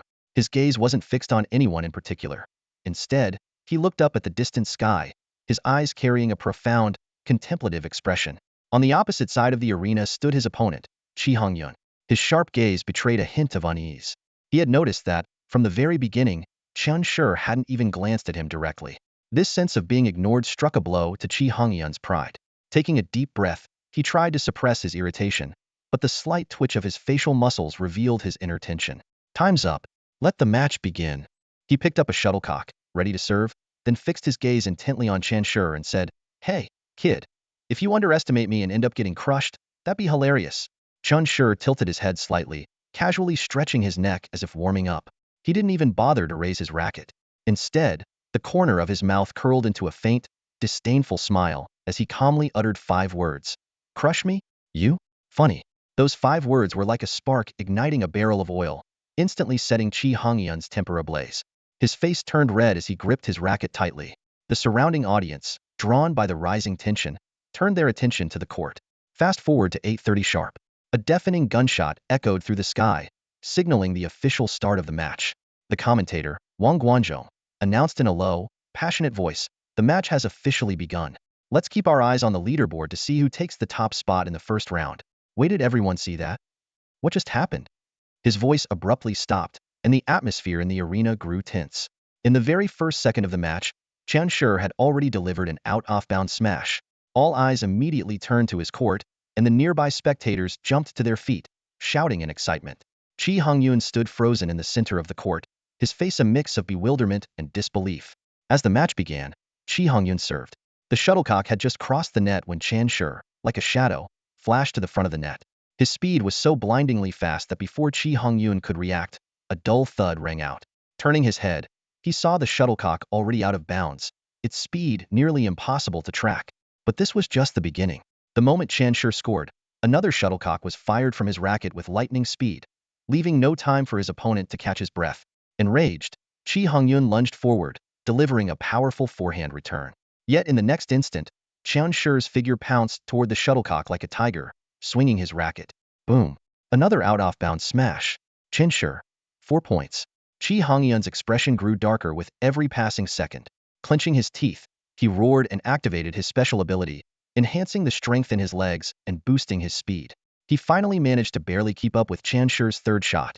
However, just as he returned the shuttlecock, Ensure leaped high into the air, seemingly walking on air. With a ferocious smash, the shuttlecock rocketed toward the ground like a missile, creating the third out-off-bound point. Without pausing for breath, Ensure served again. The entire arena seemed to be filled with nothing but the sound of the shuttlecock slicing through the air. In less than 10 seconds, Ensure had already racked up 6 points, securing the top spot on the leaderboard. In the commentary booth, Wang Guanzhong's voice trembled with excitement. "Did you see that? Ladies and gentlemen, this is no ordinary young player. His speed and explosive power are completely beyond his opponent's imagination. 10 points. Chen Shi is still accelerating, giving his opponent no room to recover. Director, zoom in. Look at his wingspan. The camera zoomed in, enlarging Chen Shi's figure on the screen. Wang Guanzhong's voice grew even more animated. Do you see this? Despite being only 172 centimeters tall, his wingspan is astonishing. It's like a giant bird spreading its wings. And look at his legs. Get a close-up. Watch the movement of his calf muscles as he runs. And that Achilles tendon, my goodness, how does anyone have such a long Achilles tendon? This is a beast. An absolute beast. On the court, the score kept climbing. Chen Shi's relentless out-off-bound smashes landed blow after blow on Qi Hongyun's mental defenses. 18 points. 9 consecutive out-off-bound shots. Qi Hongyun's face was ashen, his composure completely shattered. Beside him, the female commentator frantically gestured to Wang Guanzhong, reminding him, stay neutral. Hey, stay neutral. But Wang Guanzhong, already red-faced and spitting with enthusiasm, grew even more animated. Ladies and gentlemen, 30 points. The match has only been going for 1 minute and 10 seconds. Chen Shi, this beast from Hengshan Middle School, a first-year student, currently ranked first in total individual points. The number of viewers in Chen Shi's livestream was skyrocketing, shooting up from 300,000 to an astonishing 600,000. Parents, students, and neighbors were frantically sharing the stream in their group chats, exclaiming, look at this. This kid is insane. The live audience was a whirlwind of emotions. Some were exhilarated and thrilled, while others furrowed their brows in tension. The atmosphere was both intense and electrifying. Huang Liangxing sat on the sidelines, his gaze fixed intently on Chen Shi, his mind replaying Chen Shi's audacious yet confident declaration. No one can beat me. What initially seemed like the arrogance of a novice quickly became something else entirely. The ongoing match made Huang Liangxing realize the foundation of Chen Shi's confidence. This 7th grader wasn't even using any superpowers. Yet, his speed, strength, explosiveness, reflexes, and muscle coordination completely overwhelmed Qi Hongyun, who had already activated his superpowers. What was even more astonishing was Chen Shi's physical prowess. His hip rotation speed, the sheer force of his abrupt stops, and the pressure his knees endured were nothing short of shocking. A normal person would be incapable of withstanding such wear and tear unless their vitality was so immense that it could absorb the impact. This was pure, unadulterated vitality domination. In the stands of Lingshan No. 1 High School, Huang Liangxing muttered under his breath, his vitality level is definitely over 600, maybe even beyond 700. His tone was heavy with disbelief. The elite players from Lingshan No. 1, sitting nearby, fell silent, their faces etched with shock. They knew Huang Liangxing wasn't exaggerating. Theoretically, achieving this level of performance would require a vitality level of at least 700, possibly even 800. But that number was simply outrageous. It sounded more like a myth than reality. Little did they know, Chen Shi wasn't even going all out. His focus wasn't on winning the match, but on 2 words, penetrating force. He was using the match as a live training session. Chen Shi served quickly, attempting to pause briefly during the return to gather power for the penetrating force. However, real combat was far more complex than theory. A slight miscalculation caused all the force to dissipate, resulting in an awkward and clumsy shot. The audience was stunned, and even Qi Hongyun misinterpreted it as deliberate mockery. Enraged, Qi activated his strength enhancement and unleashed a brutal smash. But Chen Shi remained unfazed. The shuttlecock seemed to move in slow motion under his extraordinary perception. He focused his energy, timing his movements with precision amidst his sprint. As he returned the shot with a backhand, he paused slightly, gathering power to its peak. Penetrate. Crack. A piercing sound tore through the air. Whoosh. The shuttlecock shot past Qi Hongyun like a missile, flying out of bounds for an instant score. The crowd was left in awe, but Chen Shi didn't pause for a moment. He continued serving. Qi Hongyun gritted his teeth and rushed forward to return the serve, his body tense and his expression dark. Meanwhile, Chen Shi kept experimenting with penetrating force. Sometimes he succeeded, sometimes he failed, even missing shots due to failed attempts. Yet his focus never wavered. His furrowed brows and unwavering gaze revealed his singular goal: to fully master penetrating force in preparation for facing his ultimate opponent, Zhang Tianzong. The audience was utterly baffled, filled with questions. Why is Chen Shi so inconsistent? What's with that deliberate pause? Is he toying with his opponent? But upon closer observation, they noticed his reaction to failure. His frown and sighs were unmistakable signs of genuine frustration, not mockery. This is strange. So strange. However, the high school students on the sidelines were utterly stunned. Huang Liangxing was the first to realize the truth. He sprang to his feet and exclaimed, "No way! He's practicing penetrating force. At the high school level, badminton was no longer just a game. It had evolved into a practical combat discipline, delving into the study of force techniques. Yet Chen Shi, an 8th grader, was already training in such advanced skills. The high school students from other schools, who had come to watch, finally caught on. Their faces were filled with shock and disbelief, unable to process what they were witnessing. Wait, is this kid mastering penetrative force already? Yeah, definitely. Listen to that sound, nothing screams penetrative force more than that sharp, piercing noise. And he's pretty skilled too, is pulling it off 2 or 3 times out of every 10 hits. The audience buzzed with excitement, their murmurs growing louder and more incredulous by the second. Some high schoolers even stood up, their eyes fixed on the sweat-drenched boy on the court, disbelief written all over their faces. Are you kidding me? He's in his first year of middle school and already practicing penetrative force? One boy exclaimed, clutching his chest like he'd been hit by a train. This is destroying my confidence. The term penetrative force spread like wildfire through the crowd, whipping up a storm of chatter. All eyes zeroed in on Chen Shi as the discussion intensified. Over at the referee's table, Wang Guanzhong cleared his throat, his voice cutting through the noise and echoing across the arena. Students, teachers, parents, someone just accused Chen Shi of throwing the game and mocking his opponent. Down below, Zhang Xuexin's face turned red with anger, her chest heaving as she muttered, "Why are people so obsessed with reporting others? Are they insane?"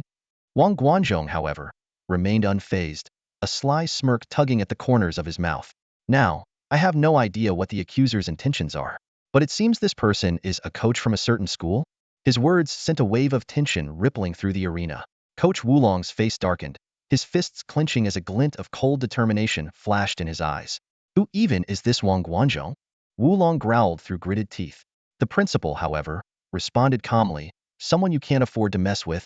Unbothered by the growing tension, Wang Guanzhong continued in his mocking tone. Anyone with even a basic understanding of martial arts should know what penetrative force is. So, is this coach genuinely clueless, or just pretending?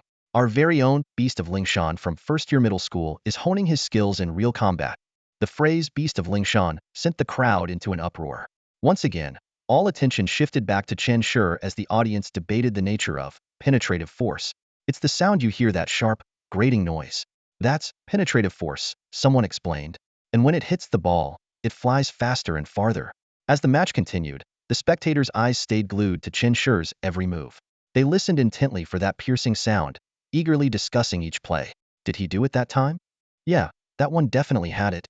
That shot only had a little bit of it, though. He's getting better at it, isn't he? His skill is improving so fast. By the latter half of the match between Chen Shi and Qi Hongyun, Chen Shi's success rate with penetrative force had climbed from an initial 20-30 to nearly 40. Almost every shot he executed with penetrative force became an unreturnable ball, leaving Qi Hongyun utterly helpless. Finally, the match ended with the sound of the buzzer.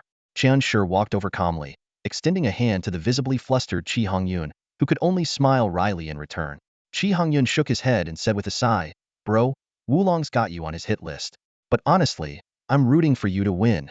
"Why's that?" Chen Shi raised an eyebrow.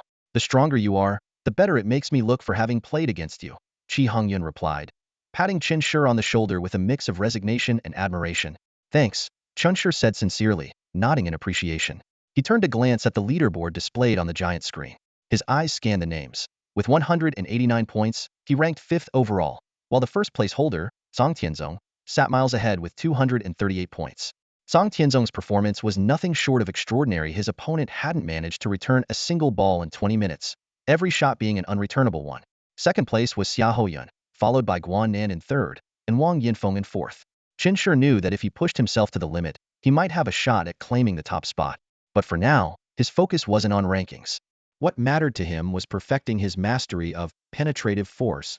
Lifting his gaze, he noticed that the top 4 players were all watching him. Zhang Tianzong scoffed, turning away with a disdainful look, while Xia Hoyun began making his way toward him. Meanwhile, Huang Liangxing also approached from the sidelines, and Zhang Xuexin, with her striking white twin ponytails, cheerfully bounded over, holding 2 bottles of water. Chen Shi took one of the bottles, drinking deeply as his expression remained calm. "Didn't expect you to actually have some real skill," Xia Hoyun remarked with a chuckle. Huang Liangxing, however, wore a serious expression. "Yun, he wasn't even playing at full strength just now." "What do you mean?" Xia Hoyun raised an eyebrow. "If he went all out, his score would be much higher." "Oh." Xia Hoyun narrowed his eyes. "Are you saying he could be a threat to me?" Huang Liangxing nodded slightly. He didn't even use his superpower. Xia Huyan's eyes immediately sharpened. No superpower, just his physical ability, and he still scored 189. His tone grew more cautious. Chen Shi, uninterested in their conversation, turned to Huang Liangsheng and asked directly, "Can you get someone stronger to spar with me?" "What?" Huang Liangsheng blinked in surprise. Chen Shi's gaze shifted back to the leaderboard as he replied coolly, "Give me a 30-minute break. I want to keep practicing." "Seriously?" Huang Liangsheng raised an eyebrow. "Why are you pushing yourself so hard?" Chen Shi didn't answer. Instead, his eyes moved toward the Wulong team's resting area, his expression calm yet resolute. After a moment of silence, Huang Liangsheng sighed, his brows furrowing. "All right, we'll talk to our coach about it." Huang Liangsheng went to find his coach. The coach of Yizhong smiled and said, "Helping others succeed is a virtue, isn't it?" Then, pointing at the overall scoreboard, he continued, "This year, Wulong is coming on strong, aiming to surpass us. With Wang Yinfeng and Zhang Tianzong on their side, we have no chance of taking first place. But Heng Shan does. If that kid can secure first place, ITLL earn the school an extra 6,300 points. Whoever wins, we can't let Wulong take it. I don't want to deal with their arrogance later, it's so annoying." Huang Liangsheng nodded heavily, a thoughtful expression in his eyes. He then turned around, walked to the badminton net, flexed his wrist with a slight smile and said, "Haven't played in 2 years, so I might be a bit rusty. Bear with me." On the other side of the net, Chen Shi's eyes sharpened as he nodded solemnly. His racket spun slightly in his hand, signaling that he was ready. The crowd around the court began to gather, their eyes alight with anticipation for the match ahead. The game began. Huang Liangsheng's movements appeared casual, yet they exuded the effortless composure of a seasoned expert. His footwork was exceptionally light, with no unnecessary steps, as if every move was calculated with precision. When the shuttlecock came his way, he always positioned himself at the optimal spot with the simplest motion, returning the shot with elegance and accuracy. Each swing of his racket was like a blade slicing through the air, sharp, clean, and brimming with aesthetic precision. Chen Shi was completely focused, beads of sweat forming on his forehead. Although every one of his shots was easily countered by Huang Liangsheng, he didn't show any signs of discouragement. Instead, he seemed to grow more determined as the game progressed. Gradually, his mastery of penetrating force improved, and his strikes became more decisive, as if he were discovering new potential within himself during the match. On the sidelines, the commentator Wang Guanzhong sipped his tea and chuckled. "It seems our first-year prodigy, Chen Shi, is trying to fully master penetrating force before entering the elimination rounds. That said, we still don't know what his superpower is." As soon as he said this, the audience erupted in chatter. Many suddenly realized that from the moment Chen Shi had stepped onto the court, they had yet to see him use any superhuman abilities. This revelation sparked curiosity among both the live audience and those watching on television, all of whom turned their attention back to the court with renewed interest. Meanwhile, in the Wulong team's rest area, Wang Yinfeng and Zhang Tianzong were watching the match intently. Their expressions varied. Wang Yinfeng frowned slightly and asked in a low voice, "Captain Song, do you think he afraid?" Zhang Tianzong interrupted with a cold snort. "Focus on racking up points in the next matches. Don't get distracted." Despite his firm words, their gazes remained fixed on the intense match unfolding on the court. Huang Liangsheng's strength was undeniable. As the strongest high school student in Linshan City, his blood energy level had long surpassed 1,400, and he possessed dual S-level talents. His future as a martial arts grandmaster was all but assured. At this moment, he wasn't even using any superhuman abilities. He was relying solely on penetrating force to battle Chen Shi, yet he still maintained complete control over the game's rhythm. Chen Shi noticed that Huang Liangsheng's pace was remarkably low. He rarely needed to run, often reaching the shuttlecock with a single step. His movements were simple and efficient, as if every swing of his racket had been meticulously planned in advance. This level of precision quietly earned Chen Shi's admiration, prompting him to think, he's really strong. Within just 10 exchanges, Huang Liangsheng demonstrated his penetrating force 10 times without a single mistake. His striking appearance also drew attention. His spiky blonde hair gave him a bold and energetic look. His physique was equally commanding. His broad shoulders and long arms, when fully extended, seemed to dominate the space around him. As Chen Shi battled on, he couldn't help but marvel internally. Hard to believe Huang Liangjun and her siblings. Despite his overwhelming strength, Huang Liangsheng was clearly holding back. He deliberately slowed the pace, almost as if he were coaching Chen Shi through the match. After 20 minutes, the game concluded. Chen Shi's success rate with penetrating force had significantly improved, but the gap in their abilities remained evident. After a short break, the second-ranking match began. Chen Shi's new opponent was Lu Yunyu, a third-year middle school girl with a blood energy level of around 500 and an A3 level talent. She appeared nervous before the game even started, likely having watched footage of Qianshi's match against Qi Hongyun and fully aware of his strength. As the match started, Qianshi scored immediately with a powerful smash, the shuttlecock's speed so fast that Lu Yunyu couldn't even track its trajectory. On the second shot, he once again used penetrating force to effortlessly score another point. After just 2 exchanges, Lu Yunyu's face turned pale, her eyes filled with despair. Her opponent's strength was leagues above hers, and the outcome of the match was already a foregone conclusion. The crowd around the court was noticeably smaller than before, clearly less interested in a one-sided match. Since everyone already knows Qianshi's capabilities, Lu Yunyu, who is not as skilled as Qi Hongyun, couldn't push him to reveal his superpowers. However, watching Qianshi play and counting the number of times he used his penetrating shots was still quite entertaining.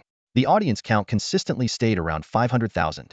Although Qianshi's matches weren't particularly dazzling, his precision and finesse in using penetrating shots were impressive, keeping the viewership steady at around 500,000.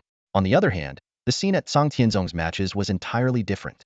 His games were packed to the brim, with audience numbers hovering around 5 million. Song Tianzong didn't even bother holding a racket. He stood at the net with his arms crossed, resembling an immortal.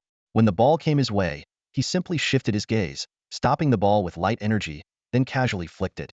The ball would fly towards his opponent at an unimaginable speed, leaving them utterly defenseless. Throughout the match, Song Tianzong dominated his opponents with this effortless style, as if he were casually racking up points without breaking a sweat. 20 minutes later, the second round of ranking matches concluded. Song Tianzong easily secured 246 points, while Qianshi also showed improvement, scoring 196 points and maintaining his 5th place position.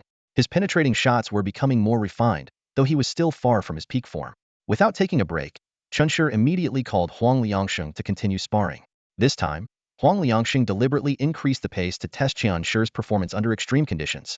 10 minutes in, Qianshi's breathing grew labored, sweat dripping from his forehead. His success rate with penetrating shots began to decline. He gritted his teeth and persevered, his expression growing increasingly serious. However, in the last 10 minutes, his success rate dropped to around 25. When the training match ended, Qianshi dragged his exhausted body back to the rest area, downing 2 bottles of water in quick succession, his brows furrowed in frustration. Huang Liangsheng walked over, patted him on the shoulder, and said earnestly, "At your limit? It's tough for anyone to maintain high-level performance. At that point, the only thing you can rely on is willpower. If your focus is strong enough and your determination unwavering, you can keep your technique steady." "Thank you," Qianshi replied with a solemn nod, understanding that this was the advice he needed most at the moment. Then, with a towel draped over his head, he leaned against the railing, closed his eyes, and entered a brief but intense recovery state. Across the court, Song Tianzong of Wulong was also resting with his eyes closed. After each match, he would drink a bottle of a special supplement to accelerate his mental energy recovery, ensuring he could maintain his flawless state for every game. In just a few minutes, both players adjusted themselves, the atmosphere quiet but charged with tension. Time quietly ticked to 10:30 a.m., and the bell for the 3rd round of ranking matches sounded. Qianshi quickly located the court marked with his number and prepared to face his next opponent. This time, his opponent was relatively weaker, with only an A2 physical talent and a blood vitality score of just over 400, comparable to Zhao Hongyuan's level. However, to Qianshi's surprise, after a 10-minute rest, his penetrating shots felt even more natural, with a success rate soaring to 70. It was as if something had suddenly clicked. His movements were fluid, and with his energy restored, he could almost effortlessly find the rhythm for each shot. Straight shots, reverse shots, jumping shots. Qianshi was in his element, displaying an array of techniques that left his opponent completely overwhelmed. Each penetrating shot became a powerful over-boundary ball, easily suppressing his opponent and leaving them with no chance to fight back. In this match, Qianshi was nearly flawless, scoring an impressive 224 points. The morning's ranking matches concluded, and when Qianshi glanced at the leaderboard, he was thrilled to find he had risen from 5th to 4th place, successfully pushing Wang Yanfeng down. The top 10 on the leaderboard remained prominent, but this time the system displayed the full rankings of all 111 participants. The top 64 would advance to the elimination stage. Qianshi didn't bother looking at the leaderboard for long. Instead, he turned to Huang Liangsheng, who shook his head with a smile and said, "I'm spending time with my girlfriend now. Find someone else to train with you." At that moment, Di-Yun stretched lazily and quickly descended the steps. "I'll train with you." As soon as Di-Yun stepped onto the court, he showcased a completely different style. He started with a super fast pace, his movements so quick they blurred into afterimages. Qianshi struggled to keep up with the ball's speed. Meanwhile, Di-Yun didn't hold back on his trash talk, taunting, "Snail? Huh? Come on. Faster. Is this your top speed? Pathetic. You think you can win the championship like this? Even a stray dog on the street is better than you. Infuriated by the insults, Qianshi's competitive spirit ignited. Gritting his teeth, he pushed himself to match Di Yun's speed, fiercely battling back. The surrounding spectators were left in awe, thinking, this training is insane. Those who had been defeated by Qianshi felt even more frustrated, wondering, if even he gets called worse than a dog, what does that make us? The training match lasted from 10:50 to 11:45 a.m., full 50 minutes of relentless intensity. In the final 20 minutes, Qianshi reached his limit, collapsing to the ground with cramped legs, completely drained and exhausted. Concerned junior teammates rushed onto the court to check on him. The final score of the match was a staggering 37-675. Di Yun casually tossed his racket aside and said nonchalantly, time to eat, rest for a bit at noon, and we'll go again at 1:30. High school students from number 1 high school watched in shock, marveling. Is this really Qianshi's daily training routine? Adding 20 minutes of extra practice after every ranking match, and this time pushing it to 50 minutes, 70 minutes of high-intensity combat before he finally collapses. And he can recover with just a short rest? What kind of monster is he, recharging his stamina with just a breath? Qianshi was directly carried back to the lounge by Zhang Xuexin. With a steady and effortless stride, Zhang Xuexin scooped up Qianshi in her arms. Despite Qianshi's astonishing strength and speed, his weight had not ballooned alongside his burgeoning vitality. To Zhang Xuexin, who possessed 300 blood energy, lifting him was as easy as a princess carry. She held him securely, walking across the campus and heading straight to the lounge. By this time, the cafeteria was completely deserted. Clearly, no students would gather there for a meal at this hour. Inside the lounge, Zhao Hongyuan and Lin Hai were sitting shirtless on the sofa, catching their breath. The moment they saw Zhang Xuexin carrying Qianshi in, they hurriedly grabbed their clothes and slipped them on, offering awkward smiles. Have a seat, Junior. Please, sit down, Lin Hai said, gesturing toward a dining table in the center of the room. The two seniors sat on one side of the table, while Zhang Xuexin gently placed Qianshi down before taking a seat across from them. Exhausted, Qianshi leaned against Zhang Xuexin's shoulder, his sweat dripping down his face and soaking her clothes. Yet, she didn't seem to mind, lightly supporting his shoulder as if providing his final source of strength. Lin Hai let out a sigh, his tone tinged with a mix of emotions. Our journey in the tournament is over. Qianshi furrowed his brows. Earlier, he had scanned the list of the top 64 but hadn't found their names. Lin Hai noticed his confusion and gave a relaxed smile. Honestly, from the moment I saw you at school, I knew the future was yours. But I didn't expect I'd be wrong. It's not just the future. The present already belongs to you. Hearing this, a faint smile appeared on Qianshi's lips. Lin Hai turned his gaze to Zhao Hongyuan, who lifted his head and spoke with a serious tone. There's no need to say much. Back then, when you said you could win, we found it hard to believe. But now, we believe. His voice paused, his eyes filled with determination. Qianshi, good luck.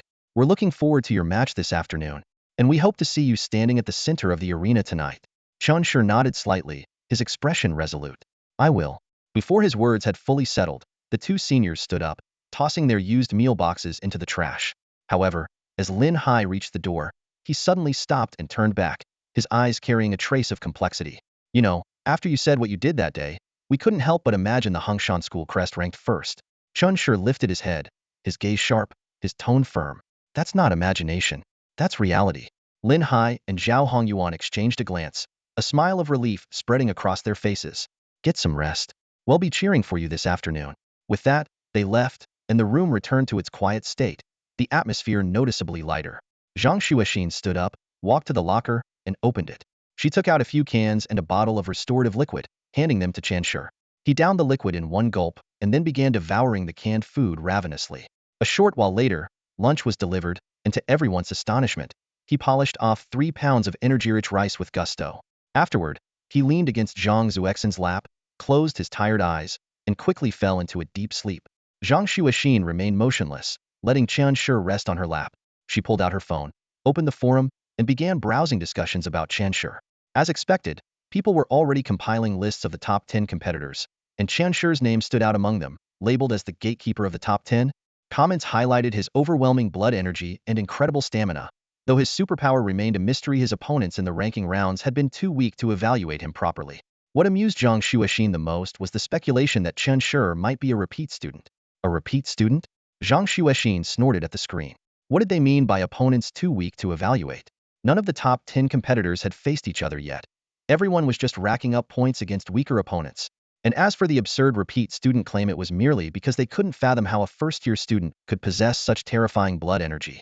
But if he was already this strong as a first year, what about his second or third year? How would they measure up then? She continued scrolling and came across a list ranking the top 4 competitors. Zhang Tianzong was first, Wang Yanfeng second, Guan in third, and fourth was the third seed from Wulong High School competitor Qin Shi hadn't even paid attention to. Surprisingly, Xia Hoyun didn't make the top 4. Seeing this, Zhang Shuixin couldn't help but laugh. The person who posted this ranking was clearly from Wulong High School, and the comment section was already in an uproar, filled with heated arguments. Finally, her gaze fell on the betting odds in the underground forums. Qin Shi's odds of winning the championship were prominently displayed. Di Yun sat confidently in a dimly lit meeting room, his demeanor calm and composed. With one leg crossed over the other and an arm casually draped over the back of the chair, he exuded a rebellious air that clashed starkly with the solemn atmosphere around him. Seated at the head of the table was a man in his early 50s, dressed in a black jacket over a crisp white shirt. While his face wore a genial smile, the sharp glint in his eyes betrayed his shrewdness. This man was the deputy mayor of Linshan City, and at this moment, his smile was growing strained in response to Di Yun's defiant attitude. The deputy mayor's aides, seated around the table, wore grim expressions, their gazes heavy with disapproval. Some even clenched their fists, seemingly on the verge of an outburst. Sensing this, the deputy mayor raised a hand to restrain them, though his furrowed brows revealed his mounting displeasure. Finally, one person could no longer hold back and spoke in a cold tone. Instructor D, how can you act so brazenly in the presence of the mayor? Show some respect. Hearing this, Di Yun smirked faintly, a hint of mischief in his eyes. He spoke slowly, his voice calm but firm, each word carrying weight. Integrity and fairness, serving the people. I stand for equality. As he finished, he reached into his pocket and pulled out a military insignia, slamming it onto the table with a sharp motion. The insignia glinted coldly under the light, and the room instantly fell silent as the tension thickened. Be obedient? Behave myself? Are you suggesting the people exist to be your servants? Di Yun's words cut like a blade, his sharp gaze sweeping across everyone present. The declaration landed like a thunderclap, leaving the room in stunned silence. The sight of the insignia had an immediate effect. Several people's faces turned pale, and 3 of them stood up almost simultaneously, their expressions filled with alarm. The deputy mayor snapped to attention, saluting with a shaky voice. Good day, sir. The 2 aides nearby hurriedly followed suit, standing up and saluting as well. Sir. Sir. Di Yun snorted coldly, retrieved the insignia with a deliberate motion, and spoke with unyielding authority. For the upcoming competition, I have just one demand. If anyone dares to sabotage Qin Shi behind the scenes, we'll make sure they leave with nothing but the clothes on their back. He paused, his gaze steely. I want just 2 words: fair play. Shifting his tone slightly, he continued. As for Qin Shi's future, don't even think about it. Someone who can't even keep their own affairs in order has no business trying to take care of that child. Only a formal member of Congress would be qualified to discuss this with me. With that, he stood up, not sparing a glance at the room's occupants, and walked straight toward the door. The meeting room was left in a suffocating silence. The deputy mayor's face alternated between shades of red and green, clearly unprepared for the turn of events. Slowly, he sank back into his chair, a storm of emotions churning within him. One of his aides muttered under his breath. It looked like the insignia of the Hongtian Border Division. The deputy mayor shot him a sharp glare and retorted icily, Do you think I'm blind? Taking a deep breath, he lowered his voice but infused it with authority. This afternoon, keep a close eye on the internal staff. Anyone caught engaging in underhanded dealings against Qin Shi will face the consequences. Meanwhile, just as Di Yun stepped out of the meeting room, feeling a hint of satisfaction, he was immediately intercepted by his wife. Hands on her hips, she fixed him with a stern glare, her tone leaving no room for argument. You, acting like a big shot in there, lounging around like you own the place, and then calling others out for lacking integrity? What kind of example are you setting for the kids? Di Yun scratched his head sheepishly, a wry smile tugging at his lips as he tried to appease her. All right, I promise I'll behave next time. The smug Di Yun didn't even make it out the door before getting a lecture from his wife. It was nearing 1:30 in the afternoon. After sleeping through the entire noon, Qian Shiming opened his eyes, still resting on his junior sister's soft, slightly inward curved thighs. As he lifted his head, his gaze met her sleepy, half-flitted eyes, carrying a hint of laziness and warmth. She smiled faintly, her voice gentle as she said, Awake now, senior brother? Qian Shiming grinned widely, sat up with a swift motion, and declared crisply, Let's get to it. The 2 stood and left the lounge, making their way toward the stadium. At this moment, the audience, refreshed from their midday rest, was gradually returning to their seats, and the atmosphere was steadily growing more energetic. Chunshur emerged from the players' tunnel, a badminton racket in hand, walking confidently onto the court. Meanwhile, Di-yoon, with a cigarette dangling from his lips, strode in from the opposite direction. His gaze swept across the court, and a smirk tugged at the corner of his mouth. "Not bad, right on time. Let's keep going," he said. The master and apprentice seamlessly transitioned into the game, diving straight into an intense face-off on the court. Chunshur started with a 10-minute warm-up, his movements growing faster and more fluid as his heels lightly lifted off the ground. His momentum built steadily until the blood coursing through his veins seemed to boil. Once fully warmed up, he entered battle mode. With each swing of his racket, his mastery of penetrative force became increasingly evident. Soon, he realized that out of every 10 shots, he could execute 8 with precision and power, a stunning blend of accuracy and strength. On the sidelines, Huang Liangsheng, who had just returned to the scene, raised an eyebrow in surprise, his eyes betraying a hint of disbelief. He prided himself on being a prodigy, yet it had taken him a full 2 years to master penetrative force. And now, Chen Shur, after only a morning's practice, had already reached this level of proficiency? Such talent was simply astonishing. Not far away, 3 seed players from Wulong High School also turned their attention to Chen Shur. They were well aware of the destructive potential of penetrative force. Watching Chen Shur leap, sprint, and swing his racket like a beast on the court, each shot carrying a fierce penetrative energy, their expressions grew increasingly serious. Among them, Wang Yinfeng and the 3rd seed, Zhuang Liang, exchanged glances, their eyes reflecting a deep sense of unease. In their minds, they quickly calculated various scenarios, their thoughts dominated by cold, rational analysis. Chun Shur's previous opponent had only been at an A3 level with a blood energy of just over 500, far too slow to keep up with him. But what about them? While their blood energy exceeded 600, and their doubles class abilities could easily overpower a class player's, what if Chen Shur was still hiding additional powers? Wouldn't that widen the gap once again? This creeping anxiety began to take root in their hearts. Observing Chen Shur's performance, they couldn't help but feel a sense of foreboding, as though they were experiencing the same pre-battle tension Chen Shur had faced the previous night. As the clock ticked closer to 1:50 p.m., Di-yoon abruptly halted his movements and casually put away his racket. Glancing toward the referees on the sidelines, his voice carried a hint of impatience as he remarked, "Time's up. We've been shooed away. The match starts in 10 minutes. The referees sprang into action, quickly resetting the nets and transforming the 50-plus courts from the morning session into 32 courts for the next round. The 64-32 elimination matches were about to commence. This time, the match duration had been extended from 20 minutes to 30 minutes, a significant physical challenge for the players. Chen Shur, however, seemed entirely unfazed, even allowing a faint smile to cross his lips. A stamina powerhouse by nature, 30 minutes was hardly a concern for him. Other players, on the other hand, were increasingly grim expressions. Those accustomed to the shorter 20-minute matches were visibly uneasy, their confidence shaken. Even Song Tianzong's face darkened, clearly unsettled by the sudden rule change. Moments later, the commentator's voice boomed across the stadium, igniting the crowd and intensifying the atmosphere for the matches about to unfold. Wang Guanzhong, esteemed students, teachers, and parents, good afternoon. After a restful lunch break, I believe every contestant is now in their best condition. Let us come together to witness the exciting showdown as we narrow the competition from 64 to 32 participants this afternoon. As the host's voice faded, all eyes in the venue immediately turned toward the giant screen in the center. The 4-sided display lit up, and one by one, the matchup list for the 32 games appeared. Each line prominently displayed the names of 2 contestants, connected by a bold versus. The tension in the room rose rapidly, like an invisible wave, gripping the attention of every spectator. Chun Shur's eyes scanned the screen like lightning, searching for his name. The moment he spotted it and identified his opponent, the murmurs in the crowd erupted into a crescendo. The seats reserved for Hungshan High School, as well as those for Wulong High School nearby, simultaneously broke out into a commotion that was impossible to suppress.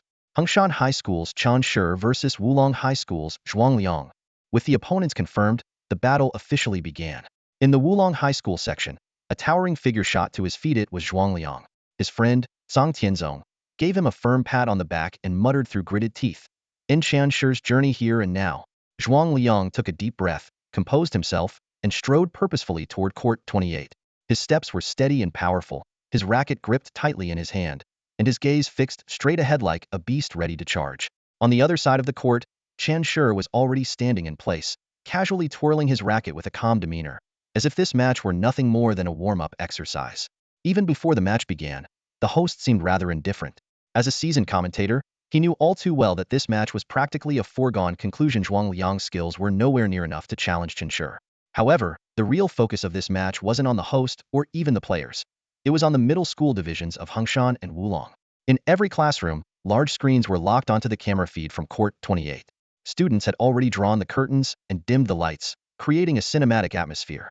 Snacks, drinks, and treats were in abundance as all eyes fixated on the screen, watching Chen Shi's Lightfoot warm up with anticipation shining in their eyes.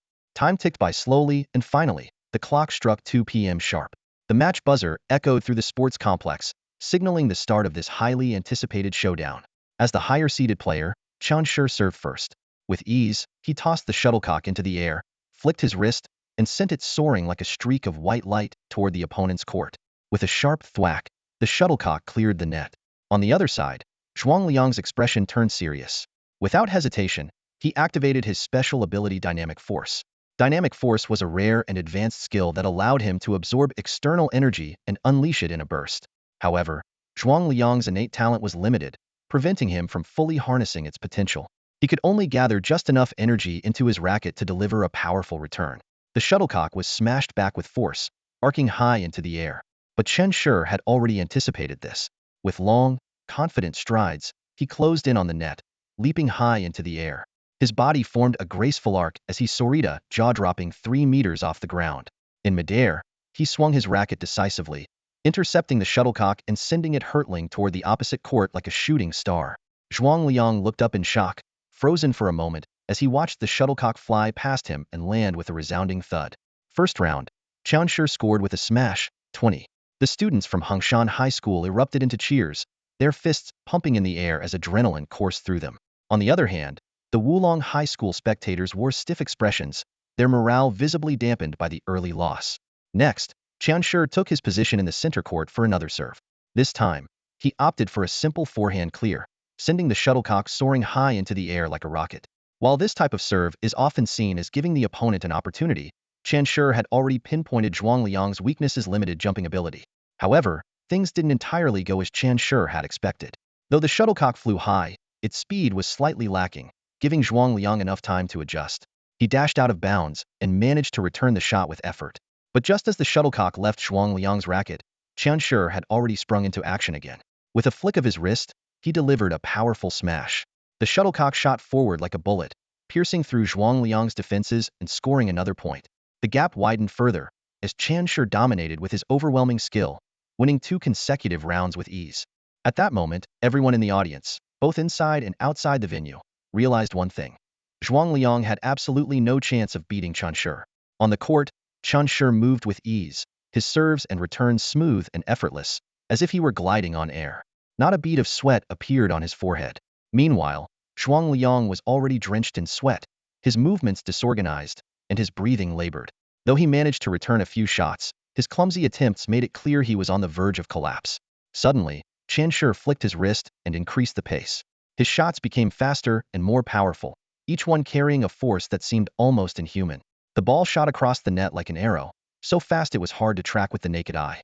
Gasps of amazement rippled through the crowd, but Zhuang Liang didn't even have the chance to chase the ball. He ran desperately, arriving at the ball's landing spot only to find it had already bounced and rolled out of bounds. Worse still, Chen Shi's serves came at him like a relentless storm. Before Zhuang Liang could return to his position, the next ball had already landed precisely on the court, scoring another effortless point. On the opposite side, Chen Shi remained calm and composed, his face devoid of any unnecessary emotion, as though this one-sided match was nothing out of the ordinary.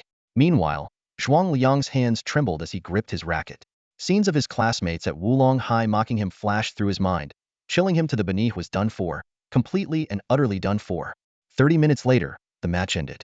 The final score was a staggering 12,309 points. Zhuang Liang had been utterly crushed, left with no chance to fight back. He looked like a beaten dog, too exhausted to even stand properly. Hanging his head, he avoided eye contact with his teammates from Wulong High.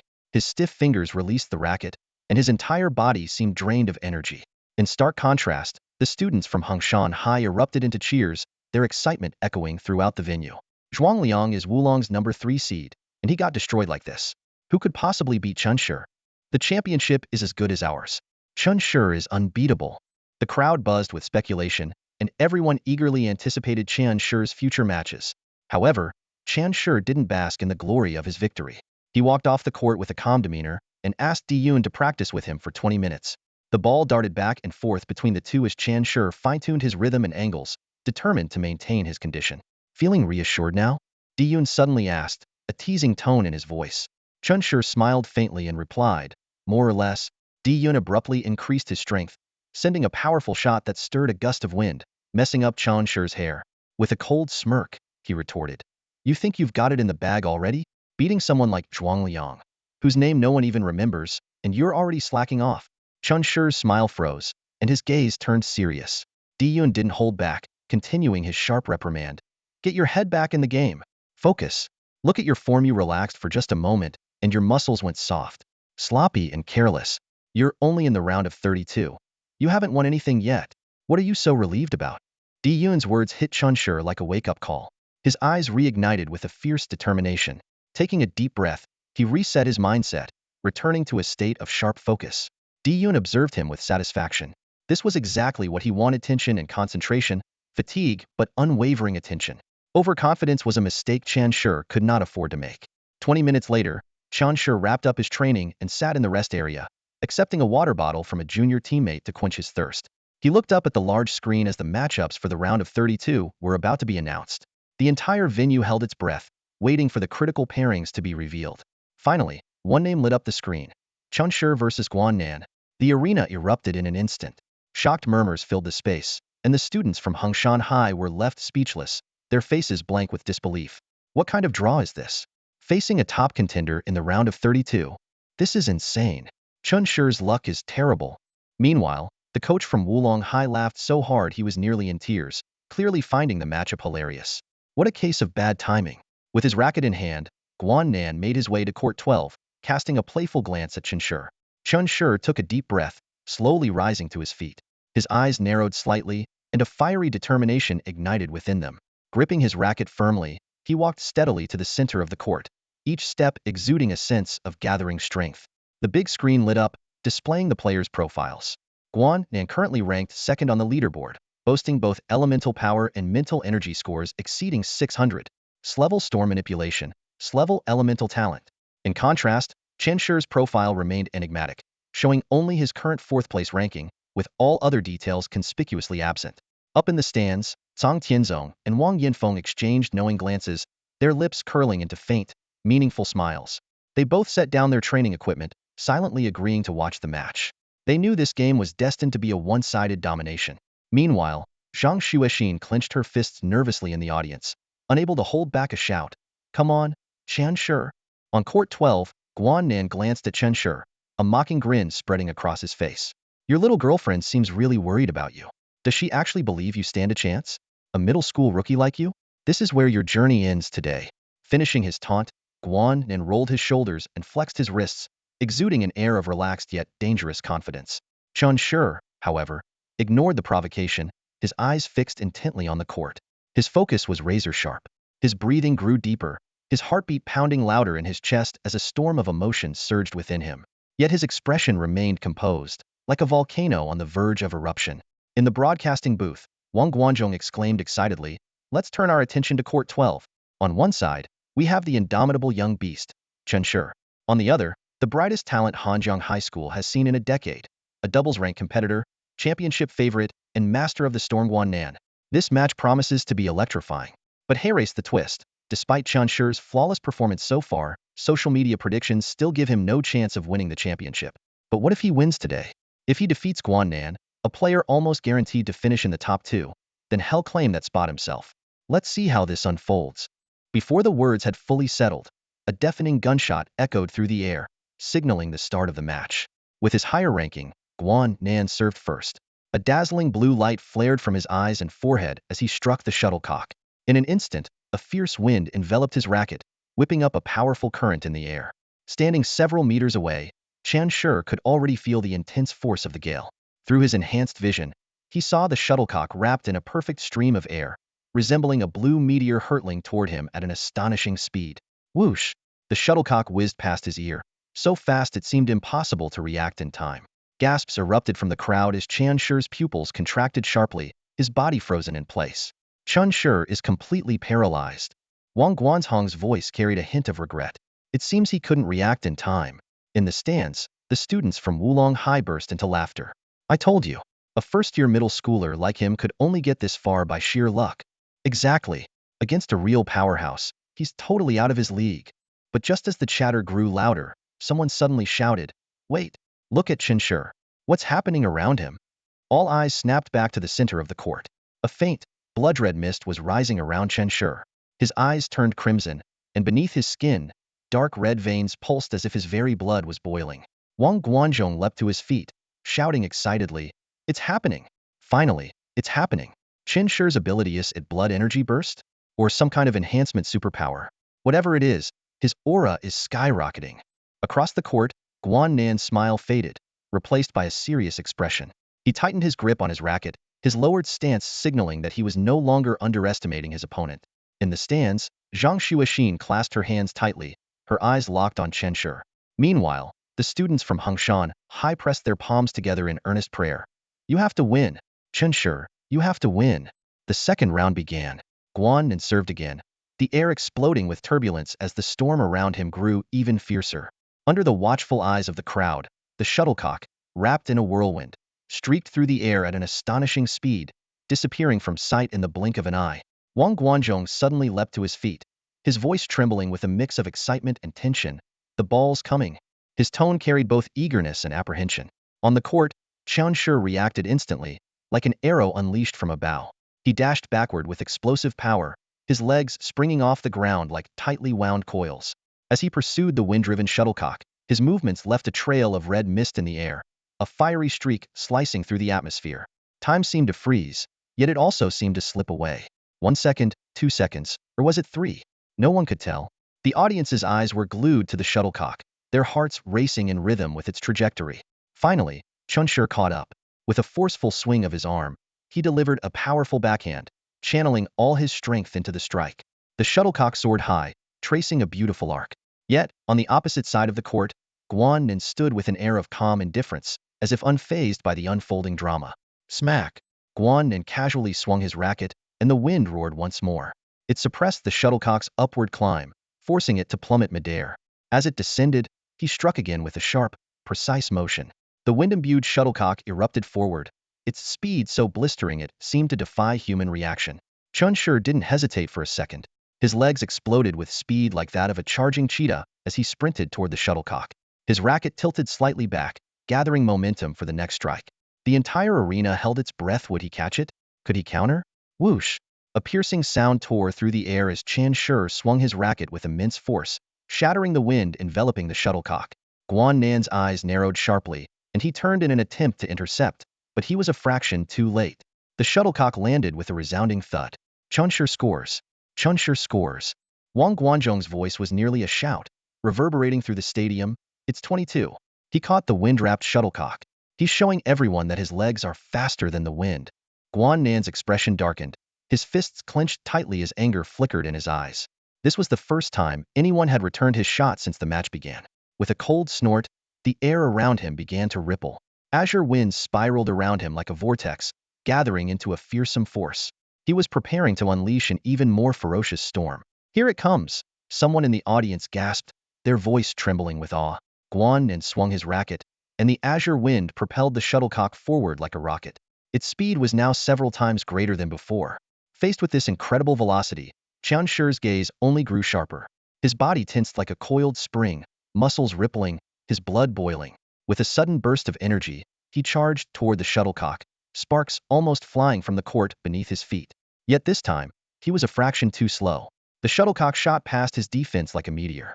In the third rally, Chen Shi's determination reached its peak. He swung his racket again, dispersing the gale and returning the shuttlecock with unstoppable momentum. Guan Nan, however, had become fully serious. With a flick of his hand, he used his mental energy to halt the shuttlecock midair, then smashed it back with ruthless precision. This strike was so fast it seemed impossible to react to, but Chen Shi remained unfazed, countering with a clean, decisive backhand. Beautiful! Wang Guanzhong's commentary was filled with excitement. Chen Shi hasn't missed a single shot. This is what a real showdown looks like. The atmosphere at Court 12 was electric. The number of spectators surged, including students and teachers from Hanjiang High School. Students from Hongshan Middle School had already risen to their feet, some clenching their fists, others pressing their hands together in silent prayer. Many were shouting uncontrollably, "Run, Brother Chun! Faster! Unbelievable! I can't even follow the shuttlecock with my eyes," someone exclaimed. "At this speed, even cameras can't capture it. Is this something a human can even return?" Time flew by, and 5 minutes passed in an instant. The score stood at 30-58, with Chun Shi trailing by 28 points. Yet he showed no signs of giving up. His teeth clenched, he continued to chase and smash the shuttlecock with relentless precision and ferocity. Every eye in the arena was locked on the court, breaths held as if afraid to disturb the intense focus. Suddenly, a sharp crack echoed. Chun Shi came to an abrupt halt, and the court's rubber flooring burst under his feet. He nearly lost his balance, stumbling slightly and almost twisting his ankle. He missed the shuttlecock this time. A referee quickly stepped in to repair the court, giving Chun Shi a brief moment to catch his breath. He panted heavily, his sharp gaze fixed on Guan Nan across the net. Sweat poured down his face, dripping onto the handle of his racket, soaking it completely. For the first time, Chun Shi realized he was facing an opponent of unparalleled skill, a true elemental martial master. Everywhere his gaze landed was his domain. His wind could appear wherever he wished, and he could control the shuttlecock with absolute precision, bending the game to his will. Chun Shi stood at the center of the court, his sharp eyes blazing with focus. His feet were slightly apart, knees bent, his entire body taut like a fully drawn bow. Across the net stood his opponent, Guan Nan, who flicked his racket with effortless ease. At once, a concentrated gust of azure wind roared to life, propelling the shuttlecock forward at a speed that defied the eye's ability to track. It carved through the air with a sharp, slicing motion, leaving behind a faint blue streak, as though the very atmosphere had been torn apart. The oppressive force of the attack surged toward Chun Shi like a tidal wave, suffocating and unrelenting. At that moment, Chun Shi felt the undeniable gap in their abilities. When he had faced Zhao Hongyuan before, the wind was gentle, playful, like a breeze brushing past his cheek. But now, Guan Nan's wind was a raging tempest, an overwhelming force of destruction. His telekinetic power was like the eye of a storm, precisely controlling every thread of air with unparalleled mastery. Chun Shi's heart sank, knew that his only chance of victory lay in accelerating the pace of the match and forcing Guan Nan's telekinetic control to collapse under pressure. After the court flooring was repaired, the match resumed.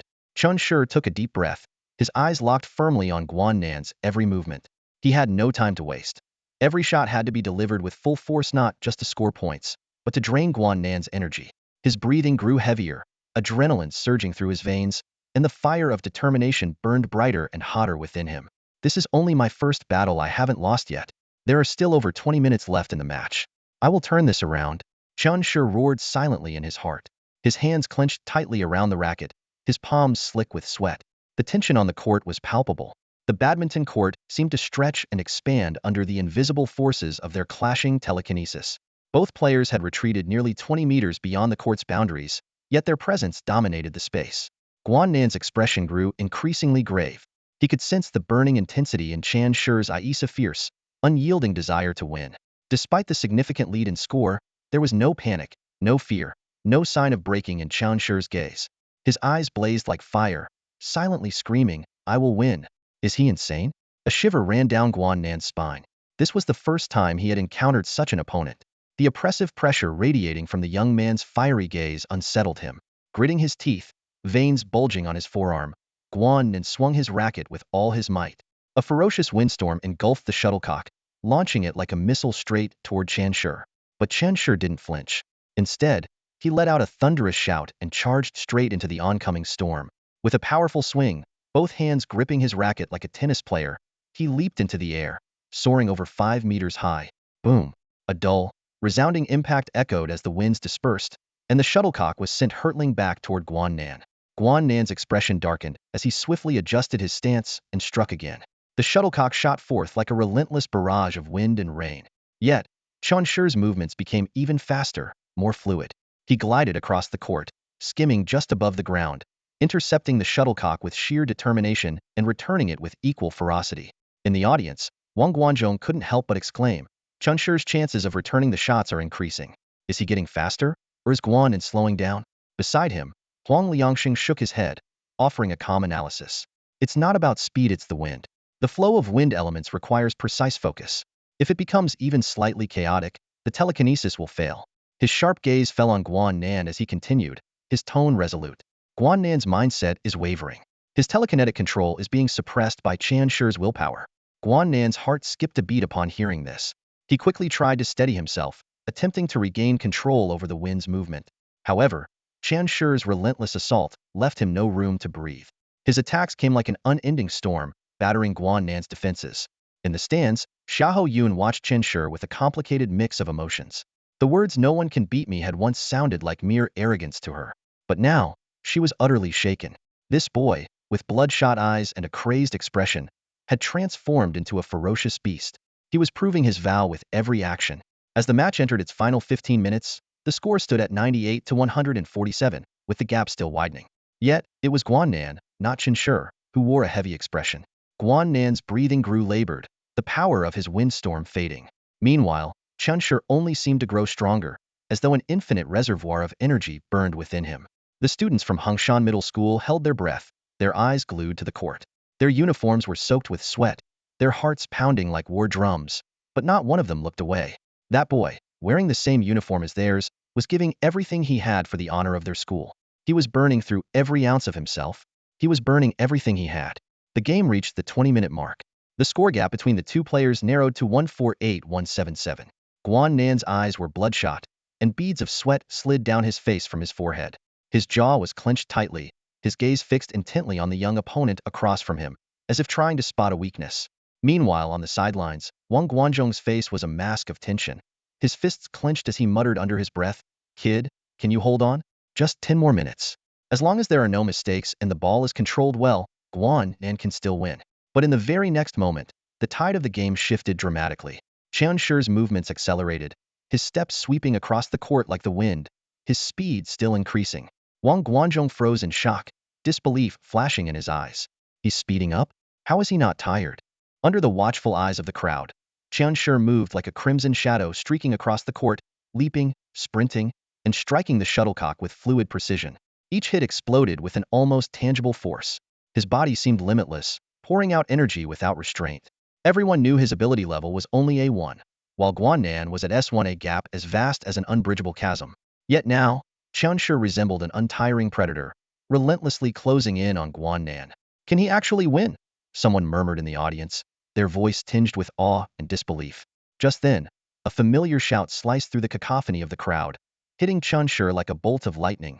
"Qian Shi, you can do it."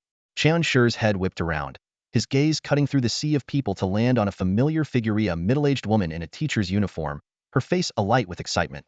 She shouted with all her might, her voice carrying an unmistakable pride. She wasn't his master's wife, his master, or even Schwer. She was just an ordinary elementary school gym teacher. On a sunny afternoon long ago, she had watched young Qian Shi run the 100 meters, admiration shining in her eyes. Light as a feather. "You were born to be a martial artist." That was the first time Qian Shi had ever been affirmed by someone. As an orphan, he had never known what it felt like to be praised. Most of his school teachers treated him with indifference, but her words had etched themselves into his heart like a chisel on stone. "You're a natural. You'll become an incredible martial artist one day." Fueled by this belief, he had walked into Di Yun's office, determined to train no matter the cost, even if he was rejected. Because someone had told him he was destined for greatness in the martial arts, and nothing else mattered. And today, she was here too. Standing quietly in the corner of the crowd, her eyes followed Qian Shi's every move, her face aglow with pride. "Look, that's my student." Distracted by that one glance, Qian Shi missed a shot, but his expression remained calm. Instead, an even more confident smile spread across his face. He gripped his racket tightly and called out firmly, "Catch this!" Smash! The shuttlecock streaked over the net like a rainbow, cutting through the air with a sharp whistle. Guan Nan turned his head, focusing intently, but a wave of fatigue washed over him. His reaction was a fraction too slow, and he failed to return the shot. Guan Nan glanced at the timer. The match had 5 minutes and 53 seconds left. The score had tightened to 178,196, with only an 18-point difference remaining. His hands trembled slightly, and an uncontrollable fear began to creep into his heart. A painful sense of defeat clawed at him from within. "I haven't lost yet, but I already feel like I'm losing." Flashes of his future played in his mind, a bleak and desolate path stretching ahead. "It's over. If I lose this match, my entire career is finished." His resolve crumbled like a collapsing dam, disintegrating at an alarming rate. Each swing of his racket grew slower, each return more imprecise. Time ticked on, and Guan Nan's eyes grew increasingly vacant, as though he were sinking into an endless abyss. Across the court, Qian Shi continued to move with unrelenting energy, his arms a blur of motion, his speed undiminished, his precision flawless. Guan Nan stared at Qian Shi, the sight of him becoming the final straw to break his will. His mind screamed in despair. It's over. It's all over. The clock ticked down to the final 3 minutes and 27 seconds. The score was completely evened out. The number of viewers in the livestream skyrocketed to 9.8 million. In Linshan City, nearly everyone who had the chance was glued to their screens. At Hongshan Middle School's junior division, the atmosphere was electric. Unified chants echoed across the campus. Qian Shi, go for it. Qian Shi, go for it. The 4 words reverberated over and over, as if they were about to shake the entire school to its core. The live venue was even more frenzied. Hongshan's supporters screamed their hearts out, their emotions reaching an uncontrollable peak. Even Zhao Hongyuan and Lin Hai, 2 teachers who rarely showed their emotions, were visibly moved, their eyes reddened with tears almost ready to fall. On the court, Guan Nan's performance was visibly declining. His composure had completely crumbled. Qian Shi's relentless offense was like a raging storm, sweeping away everything in its path. With 3 minutes left in the match, the entire stadium seemed to fall silent. Every pair of eyes was fixed on the large screen, watching the showdown between Qian Shi and Guan Nan with bated breath. On the screen, Qian Shi darted through the crimson mist like a flash, his movements swift and decisive. Each swing of his racket unleashed a violent energy, earning him point after point with his sharp and precise super boundary shots.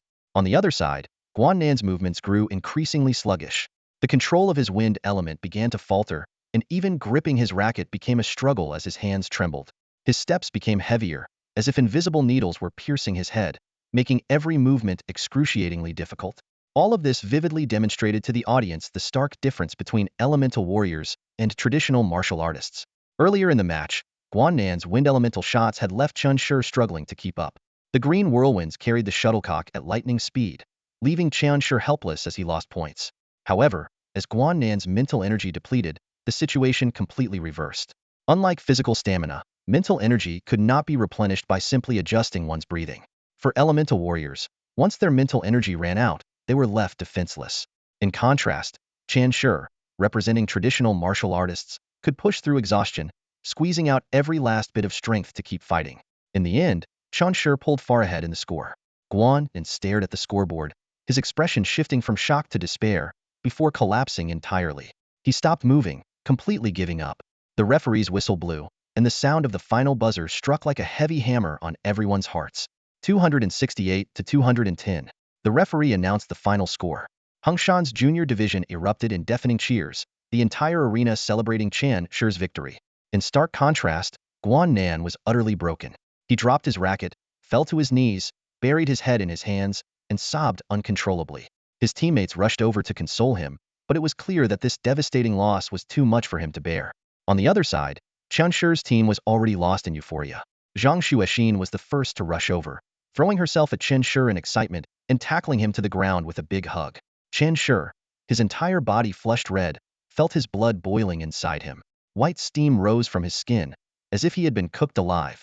His junior sister quickly and carefully helped him up and carried him to a shaded area to rest. As he sat down, Qian Shi looked up, his gaze landing on a corner of the arena. There stood the familiar figure of his physical education teacher, pride radiating from his face. Tears glistened in the teacher's eyes as he gave Qian Shi a thumbs up. A bright smile spread across Qian Shi's face. He knew that the once blank page of his life was now being filled with reasons to fight and win. Sitting in the rest area, Qian Shi twisted open a bottle of water and downed 3 bottles in a row before catching his breath. He panted heavily a few times, then managed a weary but determined smile. Though his body was utterly exhausted, his gaze remained resolute. He turned his head toward the direction of Wulong. Sure enough, that familiar piercing stare was locked onto him. Song Tianzong's eyes were filled with coldness and menace. Clearly, Qian Shi's performance had made him feel threatened. This dark horse from Linshan City hadn't just stunned the audience. He had also unsettled the gamblers of the black market. What had seemed like a guaranteed win for those betting on Song Tianzong was now shrouded in uncertainty, thanks to Qian Shi's explosive performance. In the broadcast studio, Wang Guanzhong was deeply moved. Even in the face of fierce winds, this young man never gives up. In Qian Shi, I see the future of Linshan City. Whether he can overcome Song Tianzong today or not, he has already proven his potential. And he's only in his first year of middle school. Chen Shi's legend was only just beginning. Chen Shi decided not to do any extra training. He rested until 3 o'clock, saving his energy for the round of 16 match that would determine the top 8. By sheer coincidence, his opponent this time was Wang Yinfeng, a powerhouse with the Iron Blood S ability. Iron Blood is a superpower that hardens the blood to the strength of iron. At its basic level, it significantly increases the user's body weight and mass. While a fully activated Iron Blood ability slows down movement, when focused on the arms, it dramatically enhances strength, turning the user into a forceful powerhouse, especially on the court. Wang Yinfeng was precisely this kind of strength-based player. Standing on the court, Chen Shi's gaze swept over Wang Yinfeng on the opposite side. Wang's arms were slightly swollen, a clear sign that his Iron Blood ability was fully activated. On either side of the net, the students from Hengshan and Wulong schools were cheering passionately, their voices igniting the atmosphere of the arena with youthful energy. Chen Shi took a deep breath, his eyes sharpening with a cold, focused intensity. As the clock struck 3, the referee's whistle and a sharp gunshot sound simultaneously pierced the air. The match had begun. Chen Shi served first. The shuttlecock shot out in a swift arc toward the opposite side. Wang Yinfeng reacted instantly, swinging his racket with the force of a baseball bat. His Iron Blood-enhanced right arm delivered an astonishing amount of power. Boom! The shuttlecock was struck with a thunderous sound, hurtling toward Chen Shi with terrifying speed and force. Yet Chen Shi showed no signs of panic. His extraordinary perception allowed him to track the shuttlecock's trajectory with precision. In an explosive burst of energy, he moved like a released arrow, positioning himself perfectly. With a backhand flick, he sent the shuttlecock flying diagonally to Wang Yinfeng's far corner.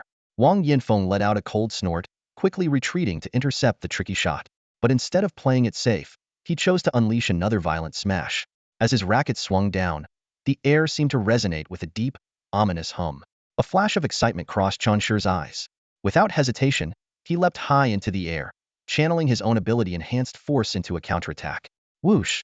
The shuttlecock sliced through the air at a speed so fast it was almost impossible to follow. Wang Yinfeng's pupils constricted as he instinctively stepped forward, but before he could react, the shuttlecock had already slammed into the ground. His heart skipped a beat was too late.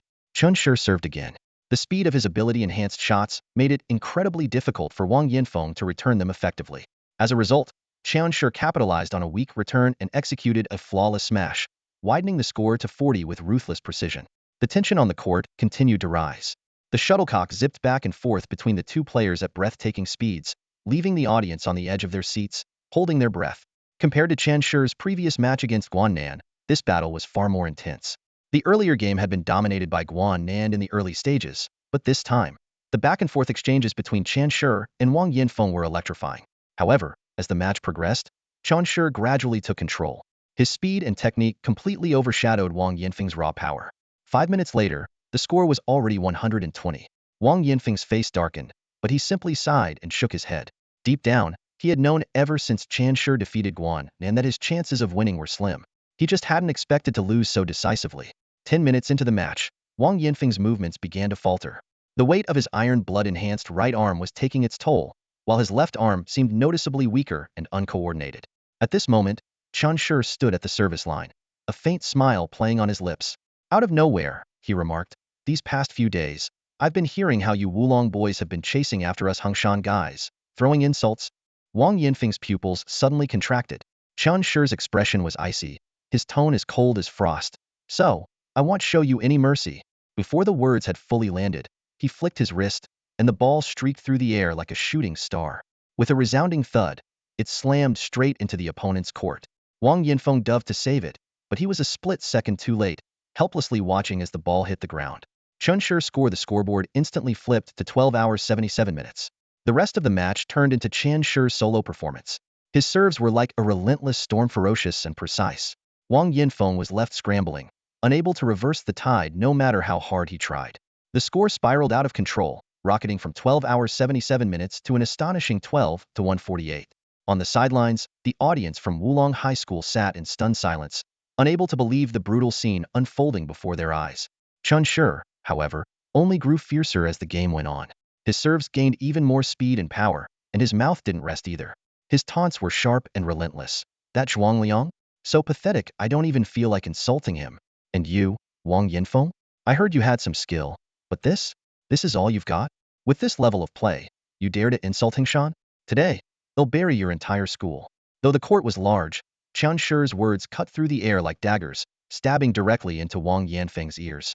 Most of the audience couldn't catch the specifics of what he was saying, but the students closest to the court quickly spread the word between the two schools.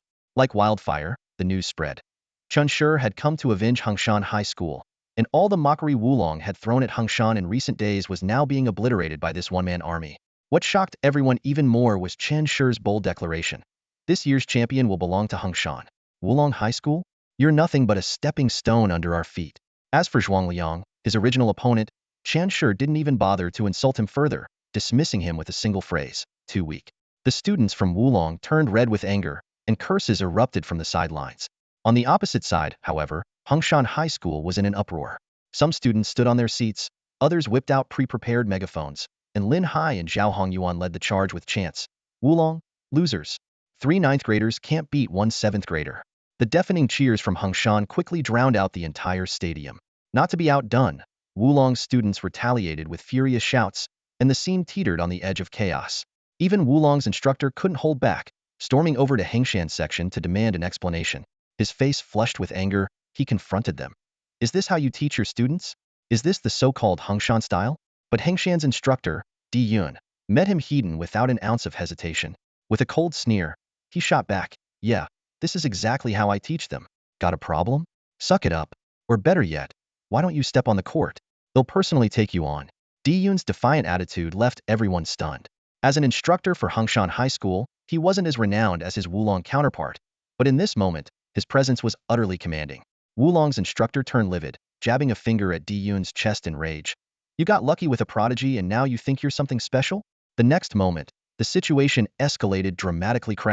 With a swift motion, Di Yun twisted the man's finger, his voice cold and cutting. You dare point your finger at your elder? The crowd erupted in shock, but Di Yun remained unfazed. He casually pulled out his family's military badge and slapped it onto Wulong's instructor's forehead with a thunderous declaration. Let me tell you who I am. I'm Di Yun from Hengshan, so-called nobody teaching at a small school. But you dare act high and mighty with me? You dare point fingers at me? They'll destroy you and your entire lineage. If not for Qin Weiner frantically holding him back, Di Yun might have thrown a punch right then and there. Even so, his fiery outburst left Wulong's instructor trembling with fear, retreating step by step, his face pale as he stammered out pleas for mercy. The scene left the entire stadium in stunned silence. Every student stood frozen in disbelief. On the elevated platform, Di Yun loomed over Wulong's instructor like a predator holding its prey. With his military badge in hand, he repeatedly smacked it against the man's face, while the latter didn't dare utter a single word in protest. This was Di Yun, on the surface, a 60-something instructor.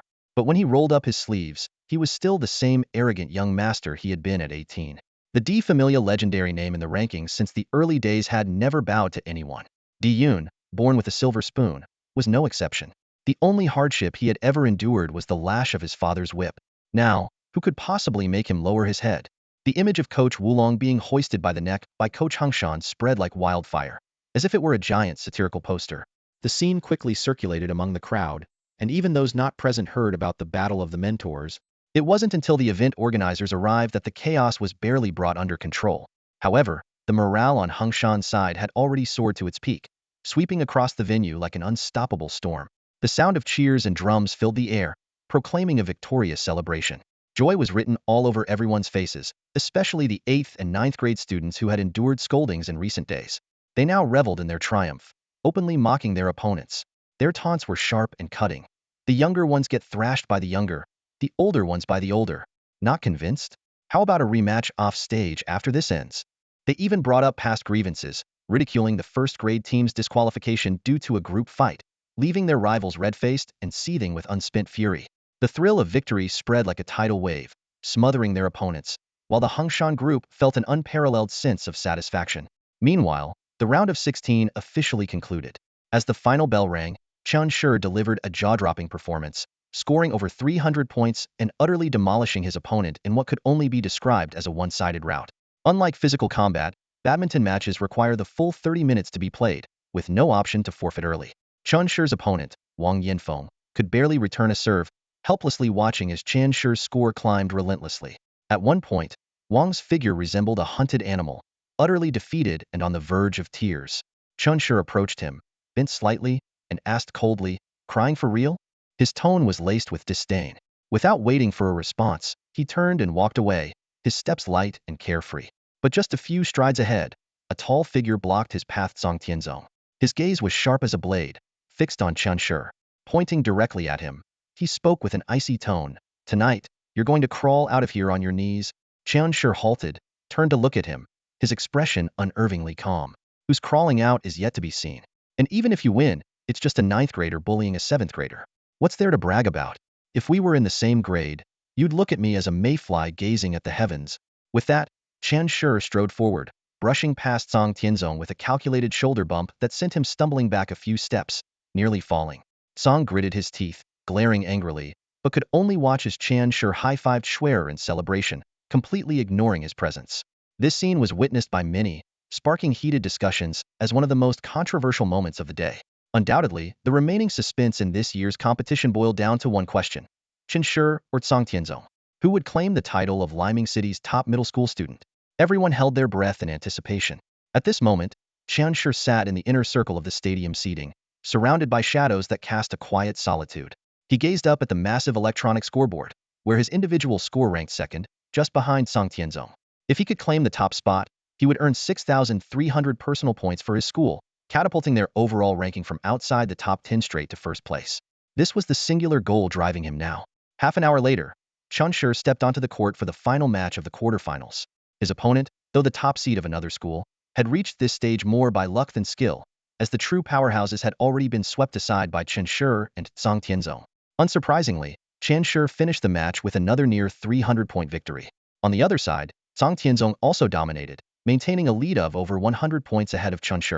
As time ticked by, the summer sun continued to blaze overhead. By 5 p.m., the competition entered a brief intermission. The semifinals were scheduled to begin at 7 p.m., with the two matches set for 7 o'clock and 7:40, followed by the final showdown at 8:40. That evening, Chen Shi dined with Schwer and their mentors. Curiously, he asked, "Why schedule the finals so late, past 8 p.m.? His mentor's wife, Chen Wanner, smiled and explained, "Because that's when most people in the city have finished work and are relaxing. The viewership peaks during that time. It not only makes the competition more exciting to watch, but also brings unexpected benefits." Chen Shi nodded, his gaze resolute, his mind already steeled for the battles ahead. Chen Shi nodded, though his understanding was somewhat vague. However, his teacher's wife always had a way of making things crystal clear. As a seventh grader, he was still quite naive and only had a partial grasp of many concepts, such as how television programs made money. Yet, his teacher's wife was always patient, ready to explain everything in detail. She was like an endless encyclopedia, her vast knowledge inspiring admiration. After dinner, Chen Shi finished drinking a bowl of peculiar-smelling yet spiritually invigorating medicine. Then, his teacher's wife led him to a spacious indoor badminton court. The brightly lit venue had floors so polished they reflected their images, and the silence of the space was broken only by the echo of their footsteps. Standing in the middle of the court, she exuded a calm yet commanding presence. "Beating Song Tianzong won't be easy," she said, her voice cool and resolute. "The main strategy is to exhaust his stamina, but that requires you to return his serves. If you can't strike the shuttlecock back with precision, there's no way to wear him down." Chen Shi furrowed his brows, a serious expression crossing his face. "Are you saying it's going to be very difficult for me to return his serves?" "Exactly," Chen Wanna replied, her gaze steady and composed. "His serve speed is significantly faster than anything you've encountered before. If you wait until after he serves to react, it'll already be too late. You need to predict the shuttlecock's landing point within 0.5 seconds before he serves. Anticipate in advance?" Chen Shi's eyes lit up with excitement, his tone carrying a hint of surprise. "Does that mean I can figure out where the shuttlecock will land even before he serves?" "Correct." A faint smile appeared on Chen Wanner's lips, brimming with confidence. "It's not as hard as it sounds. I win 8 out of 10 card games simply by observing my opponent's habits and reactions. Today, I spent an entire day watching Song Tianzong and have already deciphered his serving patterns. Now, I'll use my strength to replicate his serves, and you'll practice returning them." Chen Shi exchanged a stunned glance with Zhang Xuexin, both of them visibly astonished. The idea was almost unbelievable. How could she master Song Tianzong's serving habits after just one day of observation? Her ability was nothing short of extraordinary. "You should be grateful to learn from her," Di Yun chimed in smugly from the sidelines. "If you manage to grasp even a tenth of your teacher's wife's skills, you'll have no trouble excelling in university down the road." "Stop exaggerating." Chen Wanner shot him a disdainful glance but didn't elaborate further. She walked to the center of the court, her gaze settling on a nearby shuttlecock holder. With a subtle wave of her hand, a shuttlecock floated into the air in front of her, spinning gently. She's an elemental martial artist. Chun Shur exclaimed in awe, his eyes wide with shock. Chun Wanner gave a slight nod, her tone calm. That's not important. What matters is that you pay close attention to my eyes and the subtle movements of my body. Before her voice had fully faded, her gaze sharpened. In the blink of an eye, the shuttlecock shot out from her hand at an astonishing speed, heading straight for Chun Shur's left side. He didn't even have time to move before the shuttlecock hit the ground. Standing frozen, a thin layer of sweat formed on his forehead. This movement indicates that Hell served to the left, Chun Wanner analyzed coolly. And this is the exact speed of Tsang Tianzong's serve. Let's continue. Before finishing her sentence, she had already lifted another shuttlecock, replicating the same motion as before. Chun Shur took a deep breath, focusing all his attention on her every subtle movement. He knew he only had 2 hours to familiarize himself with Tsang Tianzong's serving habits, and those 2 hours would determine whether he could gain the upper hand in tomorrow's match. During a short break, Chun Wanner suddenly asked, "Do you remember why you kept practicing martial arts during the first semester of middle school? Back then, your initial passion had already faded." Chun Shur paused, then smiled faintly. "Whenever I felt tired or wanted to slack off, I just had to look back and see my junior sister still pushing herself. She always cheered me on, reminding me that I was training to become a general someday." For Chun Shur, the title General Chun seemed like an unattainable dream, and 6 months ago, he could never have imagined himself becoming the strongest middle schooler in Linshan City. Yet Zhang Xuexin was a constant presence, someone he could always rely on. Whenever he turned around, she was there with her bright smile, flashing her white teeth as her sweet voice encouraged him. "Keep going." Chun Wanner chuckled softly. "I hope that motivation stays with you." As her words settled, she served again. This time, Chun Shur's eyes gleamed with determination. He moved swiftly, his wrist flicking as he returned the shuttlecock with precision. "As long as you keep the pressure on him during every rally, you should be able to drain his energy within 30 minutes, Chun Wanner remarked, a hint of approval in her gaze. At 7 o'clock sharp in the evening, the TV screens in Lingshan City were already surrounded by eager viewers. Parents had returned home from work, children were back from school, and families gathered in their cozy homes, all anticipating the starry night's most awaited showdown. Who would be the one illuminated by the stars and the moon? Who would lift the glorious trophy amidst a sky full of fireworks? Would it be Tsang Tianzong or Chun Shur? As the clock struck 7, Tsang Tianzong's figure appeared on the screen right on time, followed by his opponent stepping onto the stage. The two stood in the brightly lit badminton court, now the only court left in the entire stadium, drawing the focus of countless eyes. Tonight's match pitted Tsang Tianzong against the top-seeded player from another school. Despite the opponent's reputation, his skills were average at best, and his advancement to the semifinals was more a stroke of luck. Many of the stronger competitors had already been eliminated by Tsang Tianzong and Chen Shur in earlier rounds. Without these two prodigies in the tournament, the opponent's ranking would have been no higher than 8th or 9th. Clearly, he posed no real threat to Tsang Tianzong. As the match began, Tsang Tianzong demonstrated his unparalleled talent. Using his extraordinary ability to control light with his mind, he sent the shuttlecock streaking through the air in dazzling trails of light. The sheer speed of his shots made them nearly impossible to follow. Against the backdrop of the dark night, the radiant white streaks resembled meteors cutting across the sky. Spectators were left in awe, shaking their heads in disbelief. Even though his opponent was among the top 4, he was utterly outclassed by Tsang Tianzong, whose S-level talent made the gap between them insurmountable. The disparity was crushing. "If you can't return it, you just can't return it," exclaimed commentator Wang Guanzhong, struggling to find the right words to describe Tsang Tianzong's overwhelming dominance. Every serve he delivered was as swift as lightning and pinpoint accurate, leaving his opponent with no time to react. On the rare occasions his opponent managed to touch the shuttlecock, it was nothing more than a futile attempt to resist. The first semifinal was little more than a showcase of Tsang Tianzong's brilliance. Viewers at home weren't wondering who would win, they were simply guessing how many points he would rack up. 30 minutes later, the scoreboard froze on an astonishing figure. Tsang Tianzong had crushed his opponent in a landslide victory.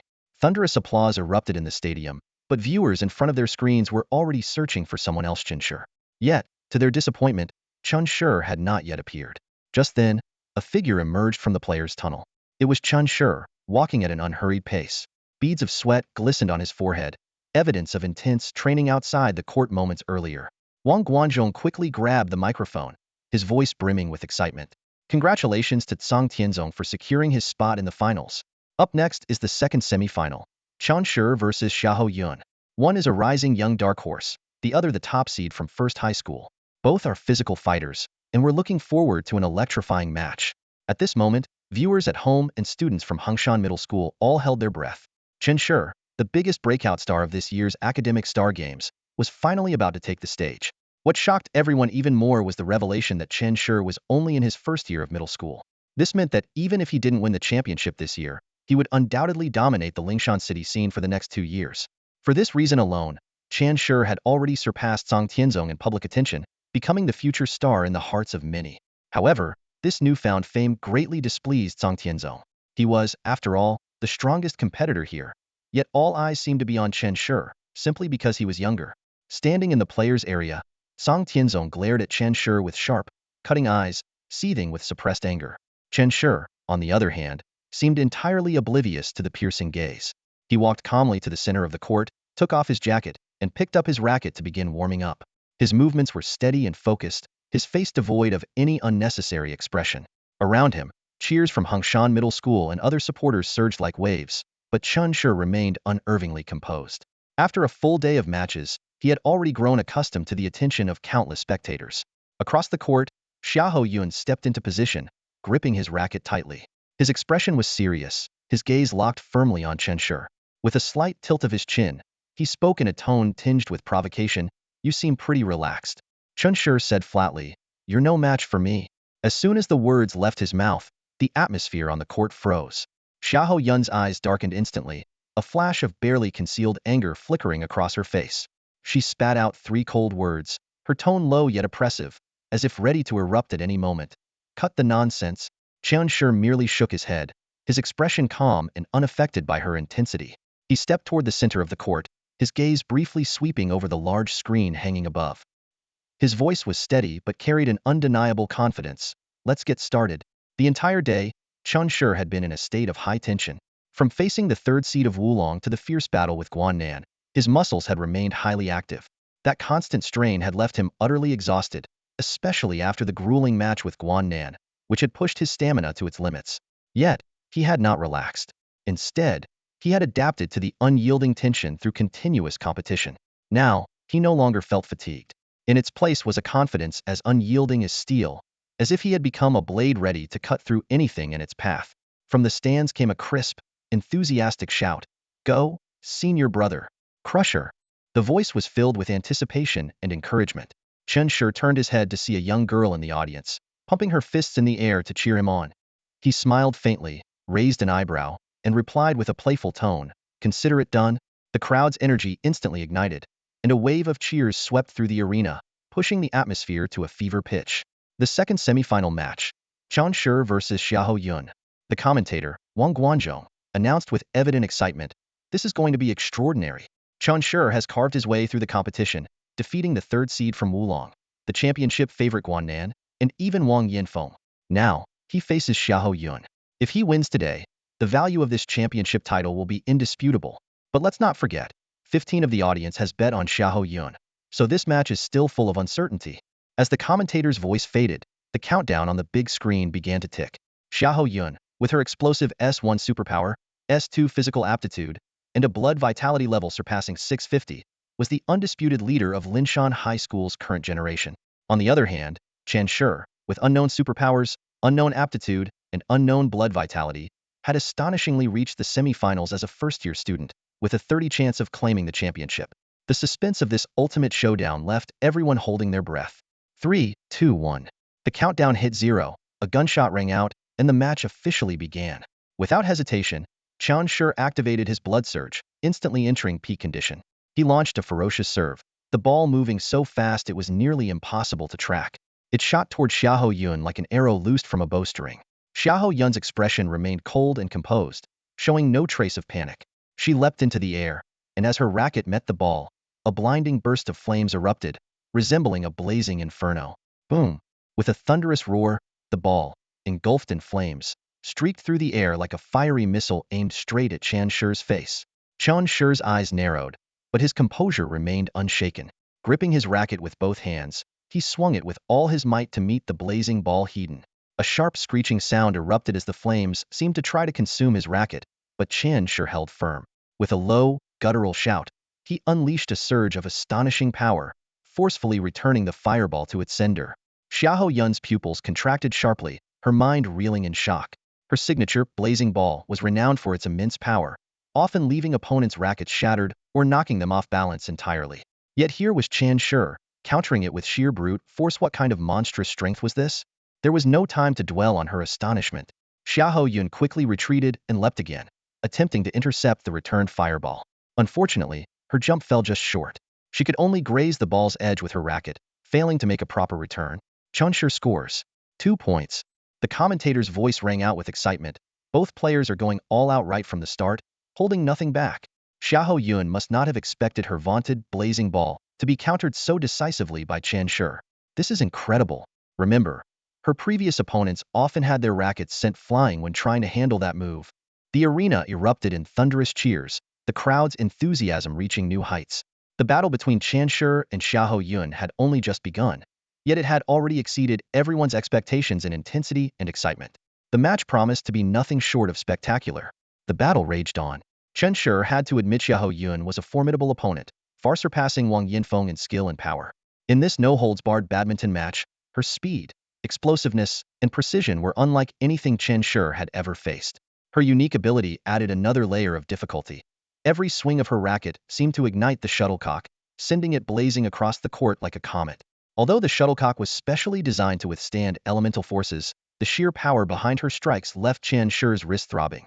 In just 10 minutes, his arm felt heavy, his wrist sore, and sweat streamed down his face. But Chen Shi refused to back down. Taking a deep breath, he steadied himself and pressed on. The fiery shuttlecock zipped across the net like a bolt of lightning, moving so fast that even the audience struggled to keep up. Their heads turned from side to side as the intensity of the match reached its peak.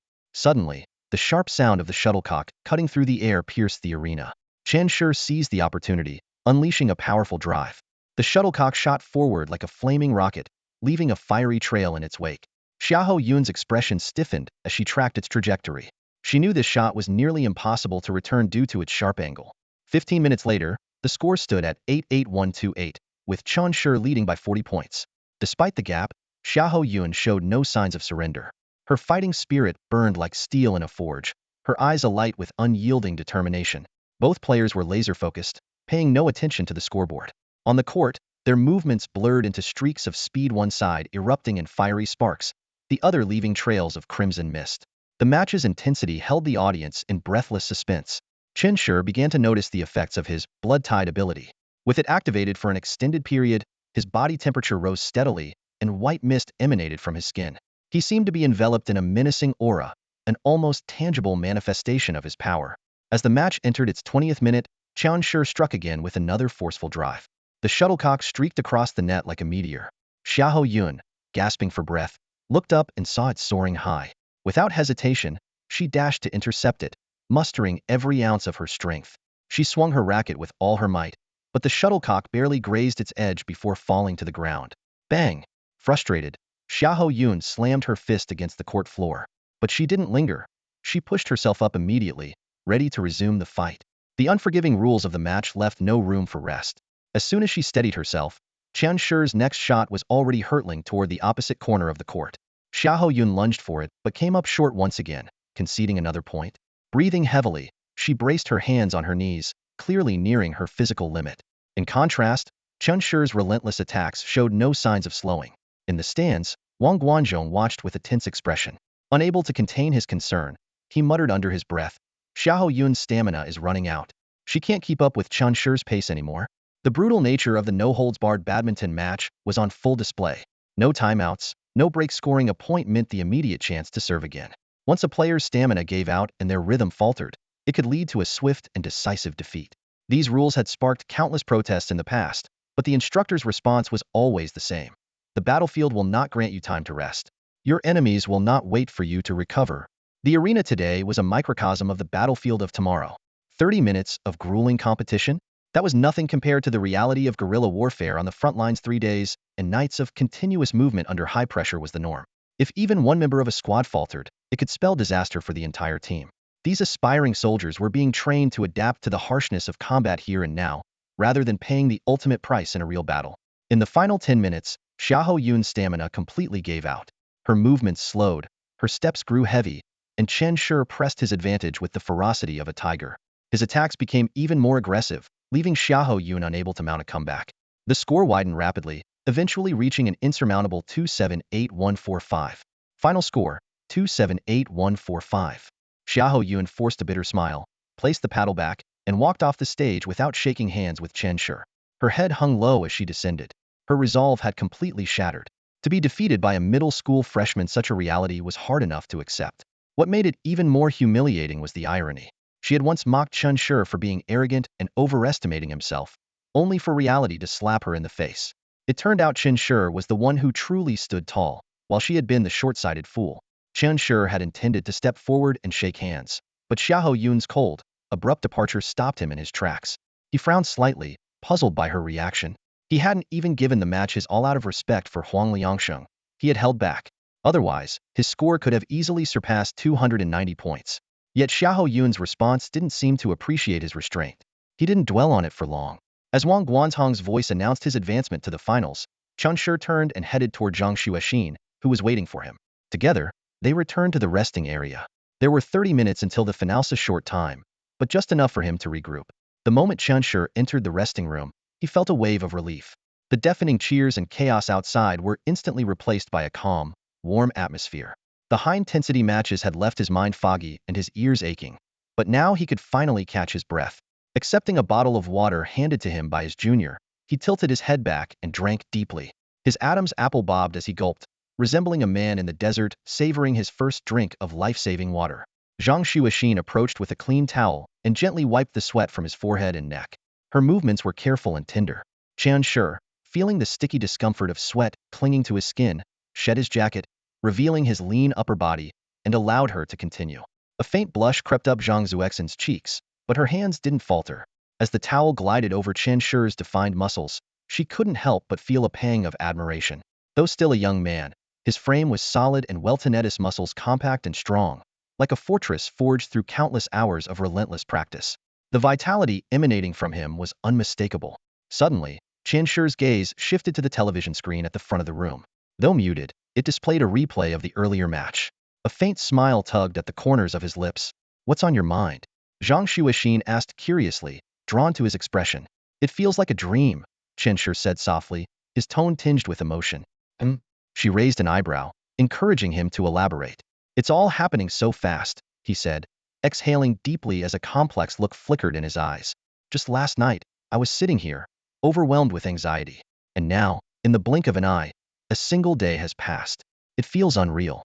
I went from being a nobody to being called a battle god, from having no accomplishments to being a contender for the championship." He clenched his fists, his eyes burning with determination. "I fought my way here. Just one step away. There's no fear left in me, only the hunger to fight. I'm so close I can taste it." Zhang Xuexin chuckled and pulled out her phone, quickly opening a live streaming app. She held it up to him. "Take a look at this." Chen Shi glanced at the screen and raised an eyebrow in surprise. "Seriously? 2 million viewers?" Zhang Xuexin shook her head with a smile. "During your match with Xiahou Yun, the viewership actually peaked at 2.3 million. It's only dropped slightly during the break. When you faced Song Tianzong in the finals, it might hit 3 million. Look at the comments, so many people are talking about you." Chen Shi's eyes skimmed over the screen.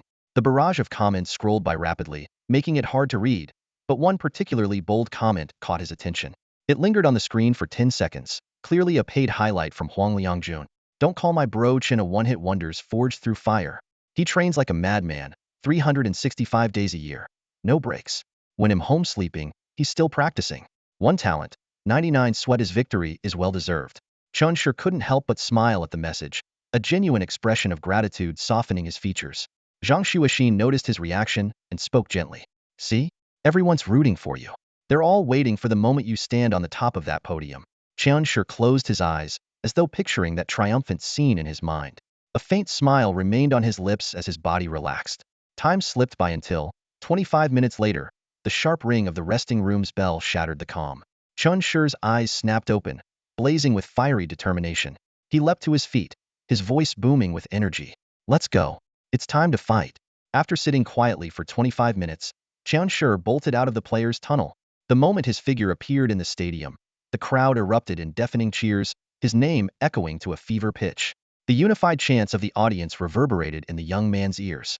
With arms outstretched, he waved to the spectators, his face brimming with energy and a radiant smile as he soaked in the electrifying atmosphere.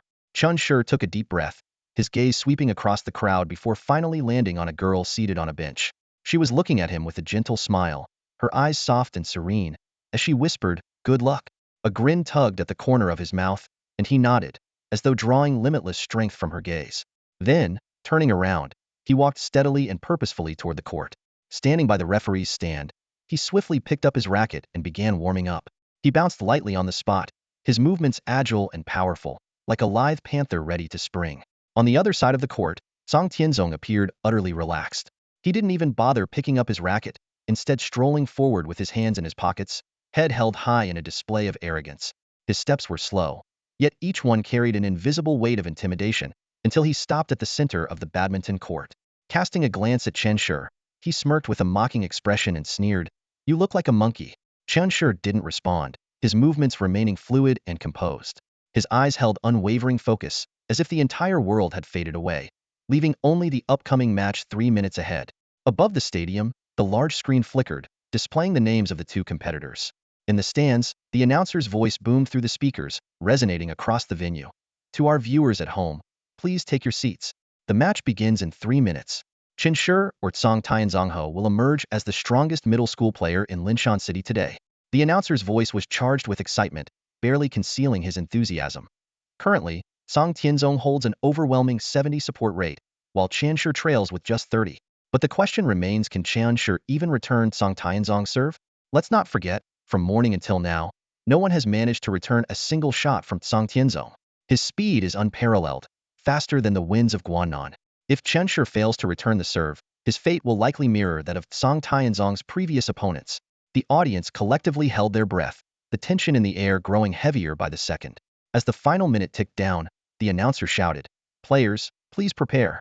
Chen Shi bent slightly at the waist, tightening his grip on the racket.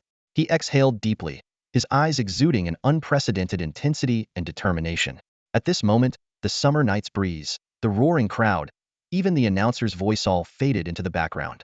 His world was narrowed down to one thing: the figure of Song Tianzong standing proudly across from him. Song Tianzong remained upright, his gaze sharp and confident, exuding an air of absolute certainty in his victory. Yet, deep within, his composure was not entirely unshaken. Chen Shi's eyes, ablaze with an unrelenting will to win, felt like a blade piercing into his core. He couldn't fathom the source of Chen Shi's confidence, but that burning determination stirred an inexplicable unease within him. "Impossible." Song Tianzong growled inwardly, his expression hardening as his eyes turned steely. He bore not only his own pride, but also the expectations of his parents, his school, and the long-standing rivalry between Mount Hong and Wulong. The ultimate victor would be decided here and now, in this match. Time ticked by, and the clock struck 8:40. A sharp sound of the starting gun signaled the beginning of the match. In an instant, the stadium fell into a hushed stillness, with every pair of eyes glued to the large screen. Even viewers at home leaned closer to their screens, holding their breath, not daring to miss a single moment. Song Tianzong wasted no time, summoning a shuttlecock with a burst of elemental force, his gaze sharpening as his aura surged. But just as he prepared to strike, Chen Shi had already moved. Like a flash of lightning, he darted to his left, his speed leaving the crowd stunned. Song Tianzong's heart skipped a beat, a faint sense of unease creeping in. He hadn't even launched his serve, yet Chen Shi seemed to have anticipated his move, reacting preemptively. Gritting his teeth, Song Tianzong powered through, unable to hold back now. The shuttlecock tore through the air with a sharp whistle, hurtling straight toward Chen Shi. The shuttlecock was launched. Whoosh! A dazzling streak of light shot toward Chen Shi's left side. But Chen Shi had been waiting for this moment all along. With eyes as sharp as a hawk, Chen Shi activated his blood surge. Crimson threads swirled in his pupils as his entire body tensed like a coiled predator ready to strike. His hands gripped the racket firmly, muscle memory kicking in as his movements flowed seamlessly. Channeling his energy through the racket, he executed the perfect return. Accompanied by a piercing whiz, whoosh, the shuttlecock was smashed back across the court with the precision and speed of a crimson lightning bolt. He returned it. Chen Shi returned it.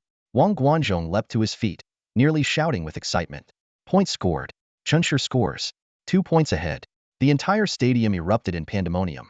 On Hengshan High School side, waves of cheers and applause surged from the stands, the crowd unable to contain their exhilaration. Meanwhile, on Wulong High School side, an eerie silence fell. The spectators sat frozen in shock, their faces blank with disbelief. How is this possible? Someone murmured, staring incredulously at the court. Song Tianzong's most formidable serve, the pride of his skill set, had been returned. From morning until now, no one had managed to block his serves not once. Yet now, not only had Chen Shi returned it, but he had done so cleanly, scoring an indisputable point. That one shot shattered the myth of Song Tianzong's invincibility, unraveling the oppressive aura he carried in an instant. Song Tianzong stood in stunned silence, his racket trembling slightly in his hands, his face etched with bewilderment. His coach had told him countless times that the light element was practically unbeatable in junior badminton matches at this level. There was no way Chen Shi could return his serve. And yet, Chen Shi had obliterated that impossible with undeniable action. Before Song Tianzong could process what had just happened, Chen Shi was already serving again. His movements were as smooth as flowing water, so fast that the shuttlecock's trajectory was nearly invisible. Whoosh! The second shot was launched. Song Tianzong hadn't even had time to adjust before the shuttlecock hit the ground. Another point. Wang Guanzhong's voice cracked with excitement. Chen Shi scores again. That's 2 in a row. The third serve followed swiftly, Chen Shi's pace relentless, leaving no room for his opponent to catch his breath. Gritting his teeth, veins bulging on his forehead, Song Tianzong roared, "You want to take another point from me?" With a sudden burst of energy, his fingertips ignited with a brilliant white glow. He struck the shuttlecock with pinpoint accuracy, twisting his wrist to send it flying at an unconventional angle toward the opposite side of the court. But Chen Shi had anticipated his intent. His feet moved like the wind, carrying him to the target spot in an instant. With a swift swing of his racket, the shuttlecock was returned once again. Song Tianzong let out a cold snort, his eyes narrowing with determination and a hint of malice. He braced himself for the counter, his movements sharp and precise. Though Chen Shi's shots were fast, they couldn't penetrate Song Tianzong's defense this time. Whoosh! Song Tianzong finally scored. The tension that had gripped Wulong High School's stands eased in an instant, and cheers erupted once more. Yet Chen Shi remained as composed as ever, his expression unshaken. He was like a mountain, steady and immovable. Deep down, he already knew the outcome. As long as he maintained his rhythm, victory was within reach. He had long seen through Song Tianzong's weakness. The player never used feints. Wherever his fingers pointed, the shuttlecock followed. Preemptive judgment was all it took to stay ahead. Over the next 10 rounds, Song Tianzong capitalized on the advantage of his light element, racking up points and widening the score from 4-2 to 4-12. Wulong High School spectators regained their confidence, their smiles returning as if the earlier tension had been nothing more than a fluke. Yet Chen Shi's demeanor remained as calm as still water. He showed no signs of frustration or haste, each swing of his racket executed with flawless precision. It was as if he had the entire match under his control. Wang Guanzhong, the commentator, fell into silence. Watching Chen Shi, he felt a storm of emotions brewing within him.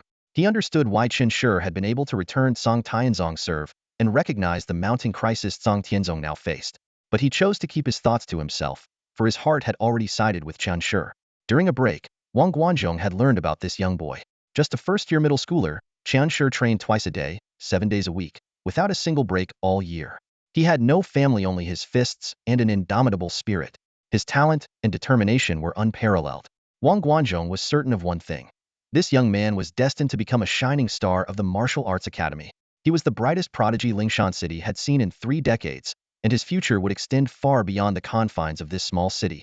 He wanted to see the children of Lingshan City soar to greatness. For that, he felt both anticipation and pride. Under the watchful eyes of the crowd, the shuttlecock darted back and forth across the net, leaving streaks of white light in its wake, as swift as lightning and nearly impossible to follow. The two players on the court were fully immersed in the match, their focus unshaken. Song Tianzong's gaze was sharp and unyielding, locking onto the shuttlecock's trajectory with the precision of a hawk. Meanwhile, Chen Shi stared intently into Song Tianzong's eyes, as though searching for even the slightest hint of weakness. Song Tianzong, 2 points. Song Tianzong, 2 points. Song Tianzong, 2 points. The referee's voice echoed repeatedly, each announcement striking the hearts of the Hongshan spectators like a heavy hammer. On the sidelines, the Hongshan team members turned pale, their bodies leaning slightly backward as if weighed down by the relentless loss of points. In contrast, the gamblers in the underground betting scene exhaled in relief. One man muttered loudly, "Damn it, scared me to death. Good thing I bet on Song Tianzong to win. If he lost, I might have had to jump off a building." The score stood at 6-36, with Song Tianzong dominating the game. He stood in the center of the court, exuding arrogance, spewing trash talk that wasn't loud but pierced like needles. His words were venomous, striking directly at Chen Shi's resolve. Sometimes I almost feel sorry for you. Such talent wasted on a useless coach. 20 years at Hongshan, and he hasn't trained a single decent student. Just a washed-up failure passing the time. And yet, you call him master, so affectionately. How about this? Transfer to Wulong Academy, kneel and beg me, and maybe just maybe you'll consider letting you join. Bloodshot veins surfaced in Chan Shi's eyes, his knuckles whitening as he gripped his racket tightly. Anger surged, threatening to break free, but just as he teetered on the edge, his master's calm and resolute voice echoed in his mind. Never panic or rush over a single moment. He drew a deep breath, suppressing his fury and regaining his composure. Resolved, he returned to his strategido exhaust Song Tianzong's mental energy. As the seconds ticked by, the score widened further, reaching 8-88. Song Tianzong's speed was overwhelming, leaving his opponents helpless and unable to react. To him, it didn't matter who stood across the net. Anyone who couldn't return his shots was just another loser, a mere backdrop to his victory. Even this final match, even an opponent as strong as Chan Shi, was no exception. Yet Chan Shi wasn't completely defenseless. He gritted his teeth and endured, managing to return 2 or 3 shots per rally before succumbing to an error on the fourth. Every swing of his racket carried his full strength, but the shuttlecock still couldn't outpace Song Tianzong's mental agility. The tension in the stadium grew heavier with every passing moment. The audience held their breath, forgetting to exhale, as the only sounds remaining were Chan Shi's relentless footsteps, the explosive crack of the shuttlecock being struck, and the streaks of white light slicing through the air. Song Tianzong kept up his relentless trash talk, but a shadow of unease began to creep across his face. He noticed something troubling only 10 minutes into the match, and his mental energy was already halfway depleted. If this continued, he might run out entirely. Desperate to regain control, he attempted to rattle Chan Shi with his words, to break his opponent's focus and reduce his ability to return shots. But the reality proved quite the opposite. Chan Shi's performance grew steadier, and his returns became more frequent. In the first 10 minutes, he could barely manage 2 or 3 shots per rally. But now, he was returning 4. His pace remained consistent, showing no signs of fatigue, like an unstoppable beast. Song Tianzong glanced at the scoreboard 10-128. The gap was a staggering 118 points. Feeling slightly reassured, he decided to slow the tempo and conserve his mental energy. But in that moment of relaxation, Chan Shi suddenly accelerated. A streak of white light zipped past, and the shuttlecock landed cleanly on the ground. Song Tianzong, caught off guard, lost 2 points. His brow furrowed, but he reassured himself, over 100 points ahead, no need to panic. He'll just take it easy for the next 5 minutes. However, his plans unraveled quickly. Chan Shi, gritting his teeth, pressed on relentlessly. His shots grew faster, his angle sharper. Song Tianzong's errors began to pile up. The spectators on the sidelines held their breath, their faces tense, as the oppressive atmosphere of the match enveloped them. Song Tianzong continued to lose points, and the tension among the onlookers grew thicker with every second. Scoring over 100 points isn't easy, is not that easy to beat. The match had entered its most intense phase. With 15 minutes on the clock, the score remained drastically uneven, 58-144. Chan Shi had only managed to claw back a little over 20 points. A faint white mist suddenly seemed to envelop Chan Shi's figure. Clenching his teeth, he pushed his speed to the limit once again. Song Tianzong could feel the growing pressure in the air. His gaze sharpened as he focused entirely on controlling the shuttlecock's trajectory, not daring to spare even the energy to speak. Whoosh, whoosh, whoosh, whoosh. The shuttlecock zipped back and forth between them at lightning speed. The air above the net seemed to tear apart, emitting a sharp, piercing sound. Time ticked by, and by the 20-minute mark, the score had shifted to 138-198, narrowing the gap to 60 points. The outcome of this battle remained uncertain, but the suspense was palpable. Chan Shi's face had turned slightly pale, beads of sweat trickling down his forehead. His breathing grew labored, but his eyes were resolute. He knew all too well that the points he had managed to recover were not because Song Tianzong was lacking in skill, it was deliberate. Song was consciously slowing down the pace, conserving his energy. In other words, Song's stamina bar was far from depleted, while Chen himself was nearing his limit. What now? Chen's mind raced for a solution, but only one answer emerged: fight to the end. Gritting his teeth, he turned his determination into fuel. Faster, faster, even faster. With every swing of the racket, every leap into the air, he pushed his body to its limits. Gradually, he began to pick up on Song Tianzong's patterns and tendencies, predicting the shuttlecock's landing points almost instinctively and moving into position just in time. Song Tianzong's brows furrowed deeper and deeper. He finally realized how Chan Shi had been returning those seemingly impossible shots. However, changing his habitual playstyle was no easy feat, especially in such a short time. He could only grit his teeth and endure, sweat dripping down his face and splashing onto the floor, forming small puddles. In the stands, the tension was palpable. Everyone held their breath, their eyes glued to the two figures on the court. Some were so engrossed they didn't even notice the sweat soaking their backs. Students from Hungshan Middle School clasped their hands together, whispering prayers for divine intervention. Among the crowd, Chen Wanner sat with her gaze fixed on the court, her heart filled with unease. No way Chen Shur still hasn't entered it? Her mind raced, analyzing the situation. The psychological pressure from Di Yun, the physical toll of the match, Chen Shur's unyielding will to win, all the triggers should have aligned. So why hadn't he entered that state yet? On the court, a guttural roar erupted from Chen Shur, like a cornered beast fighting for survival. His expression was no longer calm. Veins bulged on his face, his features twisted in determination. His entire presence exuded a suffocating intensity. At the 23rd minute, the score reached 168 to 212, with a gap of over 40 points still remaining. Can he still catch up? The question lingered in everyone's minds. Suddenly, Song Tianzong executed a high lob. Chen Shur leaped into the air, his body tracing a perfect arc. His arm muscles tensed, every line defined as he swung his racket down with a deafening roar. Whoosh! The shuttlecock sliced through the air with a piercing sound, hurtling toward Song Tianzong. For a moment, Song froze, turning just in time to see the shuttlecock land on the court. Before he could react, Chen Shur's next shot was already on its way. At that moment, a flicker of something strange appeared in Song Tianzong's eyes as he looked at Chen Shur. In those eyes, he saw a blood-red glow, radiating an inexplicable aura of dominance like a beast that had just awakened. In the stands, Chen Wanner finally exhaled in relief, a faint smile curling on her lips. He's finally done at advanced form of blood tide, boiling point. Chen Shur's physical abilities surged explosively in that instant. Speed, power, everything elevated. But with it came a steep price. His stamina was depleting at an alarming rate. The scales of victory began to tip violently. After 25 minutes, it was as if Chen Shur had transformed into an entirely different person.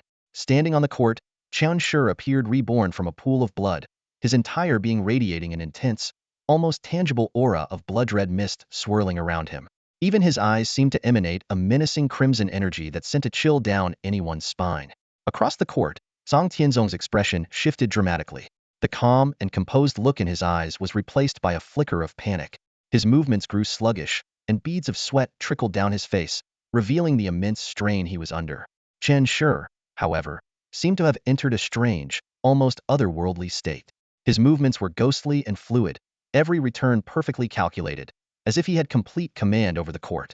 His speed was blinding, almost beyond the limits of human capability, leaving spectators in awe. At this pace, overtaking the score in the final 5 minutes didn't seem impossible. No. Song Tianzong's eyes hardened with determination as a wave of crisis surged through him. Gritting his teeth, he could hear the deafening cheers from the stands filled with Wulong High School supporters. The roaring chants hammered in his chest like war drums. Taking a deep breath, he seemed to summon an endless reserve of strength, his hands glowing even brighter.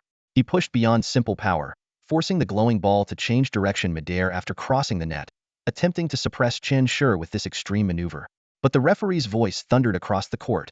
Song Tianzong, second contact after the ball crossed the net, foul. 2 points to Chen Shur. Damn it. Song Tianzong roared in frustration, veins bulging on his forehead. He quickly regained his composure, focusing entirely on the game without a moment of hesitation.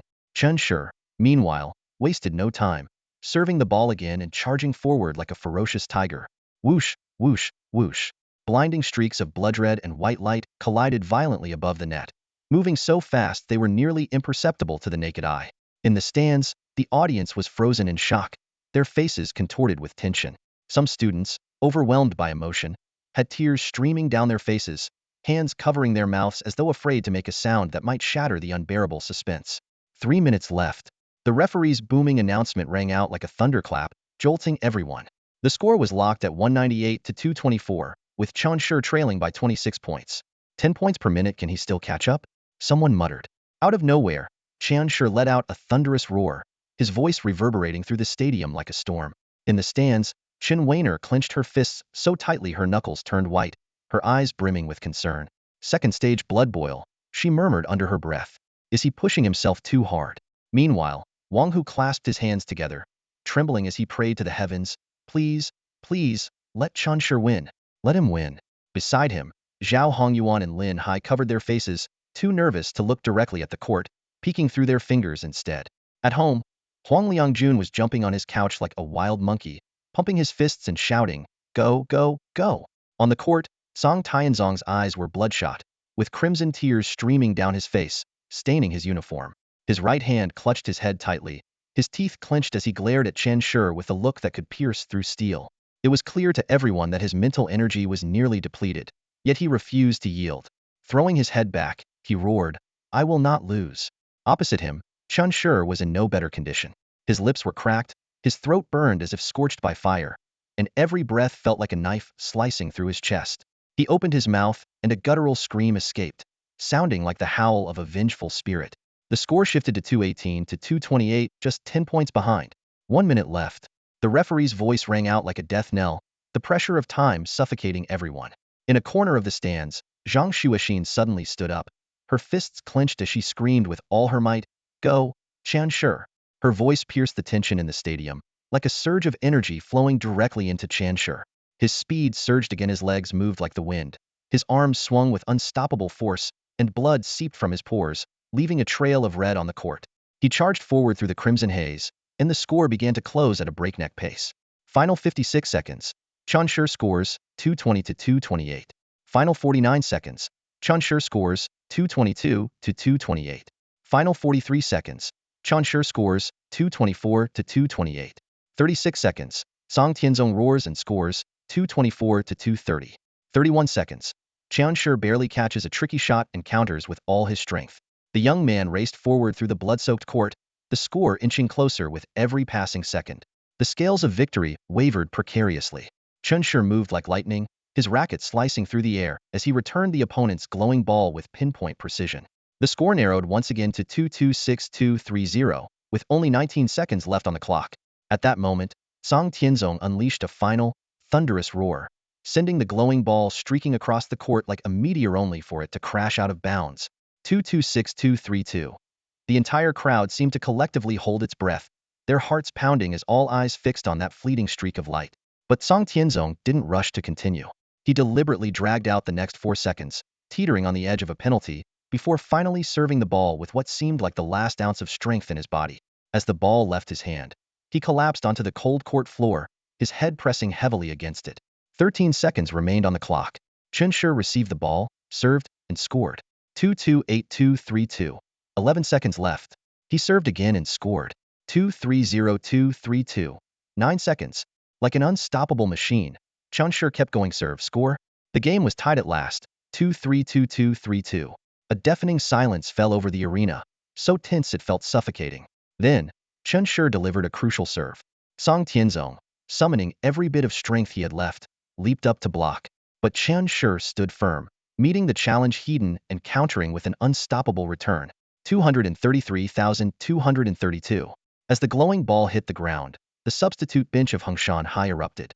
Wang Hu sprang out of his chair, roaring, "We're ahead! We're ahead! Ah! We're ahead!" His voice boomed like thunder, igniting a wave of fervor throughout the stadium. Yet Chen Shi wasn't done. In the final 5 seconds, he kept serving and scoring with relentless force. When the final buzzer sounded, the score was 237-232. Hongshan High had won. As the sound of the buzzer echoed through the arena, Chen Shi slowly lifted his head, his gaze finally landing on the scoreboard. His bloodshot, misty eyes locked on the numbers 237,232, as if struggling to comprehend. He swayed slightly, as though in disbelief, then stepped forward, gently touching the scoreboard with his bloodied hand. When the reality sank in, his body seemed to relax all at once, the fiery adrenaline in his veins cooling instantly. He opened his mouth, gasping for breath like a warrior returning from the depths of hell. He looked around, his vision blurry but still able to make out familiar faces, his defeated opponents from Wulong High, the relieved smiles of his mentor and her husband, Wang Hu and Zhao Hongyuan leaping in celebration, and the students of Hongshan High, crying tears of joy. Yet all the sounds and sights began to fade, growing distant and indistinct, until he saw Shuer. Tears streaming down her face, she ran toward him and threw her arms around him tightly, her tears soaking his cheeks.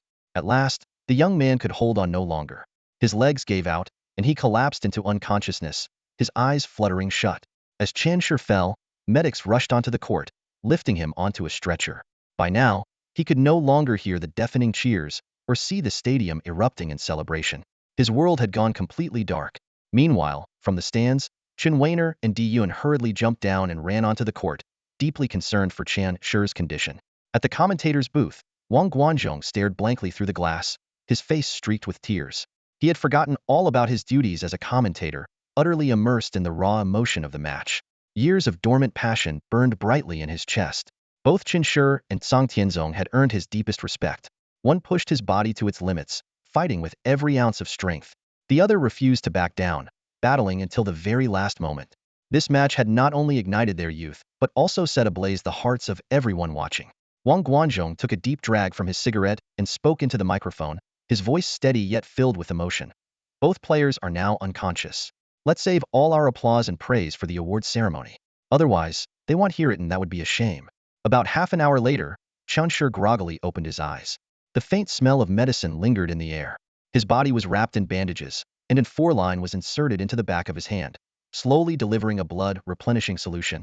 As his vision cleared, he noticed his Shifu's wife, Chen Wanner, sitting beside the bed with a trace of worry in her expression. Zhang Xuexin was nervously holding his hand, her eyes filled with concern. Outside the room, his Shifu, Diyun, leaned against the wall smoking. Hearing movement in the hospital room, Diyun quickly extinguished his cigarette and walked in, a relaxed smile on his face. Well, the strongest middle schooler in Linshan City is finally awake. Diyun strolled over to the bedside, his tone carrying a hint of teasing. Chen Wanner leaned closer, gently brushing her hand over Qian Shi's forehead. In a soft voice, she said, "Get some rest. You'll need to go on stage to accept your award later." Still a bit dazed, Qian Shi struggled to sit up, leaning against the headboard. He asked blankly, "Did I win?" "Yes, you won." Chen Wanner nodded, a relieved smile spreading across her face. 237 to 232, a narrow victory. Hongshan also won, earning 6,300 points. Now, they're at the top of the overall rankings. Hearing this, Qian Shi let out a long breath and slumped back against the headboard, murmuring, "Good. As long as we won. That's all that matters." Zhang Xuexin, standing nearby, had a sparkle in her eyes. Her face was full of admiration as she exclaimed excitedly, "Shi Xiao, you're amazing." Chen Shi paused for a moment, as if recalling something. He turned to Zhang Xuexin and asked, "Did you cheer for me at the end?" "I think I heard your voice." Zhang Xuexin smiled sweetly, revealing two small dimples, and nodded playfully. "Of course. I was cheering for you the whole time." Her bright smile was so contagious that Chen Shi couldn't help but smile back, his expression softening for the first time in a while. Seeing this, Chen Wanner teased, "So, how does it feel? The victor has to give a little speech, don't you think?" Chen Shi shook his head and sighed. "Honestly, just one word: exhausted. I don't feel anything else." "And those last few minutes?" Chen Wanner pressed gently, her gaze inquisitive. Chen Shi furrowed his brow, thinking carefully before speaking slowly. "Pain. Everything hurt, every bone in my body felt like it was about to shatter. Then heat, overwhelming heat, like I was on fire. But I saw everyone watching me, cheering for me, and somehow I just kept going. By the end, I wasn't even sure what I was doing, it was all muscle memory." "You've worked hard." Chen Wanner's voice was full of sympathy, her gaze tender. "When you go on stage later, make sure to say a few words. After tomorrow's high school competition, the awards and the academic star system will be officially added to your martial wrist." Chen Shi looked down at his bandaged body and sighed helplessly. "Am I really going to go on stage like this?" Diyun chuckled and waved dismissively. "Completely normal. Award ceremonies are always held right after the competition. By the end of these battles, a lot of contestants look worse than you. When you get to university, you'll see it's not uncommon for people to accept their awards while lying on stretchers. No one will laugh at you." Chen Shi nodded, exhaling deeply as he lay back on the bed. He felt the waves of pain coursing through his body and turned his gaze to the screen in the hospital room. It was broadcasting live footage from the stadium, where the awards ceremony preparations were in full swing. The brightly lit field was bustling with activity as staff finalized the arrangements. At the center of the massive golden lawn stood three podiums, towering proudly, reserved for the champion, runner-up, and third place. The title Linshan City's strongest middle schooler was displayed on the screen, with Qian Shi as the champion, Tang Tianzong as the runner-up, and Xiahou Yun in third place. The battle for fourth place had also concluded, with Xiahou Yun prevailing. As Qian Shi's name appeared on the screen, a complex mix of emotions surged within him. His eyes wandered to the audience stands, packed with people and buzzing with excitement. Staff were distributing confetti cannons, but the section belonging to Wulong Middle School was eerily silent, devoid of energy. In stark contrast, the Hongshan Middle School area was bursting with cheers and celebration. Wang Hu was particularly ecstatic, his face flushed red as he shouted and jumped around like a man possessed. Qian Shi watched quietly for a long time before it finally sank into his glory. This triumph, was all because of him. He had truly won. In the final moments, he and Song Tianzong gave it everything they had, exhausting their strength and resources. In the end, Chen Shi emerged victorious by the narrowest of margins.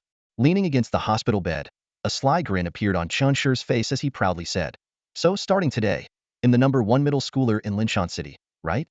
His friends and family gathered around the bed were stunned into silence, exchanging bewildered glances. They couldn't help but think, is this guy's reaction time a bit off? Within minutes, Chen Shi's energy returned at a visibly astonishing rate. A bright, irrepressible smile spread across his face as he suddenly sprang up from the bed, exclaiming excitedly, "Let's go. I can move now. Time to claim my prize." Diyun quickly pressed him back down, shaking his head. "Hold on. Song Tianzong might not have regained consciousness yet. Wait for the announcement." "Fine." Chen Shi reluctantly sat back down, stealing a glance at the clock. Then his gaze shifted to Zhang Xuexin beside him, and a flicker of complicated emotions crossed his eyes. It was almost 10 o'clock. Once everything was over, Zhang Xuexin would probably need to head home. Would they still have time to throw the celebration banquet they dreamed about? It was supposed to be their perfect moment. Winning but not being able to celebrate it together, that would be such a shame. He felt anxious but didn't dare say a word. After all, it was late, and asking a girl to stay out just to accompany him would be unreasonable. Finally, at 10:10 p.m., the announcement came. Chen Shi threw off the blanket and jumped off the bed, rushing out in a hurry. Behind him, Diyun yelled in frustration, "What's the rush, huh? Running like you're late for your own funeral? You're the victor, act like it. Show some composure, some dignity in your steps." Chen Shi rolled his eyes but didn't respond. His mind was entirely preoccupied with the girl behind him. Zhang Xuexin stood there smiling, her expression full of joy for his victory, seemingly unaware of the thoughts running through his mind. By 10:20 p.m., Chen Shi stood atop the massive podium. All eyes were on him, his body wrapped in bandages, looking battered yet exuding the pride of a champion. Beside him, Song Tianzong was carried onto the stage, one eye covered with a bandage, looking like a one-eyed warrior. He lay on the runner-up seat, glancing up at Chen Shi with a complex expression. "Chen Shi, the future of Linshan City is in your hands," Song Tianzong said suddenly, his tone carrying a hint of resignation. Chen Shi glanced down at him, a smirk tugging at the corner of his lips. "Well, duh. Who else would it be in? You?" Song Tianzong's face stiffened, and he sighed inwardly. Talking sense to this guy is like playing music to a cow. Forget it, maybe he's still holding a grudge. At 10:30 p.m., the mayor of Linshan City, dressed in his official jacket, walked up to the stage with a beaming smile. The vibrant melody of a youth anthem filled the stadium as Wang Guanzhong, standing on the stage, began reciting his freshly prepared speech of praise. The crowd below had already erupted into cheers, each wave louder than the last. Basking in the sea of applause and admiration, Chen Shi's eyes swept over the other two winners on the podium. Xiahou Yun, the third-place finisher, accepted his trophy and delivered a brief speech. Song Tianzong, now the runner-up, received his trophy with a lackluster expression. Finally, Chen Shi's name was called out, and the cheers reached a deafening crescendo. "Chen Shi, Chen Shi, Chen Shi." At that moment, it seemed as though the entire stadium echoed with just his name. Standing on the podium, the young champion felt an overwhelming sense of pride welling up inside him. He accepted the golden trophy, clutching it tightly to his chest. The mayor smiled at him and asked, "Chen Shi, as the champion, do you have anything you'd like to say to everyone here?" Unable to contain his excitement any longer, Chen Shi took a deep breath. Facing the roaring crowd of Linshan City, he declared with conviction, "1 year from now, he'll return here with the title of Sichuan Province champion." With just one sentence, he ignited the passion of everyone present. The cheers threatened to shake the stadium to its very foundation. A young man should charge forward fearlessly, with no regrets. The youth anthem reached its climactic peak, and the central screen displayed only Chen Shi's striking poster alongside his incredible achievements. Above it all shone the title that now belonged solely to him. Wang Guanzhong's voice boomed, "Everyone, let's celebrate the MVP of the event, the number 1 middle schooler in Linshan City, Chen Shi of Hengshan." In an instant, the audience released their confetti cannons, and colorful fireworks exploded in the air, showering the stadium in a rain of vibrant celebration. Standing beneath the starlit sky, the young champion held his trophy high, his smile bold and unrestrained, as if the entire world had fallen at his feet. Suddenly, a flash caught his attention. He looked down to see none other than his beautiful battlefield journalist capturing this glorious moment with her camera. Under the gentle summer night breeze, the boy stood bathed in glory, gazing up at the stars. And in front of him, the girl looked up at his radiant smile. In his first year of martial arts, Chen Shi had delivered a flawless performance. It was past 11 o'clock. Chen Shi was sitting in Diyun's car, heading home. He leaned against the car window, gazing out at the nighttime streets. Outside, countless people were excitedly discussing topics related to him. Yet, his mind was still in a daze, as if he hadn't fully emerged from the moment of receiving the award. The deafening applause seemed to echo in his ears, everything feeling so vibrant yet surreal. His young heart was stirred, unable to calm down for a long time. Inside the car, however, the atmosphere was rather subdued. Suddenly, Chinshir spoke up, "Shimmy, how about celebrating at my place tonight?" There was a hint of anticipation in his tone, but Di-Yoon, while driving, waved dismissively with one hand, her tone unrelenting. "Celebrating at this hour? Is it that urgent? Let's talk about it tomorrow." Chinshir immediately deflated, letting out a low sigh as his gaze shifted to Zhang Xuexin. His junior sister only smiled softly and shook her head gently. "It's all right, another day is just as good," she said. When the car stopped, Zhang Xuexin was the first to get out. She leaned slightly toward the car window, waved goodbye to Chinshir, her smile as gentle as moonlight. Chinshir watched her figure fade into the distance, feeling a tinge of melancholy. Leaning back against his seat, he couldn't help but sigh again. The warm scene he had imagined was clearly not going to happen. Tonight was destined to be less than perfect. At the next stop, the car pulled up in front of Chinshir's apartment building. Dragging his tired body upstairs, he opened the door to his familiar, cozy little home. But tonight, it felt a bit empty. Standing in the middle of the room, he looked around, the earlier excitement in his heart slowly giving way to a faint sense of loneliness. Just yesterday, they had agreed to celebrate here and hang the award photo on the wall. But now, it was just him, and even the air seemed to have lost its warmth. Wrapped in bandages from head to toe, taking a shower was out of the question. With a sigh of resignation, he flopped onto the sofa, deciding to sleep there for the night. Just as he closed his eyes, his wristband buzzed, and a message popped up. "Are you home?" "Yes, I'm home. You can't take a shower, so make sure to rest early. Shenyang said you shouldn't train right now either. How about we go on a date tomorrow morning?" "Sounds good. Where to?" "There's this street, I know it's super fun, with all kinds of quirky little things to see. Let's go there." "Sure. And for lunch, let's have fried chicken." Chinshir replied with a smile. "Great. In the afternoon, how about we hit up the arcade and play some games?" "Games? I'm in. Then we can catch a movie and have hot pot for dinner." "Perfect." Zhang Xuexin ended with, "All right, rest up early." "Got it." Chinshir replied obediently. Then another message came through. "I couldn't come to keep you company tonight. Are you upset?" Chinshir felt a slight pang in his chest but replied, "Not really. Shift right. It's late, and you need rest too." "Mum," she replied with just 2 characters and didn't say anything more. Chinshir set down his wristband, a faint sense of disappointment creeping into his heart. He glanced toward the door, sighed, then turned off the lights to get ready for bed. Before closing his eyes, he sent Zhang Xuexin one last message. "I'm going to sleep now. Good night." Just as he was about to drift off, his wristband buzzed again. "I'm here." Chinshir sat up abruptly, eyes wide in disbelief. Did he misread that? At that moment, he heard light, quick footsteps coming up the stairwell, getting closer and closer. Then came a knock on the door. Chinshir scrambled off the sofa and rushed to open it. The moment the door swung open, he froze. Standing there was the freshly showered girl, her soft twin ponytails swaying on her shoulders. Her face lit up with a sweet smile, and a faint, refreshing fragrance wafted into the room. She was holding 2 large bags in her hands and said in a cheerful, bell-like voice, "Surprise. Time to celebrate." Chinshir's eyes widened, his mouth stretching into a grin so big it was almost impossible to close. His face was filled with astonishment and delight as he stood there, seemingly unable to process what was happening. Zhang Xuexin raised an eyebrow playfully, strutted into the room, closed the door behind her, and placed the bags next to the sofa. "I promised, didn't I?" "Of course I had to come," she said with a mischievous smile. "During the new year, didn't you say you missed me? So I climbed over the wall myself to see you. My energy level is over 300 now, so why wouldn't I come?" "Silly." Zhang Xuexin spoke with a playful tone, her face glowing with a cheerful smile as she pulled a fragrant barbecue box out of her bag. The warm, savory aroma of grilled meat instantly filled the room. Chinshir, catching the scent, immediately returned to the sofa and sat down, his face lighting up with a wide grin. A faint blush spread across Zhang Xuexin's cheeks as she hesitantly lifted her long, slender leg and gently placed it over Chinshir's lap. Her movements carried a mix of bashful defiance, as though imitating a scene she had seen somewhere but adding her own shy twist to it. For a moment, Chinshir was at a loss, his face growing slightly warm, but neither of them said anything. They simply allowed the moment to unfold naturally. Then, the girl picked up a skewer of grilled meat and held it up to Chinshir's lips, her eyes sparkling with amusement. Chinshir opened his mouth to take a bite, and the rich, juicy flavors of the meat, tinged with a hint of smoky char, spread across his palate.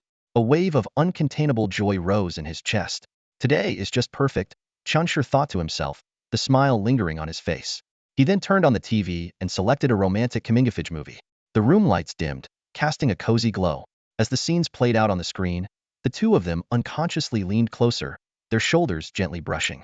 One skewer of barbecue after another disappeared, the air heavy with the aroma of grilled meat and a subtle, unspoken intimacy.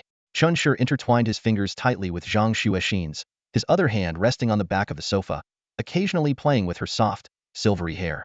Zhang Xuexin leaned against his shoulder, her tiny feet swinging slightly, her toes brushing against Chen Shur's leg now and then, as if silently teasing him. There was no alcohol between them, yet the atmosphere felt intoxicating. The glow of the movie cast faint shadows on their flushed faces, accompanied by bursts of soft laughter and murmured words. Time slipped away unnoticed. Once the barbecue was finished, Zhang Xuexin pulled a photograph from her bag and carefully hung it on the wall. Then, with a playful grin, she took out a bottle of non-alcoholic champagne and declared, "Congratulations to Chunshur for becoming the top student in Linshan City's first middle school." To avoid making a mess, they both headed to the bathroom to open the champagne. With a loud pop, the golden liquid sprayed everywhere, splashing onto the floor. Standing in the doorway, they exchanged a glance and burst into laughter, their joyous voices echoing in the small space. Before they knew it, it was already 2 a.m., and a wave of drowsiness began to creep over them. "Are you heading home tonight?" Chunshur asked, his gaze tinged with reluctance. "Are you trying to kick me out, senior?" Zhang Xuexin blinked at him, her tone playful. "No, it's just if you don't go back." Chunshur trailed off. "I told my parents I'd be out early in the morning. They won't bother me," Zhang Xuexin replied with a shake of her head, her voice carrying a hint of stubbornness. Chunshur nodded and led her to his parents' bedroom. It was Zhang Zuexin's first time entering the room, and as her eyes scanned the simple yet solid wooden furnishings, she noted the lack of warmth or coldness. Instead, the space exuded a quiet, understated gravity. Her gaze landed on a landscape painting above the bed. With a curious expression, she asked, "Senior, I've never seen a picture of your parents. What do they look like?" "There aren't any photos," Chunshur said with a shake of his head, his tone carrying a trace of melancholy. "What? Not even one?" Zhang Xuexin sounded surprised. "No," Chunshur confirmed with a firm nod, his voice dropping slightly. "They only left me this house and a bank card with an unknown balance. Nothing else. My master said that given the circumstances, my parents were likely involved in some top-secret mission for the human race. And since it's still classified, the mission clearly isn't over yet. Otherwise, their personal information wouldn't be so tightly sealed." He paused, his eyes growing resolute. "That's one of the reasons I trained so hard. I want to know what mission they were on and whether it has anything to do with the uniqueness I carry." Zhang Xuexin was silent for a moment before nodding. Her eyes then shifted to the bed, and she frowned slightly. "Are you sleeping here tonight? What about you?" Chunshur asked in return. "It feels strange. They'll just sleep on the sofa," Zhang Xuexin said with a light laugh, her tone relaxed, though her eyes seemed to hold something unspoken. Chunshur didn't press further. He simply nodded quietly. Of course, it was Chunshur who ended up sleeping on the sofa, while Zhang Xuexin took his bed. In the early morning, sunlight filtered through the curtains, filling the room with a warm glow. Birds chirped melodiously outside. Chunshur rubbed his sleepy eyes, got up, and went through a quick morning routine. He tidied up the leftovers from the night before and gave the table a quick wipe. Then, he settled back onto the sofa, turned on his gaming console, and let his fingers dance nimbly across the controller. It wasn't until after 10 a.m. that a faint sound came from the bedroom. Zhang Xuexin slowly opened her eyes, stretching lazily. A satisfied smile spread across her face, a rare, peaceful sleep free from arguments or the pressure of waking up early. She pulled open the curtains, letting the sunlight flood in and lift her spirits further. She opened the wardrobe and casually picked out a simple outfit: blue jeans, a loose white t-shirt, and a clean pair of white socks. Dressed and ready, she padded out to the living room in her soft socks. "Morning," she greeted with a relaxed smile, her voice still carrying a trace of drowsiness. Chunshur, fully engrossed in his game, glanced over his shoulder at the sound of her voice. He quickly paused the game, his eyes lingering on her for a moment. The jeans accentuated her figure, and the t-shirt hinted at her silhouette, making it hard for him to look away. "We'll go freshen up. You can keep playing," Zhang Xuexin said playfully, giving him a quick wink. "All right," Chunshur nodded, diving back into his game. Not long after, she emerged from the bathroom with her hair tied into two playful ponytails that swayed gently as she moved. Her face radiated cheerfulness. "All right, let's head out," she announced brightly. Chunshur powered off the TV, got up, and walked to the shoe cabinet. He slipped on the expensive sneakers his martial arts teacher's wife had gifted him. Zhang Shuixin crouched to adjust the back of her white sneakers, stood up, and gave them a satisfied little stomp. The two walked out of the apartment side by side, their faces glowing with easy smiles. However, they hadn't gone far before someone recognized them. Qinshi, is that you? Can we take a picture together? An enthusiastic voice called out nearby. Qinshi froze for a moment, then nodded awkwardly. But before he could process the situation, people across the street began to notice him as well. That's Qinshi, the top middle schooler, the strongest martial artist in Lingshan City in 30 years. Let's go get his autograph. All eyes quickly turned toward him as more and more people began gathering. Sensing the situation spiraling out of control, Qianshi grabbed Zhang Zuexin's hand and bolted, eventually ducking into a nearby glasses shop. Try this, Zhang Shuixin said, handing him a pair of sunglasses from the display and a baseball cap. After helping him put them on, she couldn't help but laugh. Look at you, big shot. You're a celebrity, know you'll need a disguise every time you go out. Qinshi adjusted the sunglasses and touched the brim of the cap uneasily. Am I really that famous? Of course. Zhang Shuixin replied with a mischievous grin. Yesterday's livestream had over 40 million viewers. Everyone in Lingshan City knows who you are. Qinshi could only shrug and smile wryly, accepting this new reality. After escaping the crowd, the two finally began their day together. By 11:30 a.m., they found themselves at McDonald's, ordering a hearty brunch. Qinshi devoured a family-sized bucket of chicken, while Zhang Shuixin sipped her bubble tea leisurely, clearly content. After their meal, they wandered through a flea market, casually browsing the quirky items on display. An hour later, they stopped at a street artist's stall and decided to get a portrait drawn. Standing side by side, they held still as the artist's brush captured their likeness on paper. After half an hour, the portrait was finished, and their necks were starting to feel stiff from holding their poses. The day had only just begun, but it was already filled with fun and laughter. 14:30, holding the painting, the two of them arrived at a flower shop. Zhang Shuixin picked out several beautiful flowers to plant by the window in Qianshi's living room. As they stepped into the flower shop, the air was filled with a faint floral fragrance. Zhang Shuixin flitted through the flowers like a graceful butterfly, her excitement palpable. She crouched to select vibrant blossoms and occasionally looked up to seek Qianshi's opinion, while he leaned casually against the doorframe, holding the painting and smiling at her. How about this one?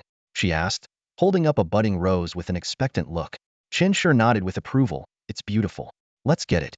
In the end, she chose several colorful pots of flowers, her joy evident as she asked the shop assistant to wrap them up. 15:30, the two entered a claw machine arcade where Qianshi spent 2 full hours battling and eventually left with a large bag of plush toys, completely satisfied. The arcade was alive with flashing lights and the constant clinking of claw machines. Qianshi's eyes were fixed on a plush toy behind the glass, his expression determined. He inserted coins, maneuvered the joystick, and pressed the button. The claw descended slowly, only to release the toy at the last second, letting it slip back. Zhang Shuixin stifled a giggle behind her hand. Senior, are you sure you can do this? Qianshi raised an eyebrow with a confident smirk. Just watch. Entering full battle mode, he adjusted angles and calculated force with precision. One by one, the toys were successfully captured. 2 hours later, he walked out with a large bag of plushies, a triumphant grin on his face. Still think I can't do it? He teased. Zhang Shuixin laughed so hard she doubled over. Okay, you're the best. 17:30, feeling hungry, the two decided to find a hot pot restaurant. They eventually entered Liu's hot pot, where Qianshi was immediately recognized by the staff after removing his hat and sunglasses. As night fell, the neon lights of the streets illuminated their way to a bustling hot pot restaurant. Once seated, Qianshi removed his hat and sunglasses, and the staff immediately started whispering amongst themselves. Before long, the manager personally came over, his demeanor unusually enthusiastic. Mr. Qin, we've heard so much about you. Please accept this as a token of our appreciation. A private room has been prepared for you, and tonight's meal is on the house. Qianshi was momentarily startled and quickly declined, but the manager insisted, you're a future hero, protecting ordinary folks like us is your duty, and it's only right for us to do something in return. Left with no choice, Qianshi accepted. Sitting in the private room with the table laden with dishes, he couldn't help but reflect on how practicing martial arts wasn't just for himself, it came with responsibilities to others. The hot pot meal was completely free. The two ate to their heart's content and left feeling satisfied. 19:30, Zhang Shuixin suddenly said coquettishly, Senior, I want to keep a cat. After the hot pot, the two strolled through the night streets. Zhang Shuixin suddenly clung to Qianshi's arm and shook it gently. Senior, I want to keep a kitten, she said in a playful tone. Qianshi, caught off guard by her act, chuckled and nodded. All right, let's go pick one.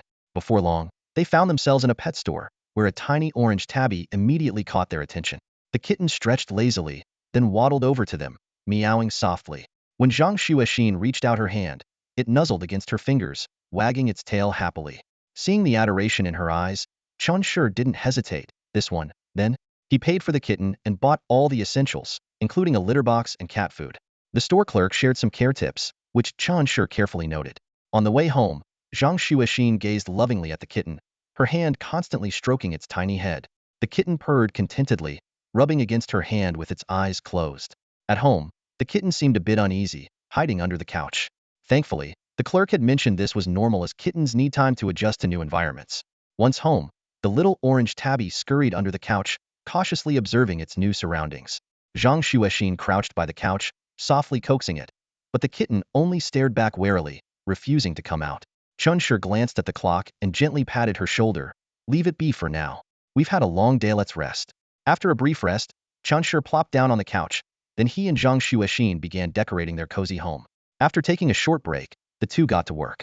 Chen Shi hung the painting on the living room wall, while Zhang Xuexin carefully arranged the flower pots by the window and watered them.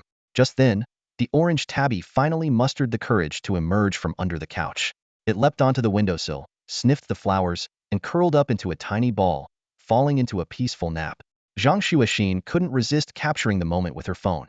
Next, they arranged the large bag of plush toys, placing some in the living room and others on Chen Shi's bed. By 9 o'clock, Chen Shi went to take a shower, marking the end of a tiring day. As the night deepened, Chen Shi stepped out of the shower and collapsed onto the couch, enjoying the cool breeze from the air conditioner. He turned to see Zhang Xuexin chatting on the phone with her parents, playfully telling them she'd be staying over at a friend's house. The little orange tabby hopped down from the windowsill, ate its meal, used the litter box, and then padded over to the couch, kneading its tiny paws next to Chen Shi's feet. He gazed down at the kitten and gently rubbed its head, careful not to hurt the delicate creature. At that moment, Zhang Xuexin emerged from the balcony, triumphantly declaring, "I'm not going home tonight." Ha ha ha. Zhang Xuexin walked out from the balcony, her face glowing with triumph. "I'm not going home tonight. Ha ha ha," she announced gleefully. She then hummed a tune as she headed to the bathroom. When she emerged from her shower, she playfully swayed her way into the living room, her smile brighter than ever. Chen Shi couldn't help but laugh at her antics, feeling a deep sense of contentment. The next day, Chen Shi and Zhang Xuexin returned to their normal routine. They woke up at 7, freshened up, and got dressed. Before heading out, Chen Shi casually petted the little orange cat sprawled on the sofa, causing it to lazily roll over. Then, the two of them went downstairs, hailed a cab, and set off for Brother Yun's house. The day's schedule was packed. After settling the spoils of their recent victory, they dived straight into training. On the way, Zhang Xuexin was in an unusually cheerful mood, her smile as radiant as a blooming flower. She casually propped her legs up on Chen Shi's lap, swaying them playfully as if staking her claim. Chen Shi glanced at her helplessly but didn't protest, letting her indulge in her playful antics. When they arrived at Di Yun's house, Brother Yun was, as usual, dressed in his signature mink robe, exuding an air of nonchalant rebellion. Meanwhile, Chen Weiner wore a simple yet elegant purple gown, radiating grace and authority. Once they settled in the second-floor living room, Chen Weiner couldn't help but smile at the joy written all over Zhang Xuexin's face. "What's got you so happy?" she asked. Zhang Xuexin beamed like a child, her eyes curving into crescent moons. "Shermu, I haven't been home these past 2 days. I've been with Xixiang the whole time. The first thing I see when I open my eyes is him." The moment her words landed, the atmosphere in the living room shifted. Chen Weiner and Di Yun exchanged a glance, their expressions stiffening for a split second before they both turned their gazes toward Chen Shi. Chen Shi quickly raised his hands in defense, explaining with a sheepish grin, "Don't worry, Shermu, Sherfu. I've been taking good care of Shimmy, I swear." He scratched his head, looking as innocent and endearing as possible. Meanwhile, Zhang Xuexin wriggled her body proudly, as if to say, "Look how happy I am." Di Yun, lounging on the sofa, shook his head with a sigh, thinking, "Ah, youth. Just watching them fills this old man with energy. No wonder the Runhuang once said that it's always the vibrant young ones who drive humanity forward. All right, let's get down to business." Di Yun cleared his throat, breaking the sugary atmosphere. He pulled out a storage ring from his sleeve and tapped it on the table. "You know what this is, don't you?" Chen Shi and Zhang Xuexin's eyes lit up instantly. "A storage ring? Of course we know," they exclaimed in unison. Di Yun chuckled and skipped the explanations, directly channeling his blood energy to access the ring's contents. In the next moment, the room was filled with clinking sounds as bottles of martial artist-grade elixirs poured out, piling high on the dining table and even spilling onto the floor. The sheer volume of bottles was overwhelming, forming what looked like a sea of elixirs. Chun-Shur stared in disbelief. Shifu, where did you get all these elixirs? Instead of answering directly, Di-Yun gestured toward Zhang Xuexin with a grin. You can thank your brilliant shimmy for this. She handed over all the elixirs the school awarded her, and let me use them for betting in the black market. I bet on you winning the championship with odds of 1 to 12. Those 365 bottles turned into over 4,000 in no time. Kid, you'd better use them well. I'll be eating these for the rest of your life. With that, he tossed 2 storage rings to the pair. Chun-Shur received a black one, while Zhang Xuexin's was white.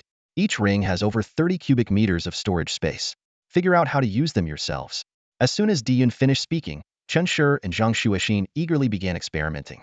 They learned quickly, bonding their blood energy with the rings to establish ownership and mastering their use in no time. Zhang Xuexin casually stored over 1,000 bottles of elixirs before turning to Chun-Shur with an expectant look. The rest is all for Shixiao. Hurry up and take it.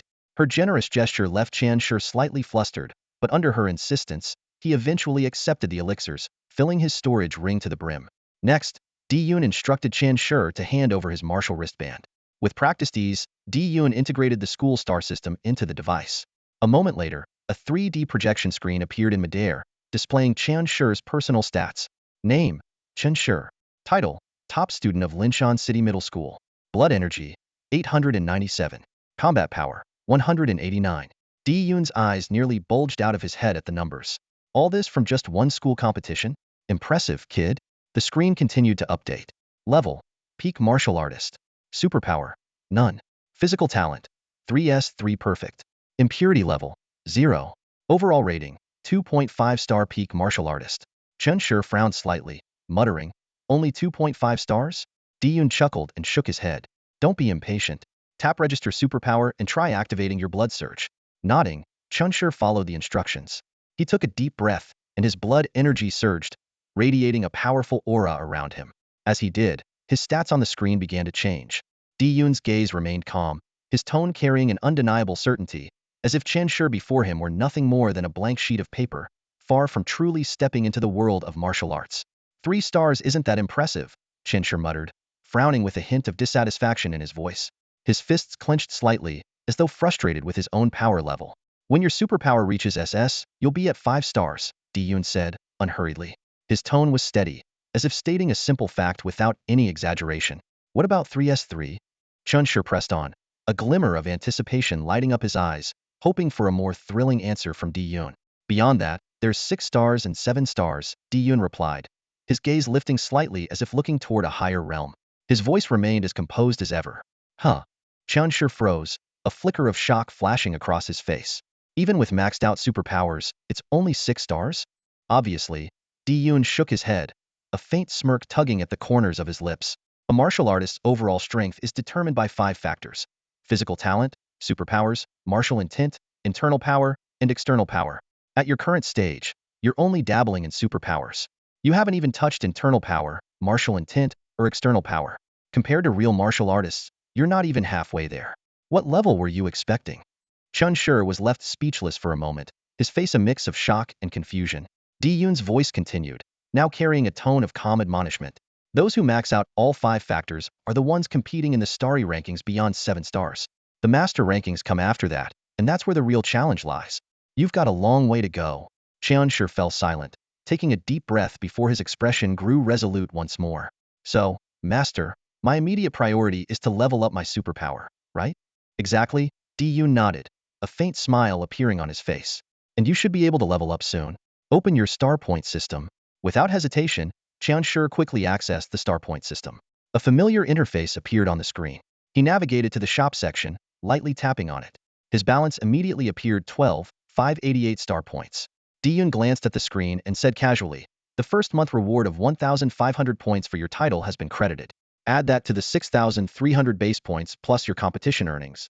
And this is your total achievement.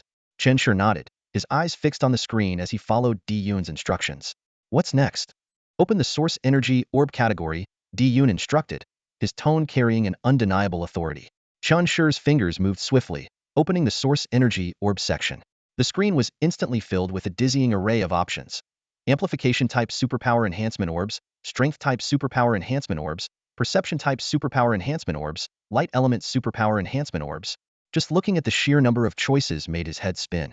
As if anticipating his reaction, Di-Yun's voice remained steady. Your purification technique should fall under support type abilities, and blood surge is undoubtedly amplification type. For extraordinary perception, it's perception type. For now, focus on upgrading both purification technique and extraordinary perception to a low-level orbs shouldn't cost too much. Take a look. Chunshur quickly navigated to the support hype orb section, where a price list appeared on the screen. B2 Enhancement Orb, 360 star points each. B3 Enhancement Orb, 580 star points each. The prices fluctuated slightly, clearly reflecting the dynamics of a free market where supply and demand dictated the cost. Does buying one orb directly upgrade to the next level? Chunshur asked, a trace of doubt in his voice. That depends on the individual, Di-Yun replied. His gaze fixed on Chunshur with a hint of deeper meaning in his tone. Some people can, while others can't. That's where genetics come into play. You have good talent, so you should be fine. Buy one of each for now. Chunshur nodded, his finger tapping lightly on the screen. A faint sense of anticipation stirring within him for the transformation that was about to unfold. Chunshur had a sudden flash of inspiration and thought, what if I buy Beast Blood Essence? With a mix of hope and curiosity, he immediately opened the market to check. However, as soon as the prices appeared on the screen, he froze in shock. Even the lowest grade blood essence of a Lioli Fairy Beast cost over 10,000, while the cheapest 100-eyed Spider Blood Essence was priced at more than 2,000.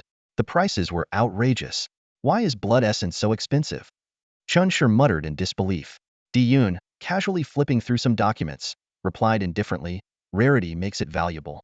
Besides, blood essence isn't just used for enhancing superpowers and vitality, it has other, mystical applications. Did you know that in some places, people use beast blood essence for rituals before construction projects? The rarer the blood essence, the better the results.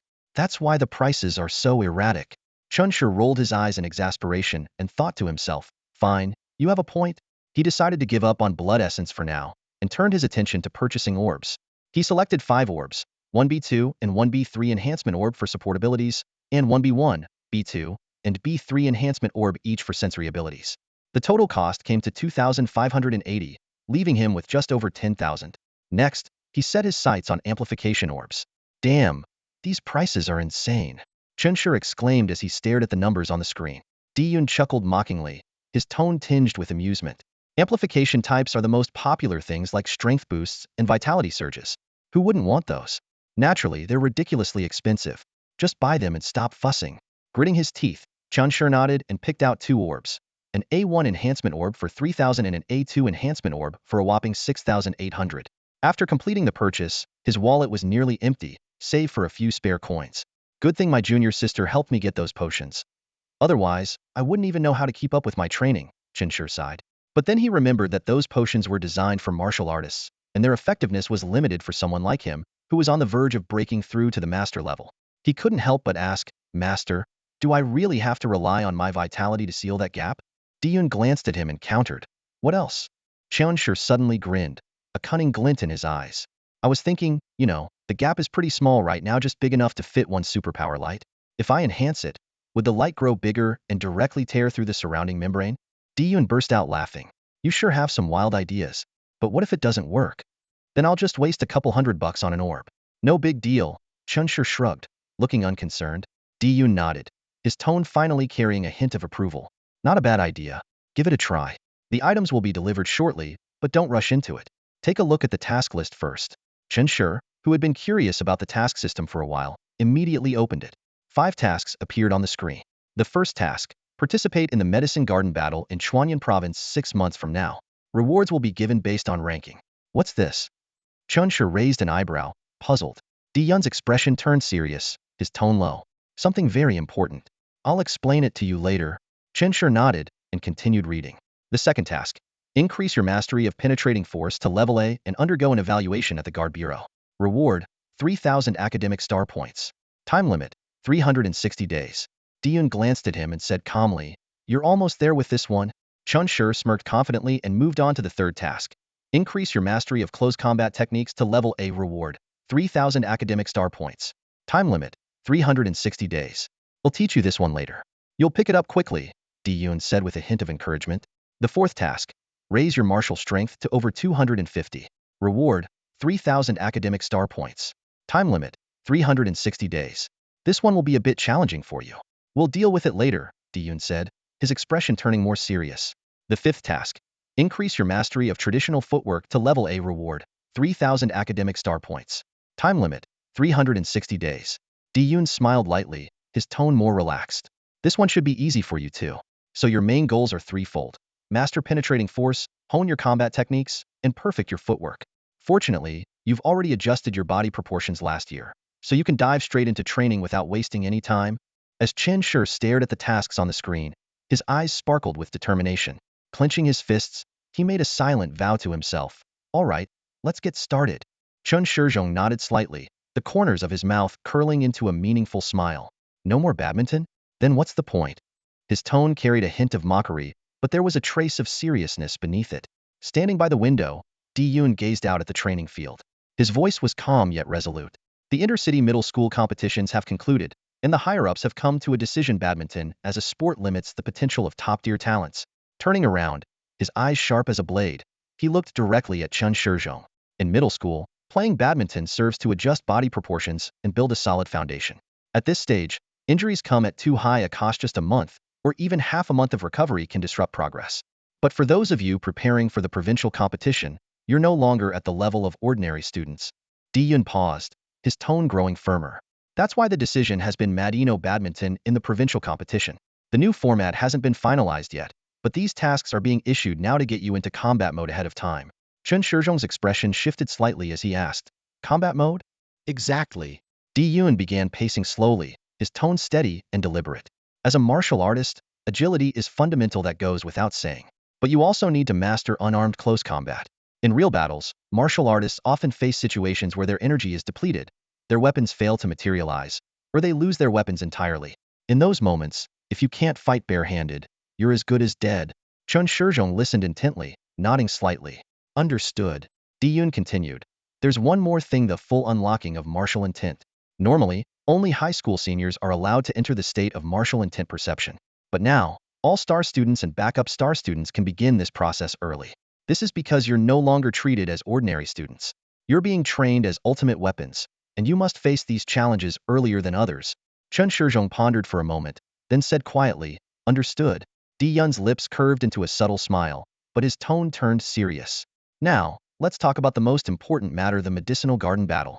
If you excel in this competition, you could earn tens of thousands of star points in one go. Chen Shizhong's pupils contracted sharply, his gaze sharp as a knife. What kind of competition is it? Di-Yun stopped walking, his expression solemn. Think of it as a game. The objective of the game is to collect medicinal herbs from the mountain. The rules are simple. You can't bring anything with you except a carrying pole and 2 iron baskets. You have 60 minutes. Each time you return to the finish line with herbs, you earn additional game time and points based on the quantity you collect. And there's no cap on the points. Chen Shizhong raised an eyebrow, his tone tinged with doubt. That's simple? Di-Yun shook his head, his eyes reflecting a deeper meaning. Not simple at all. Let me tell you, this competition comes with title rewards. For instance, 10,000 points earns you the title Herb Master, 30,000 points gets you Herb Sage, and the epic level title for 100,000 points is I am not the medicine god. I am not the medicine god? Chen Shizhong raised an eyebrow, clearly intrigued by the title. Di-Yun nodded, a hint of nostalgia flickering in his eyes. Yes, it's an epic level medal, extremely rare. Back in my student days, everyone was obsessed with collecting titles and medals. I am not the medicine god was the pinnacle among them. As he spoke, Di-Yun pulled out a small box from his storage ring. Opening it revealed a row of medals neatly arranged: some bronze, some silver, but not a single gold one. His eyes were filled with memories, his tone a mix of pride and regret. These were my achievements as a student. Standing nearby, his wife smiled brightly, as if reminiscing about those youthful days. Di-Yun's smile grew even wider, immersed in his memories. Back then, our class would compete over medals every day. Even for the most obscure achievement tasks, we would fight tooth and nail for the top spot. Chen Shizhong's eyes shone with anticipation, while Zhang Xuexin couldn't help but feel her heart surge with excitement. Though she didn't dare to aim for the top, she silently resolved not to fall too far behind. Di-Yun sighed. In those days, the rewards were minimal, and there was no star point system. What we fought for was honor. But for that honor, we were willing to give it our all. I remember in college, our class president was nearly outmaneuvered by the neighboring class over an epic medal. It almost worked. Afterward, the two classes had a massive offline meetup. Those were truly unforgettable days. Things were so pure back then. After graduating, Those who joined the military left behind the petty squabbles over minor accolades. Their sights were set on true honors medals awarded for heroics in battles, shining gold plates earned through countless brushes with death and sacrifice. Diyun held a medal in his hand, his gaze fixed on it as if lost in thought. He murmured softly, "Behind these are moments of joy, but behind those—" His voice trailed off, his eyes growing darker. "Behind those, it's all blood." Nearby, his Shifus wife had already noticed his shift in mood. She frowned slightly, then suddenly stepped on his foot, not too hard, but enough to snap him out of it. Diyun looked up at her, and she cast him a faintly reproachful glance, as if to say, "Why are you telling this to the kids?" Diyun shrugged helplessly, dropping the topic. A moment later, Chunshur adjusted the files in his hands and spoke with determination.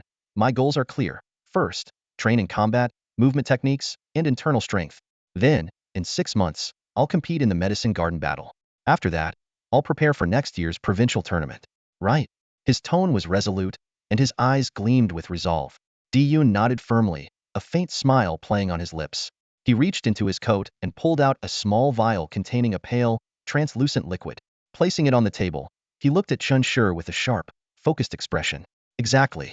And there's Thesa's special reward from the headmaster. The essence blood of the Wuz Yao flower, grade A quality." Chunshur froze for a moment, raising an eyebrow as curiosity lit up his face. He picked up the vial and examined it closely. "Wuz Yao flower essence blood? What's this?" Diyun chuckled faintly and explained. "The Wuz Yao flower is an extraordinarily unique existence. It naturally has a degree of immunity and resistance to elemental forces, and it can convert absorbed residual elemental energy into its own power. Your physical constitution is top tier against traditional martial artists. You're nearly unbeatable. But if you face an elemental martial artist, things could get tricky. That's why your Shifus wife specifically requested the headmaster to secure this for you." He paused, his tone becoming more serious as he locked eyes with Chunshur. "You need to merge this essence with your blood tide. Once fused, when you activate the blood tide and enter combat mode, you'll simultaneously gain the abilities of elemental resistance and energy conversion." Chunshur listened in stunned silence, a hint of awe flickering in his eyes. After hesitating for a moment, he asked, "Should I try it now?" Diyun nodded, a glimmer of anticipation in his voice. "Exactly. Take it now, and see if it can merge with your blood tide. If it works, we'll test the effects right away." Just then, Diyun's gaze shifted to the distant sky. A small drone was speeding toward them. Within seconds, it landed smoothly in the courtyard, its cargo box descending gently to the ground. Diyun walked over and opened the box, revealing 7 neatly arranged energy orbs. Chunshur couldn't help but exclaim, "That was fast." Diyun smiled, his tone carrying a trace of pride. "Of course it's fast. Once your order is logged into the system, it's instantly transported through the spatial network to the nearest Guardian Bureau. From there, it's dispatched via drone. The entire process is automated, and as long as you're in a city, it takes less than half an hour to arrive." Chunshur's eyes sparkled with curiosity. "That's incredible. What kind of technology is this?" Diyun waved his hand dismissively, though his tone was calm and confident.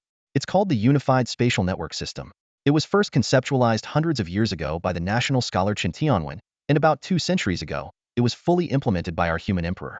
Originally, the system's main purpose was to distribute military supplies from the central hub to cities in the fastest possible way during wartime, to defend against invasions from the Yao race." He chuckled lightly and continued, "But Chen Tianwen probably didn't expect that the human emperor would be so overwhelmingly powerful. Not only did he establish the system, but he also kept the Yao race at bay, preventing them from making any major moves to this day. Eventually, the emperor decided it would be a waste to leave the system idle, so he repurposed it into the logistics network we use now."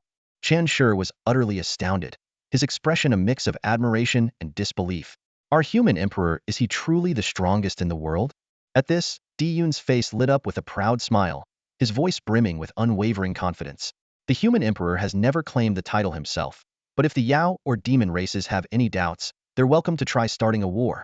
The old man said it would be a waste to let it sit idle, so now it's become a delivery system." Chunshur's admiration for the elderly man deepened even further. A profound sense of respect filled his heart, and the image of the old man surfaced in his mind. He understood clearly that as long as the sword at the pinnacle of the Tongtian Tower remained firmly in place, humanity's safety would be assured. It was more than just fate. It was a source of unshakable confidence. Pulling himself out of his thoughts, Chunshur eagerly opened the cargo box. Inside were 7 exquisitely crafted gift boxes, neatly arranged. Each box had a simple label affixed to it: Sensing B1, B2, B3, Support B2, B3, and amplification A1, A2. The accompanying instructions were as concise as they could be, just 2 words. Oral use. He picked up one of the small orbs, no larger than the tip of his finger. Its smooth, translucent surface gleamed like a sugar pearl. Without hesitation, he popped it into his mouth. With a slight swallow, the orb slid down his throat and into his stomach. He then sat cross-legged, closed his eyes, and began to focus. A peculiar sensation emerged between his brows, as if some invisible force was guiding him. His consciousness slowly descended, as though plunging into an endless abyss. What initially seemed like impenetrable darkness soon gave way to clarity, and his senses entered a serene sky-like realm. Beneath his feet lay a vast circular formation, its intricate patterns radiating an ancient and mysterious energy. Qian Shi could see clearly that the extraordinary sensing light of B1 was enveloping the orb. The light emitted by the orb merged with the sensing glow, as if undergoing a remarkable energy exchange. Just as he had anticipated, the extraordinary sensing light absorbed the orb's power and expanded outward, reaching the thin membrane at the perimeter of the formation. However, the membrane did not yield easily. Instead, it resisted, revealing a faint trace of rejection. Qian Shi frowned, an unease creeping into his heart. The orb trembled in response, as if sensing an impending danger. Taking a deep breath, he stood up and approached the membrane. Raising his palm, he pressed it gently against the barrier. Instantly, the membrane began to draw on his blood energy. Moments later, a section of the membrane shattered with a loud crack. This time, however, it was different from before. The area of the rupture was significantly larger, yet Qian Shi didn't feel the usual sense of weakness from having his blood energy drained. The extraordinary sensing light had fully absorbed the orb's energy, and while its range had expanded again, it was still minuscule compared to the entirety of the formation.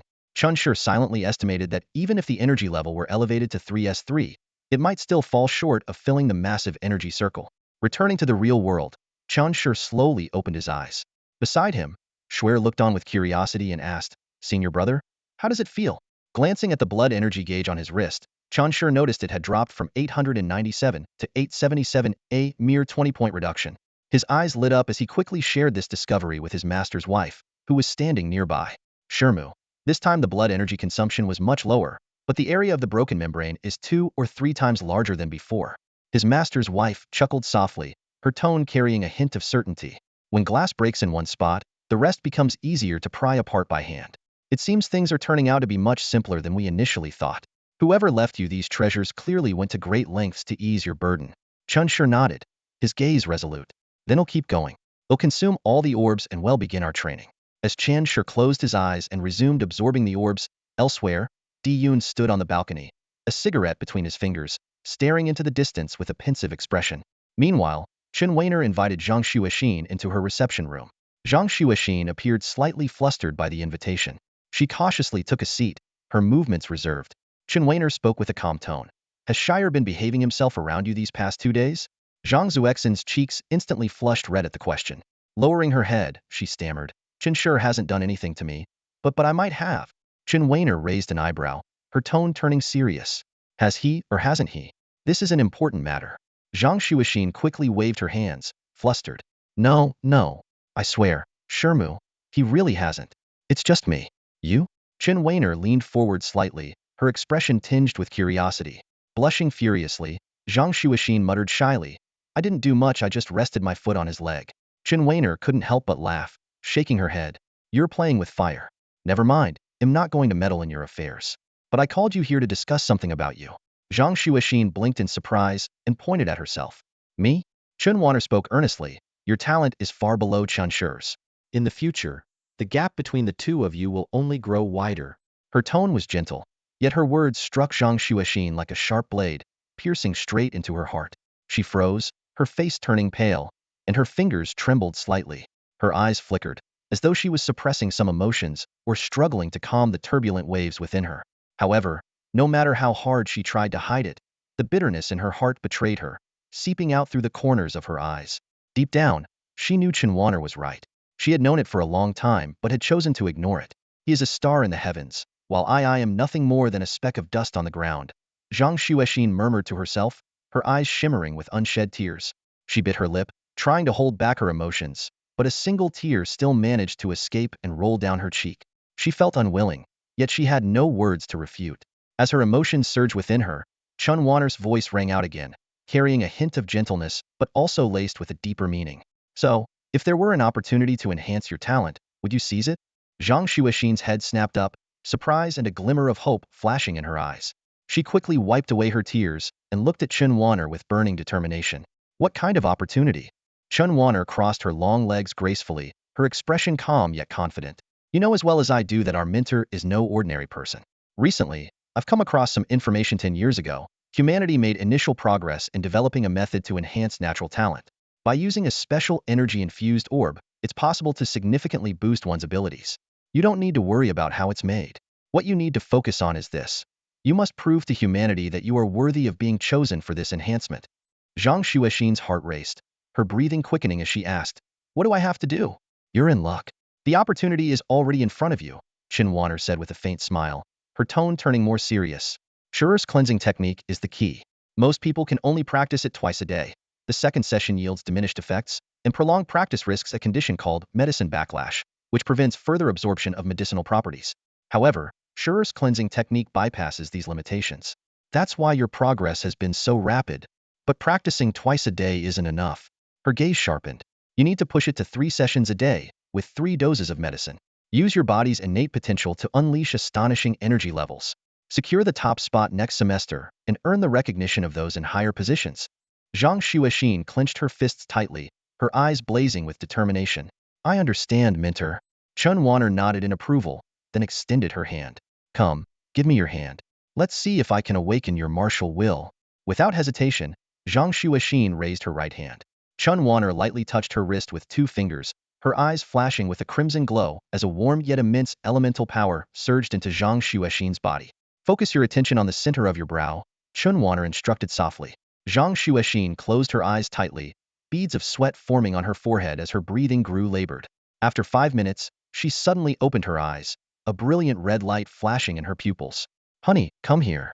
Chen Wanner called out suddenly, her voice brimming with unconcealed joy. Di Yun entered the room briskly upon hearing her call. When his eyes fell on the red light in Zhang Xuexin's gaze, a delighted smile spread across his face. Innate red martial will? Impressive, truly impressive. Chen Wanner, infected by his enthusiasm, smiled as well.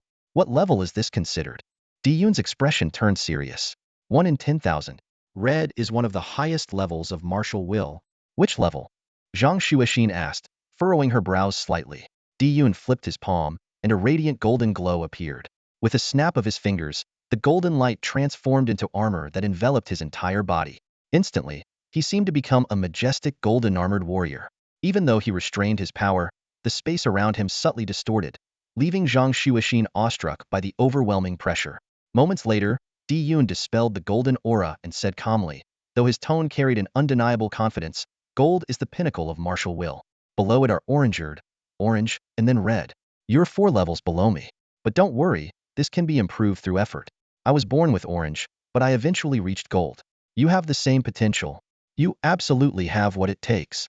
Zhang Xuexin's life took on a new sense of purpose, driving her to train with even greater intensity. One might even call it an obsession. In the reception room, a heavy silence filled the air, with only Chen Wanner and Di Yun remaining. Di Yun frowned, unable to hold back his thoughts. Wanner, are you seriously planning to have Xuexin work with your master? Your master is notoriously unapproachable, some might even say intimidating. Chen Wanner shook her head gently, her eyes glinting with a cool, composed light. Of course not. My master doesn't even have the ability to create those origin energy orbs that enhance potential. She's merely one of the beneficiaries of this arrangement. Her tone was resolute. What I want is for the true creator to see Qian Shi's potential. Di Yun was momentarily stunned, a trace of confusion flashing in his gaze as he pressed further. Are you saying how exactly were those orbs made? Chen Wanner's expression grew solemn, her voice lowering slightly. They're refined using the blood essence of individuals with exceptional talent. What? Di Yun's pupils contracted sharply, his face darkening. Are you implying that Chen Shi will have to donate blood for Xuexin? Yes. Chen Wanner's tone was calm, as though she were stating an undeniable fact. I've already prepared a cultivation technique for Xuexin called Divine Bone. It uses blood energy to strengthen her bones, fully unlocking her potential. Di Yun's expression grew complicated, his voice tinged with hesitation. Strengthening her bones? Are you aiming to turn her into a money-making machine? Chen Wanner replied nonchalantly, though her tone carried an undercurrent of ambition. I've done my research. Any weapon forged with the divine bone technique can be considered a divine artifact. A divine artifact? Di Yun's eyes widened in astonishment before he suddenly understood. So, you're saying Xu Xin could become a peerless forger in the future? Exactly. Chun Wanner nodded, her expression remaining composed. Wealth, companionship, methods, and location. Wealth is the cornerstone of cultivation. Chen Shi's training requires an enormous amount of resources. His 6 superpower chains each demand astronomical investments. Once Zuexin's potential is fully realized, her forging abilities will provide us with a steady stream of financial support. Di Yun took a deep breath, deeply shaken. What kind of value are we talking about for a single divine artifact? Chen Wanner's lips curved into a faint smile. As long as everything goes smoothly, their lives will be free of regret. Di Yun, however, scoffed in defiance. Our lives are pretty regret-free too. Chun Wanner lazily stretched, casually flicking Di Yun on the forehead. Stop being so stubborn. But honestly, I think the two of them shouldn't return to school anymore. Drawing too much attention will only bring trouble. Instead, they should stay here and focus on their training. Rubbing his forehead, Di Yun sighed in resignation. That's fine by me. Let's go with your plan. But for now, we still need to check on Chen Shi's progress. At that moment, Chen Shi was seated cross-legged in the training room, his body emanating faint energy waves, signaling intense changes within. He had spent an entire morning fully absorbing 7 energy orbs. As the final orb's energy merged into his body, his blood energy level dropped sharply from nearly 900 to 812. Chen Shi opened his eyes, a glint of excitement flashing within. He tested his blood tide ability, and immediately, his blood flow accelerated noticeably. His physical strength increased by at least 50. If he were to face Song Tianzong now, he was confident he could completely overpower him. Shortly after, Chen Wanner entered the training room and began discussing the boiling blood ability with him. During your fight with Song Tianzong, I noticed a significant change in your state toward the end. That was the advanced form of blood tide boiling blood. Boiling blood? Chen Shi frowned, clearly unfamiliar with this newfound ability. Chen Wanner patiently explained, boiling blood has extremely demanding activation conditions. It requires a specific body temperature and exceptional willpower. Once activated, blood tide shifts from a standard augmentation ability to an explosive one. However, the side effects are severe. It puts tremendous strain on the body, rapidly depleting stamina after use. Chen Shi nodded thoughtfully. So, activating boiling blood will further increase my stamina consumption. Back in the A1 stage, I could barely maintain it for a short time. Now that I'm in A3, doesn't that make it even harder to sustain? Exactly, Chen Wanner confirmed, but quickly reassured him. But you don't need to worry about that. Just focus on your training. They'll figure out a solution for the stamina issue. She turned to Di Yun, who was standing nearby, and added, once we acquire eternal blood flow, Chen Shi's blood vessel capacity will significantly increase, and his stamina will multiply as a result. By then, endurance won't be a problem. Hearing this, Chen Shi felt a surge of determination and threw himself into even more rigorous training. Yet, as they pushed forward with their plans, a new and unforeseen problem quietly emerged in the minds of both master and disciple. Right now, we have an abundance of martial artist-grade potions. Chen Shi's vitality should be kept below 900. If it's used to develop the superpower chain, it won't enhance his combat effectiveness and will affect his future competitive performance.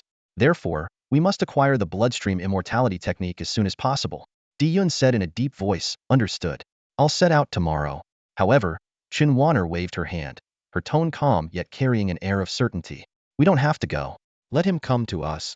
What do you mean? Di Yun raised an eyebrow, a hint of doubt flickering in his eyes. My father will personally deliver the technique, Chen Wanner said with a slight nod, her gaze profound. She then fell silent, saying no more.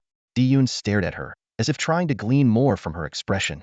But Chen Wanner simply lowered her gaze, exuding an air of quiet confidence, leaving him momentarily speechless. Meanwhile, in the Human King City, at the D family estate, inside the family head's office, Deputy Lu Wangjia entered the room, his steps light yet tinged with gravity. His eyes swept across the room, settling on Di Tianjing seated behind his desk. Di Tianjing's brow was deeply furrowed, his face clouded with a somber expression, as if a shadow of oppressive gloom enveloped him. For the past 6 months, Di Tianjing had been plagued by sleepless nights over a single issue. Among the 3 major factions of humanity, noble families, academies, and the military, was a pillar of the noble families, a figure meant to remain unshakable. Yet, a scandal had thrust him into the center of controversy. The matter? Breaking up Chen Wanner and Di Yun. On the surface, it appeared to be a simple dispute over a politically motivated family marriage. But beneath lay a deeper struggle of interests. Those in power were well aware that Di Tianjing's opposition to this union had nothing to do with Chen Wanner's talents or beauty. It was because she could not bear descendants capable of inheriting the bloodstream immortality technique. Di Tianzheng placed immense importance on bloodline inheritance. He firmly believed that only offspring bearing the blood of the Di family could truly master the bloodstream immortality technique. This power, in his eyes, was the key to securing the Di family's dominance in future power struggles. However, the human king had once declared, "Water must flow to remain clear, and all positions must circulate." This was a warning to those noble families attempting to monopolize power. Di Tianzheng understood all too well that if he were labeled as striving for power monopoly, it wouldn't just be his downfall, it would drag the entire Di family into ruin. To make matters worse, with the demon and beast clans currently embroiled in internal conflicts, the human king seemed intent on using this opportunity to redistribute power within humanity. The scandal surrounding Di Tianzheng had become a ticking time bomb, ready to be used against him by his rivals. Damn that brat! At the thought, Di Tianzheng's fury erupted. He slammed his palm onto the desk, shattering the solid wood surface into fragments. His anger was not only directed at Di Yun, but also at his own helplessness in the face of the precarious situation. Lu Wangjia sighed lightly as he stepped forward, speaking with a solemn tone. "Family head, have you given further thought to my proposal?" Di Tianzheng gritted his teeth, his eyes blazing with unwillingness. "That so-called plan is nonsense. If the one inheriting the bloodstream immortality technique isn't a member of the Di family, then what's the point?" Lu Wangjia shook his head, his expression complicated. "Brother, as your trusted man, I need to speak to you honestly. If the human king has forbidden something, then it simply won't happen. Look at the academies and the military, each has a successor for the next generation. Do you believe that when war breaks out, the first thing the human king will do is send these successors to the battlefield to die for the glory of humanity?" Di Tianjing's body stiffened as if struck by lightning. The fiery rage on his face was instantly replaced by a pale, defeated look. He collapsed into his chair, his gaze empty, as though all strength had been drained from him. "You're right. You're absolutely right," he murmured, his voice tinged with despair. "If the human king wants to reshuffle the deck, then every card will be wiped clean." Lu Wangjia sighed again, placing a hand on Di Tianjing's shoulder and speaking earnestly. "Eternal glory may be impossible, but leaving a legacy in historic that's still within reach, brother. It's time to make your choice. It's time to make your choice." Di Tianzheng lay back on the luxurious yet cold chair, his gaze blankly fixed on the intricate carvings of the ceiling.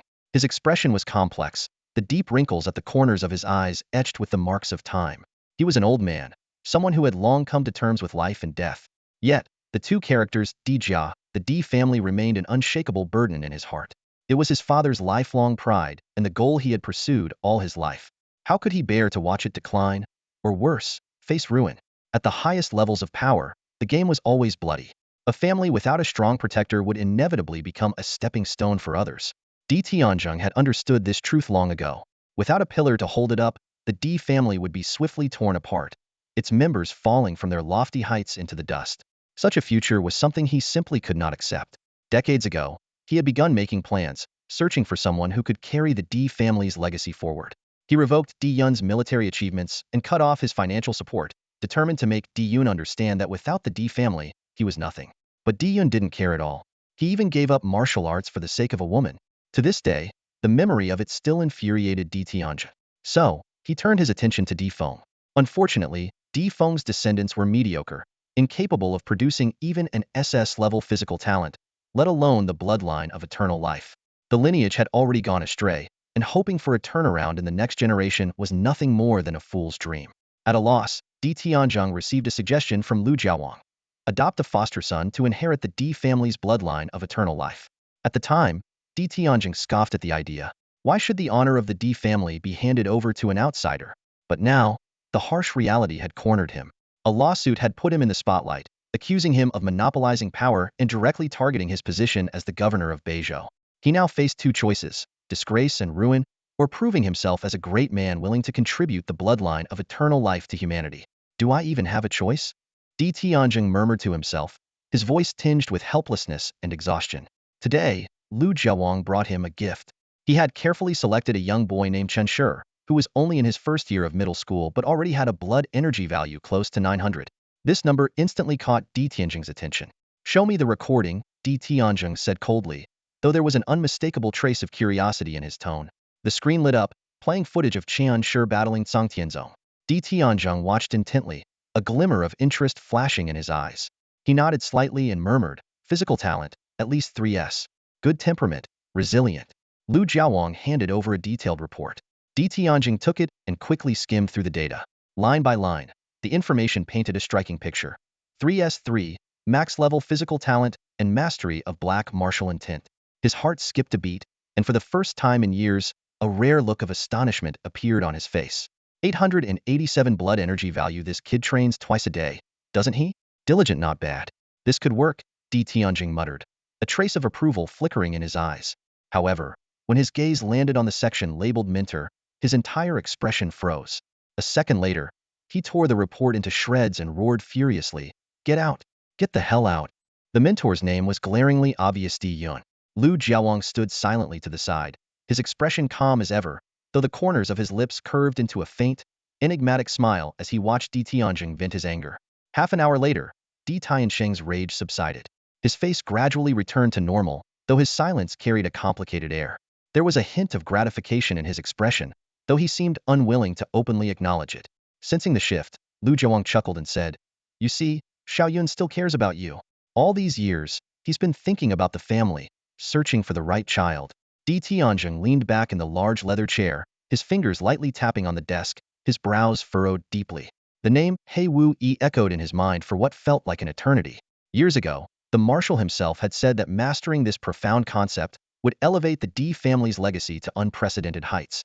Yet, after all this time, he still hadn't found a suitable successor. "Did that brat give you this list?" He suddenly raised his head, fixing Lu Jiaowang with a cold, piercing gaze, his tone laced with impatience. Lu Jiaowang flinched under the sharp look and quickly nodded. "Yes, he did. Like hell he did."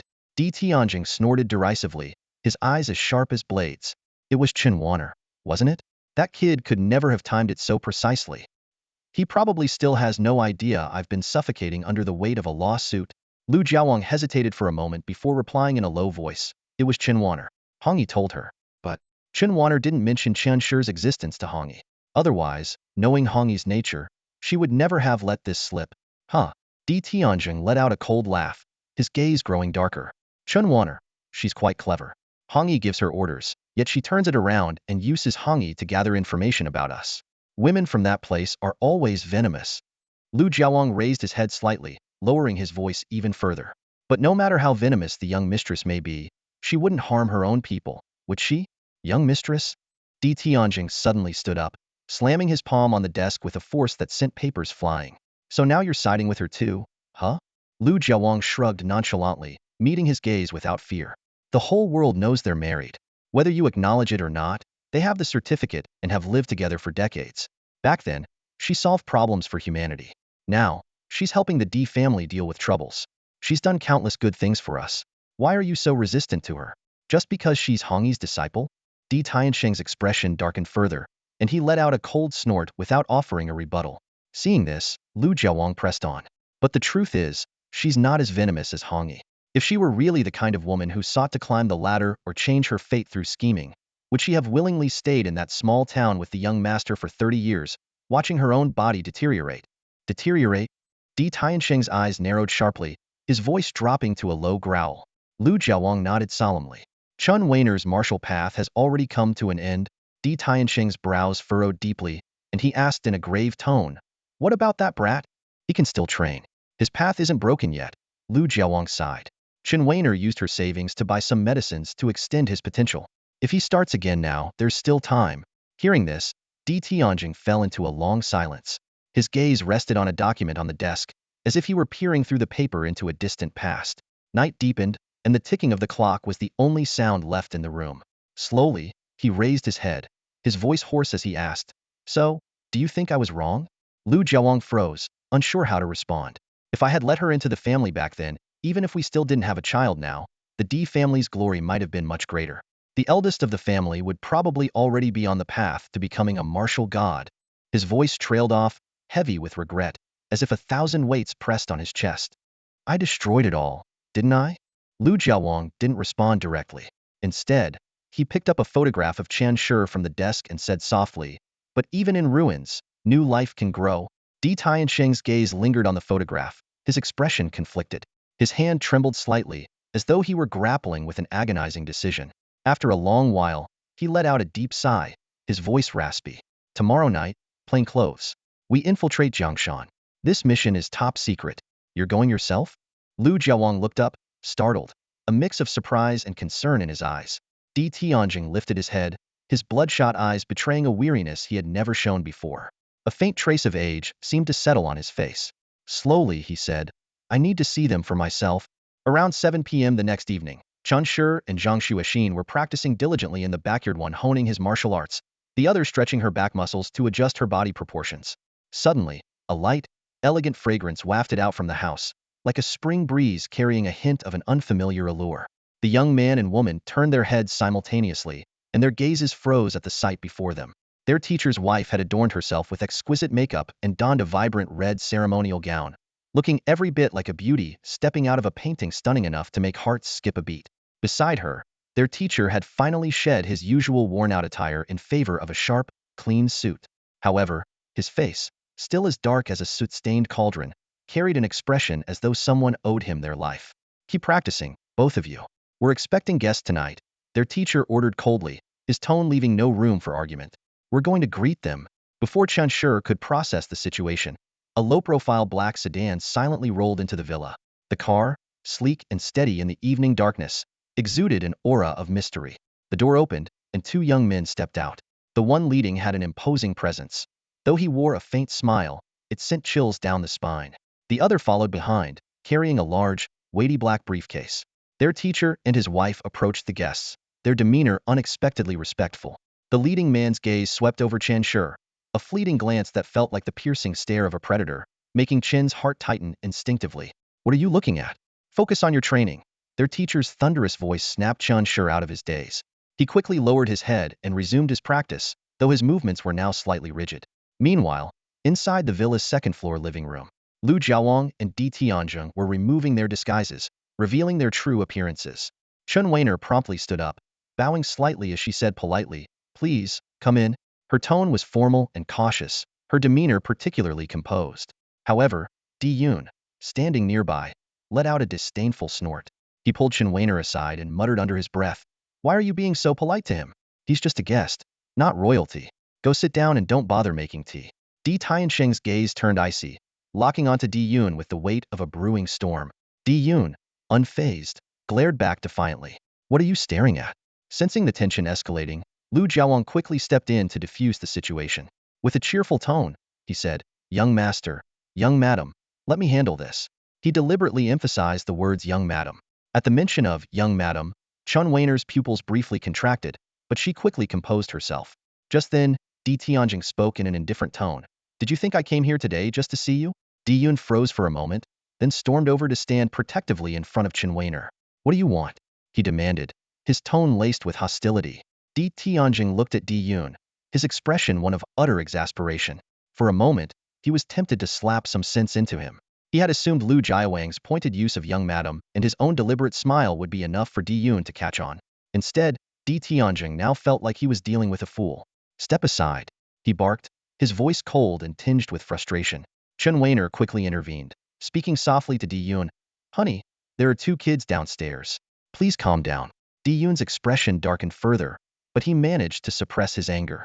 He sat down with a scowl, crossing his legs, though his eyes still harbored a trace of defiance. The atmosphere in the room gradually eased. Lu Jiawang busied himself making tea, while Chun Weiner and Di Tianjing sat opposite each other.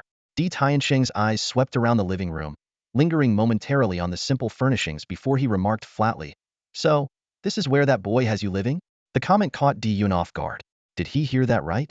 Wasn't this supposed to follow the usual script questions like has the red robe been bothering you lately? Or what were you and the teacher discussing? Or even Chun, my son is still young and immature. Dating is fine, but let's not rush into anything serious. What was this? But Chun Weiner responded calmly, Governor, I'm quite comfortable here. Di Yun treats me very well. Governor? Di Tiansheng's brows furrowed slightly, his tone carrying a hint of displeasure. Why so formal? Call me father. Chun Weiner hesitated briefly before a faint smile graced her lips. In a gentle voice, she said, Father. That's better. Di Tianjing nodded lightly, his tone softening for once. These 30 years must have been hard for you. My son's not the brightest, and his temper isn't great either. Only someone like you could put up with him. Di Yun was completely dumbfounded. He shot to his feet, frowning. What's gotten into you? Chun Weiner tugged at his sleeve, her voice playful as she coaxed. Honey, just relax, okay? With a reluctant wave of his hand, Di-Yun sat back down. Though he outwardly complied, his gaze remained wary, a faint hostility still lingering in his eyes. Di Tianjing stood by the window, his gaze deep and distant, his voice low yet tinged with a mix of complex emotions. Warner, there's something I've never told you. Nor that fool. Chun Warner froze slightly, the light-hearted atmosphere from moments ago suddenly turning heavy. She instinctively glanced at Di-Yun. Di-Yun furrowed his brows and asked in a serious tone, "What is it? Do you know how your mother died?" Di Tianjing turned to face Di-Yun, his piercing eyes seemingly trying to see straight into his soul. Di-Yun's pupils shrank sharply, a wave of unease rising in his chest. Wasn't she killed in battle? His voice trembled slightly. She was killed because of Hongyi. Di Tianjing's tone was eerily calm, as if recounting an insignificant event. What?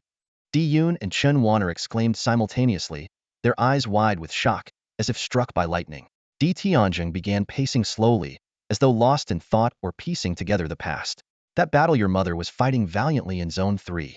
Then suddenly, Hongyi sent word that Zone 5 was in critical condition and needed immediate support from Zone 3. He paused, his gaze falling to the ground, his voice heavy with a tinge of helplessness. Your mother was the kind of person who always said, "It's fine, I can do it." If she had been a bit more like you, stubborn and defiant, if she had refused Hongyi's request, she wouldn't have died. But she was kind-hearted and accommodating. By the time I arrived, it was too late. Di-Yun's fists clenched involuntarily, his knuckles turning white. His voice carried suppressed anger as he asked, and then? Zone 3 held its ground. But your mother exhausted her psychic energy and was struck by an arrow on the city wall. It pierced straight through her forehead. Di Tianjing's voice was low, but it felt like a dull knife, slowly cutting into Di-Yun's heart. Di-Yun's eyes turned red instantly, his chest heaving violently. He gritted his teeth and asked, "Why would Hongyi do such a thing?" "Because of their rivalry back in school," Di Tianjing replied, his tone still flat, though a faint trace of coldness flickered in his eyes. "People always gossiped who was more beautiful, your mother or Hongyi. Who was more capable, your mother or Hongyi? The two of them already had their differences." Di-Yun's face darkened completely, disbelief written all over it as he shouted, "Then why would my mother still agree to send troops to support Hongyi? In school, everyone might be rivals, but out there, it was all for the survival of humanity," Di Tianjing said with a bitter smile. "Your mother was just that kind of person, pure and selfless." Di-Yun took a deep breath, trying to suppress the anger boiling within him, but his voice still trembled. "Then why did my younger brother end up marrying Hongyi's disciple?" "I didn't have much of a choice," Di Tianjing shook his head, his smile tinged with bitterness. "In the Martial Saint Academy, Hongyi founded her own girls' academy. Warner, tell him, wasn't it true that every female student back then dreamed of becoming Hongyi's disciple?" Chen Warner lowered her head and nodded slightly, her voice soft. "It was true at the time." Di Tianjing let out a long sigh, weariness flickering in his eyes. "To be honest, Hongyi later apologized to me repeatedly for that incident. Even after we both joined the council, she publicly bowed to me and admitted she hadn't known the true state of Zone 3 back then." He paused for a moment before continuing. "The elders chalked it up to a tragic accident. Hongyi ceded some territory and paid reparations, and the matter was considered resolved. So back then, I couldn't use this as a reason to oppose your relationship with Warner." Di-Yun let out a cold snort, a glint of frost in his eyes. "So you're saying you held a grudge because of this, and that's why you wouldn't let Warner marry into the family? Not because of the issue with the children?" Di Tianjing's expression darkened instantly. His voice turned cold. "Your younger brother can have more children. If not for this incident, I might not have been so against it back then." Di-Yun froze, as if realizing something. His tone carried a hint of uncertainty. "Wait, so all these years, you never remarried because of my mother?" Di Tianjing fell silent. His silence spoke louder than any answer. Chun Warner watched the scene unfold before her, finally understanding everything. She let out a soft sigh and murmured under her breath, "This family, so devoted to love. It really must be in the genes." Suddenly, Lu Jiawang chuckled, breaking the heavy atmosphere. "Young master, young mistress, this is all ancient history now. It's good that everything is finally out in the open. The past is the past. What's most important is to focus on the new life ahead. Let the past stay in the past, and make sure the future doesn't repeat the same mistakes." "Who is the future?" "Without a doubt." Lu Jiawang opened his large briefcase, revealing an ancient stone tablet that immediately caught everyone's attention. The surface of the tablet was engraved with mysterious symbols, exuding an aura of antiquity and vastness, as if it contained the deepest secrets of the universe. This was Nei Ganga power created by ancient human warriors through stargazing or other mystical means. Its oldest name was simply Tao. The marvel of Nei Gong lies in its ability to defy fate and grant extraordinary abilities. However, the rules are incredibly strict. Each person can only learn one type of Nei Gong in their lifetime. Yet, once mastered, it can be infinitely developed based on one's own capabilities. This power, ancient and enigmatic, carries the wisdom and heritage of humanity. At this moment, Di Tianzheng was holding an ancestral book titled Eternal Bloodline firmly in his hands. He solemnly handed it to Di Yun, saying calmly, "Let the child comprehend it. With his talent, he's at the right age to figure it out." Di Yun accepted the book, his expression complicated. He looked deeply at Di Tianzheng, his tone tinged with disbelief. "You actually brought it." Di Tianzheng chuckled softly, his voice calm yet laden with meaning. "You used to say that everyone should have the right to decide their own life. You weren't born with the obligation to carry on the family legacy. Now, the D family is gone, and I have no burdens anymore. Do whatever you want." "What do you mean the D family is gone?" Di Yun was startled, a hint of urgency in his tone. "The reason the D family existed in this world was because there once was a man with the D surname, whose eternal bloodline made him invincible on the battlefield. Now that he's gone, the D family naturally no longer exists." Di Tiansheng's tone was detached, yet his words pierced like a blade. Di Yun froze, his brows furrowing as if struggling to grasp the underlying meaning. "What are you trying to say?"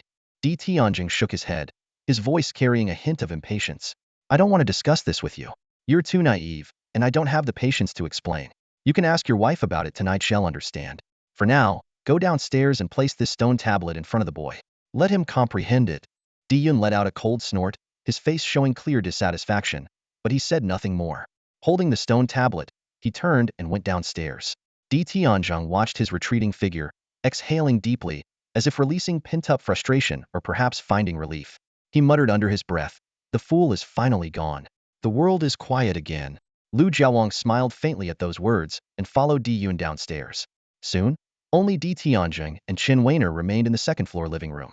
The two stood by the window, gazing out at the lawn below. On the grass, Di Yun was setting the stone tablet in front of the boy. Sunlight poured down, and the symbols on the tablet glimmered faintly, as if resonating with the heavens and earth. Qin Weiner spoke softly, her tone calm yet tinged with quiet concern. "I'll explain the meaning behind your words to Di Yun. But for now, is it true that His Majesty is determined to reduce the power of the vassals?" Di Tianjing nodded, his expression indifferent. "Yes. Originally, this wouldn't have happened so suddenly." "Are you referring to the matter of talent advancement?" Qin Weiner asked, her brows slightly furrowed, clearly aware of the situation. "Red Cloak mentioned it to me. She hopes I'll return to the front lines, raise the banner of the Red Cloak Army, and lead the charge. She promised to enhance my talents, granting me the chance to defy fate and potentially become a martial god." Qin Weiner's tone carried a trace of complexity. Di Tianzheng picked up his glass, swirling the amber liquid inside before taking a sip of the strong liquor. His expression remained calm as he replied, "She lied to you. What do you mean?" Qin Weiner's face shifted slightly, her gaze sharpening with a hint of caution. This matter was critical to Xuezin's future, and she couldn't afford to take it lightly. Di Tianzheng walked to the liquor cabinet, retrieving another decent bottle of spirits. Lighting a cigar, he exhaled a swirl of smoke, his voice deep and steady. "The old man has grown sentimental in his later years, forming attachments to children from every family. The reason he's now so resolute about reducing the power of the vassals is precisely because of this talent advancement issue. The method of talent advancement isn't an industrial process, it's two people." Di Tiansheng's gaze sharpened, his tone laced with both irony and resignation. "The director and deputy director of Research Bureau Number 0. Their superpowers allow them to transfer the essence of high talent individuals into those with lower aptitude, thereby enhancing the latter's talents. After years of experimentation, this technique can now be performed without any side effects." Qin Weiner's brows furrowed deeply, her eyes filled with shock and contemplation. "We only learned about this 2 months ago, and it was because of a conflict between those two directors. They made everything public because the two of them had come to an irreconcilable ideological conflict. The rift between the deputy director and the director stemmed from a deep clash in principles. The deputy director had always upheld the belief in striving for a better future for humanity, while the director had long been corrupted by power and greed. Together, they had led a project that achieved remarkable success over the past decade, but the darkness behind it was horrifying. In secret, the director struck a deal with a high-ranking figure, someone at least equal in status to the deputy director. This individual, a member of Congress, had secretly raised hundreds of highly gifted children within his sphere of influence, treating them like hens to be exploited. These children were carefully nurtured, provided with the best nutrition and environment, yet deceived about their purpose. Ultimately, Their heart blood and essence were forcibly extracted to create aptitude-enhancing pearls, which were handed over to the congressman and used to expand his power. The deputy director could no longer tolerate such inhumane acts and ultimately chose to expose everything, even at the cost of mutual destruction with the director. The revelation shocked the highest levels of power, even drawing the wrath of the elder himself. The elder, preoccupied with larger matters in recent years, had not realized the heinous actions carried out by his subordinates. On the third day after the scandal broke, the director and all those involved were sentenced to death. The elder's fury swept through the upper echelons, striking fear into everyone. However, the situation was far more complicated than it appeared.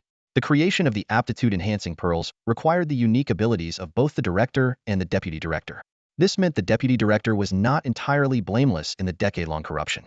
Even though he eventually exposed the truth, he could not escape accountability. The elder acted decisively while the director faced execution. The deputy director was thrown into the ghost prison to face punishment as well. As for the congressman involved in the deal, his fate was sealed. He would not escape justice. The entire corrupt chain of interests was uprooted, and the project's achievements were personally destroyed by the elder. Chen Weiner listened with a complex expression and murmured softly, "Enhancing aptitude, this double-edged sword that defies fate, is beyond even the elder's control." Di Tianzheng lit a cigar, remaining silent for a moment before speaking slowly. For 3 centuries, the elder has adhered to his original beliefs and promises. But now, to see such atrocities emerge from a project he oversaw, how could he not feel tormented? Moreover, that congressman used this to massively expand his influence, crossing the elder's bottom line.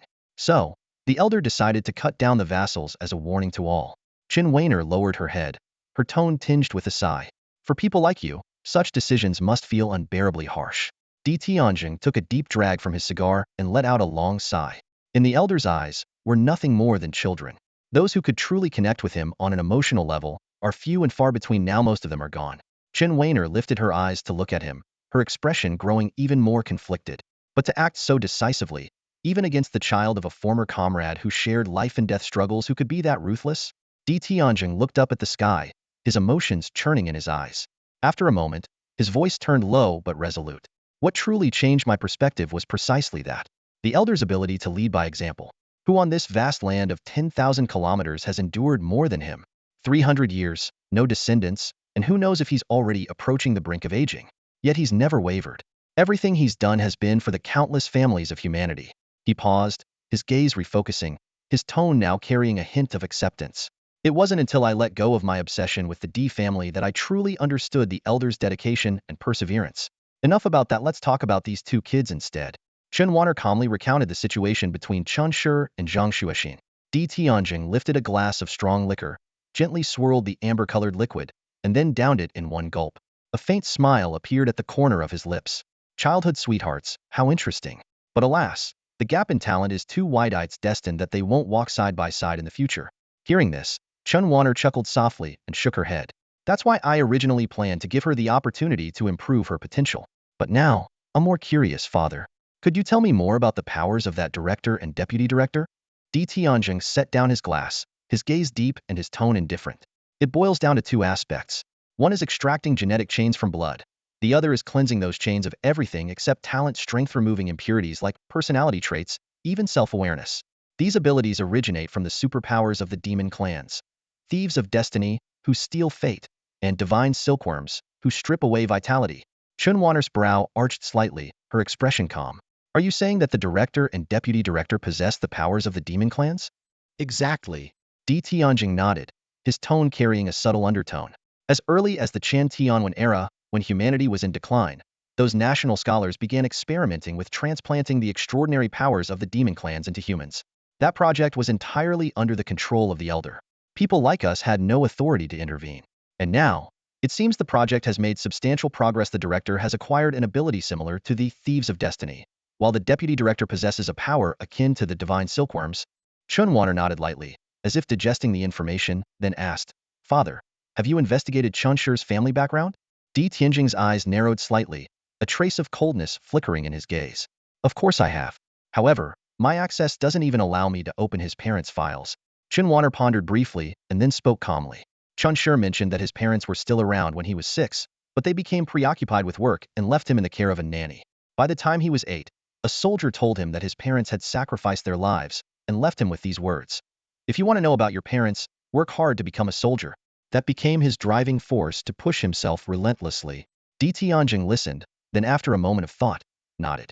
So, up until now, this child knows next to nothing about his parents, not even a photo. That's correct, Chunwana replied calmly. Di Tianjing let out a cold laugh, a certain certainty flashing in his eyes. In that case, it's clear. His parents must have been members of those research institutions, all of which are under the elder's direct control. Now, daughter-in-law, tell me, could Chen Shi be someone the elder deliberately placed by your side? A 3s3 physical talent, combined with the black martial willa, theoretically near-immortal candidate for perfection. How could someone like that just coincidentally appear in your lives?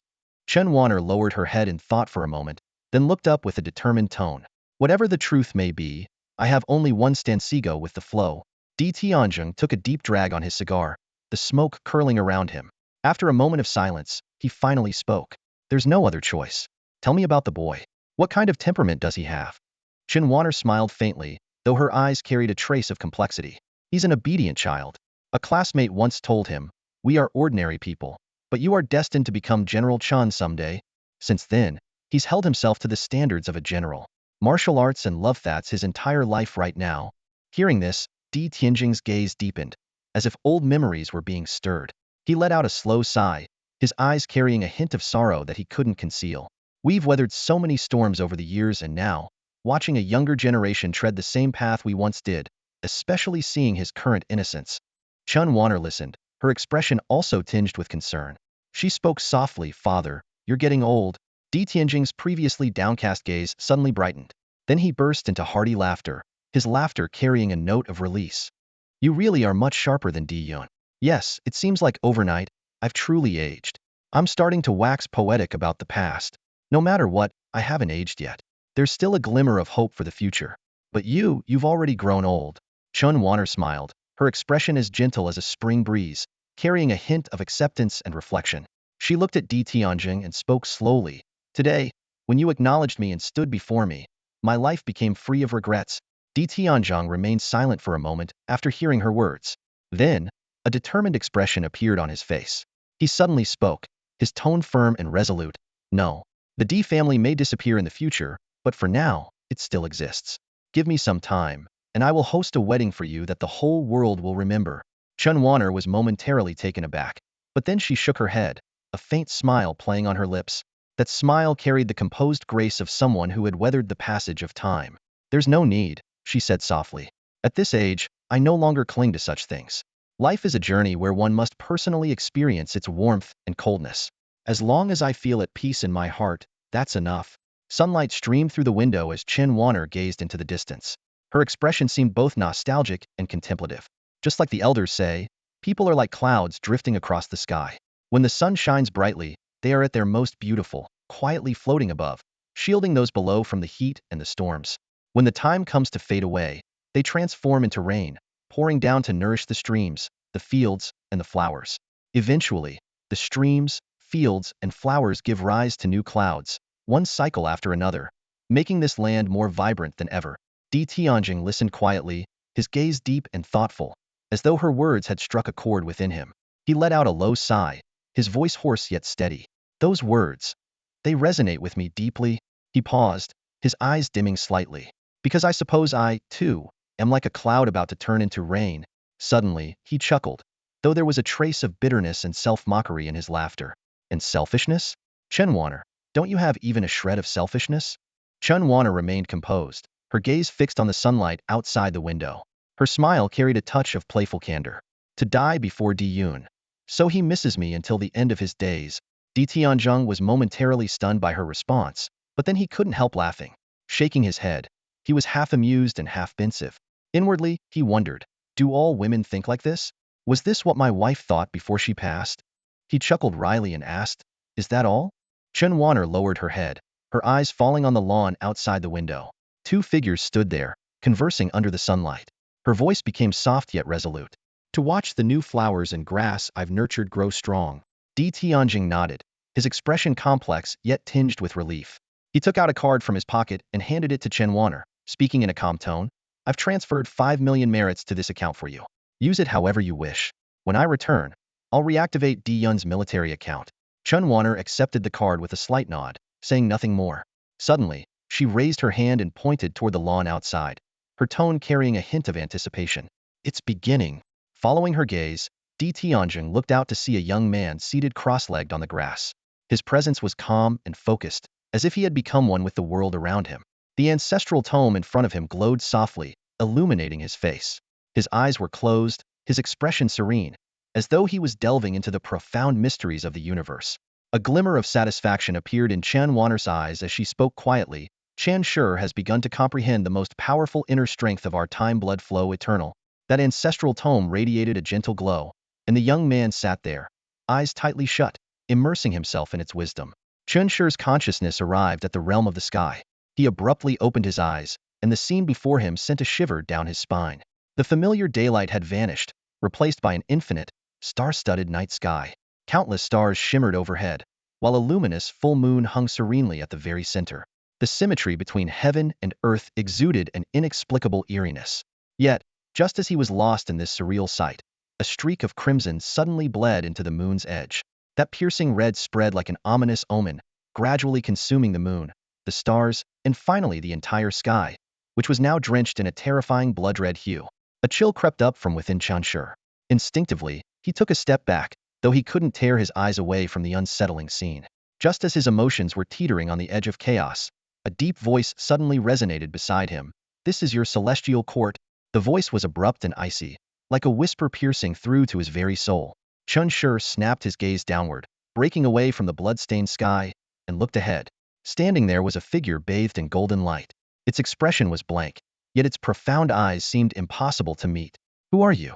Chen Shi forced himself to stay calm, though his tone carried a hint of wariness. "You may think of me as a will," the golden figure said in a detached tone, its voice imbued with an ancient and irresistible power. "A will that exists to perpetuate the bloodline of eternity." Chen Shi's brows furrowed deeply, his expression growing more serious. This strange realm, the sudden appearance of this golden figure, and the unsettling blood-red moonlight, all of it weighed on him with an oppressive sense of unease.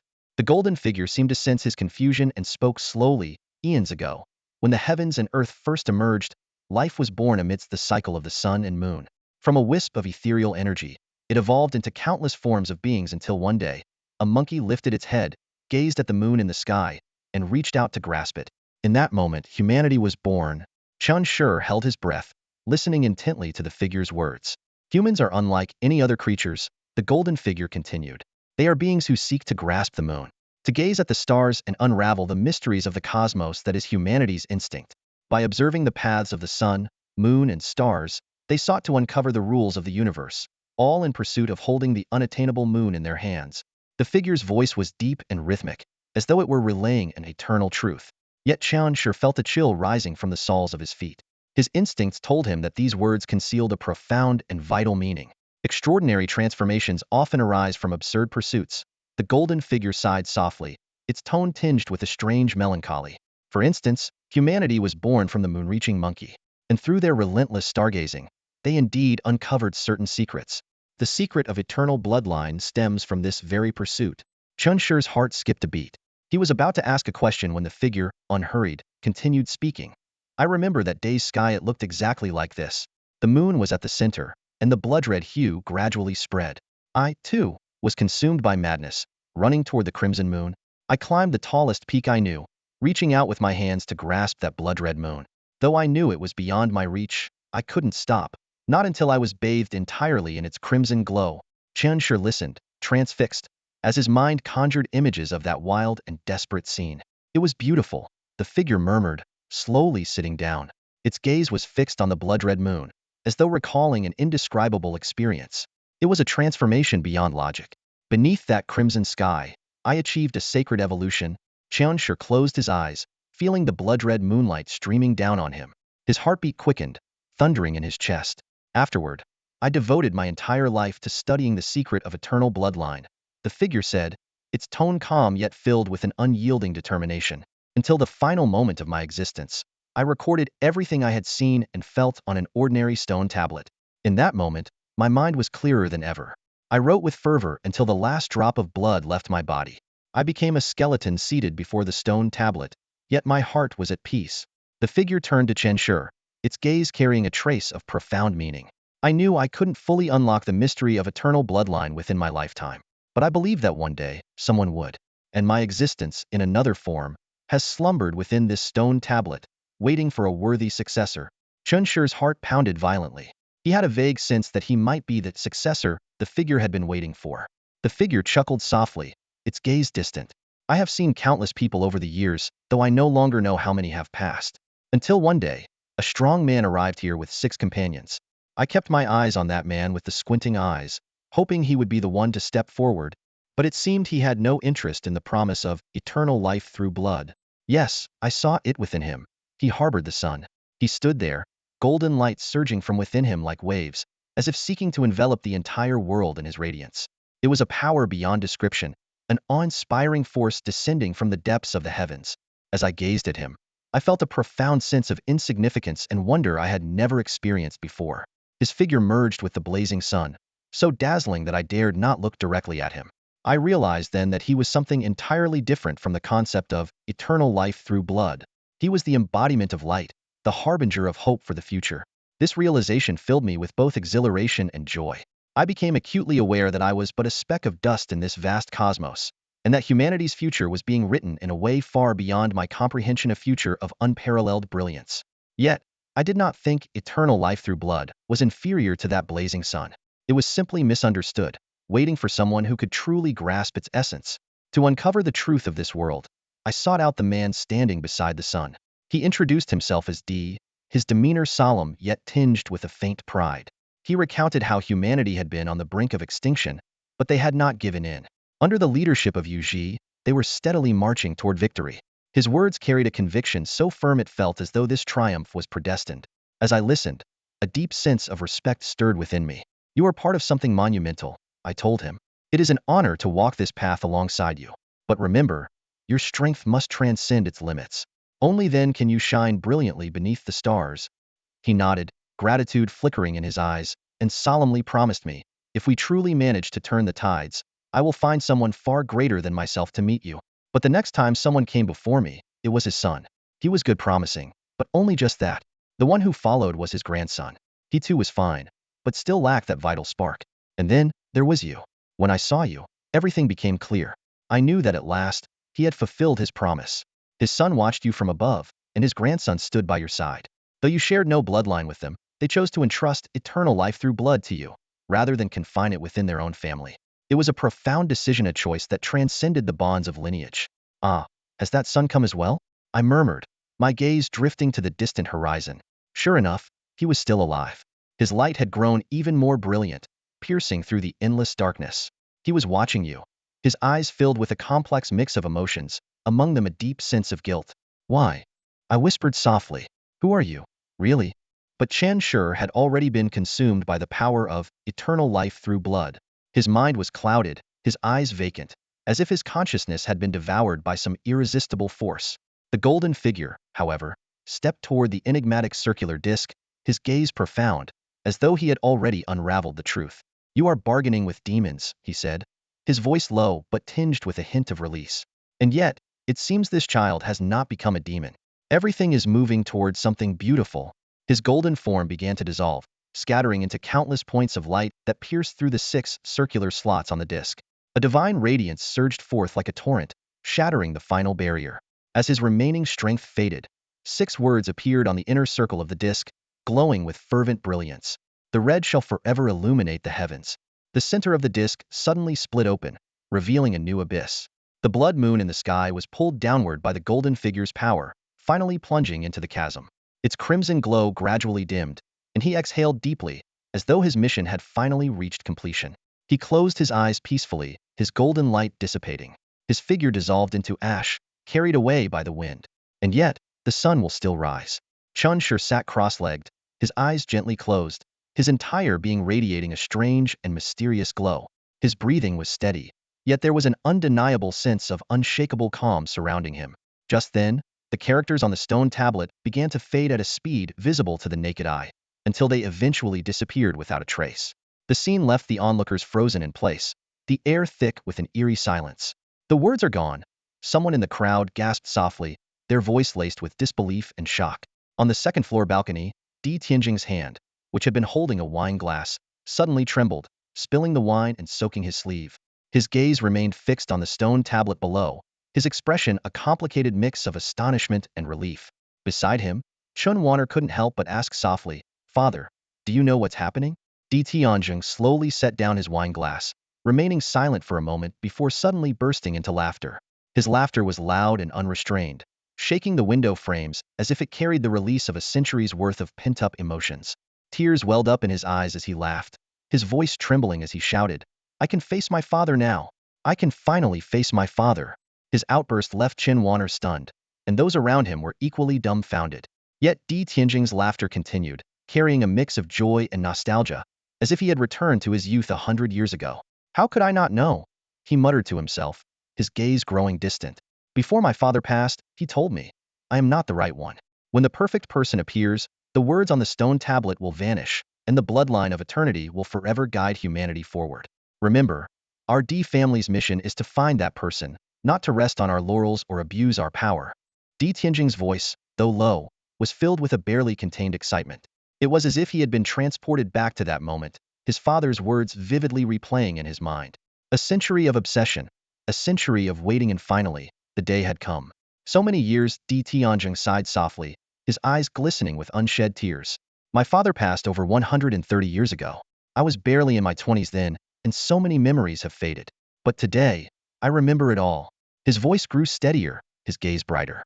A weight seemed to lift from his shoulders, and his heart felt unburdened for the first time in decades. He murmured, "I've clung to the name of the D family for a century. Today, I let it go, and the fog has cleared to reveal the light."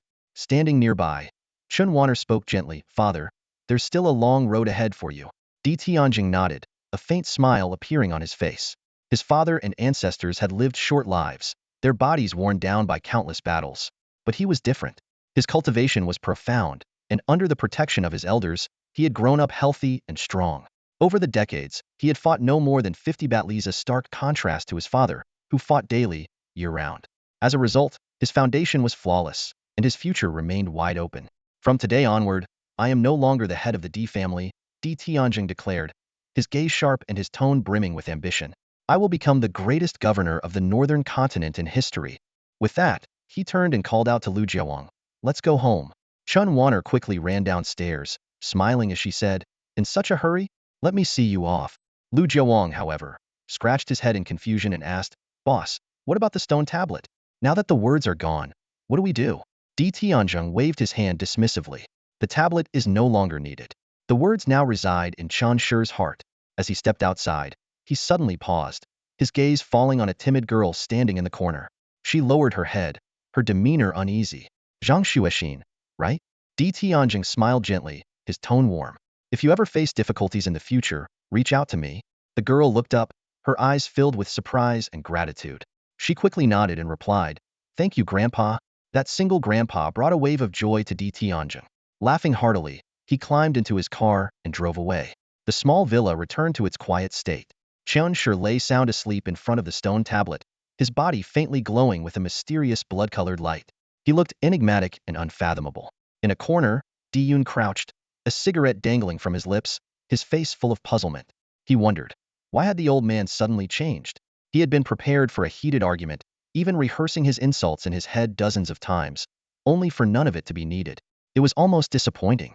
Just then, his wife approached cheerfully, her face glowing with happiness. "Your father transferred 5 million to us, and we need to re-register your military account." Di Yun clicked his tongue and muttered, unimpressed, "He's the governor of the northern continent. Over the years, he's probably pocketed tens of billions. 5 million? That's pocket change." Chin Wainer playfully pushed him. "Don't think of your father like that. The important thing is, you can return to the front lines now. Even if it's just a nominal position, you'll still get a monthly stipend." Hearing this, a flicker of emotion crossed Di Yun's eyes.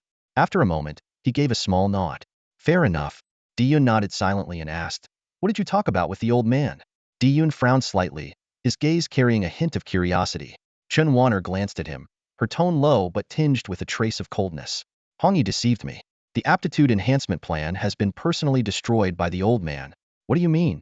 Di Yun's expression changed, his voice betraying a sense of urgency. He could faintly sense that something was amiss. Chun Wanner sighed softly and briefly explained the situation.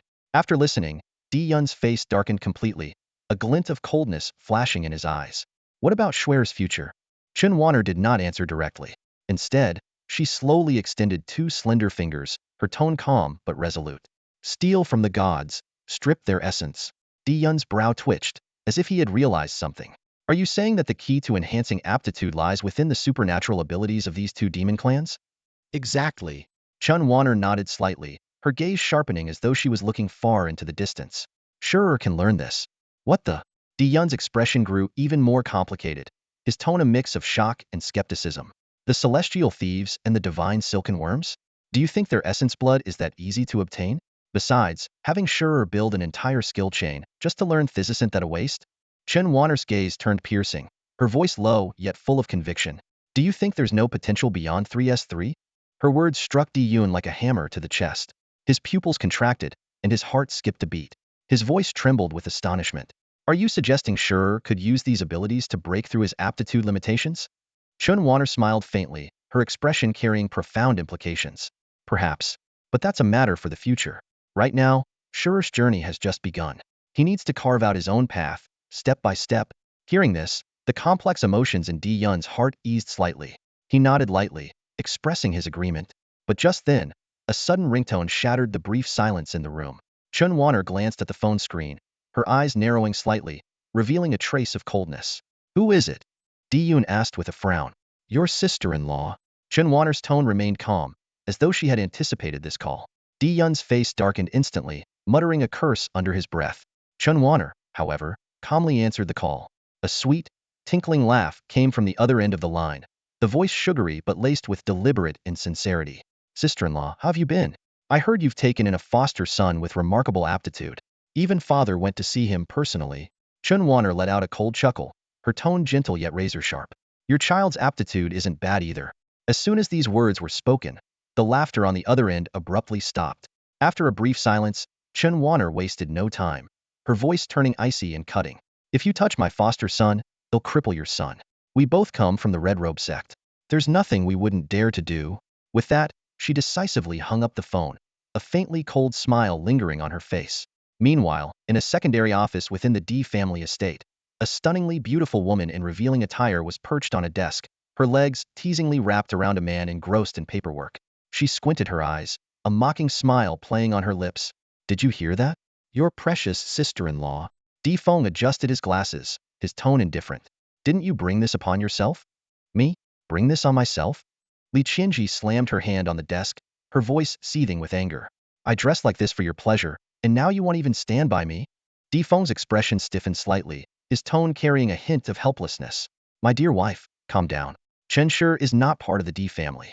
How could he possibly threaten the position of the D family head? And what about your brother? Li Qianzi's gaze darkened, her tone cutting straight to the point. Di Feng chuckled faintly, his voice tinged with mockery. My brother's martial path has long stagnated. Even if he becomes the head of the D family, so what? That position is nothing but an empty title. The real power lies with the governor of the northern continent. Even if father steps down, it wouldn't go to my brother. You'd be better off encouraging me to advance faster. Wouldn't that position be ours for the taking? Besides, do you think my brother will outlive our son? Once he's gone, the headship will naturally pass to Luoer. With that, Di Feng pulled Li Qianji into his arms without giving her a chance to argue, his tone assertive. Do you have any other concerns? Li Qianji turned her head away in frustration, her voice soft and tinged with grievance. And what about me? What do I get? At least you can still cultivate. Di Feng's tone grew colder. Your sister-in-law has long been in decline. Li Qianzi's eyes flickered with a complex emotion as she asked in a low voice, She's done for? Di Feng neither confirmed nor denied, replying indifferently, why else would father's attitude have changed so drastically? Li Qianji let out a cold snort, her tone dripping with disdain. Unlike Chen Wanner, I'm not crazy enough to give up my martial path. Di Feng smiled faintly, his tone calm. What else do you want besides the martial path? Li Qianzi's eyes sparkled with a hint of longing. I want a divine cultivation palace of my own. Use mine for now, Di Feng replied, his tone still unruffled. No way. I want my own. Li Qianji pouted playfully. Fine. 3 years. They'll give you 3 years to build one just for you, Di Feng promised, his tone a mix of indulgence and warning. But you have to behave. Don't mess with your sister-in-law. She's already had a tough life, and her foster son is her only hope. If you target him, no one will be able to protect you. Li Qianji huffed reluctantly, though her tone still carried defiance. Fine, I won't touch her. But I still can't stand it. Whenever people talk about the women of the D family, they only praise Chen Wanner from 30 years ago. And me, Li Qianji, am not even mentioned. Just wait. When the next battle comes, they'll prove that I, Li Qianji, am no less than her. Di Feng chuckled, his tone brimming with certainty. I'll make sure you get your chance. You better not go back on your word, Li Qianji teased, before straddling his lap with a mischievous grin. In the middle of the night, Chen Shi was still fast asleep on the lawn, his breathing steady, as if nothing could disturb his peaceful dreams. Meanwhile, Chen Wanner had already prepared a guest room for Zhang Shuixin and said softly, "You can rest here from now on." However, Zhang Shuixin quickly waved her hand, a hint of urgency in her eyes. "No, I can't. We still have a little orange cat. I need to go back and check on it." "Oh, you have a cat now?" Chen Wanner smiled and reached out to gently ruffle Zhang Shuixin's hair, her tone filled with affection. "All right, I'll drive you back. Are you staying at Chen Shi's place?" Zhang Shuixin nodded earnestly. "Yes, I'll head back tonight and take a cab over tomorrow morning to continue training." "All right," Chen Wanner replied with a nod and turned to get the car. Nearby, Di Yun glanced at Chen Shi, who was sprawled out on the lawn fast asleep. With a dismissive shrug, he muttered under his breath, "That kid's tough as nails. He could lie there all day and still be fine." As the night deepened, Di Yun dialed Di Feng's number, his tone carrying a weight of seriousness. "Brother, things are getting complicated. If Chen Shi's identity is exposed, Hongyi definitely won't let it slide. If she finds out that Chen Wanner deliberately kept it hidden and even sided with us, it's going to be trouble." On the other end, Di Feng's voice was low and carried a faint chill. "Don't worry. I know how dangerous Hongyi can be. But my wife is also one of her disciples, so I need to stay cautious." Di Yun paused for a moment, caught off guard before teasing, "Wow, you're really keeping a close eye, huh?" Di Feng chuckled lightly, his tone resolute. "No one knows her better than I do. Don't worry, I've already planted something on her phone." After ending the call, Di Feng took out a specially modified phone and activated a listening device. Sure enough, Chen Shi's information had already been traced, and Hongyi had received the intel immediately. Meanwhile, in a bathroom elsewhere, Li Qianji was taking a shower when she received a call from one of Hongyi's direct disciples. The voice on the other end carried a hint of command. "Use the D family's influence to go to Jiangzhou and deal with a boy named Chen Shi. Ideally, cripple him. If you succeed, both you and your son's potential will be enhanced, with a chance to ascend to martial god status." At the mention of enhanced potential, Li Qianji's heart skipped a beat. Without hesitation, she eagerly agreed. Late into the night, Di Feng lay quietly in bed, turning to look at the sleeping Li Qianji beside him. Her breathing was steady, as though she had drifted into a peaceful slumber. Yet, Di Feng's heart felt cold. He had waited for her to come clean about the conversation but was met with silence, leaving him with a mix of disappointment and resignation. He knew her all too well. Going up against Chen Wanner was essentially courting disaster. But she, blinded by arrogance, thought she could control the situation. Di Feng's gaze deepened as a plan began to take shape in his mind. He decided to use this opportunity to make Li Qianji face reality while keeping Hongyi out of it as much as possible. He was well aware of Hongyi's cautious nature. She wouldn't even deliver commands in person, clearly wary of Chen Wanner. The next morning, Di Feng called Chen Wanner, his tone solemn. "Sister-in-law, don't hold back this time. Give her a lesson she won't forget, so she understands her place." There was a brief silence on the other end before Chen Wanner replied softly, "You've endured a lot all these years." After hanging up, Chen Wanner remained composed, her expression calm as ever. She knew full well that Hongyi wouldn't truly target Chen Shi. A 14-year-old prodigy being killed over political schemes would undoubtedly cross a line with the higher-ups. Just a few days ago, even the director and deputy director had faced consequences over issues involving children, let alone minor players. A glint of cold determination flickered in Chen Wanner's eyes. She was already prepared to face the coming storm. Someone would have to pay the price for this, and the outcome was inevitable. Hongyi dared not challenge the elder of the D family's bottom line, lest she was ready to face dire consequences. She heaved a soft sigh, her mind calculating swiftly. She knew that provoking the patriarch was a dangerous gamble, one she couldn't afford to lose. Yet, she wasn't about to let this opportunity slip through her fingers. Her goal was clear: to stir up discord within the D family. With that resolve, she picked up her teacup, tilted her head back, and downed the hot tea in one gulp. The scalding liquid burned her throat, but it seemed to only fuel her determination. Placing the cup back on the table, she allowed a gentle smile to spread across her lips. Rising from her seat, she waved to the group basking in the sunlight. "Honey, I'm heading out for a bit. You two keep practicing, all right?" she called out. Before the words had fully settled in the air, she had already slipped into her pink sports car, its glossy surface gleaming radiantly under the sun. Meanwhile, in the courtyard, Qianshi remained utterly unaware of Hong Yi's schemes. He was balancing a shoulder pole while practicing agility on the plum blossom stakes. His movements were light yet slightly unsteady, beads of sweat rolling down his face and catching the sunlight, making his glistening skin shine even more. Since waking up on the lawn that morning, his head still somewhat groggy, he hadn't been able to make sense of the strange events.